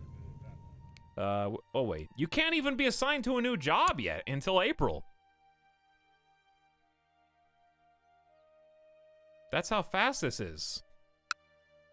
All right, once we hit a full levy in Schleswig, I will consider trying a desperate war against the... Oof, they do have a lot of allied powers, but that's about all they've got. They have no forces of their own. They would have to call every single allied vassal in to help them, so we might be able to win just by that. Helena of Gudbrandsdalen has inherited the chiefdom of Gudbrandsdalen. Wow. Everyone. This is a momentous occasion. Helena, the 12-year-old daughter of my old vassal Kettle, who also coincidentally was the best marshal in the land, died, and we actually get to test out our agnatic, cognatic, elective gavelkind, where he did not have a son, so actually because of our law change earlier, his daughter inherits. So we have the first landed daughter in the history the Vikings of Vestergotland. So she is my vassal now, and she inherited the land.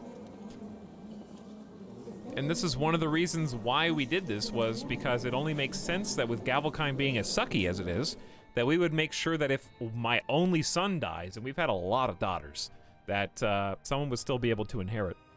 Progressive Vikings, dude, let's do it. However, we can't go any further than that.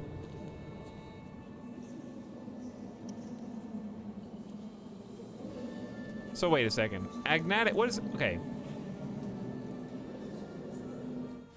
We've still got Gavelkind. Why is this a gavel? All right, I'm not being memey. Why are we confirming, are we already in Gavelkind? What's, okay. Why would you click this? Aren't we already in we're in elective Gavelkind, so what is this? So I don't get to choose, it just is. This is like, you can't vote around it.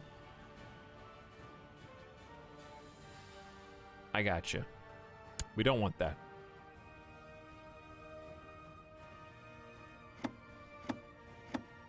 All right, Bo, my son, currently has the support of our vassals. Good.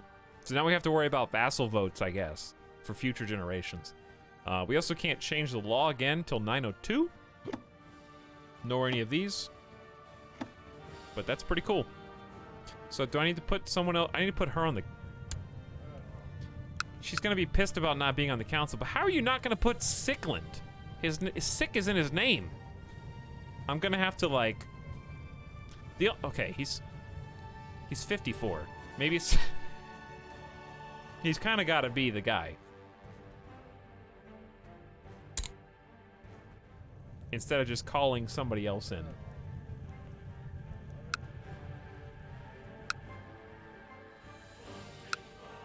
Ooh, oh yeah, we were training here.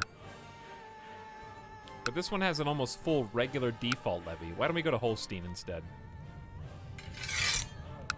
And that changes their max levy size from 576, I think, to something higher. Yeah, 954. My steward, Stislav, is hard at work at Hamburg, increasing infrastructure. Speaking of, we can now proselytize in Liebeck. We've almost got our whole area converted to Catholic. This is the title of the game. The very heartlands of Christianity are under siege by infidels. Desperate Christian lords have persuaded His Holiness Pope Alexander III to declare his intention of forging a great, righteous alliance to expel the heathens in the name of God. This signals a new era of large-scale Christian holy wars. The Crusades. Deus Volt. The Knights of Santiago. This chivalric order owes its name to Santiago Matamoros, or St. James the Moor Slayer, as he is known in other parts of the world. The Order of Santiago enjoys official sponsorship of the Catholic Church, and its knights have all sworn to purge entire realms of heathens and heretics if so requested by a Catholic ruler. Brave warriors of Christ. I like that the Grand Master Rodrigo of the Knights of Santiago just has a 22 martial skill. Where's your kill count? Let me see. He's got none! Can I invite him to court? No. What if I just killed him? The Teutonic Order. Dude, when I see the word Teutonic, in my mind, I associate it, I just got instantly Age of Empires. The Order of Brothers of the German House of St. Mary in Jerusalem has been formed. Sponsored by the Catholic Church and the Holy Roman Emperor, the Teutonic Order, much like the Knights of St. John and the Knights Templar, protect and care for pilgrims to the Holy Land, but will serve any Catholic ruler willing to pay for their upkeep. Being a religious order, they will fight against heretics and infidels. The Holy Roman Empire never formed. No. So is this what happens if the Holy Roman Empire doesn't form?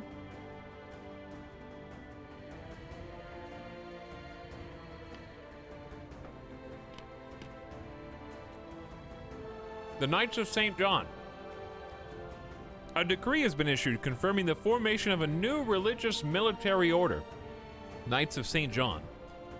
The knights, who have already protected and cared for sick pilgrims in Jerusalem for some time, now have the full weight of the Catholic Church behind them. Pious Catholic rulers may call on their support in wars against heretics, but they will not fight those of their own faith. KBS, no, we are not still running a Jesus cult. We are still Catholic Christians because our father before us, Blessed Raffin, was a Catholic. However, we've become somewhat more cruel and cynical. However, still Catholic Christian in a weird way, despite many assassinations under King Hrodgar's belt. He has a vested greedy interest in procuring various holy relics, and indeed stole a new relic, the image of Edessa from the not the Benedictine order, but the Dominican order. Got caught and murdered the nun to protect his identity, to eliminate the witnesses. So my character has killed a nun. He just thinks they're neat. The lore explanation that I gave was, I was tired of the Pope not doing anything. Like, think about it like this. King Hrodgar is in a faction that has been surrounded by heathens and heretics for his entire life. The Pope hasn't been able to muster any forces. In fact, he couldn't even convince Italy not to become a heresy.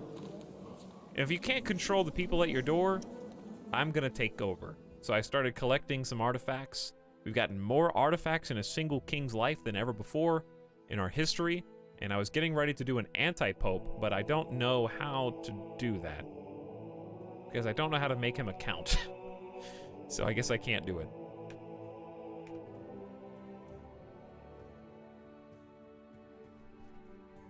I wish you could play the game as religious orders. Teutonics are my favorite. 70 moral authority out of nowhere. True. All of a sudden, a lot of moral authority, yes. How do you see, can you see all the different religions' moral authority? Isn't there a leaderboard somewhere?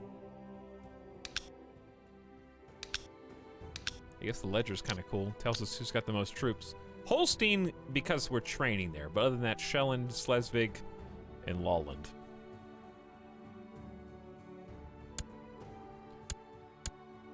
Here we go. So currently, Tingri and Catholic are almost tied. Iconoclast is next, then Germanic, then Sunni, then Buddhist. Slavic is gone, basically. Very interesting. Rip Kettle. Another one! The Knights of Calatrava! The most recent addition to the Soldiers of the Cross, having just been endorsed in a decree by the Catholic Church. These knights take their name from a castle recovered in Iberia from the clutches of the Muslim infidel, and they stand ready to combat heathens and defend the pious in the name of any Catholic ruler willing to provide their upkeep. So these are effectively religious mercenaries? Yeah. Wow, monthly cost is huge. Massive monthly cost, dude. Peace be with you. We propose that, not even gonna try. Rakisa should be betrothed. Why?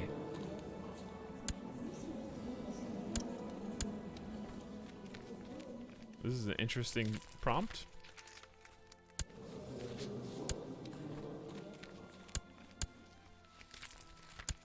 All right, turn off de jure, and then we can actually see. So it's just 1, 2, 3, 4.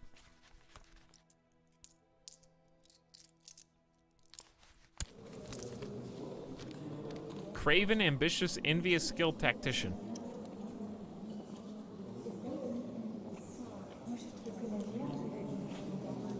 What prompted this event? Yeah, I think it was a mecha prompt.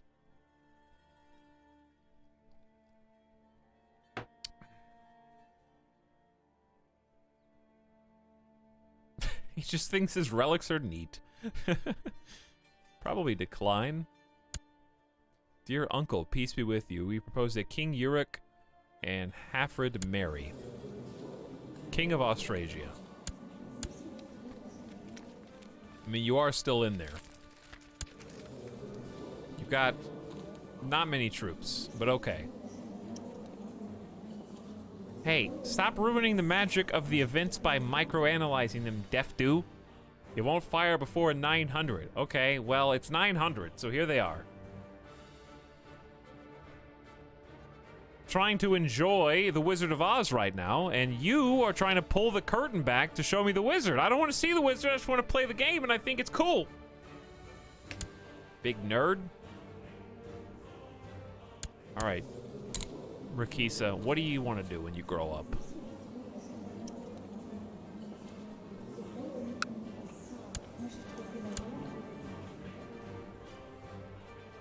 I can choose any of your strengths. How you doing in Holstein? Terrible. How many troops we got? 37 hundo. How many do they got? 900 plus up to 6,000. We kind of just need, as much as this sucks. I mean, this is plus 140%.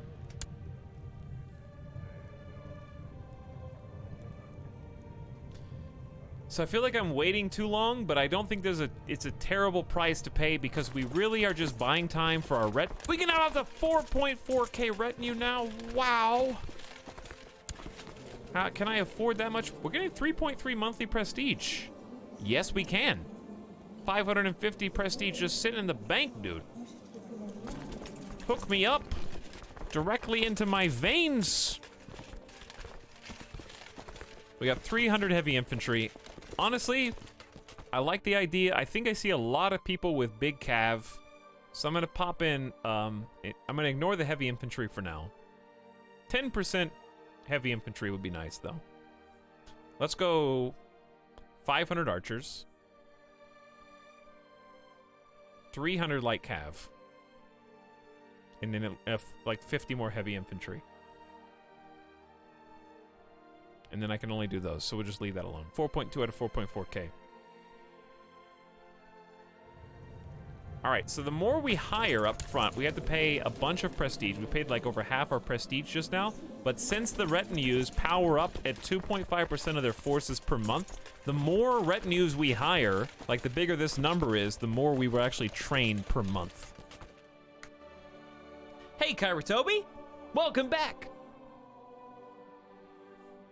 The guy nicknamed the Terrible is bringing his house back to glory.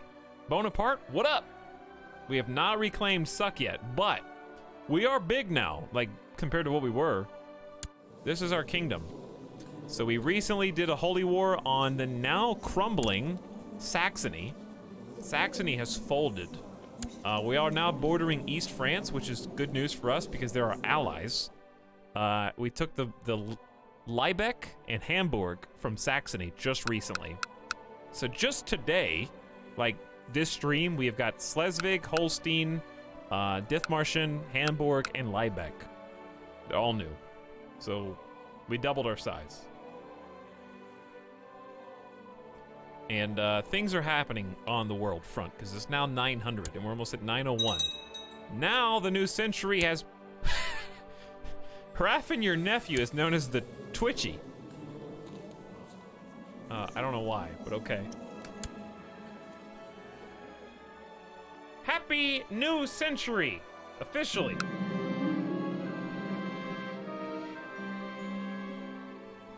Uh-oh. My bishop died.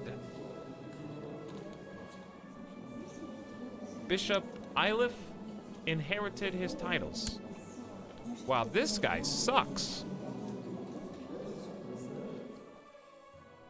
He's 31. Pirates have been marauding in increasing numbers all along the coast of Vestergotland recently. Worse, there's a rumor among the common folk that they're being aided by West Francian agents. Send a letter to the King of West France.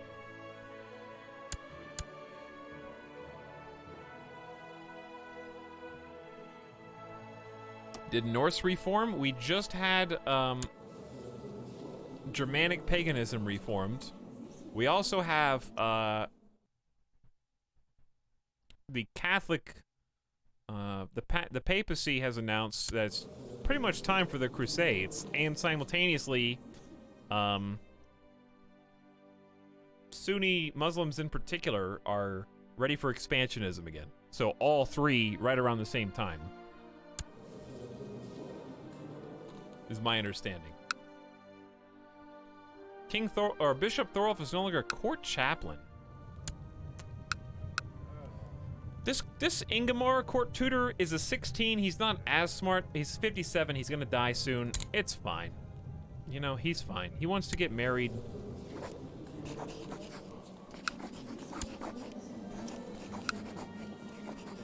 Irid, your kinswoman, the broken lute, is a great pox lunatic. What about Barbara? Barbara seems fine. You need to convert her. She's Slavic. Lowborn males must marry noble women matrilineally, and she's too old. So, Barbara would gain 0 prestige marrying into House Lowborn and minus 100 marrying a courtier. I'm sorry, that's just the way it is.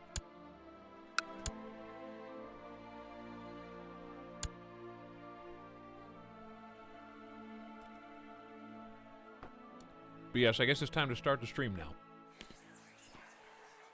You guys ready to start the stream? Donate 3 hundo to a Teutonic order. So much money. Hold a feast, summer fair. No, I don't think we need to do any of this intrigue. My daughter is currently trying to kill my son. Nothing I can do about it. We have assassinated a bunch of people. King Thorstein the Evil versus King Hrogdar the Terrible. Who would win?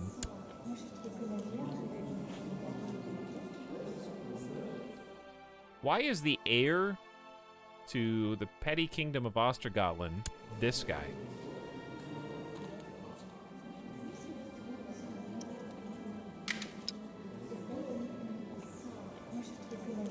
Chief of Just and Otterworld and the Spy Master of Ostergotland.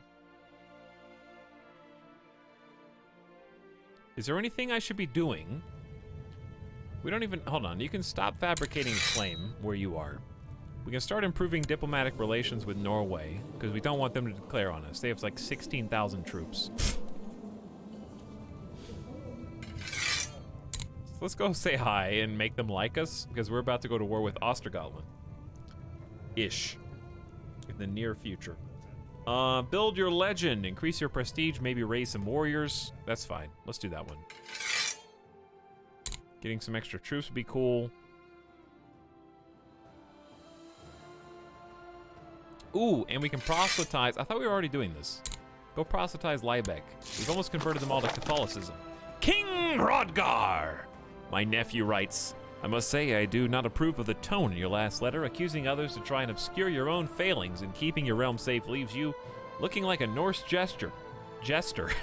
I wish you a speedy recovery from your paranoia. King Carl IV of France, 19-year-old. Oh dear, I should repair this. 50 prestige answers soothingly. The filthy fanatic is hiding something. Well, I am cynical, but I'm not actually paranoid. He's severely injured. For some reason.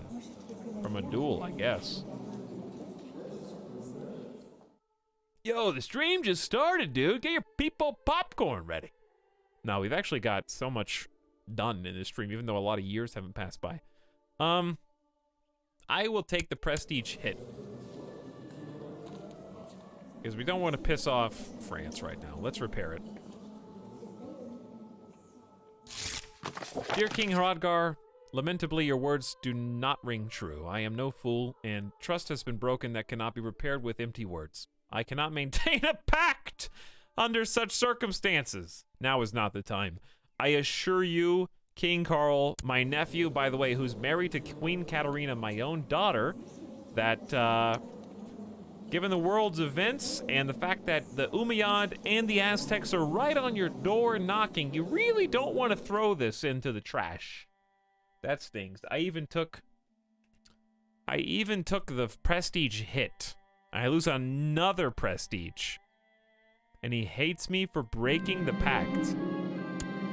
Well, this is just gonna make all of our enemies that much better. Do I have to suck up to this nerd?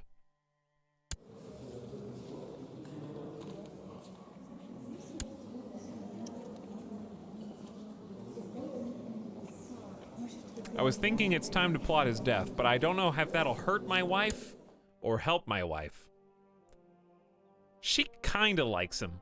A little bit. TK2 series is just an international reality TV show.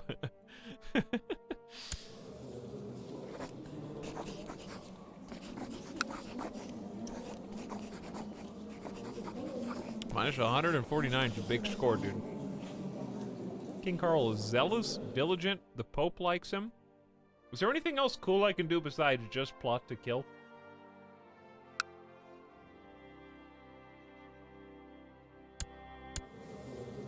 Like if I change my focus to intrigue or something? I guess that would be good if I was plotting to kill, but I need to go to war as well.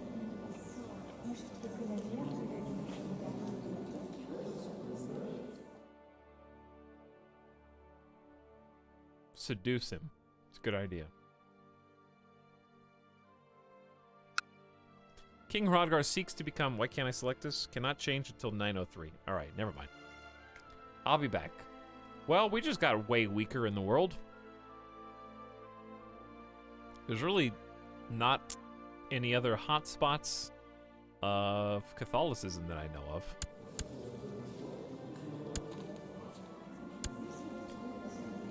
Literally just this dirty, crusty old Pope.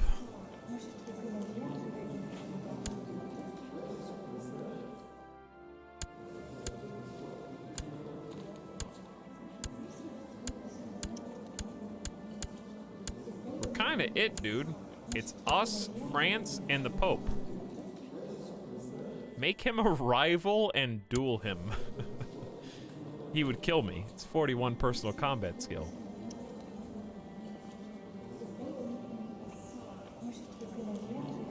Cathar is literally at the Pope's doorstep. Yeah. The Byzantine Empire right here with their 22,000 strong before they call their vassals.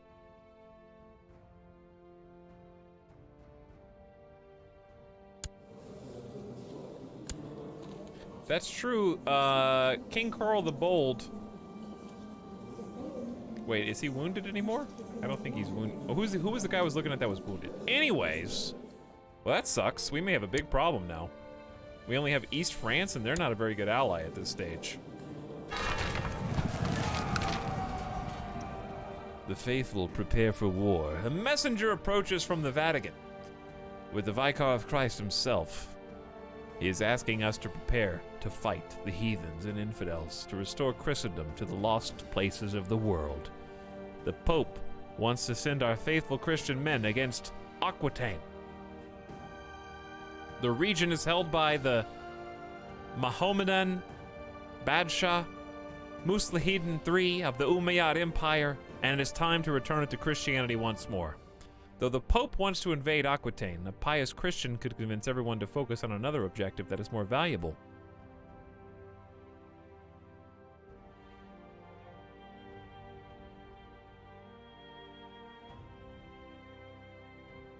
So, how do I even know where this is?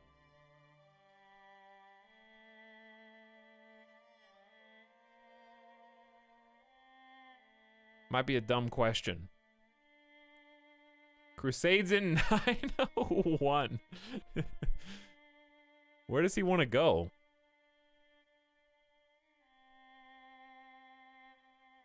It's in South France. West France or South France, chat?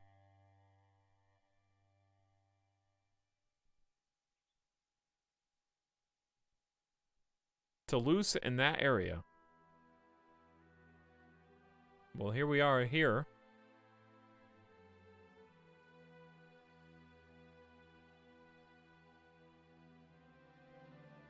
Do you see it? Because I don't. I don't know where Aquitaine is.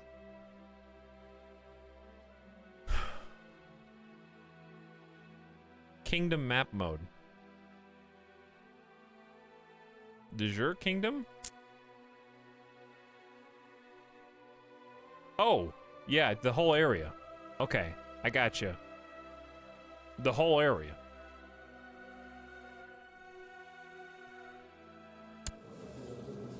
We could probably take him.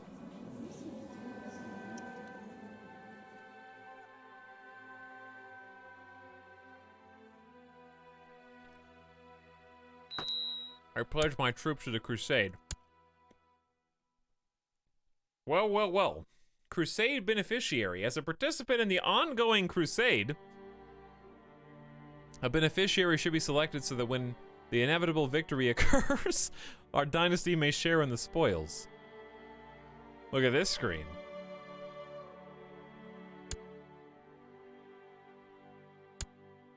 Crusade starting 12th of October, 902 in 500 days. At least they actually give you a warning.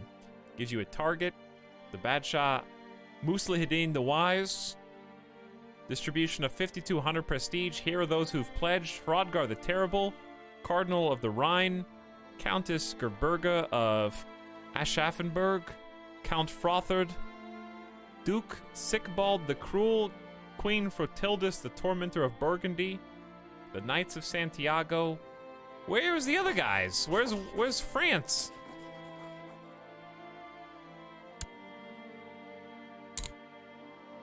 You're a beneficiary. What does this even mean?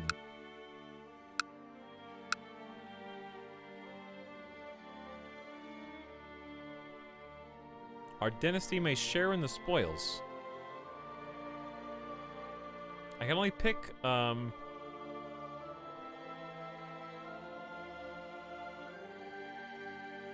can only pick from the ladies.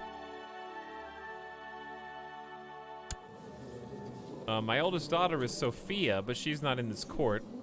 Queen Gunhilda is in East France, West France, Austrasia, your son Klaus, and Rakisa.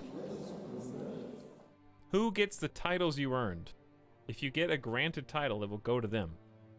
Why is it just the ladies, then? And do I need to pick one of these people? I could pick, like, why would I pick Queen of West France? Why would I pick my daughters, who are not even here?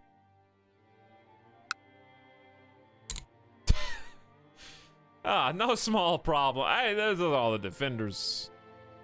They look at 33% versus 297. Come on. If you don't pick anyone and you contribute the most, it'll go to you. These are all new mechanics introduced in the last DLC. Holy Fury. Okay, that's cool. Contribute to the war chest. I hope the Pope will appreciate this gesture. Here's 50 gold. The Crusade war chest for gold changes by 50 and you gain piety. Pope Alexander's King of Hrodgar changes by 15. How old are you? 53. He's gonna die soon. A grand gift befitting my station. I simply can't afford to donate anything. I'll donate 100 gold, because I'm a cool guy.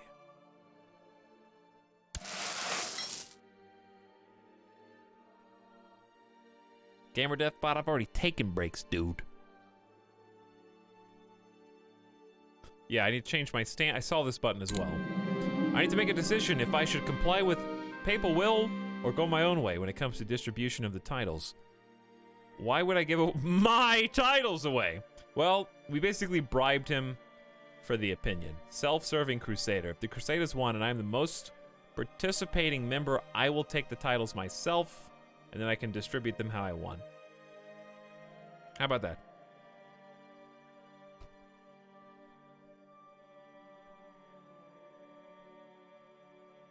Or I could give them to my daughter. But I feel like that's weird when you got two sons in this, especially Klaus being older. And these people being like other kingdoms. I would give him the bow, but he's not even on the list. Why should I give any of my titles away? Is that it? This is a cool menu. This is pretty sweet. I gave you some gold. Good luck. Alright, so we should just be at war now, yeah? Or no? No, it'll start in October. Well, I'm glad we didn't go to war before then. I guess I could go to war before then, but that would be silly now.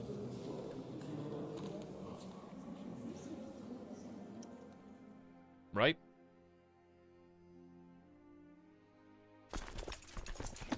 We've got 4,000, we got like 6,300 troops. Do you think we have time for a quick war to take Finn? Or is that silly?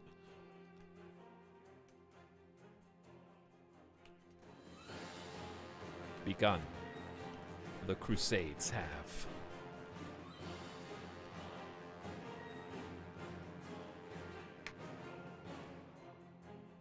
All right, I guess we won't get greedy. We did just get this land.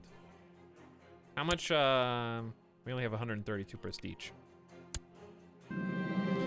Frederick approaches me as I'm on the way out to tell me how happy he was to hear I pledged my men to the crusade and wish me luck in the upcoming war. Your cousin. We like each other. Approval of the crusade. Well, this is all new.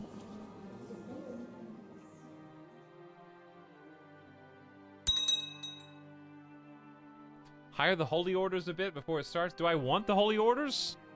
I'm gonna run out of money in like 6 months. Why would I hire them? We only make $1.76. Inflation has not hit yet. I can't believe Bo was at war all this time with Saxony until just now.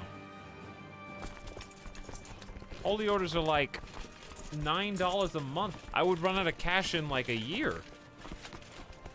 Even if I didn't give $100 bucks.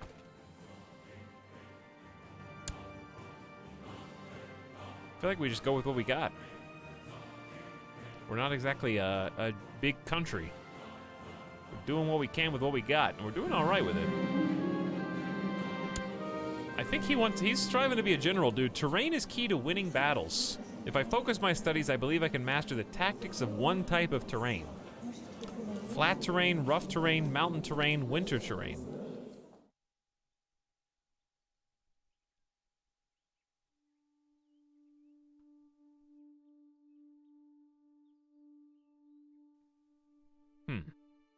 Let me turn off these lights.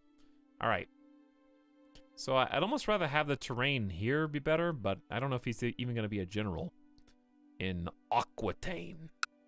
But if he was, this is hills, forest, hills, plains, mountains. There's a little bit of everything. If I wanted it to be better for the home front is farm, plains, plains. If we want to talk about Finn, farm, plains, forest, probably plains.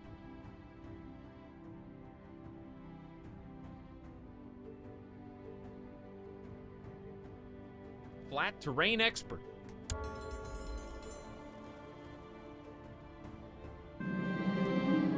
A Jewish exile fleeing persecution in Europe has showed up at your court. His time spent abroad has gifted him many connections, and by all accounts, he's an able diplomat. He would make a fine chancellor.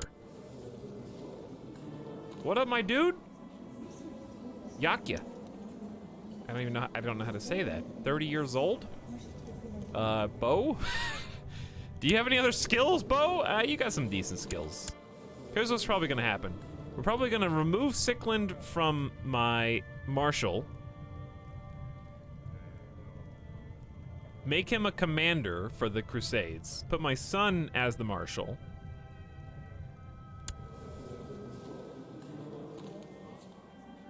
And then make some space for this dude.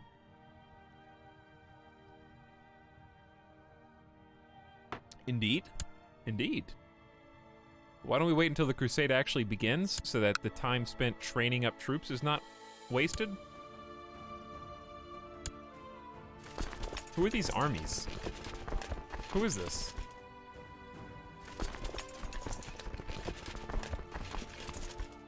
Who are these 35s?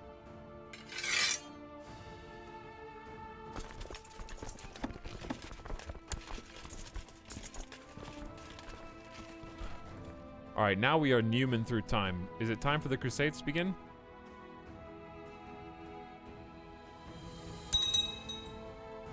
Oh, you have an active countdown. This screen is crazy. Are those prestige warriors? I actually have no idea. We have a massive recruitment drive in Holstein. Well timed! Bring them in. My steward Stislav tells me his efforts at praising my name and deeds have met with great success. Look how old he is now. A small army of warriors has converged at Lawlin ready to serve. I just need to make sure they have someone to fight within a year, lest they become troublesome. Hello. It's like 1,500 people. Okay, well, I mean, we got 254 days until the Crusade. I'm just saying, what if...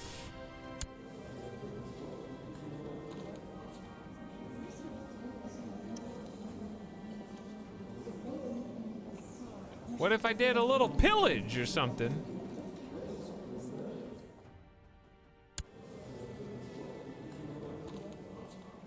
These guys got 441 gold. We can't get that much loot, but it would be safe.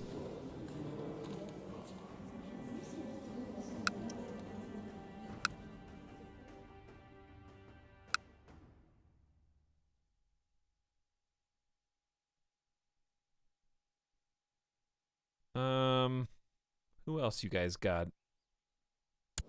This is England too? Who's got the money?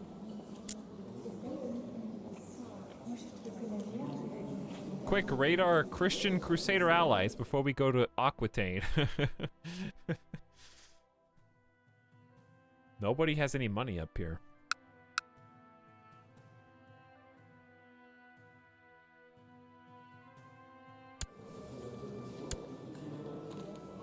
I don't really want to raid Norway. Start the crusade early. Well, the thing is, they'll disappear in a year. Okay, so I can turn them into looters and then... I can't provoke them early because they just got too many troops. That being said... There's some okay loot here. 80 there at the capital. Now when I don't see 100, I think, why not?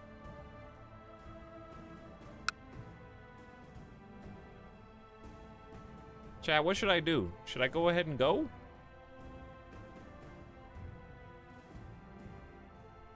Do I really want to be the first one there?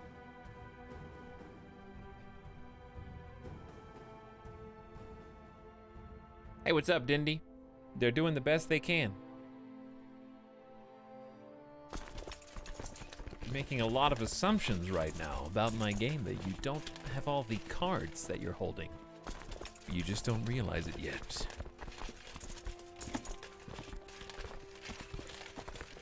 But should I go... I'll go ahead and raise them. All right, bring them all in. We may not even have enough boats for all these dudes now.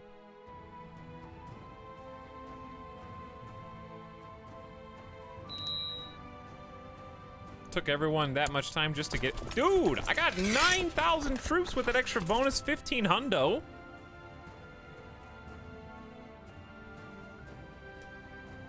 Why didn't I raise the levies at the same time?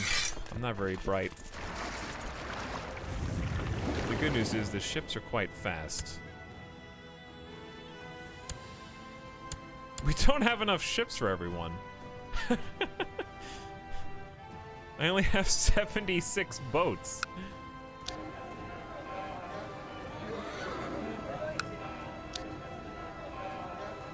Well, I guess I'll build a shipbuilder.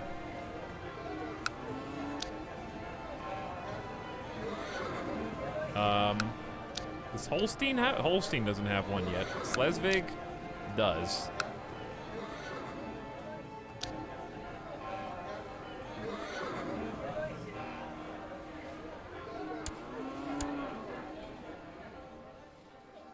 The rest of them are walking.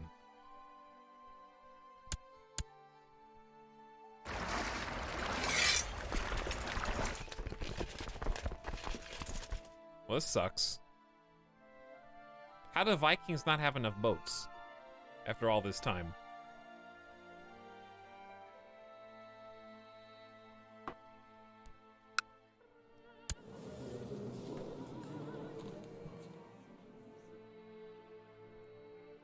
The only way I can go is if I get rid of the ones that we literally just trained, who are raiders, right?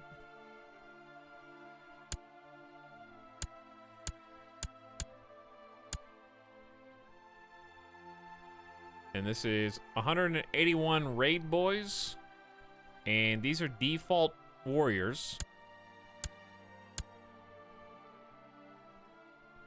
That's 2,000. Oh, these are event people? Yes.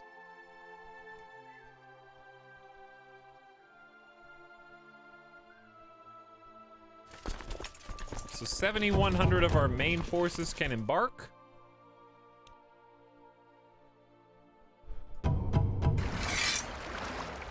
Make 2 trips. I could, I guess, but it's gonna take so long to get there. All right, where should we strike first?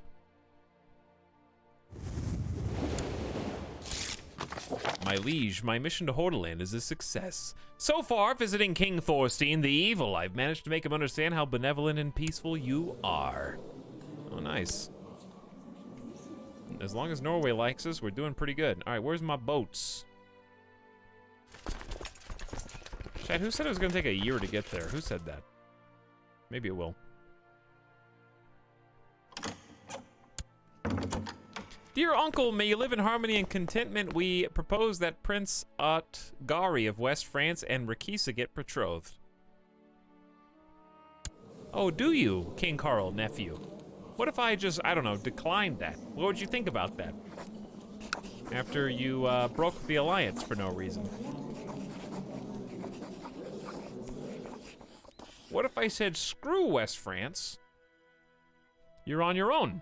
What would you do then? You're lucky I don't have anyone else to marry my daughters off to.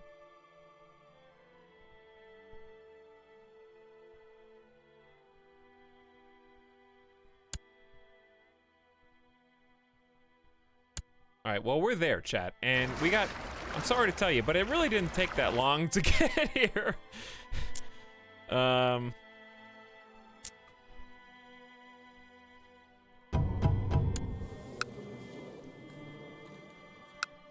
You guys want to raid the Aztecs?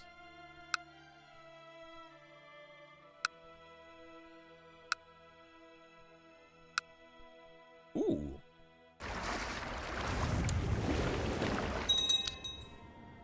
Helena has arrived at your court, your half-sister. Welcome back home. Welcome back home. Welcome back home. All right. Poking the Aztec Hornets. Let's see what happens. When we go to their, like, I don't know if this is their, one of their capitals or what. What is that noise? Why is that noise so spooky? Oh, we're not, you can't even toggle looters unless we're in friendly lands. Oh, you fool. What is this line? It's the economy line? It's okay, it's probably better this way. Because it's already the 11th of September, the raid's about to begin.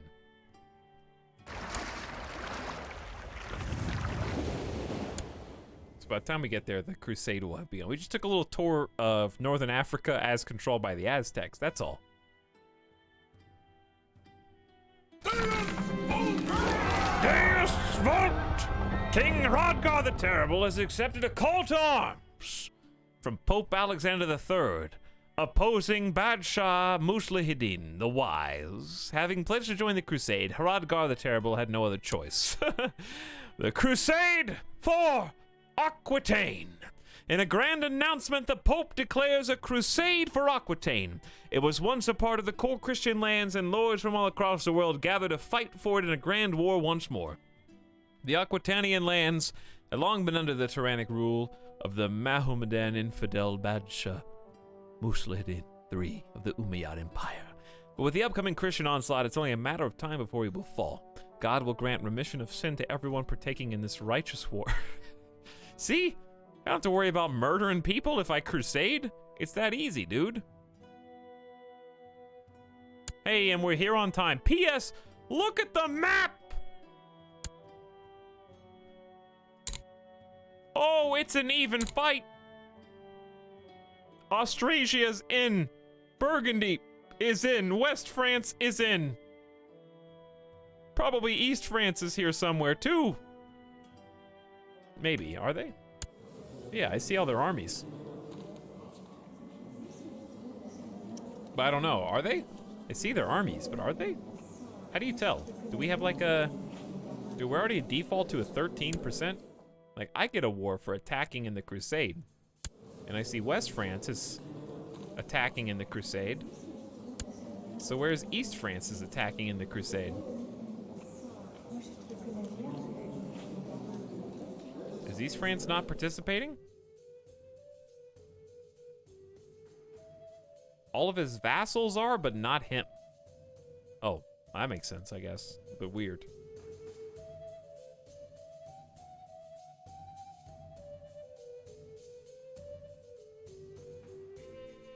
So, where are we gonna land?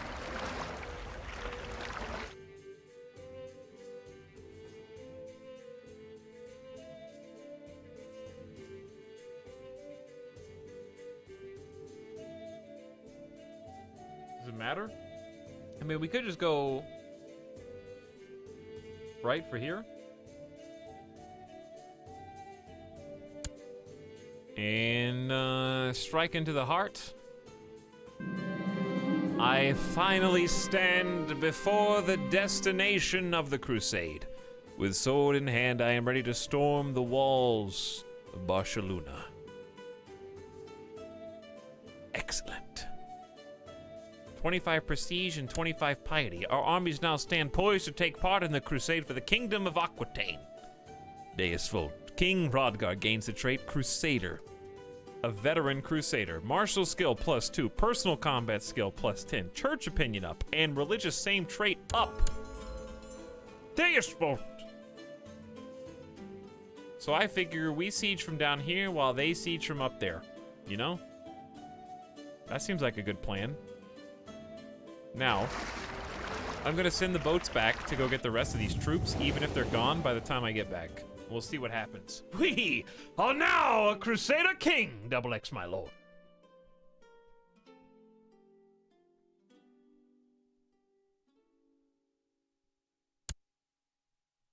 Let's let him. Wait, are you? Where are you jumping into?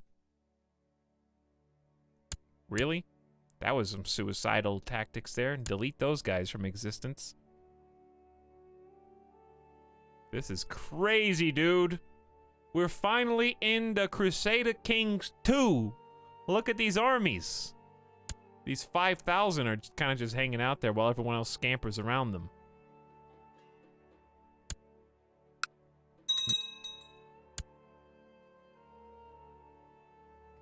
Food and supplies have been smuggled, increasing the morale of the defenders. Bro. Def do. Who dat? 23,000?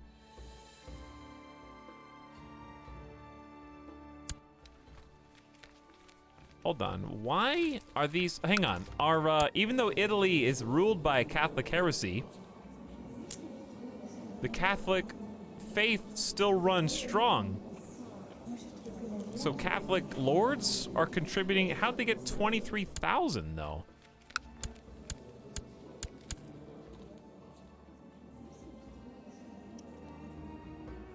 Oh yeah, I forgot to change my, my troops. Hrodgar is in here, though, and he's got some stats. I mean, Hrodgar is leading the charge as a Crusader. He does have Flat Terrain Expert and Siege Leader, which is nice. Even if the rest of his stats aren't fantastic. We could send, Barid... Here's what... Okay, we're gonna do the old Swapperoo now, I guess. Do the old Swapperoo. So Marshal Sickland is going to be now taken over by by Bo. Alright, we have to do some big swaps. Hold on. It's gonna be Chancellor Bo is now... Why is he voting against me? He just joined my court.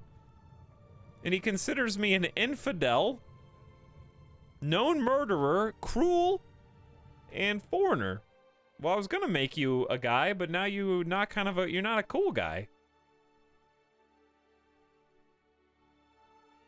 the holy orders and the Pope money. I guess so, yeah. I really don't want a perma-malcontent, dude.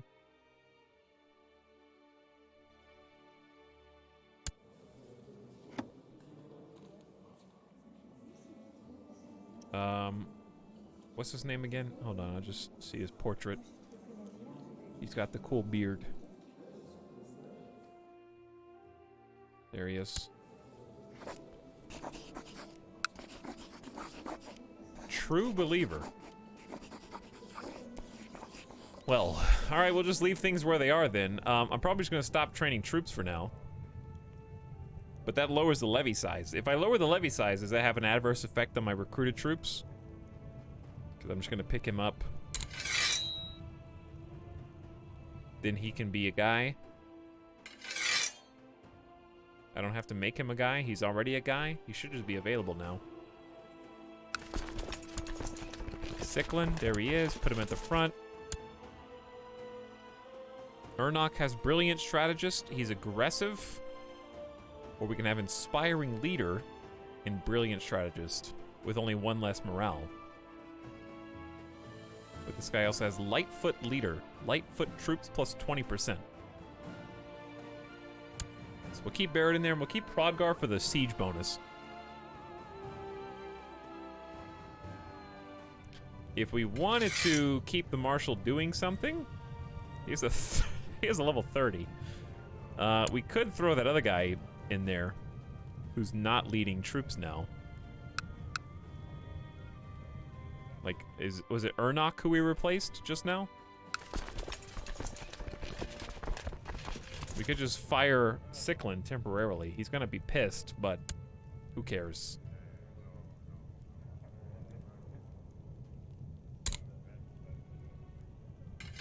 Might be dumb. Where do we need the most troops? I don't even remember, to be honest. I'm gonna say it's probably like Hamburg. Probably doesn't have anybody. All right, where were we?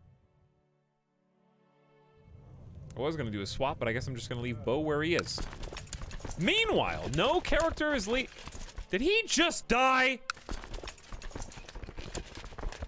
Did he just die? Where's Sickland?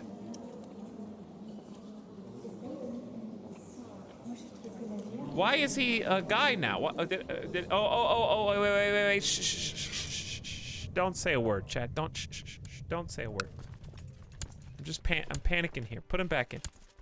He's back. He just, since I took away his marshal, he technically couldn't lead an army, so I had to make him a commander. I had to give him permission to be a commander, and then he could rejoin the crusade. I got scared.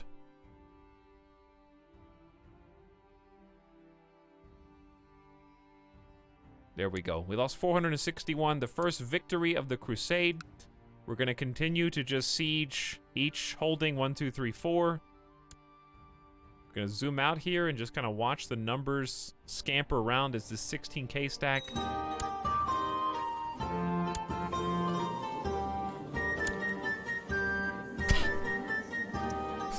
This is what you get, nephew Carl. Hey, uncle. Sorry, listen, you accused me of pirates, and I took great offense to that. And even though you apologized profusely for the misunderstanding, I nullified our entire alliance. Also, I died at 21 years old because I became severely injured somehow and bedridden. So, you know, now that Austrasia is the entirety of Western France instead of me, I happen to notice that Hafrid is also your daughter, and also Hafrid doesn't like you.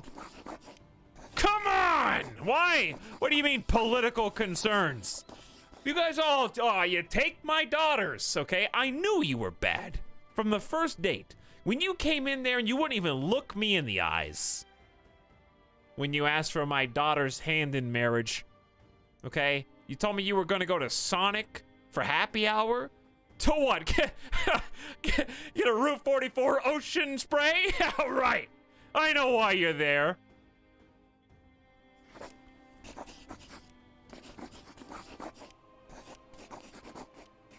Bro, why does everyone hate me and doesn't want to form an... I'm a Catholic too, dude. Political concerns. Look at you. Vicious rumors. You broke. You borrowed a bunch of money. Why does no one... Okay, define political concerns, chat. Is it just because I murdered some people and got caught? Is that all?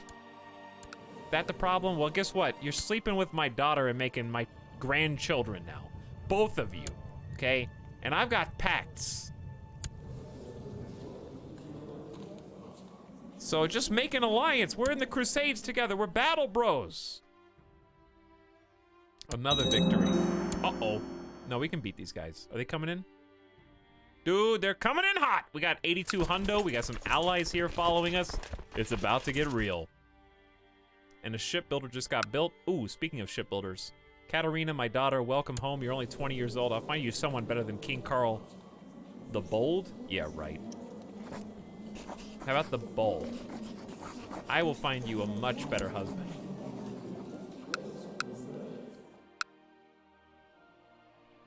Maybe inside of our own court.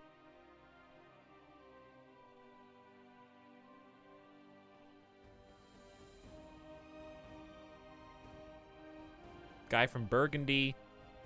Salerno. Steward of Mide. I don't know, not yet.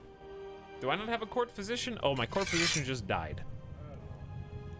Ingomar is my now court physician, my regent. I mean, honestly, it should probably be my son. He loves me. He's got decent stats all around. He's got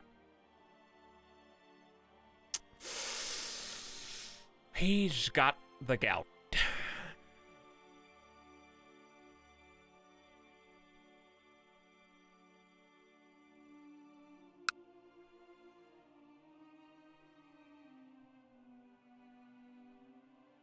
I'll make Ingomar the steward.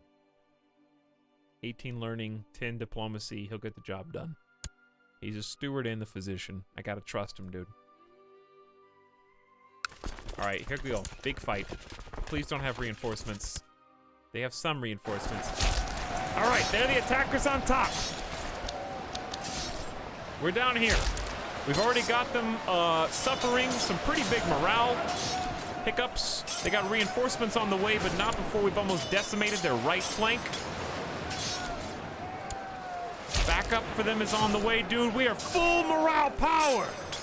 Losses, not that many. We got 24 hundo versus 14. 3,000 versus 28. 25 versus 14. They're missing a commander. We've got them all fleeing. They got more on the way, but that's okay. We're chasing these guys down with our horses now. Big victory. We killed 2,700 of them. Inflicted casualties. Only took 300 ourselves. More of them are locked in. There's going to be a round 2 with the scraps. They didn't get the memo that the rest of them had lost. So we'll take these chumps out too. Already gone. Already gone. Middle flank broken with just archers alone. Run them down with the horses.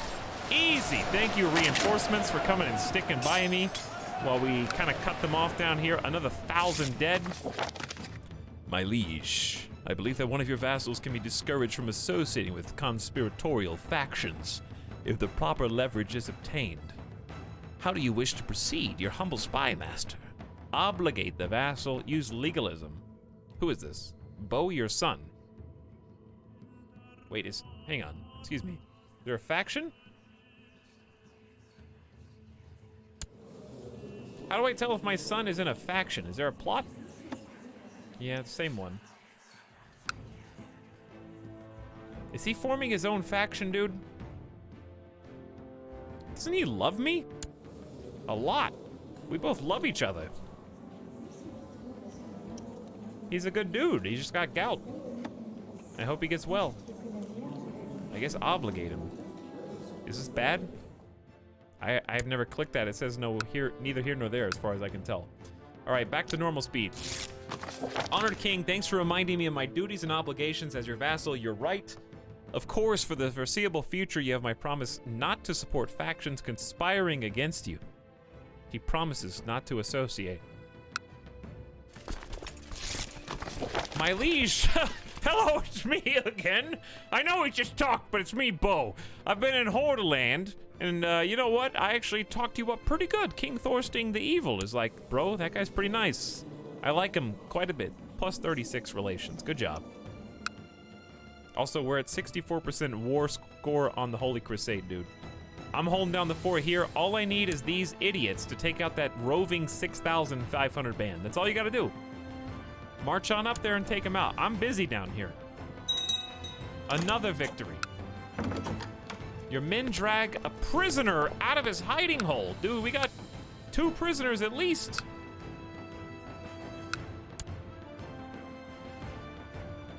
Maybe we should go kill these guys. But I kind of want to keep sieging because we're doing 30% every 12 days. But they're right there. We gotta get them.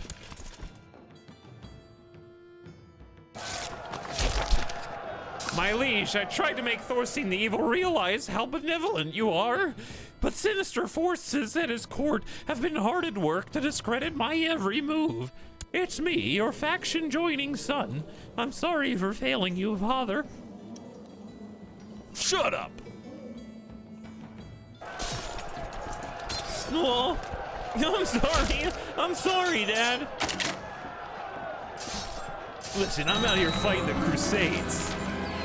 I'm out here winning for the Pope, dude. We did that. We took out the armies. Pope Alexander has won. Woo! Victorious Crusaders. God has granted King Rogdar of Aquitaine victory in the Crusade of Aquitaine. Badshah Muslihidin III of the Umayyad Empire has been beaten at every turn through the war and has had to give up his holdings on Aquitaine. King Hrodgar has granted the new lands of Aquitaine to Hrodgar. The Pope made an announcement about the victory and virtues of the Crusaders as true faithful protectors of the faith. With the Muslims being pushed out of their old lands, there are certainly more conflicts to come. Praise God. Hrodgar is now known as the Sword of the Blessed Virgin. Holy crap, dude. All right, so what do we get?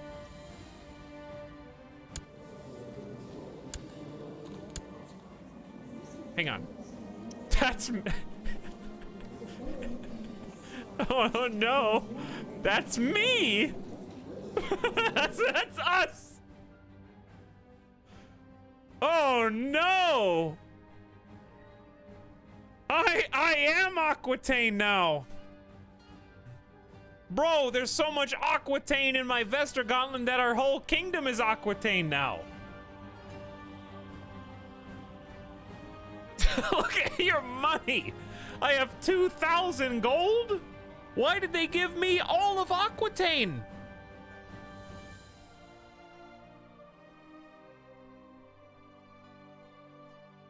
I can't keep up. Mostly Moistened is checking into the ER right now, dude.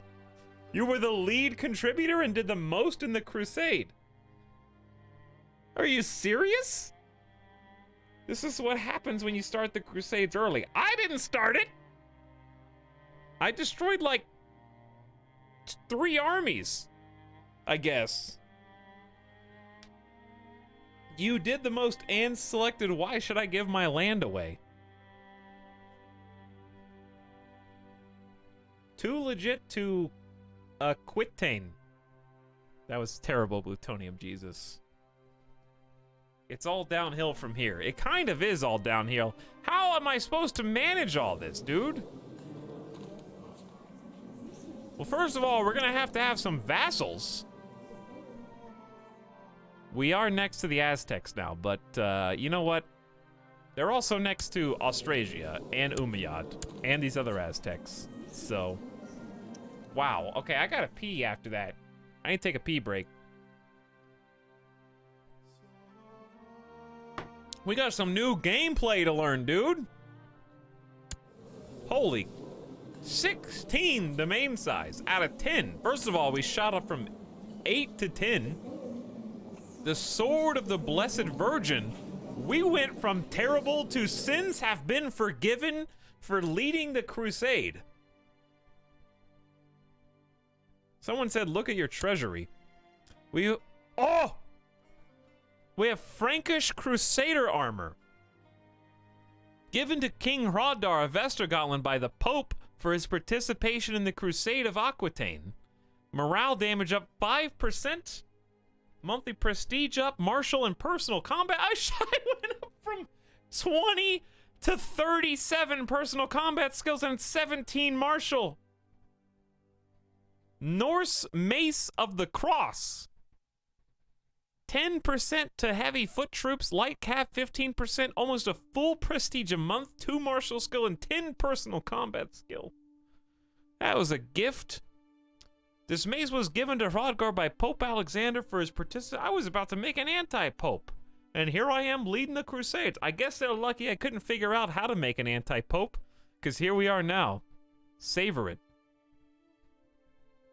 And I think those are the 2 main things we got, but they're pretty big things. Honestly, that's probably better than the Odin's conversion by a long shot. Yeah, we go from... Okay, I don't know the difference in heavy infantry and heavy foot troops. Is that not the same thing?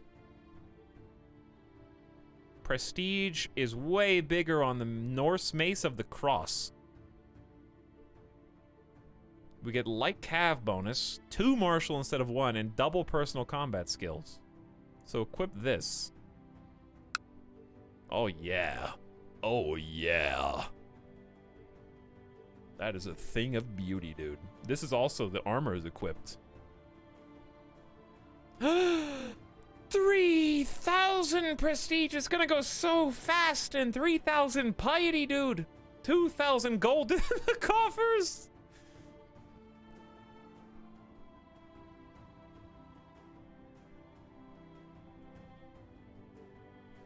Wow. Check what? Check religion of holdings. You mean like this? Catholic, Catholic. Oh, where we were sieging almost was Catholic. Barcelona is Lollard. Yo, I got some jobs for my court chaplain. We got Sunni, Lollard, Catholic Heresy, Catholic, Waldensian, Catholic. It's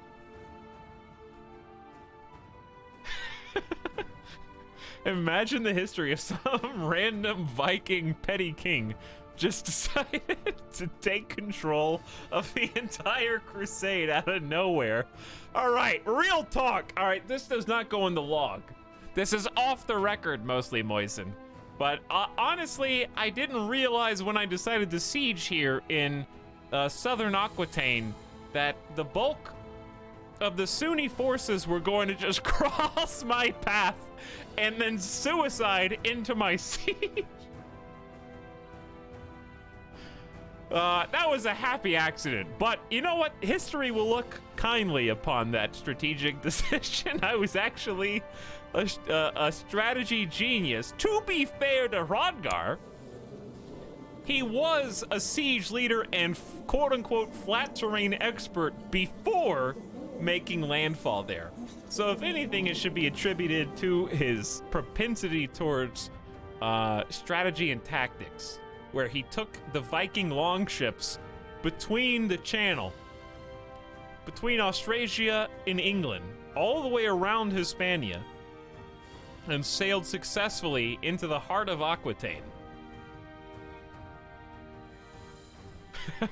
And he was the first boots on the ground to start sieging. We did do some successful sieges as well. Now we gotta, well, I was gonna say we gotta get these boys home, but they are home. All right, where are the boats though? The boats are over here, so they can be dispense stuff as well. Army levies, go bye-bye. Oh man, what a thing that is. Hrothgar, the sword of the Blessed Virgin, dude, has had splint mail armor added to the treasury. Is that the thing we just looked at? I think that's Frankish Crusader armor. The Bonebreaker, aka the Norse Mace of the Cross. Why does the name change? Pick an ambition, wrong type of holding, domain too big, title loss, and 3 weak claims. Scroll down on what? The treasury? You have... Yeah, this is all the stuff we had before. We've had Saint Fingerbones. We found the remains of Saint Sessianus through artifact exploration. Via our council. Image of Edessa is what we stole. We got caught and we murdered the nun who saw us, and they still found out somehow. Seamless Robe of Jesus was stolen successfully by our ancestors. Odin's conversion is the first weapon we ever made. The Fingers of St. John. I don't remember how we came into these. I think that was an inheritance as well. We got Fingerbones as a gift for being really pious in a different faction, I think. Plus 2 axes today. This is today. This is today. Wow. What the king of the artifacts, dude. Greedy, cynical, and cruel has paid off. We have literally gotten 1, 2, 3, 4, 5 artifacts with just one dude. King Hrodgar is actually going to go down in history as obviously a very vindictive king who assassinated 3 Lithuanian kings in order to free his religious and holy priest who went over there just to convert people and got thrown into prison mercilessly and died in prison. He'll be remembered for those murders, but they were apparently just murders because God has shone his light upon him and given him a victorious crusade. And not only a victorious crusade, but doubled and almost tripled his holdings. We got footholds in France and Hispania now.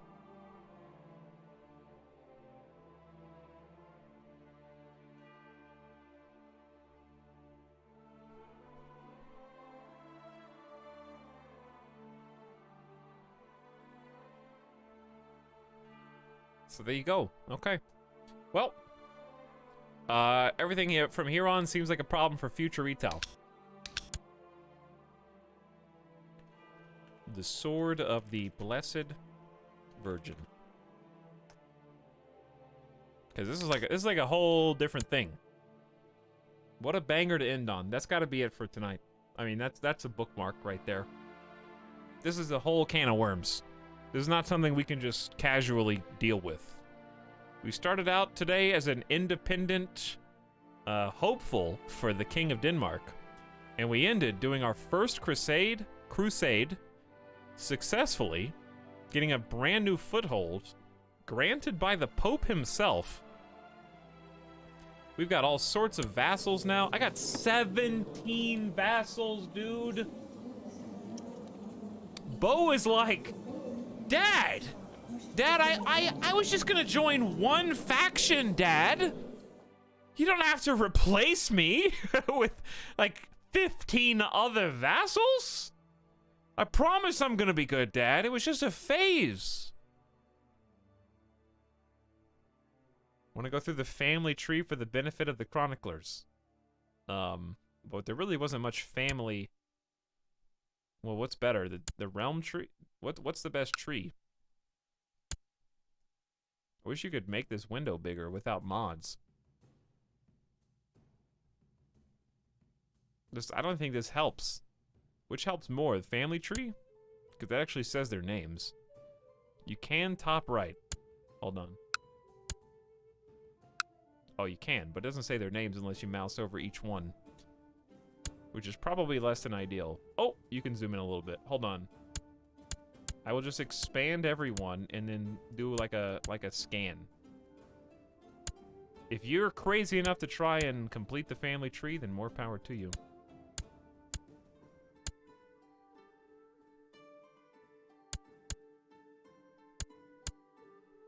Alright, I think that's all the pluses. So we'll start over here. To like there. We'll leave it here for like 5 seconds, long enough to pause. Only stream so far with a single played character the whole stream. That makes me sad for the next one. Future Retail is gonna be pissed. Pissed, but like happy because it's new gameplay. And I was right for not giving up on the save, even though I didn't think we were like dead or losing. All right, from Eta and Uric on. That way you can have like a connection. I don't know. You're gonna have to draw the lines to see who they're connected to. I can do like a zoom out too at the end. Okay, anyways. Eta and Uric. And then we got Uric and Carl.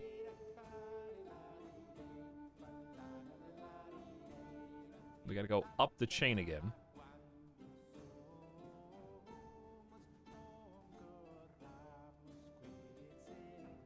I can't believe we only played as one dude. And he had a roller coaster of a journey in terms of like the terrible, the evil, the sword of the Blessed Virgin. He is like a quintessential interesting bad guy with good motivations that ends up doing good through bad, sort of. All right, that's pretty much everybody. There's Jeff at the end. And then here's the whole thing, so if you want to zoom out and like...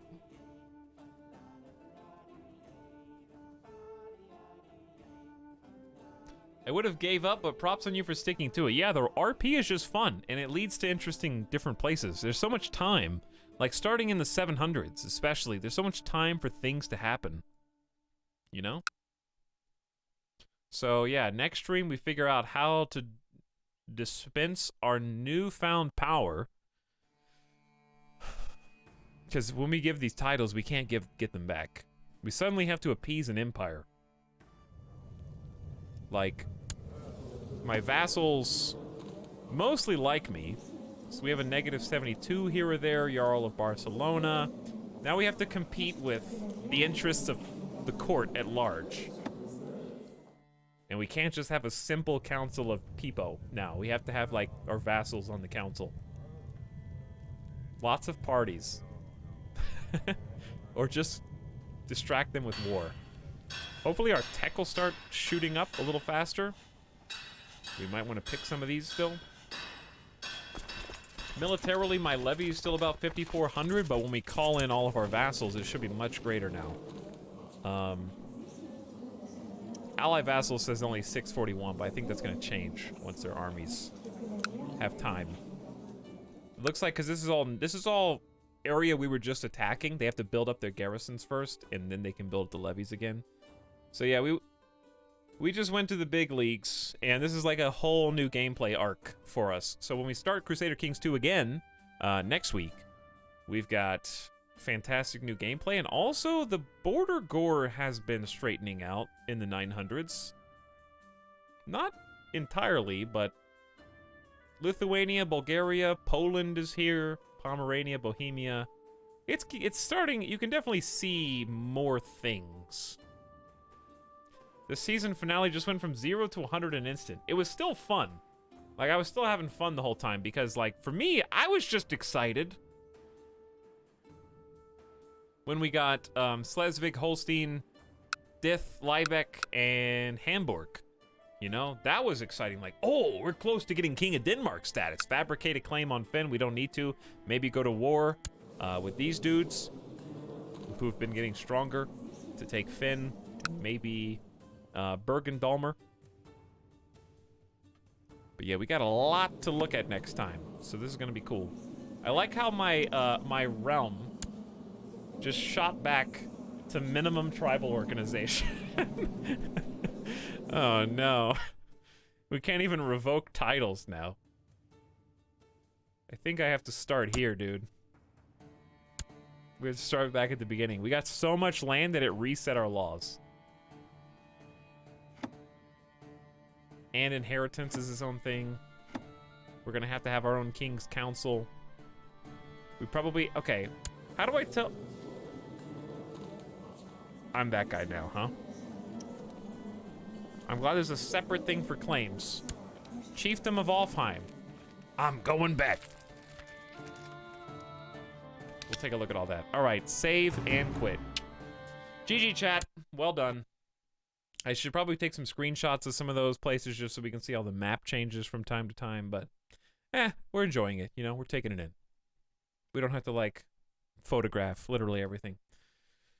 Whew, that was an adventure.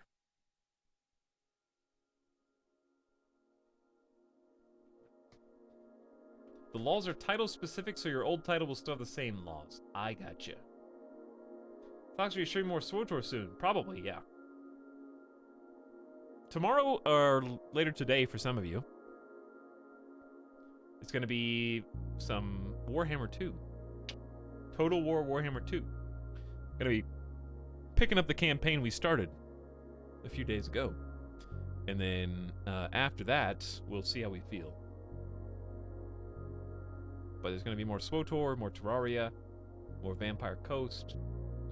So Crusader Kings 2, I'm fine with kind of like... It's the lowest on the grind totem pole. Like, I don't want to play Crusader Kings 2 every day. I want like a good... Like, this was perfect. You know, almost 10 hours. Not a lot of years passed, but boy, did we have an insane, like, story transitional period. Like, the arc of still being a Catholic, but okay with assassinations was really, I think that was the kicker. If that NPC, because before I took control of the king that we were just playing as, he killed the king I was playing as, his brother, of his own free will and volition. So if the fact that he was willing to kill his brother, whom I was playing as, and died, and then took over that guy, really set the stage. End of stream subs. That Travol gift in 5. Community gift subs right here at the end. Dr. What's his name? Potsimo, Hotwire Voodoo, Davial, and Yaz. Congratulations. Thank you so much for the gift subs. I'm glad you had a good time. Hey, you got one. But as I was saying, the fact that the NPC chose to kill him really set up for how I wanted to play this character. And it gave me the opportunity to push the boundary of doing things that his forefathers would have considered evil, you know, while they were in the Benedictine order, for example, or secretly converting other Christians. So I like that it started honestly and earnestly, and I think that's representative of a lot of religion, where it does sometimes and oftentimes start honestly, earnestly. People want to do good, people want to improve other people's lives, and then maybe their children or someone who doesn't have a good grasp of their beliefs and their moral code twist it to their own interpretation. You know what I mean? It makes for a good story.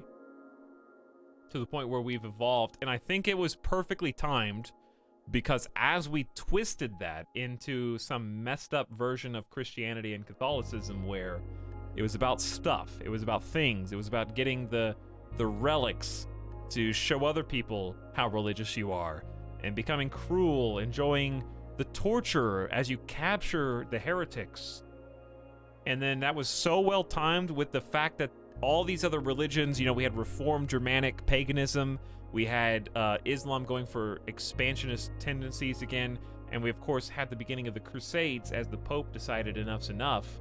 That cruel kind of stuff aspect naturally unfolded into what we have now. Which is, yes, I'd like to crusade Pope, not because I feel like, you know, earnestly converting these people to find the happiness that I've found in my life, but because, well, I've been torturing people and assassinating people for revenge and missing the entire point. And also, look at all these new relics I've got, and all this new land I've got. And also, my forefathers were, you know, maybe weak for not doing all this sooner. So it's kind of been an interesting... Twist is the default word, but heel turn. It's been an interesting heel turn, because when a heel turn is productive, and you get results like that, even though you're doing things that are, you know, from looking outside of that character, not good. It's funny because it's like sometimes evil does win, and sometimes good looks a whole lot like evil, and sometimes you got a wolf in sheep's clothing situation. So which one is it? It's interesting to examine that just from an RP perspective, not attempting to find any answers or make any definitive statements, but just like play the character and see what do I think they would do, even if we embellish it a little bit and make it a little crazier than it would be IRL. It's still interesting to ask the question, you know, do the ends justify the means? Without having to provide a moral answer, because it's just a fun video game. In the gamification sense, the ends definitely did justify the means. We like tripled our realm size. Now, have we created endless problems for ourselves and future generations in doing so? Maybe. Or, if we fast forward 100 years from now, are we like leading the world towards a new age of peace and prosperity? All we had to do was assassinate a few people and steal a couple of holy works and join the crusade and fight in some wars. That's all we had to do for that. So it's kind of fun to just play those characters out and see how this alt crazy history, Aztecs versus, you know, expansionist Islam versus early, like, okay, when did the Crusades start? 1095. We are almost 200 years early. So we got 200-year early Crusades. We got a lot of countries that have formed when they ordinarily didn't. And of course you've got Aztecs and others. It's just all over the place. But that's what makes it really fun. Alternate history is the best history. Crusader Kings 2 has been awesome. I'm glad I stuck with it. I'm glad we've been learning each stream, even though today we had some frustrations, not with people backseating or anything like that, but just figuring out some of those claim mechanics and who are you actually declaring war for. But it's fun to stick with it because there really are like insane outcomes on the other side. Rip channel points, I guess.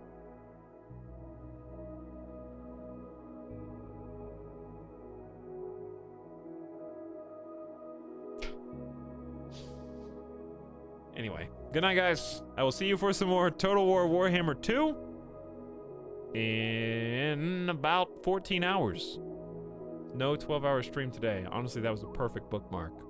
And really encouraging to continue playing more. I don't feel like we're spinning our wheels. I feel like we're having a nice, fun mix between events in the game, playing as the characters, getting attached to them, figuring out who's who, and how we want to play them. And they've done a really good job. I was worried that he wasn't going to be able to tell his own personal story. But I think that story has been...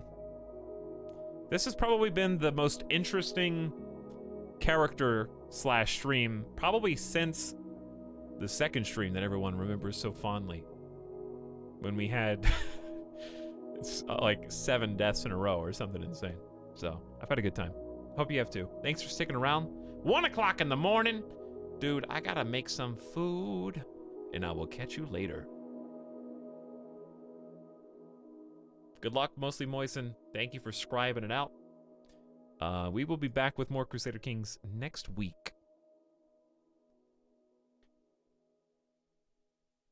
But I'm planning on streaming Friday, Saturday, Sunday, different stuff.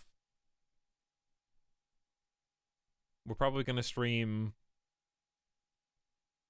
Terraria on Saturday or Sunday. We'll stream some SWTOR, and then we'll do some more CK2. Bye for now. And remember, I don't know half of you half as well as I should like, and I like less than half of you half as well as you deserve.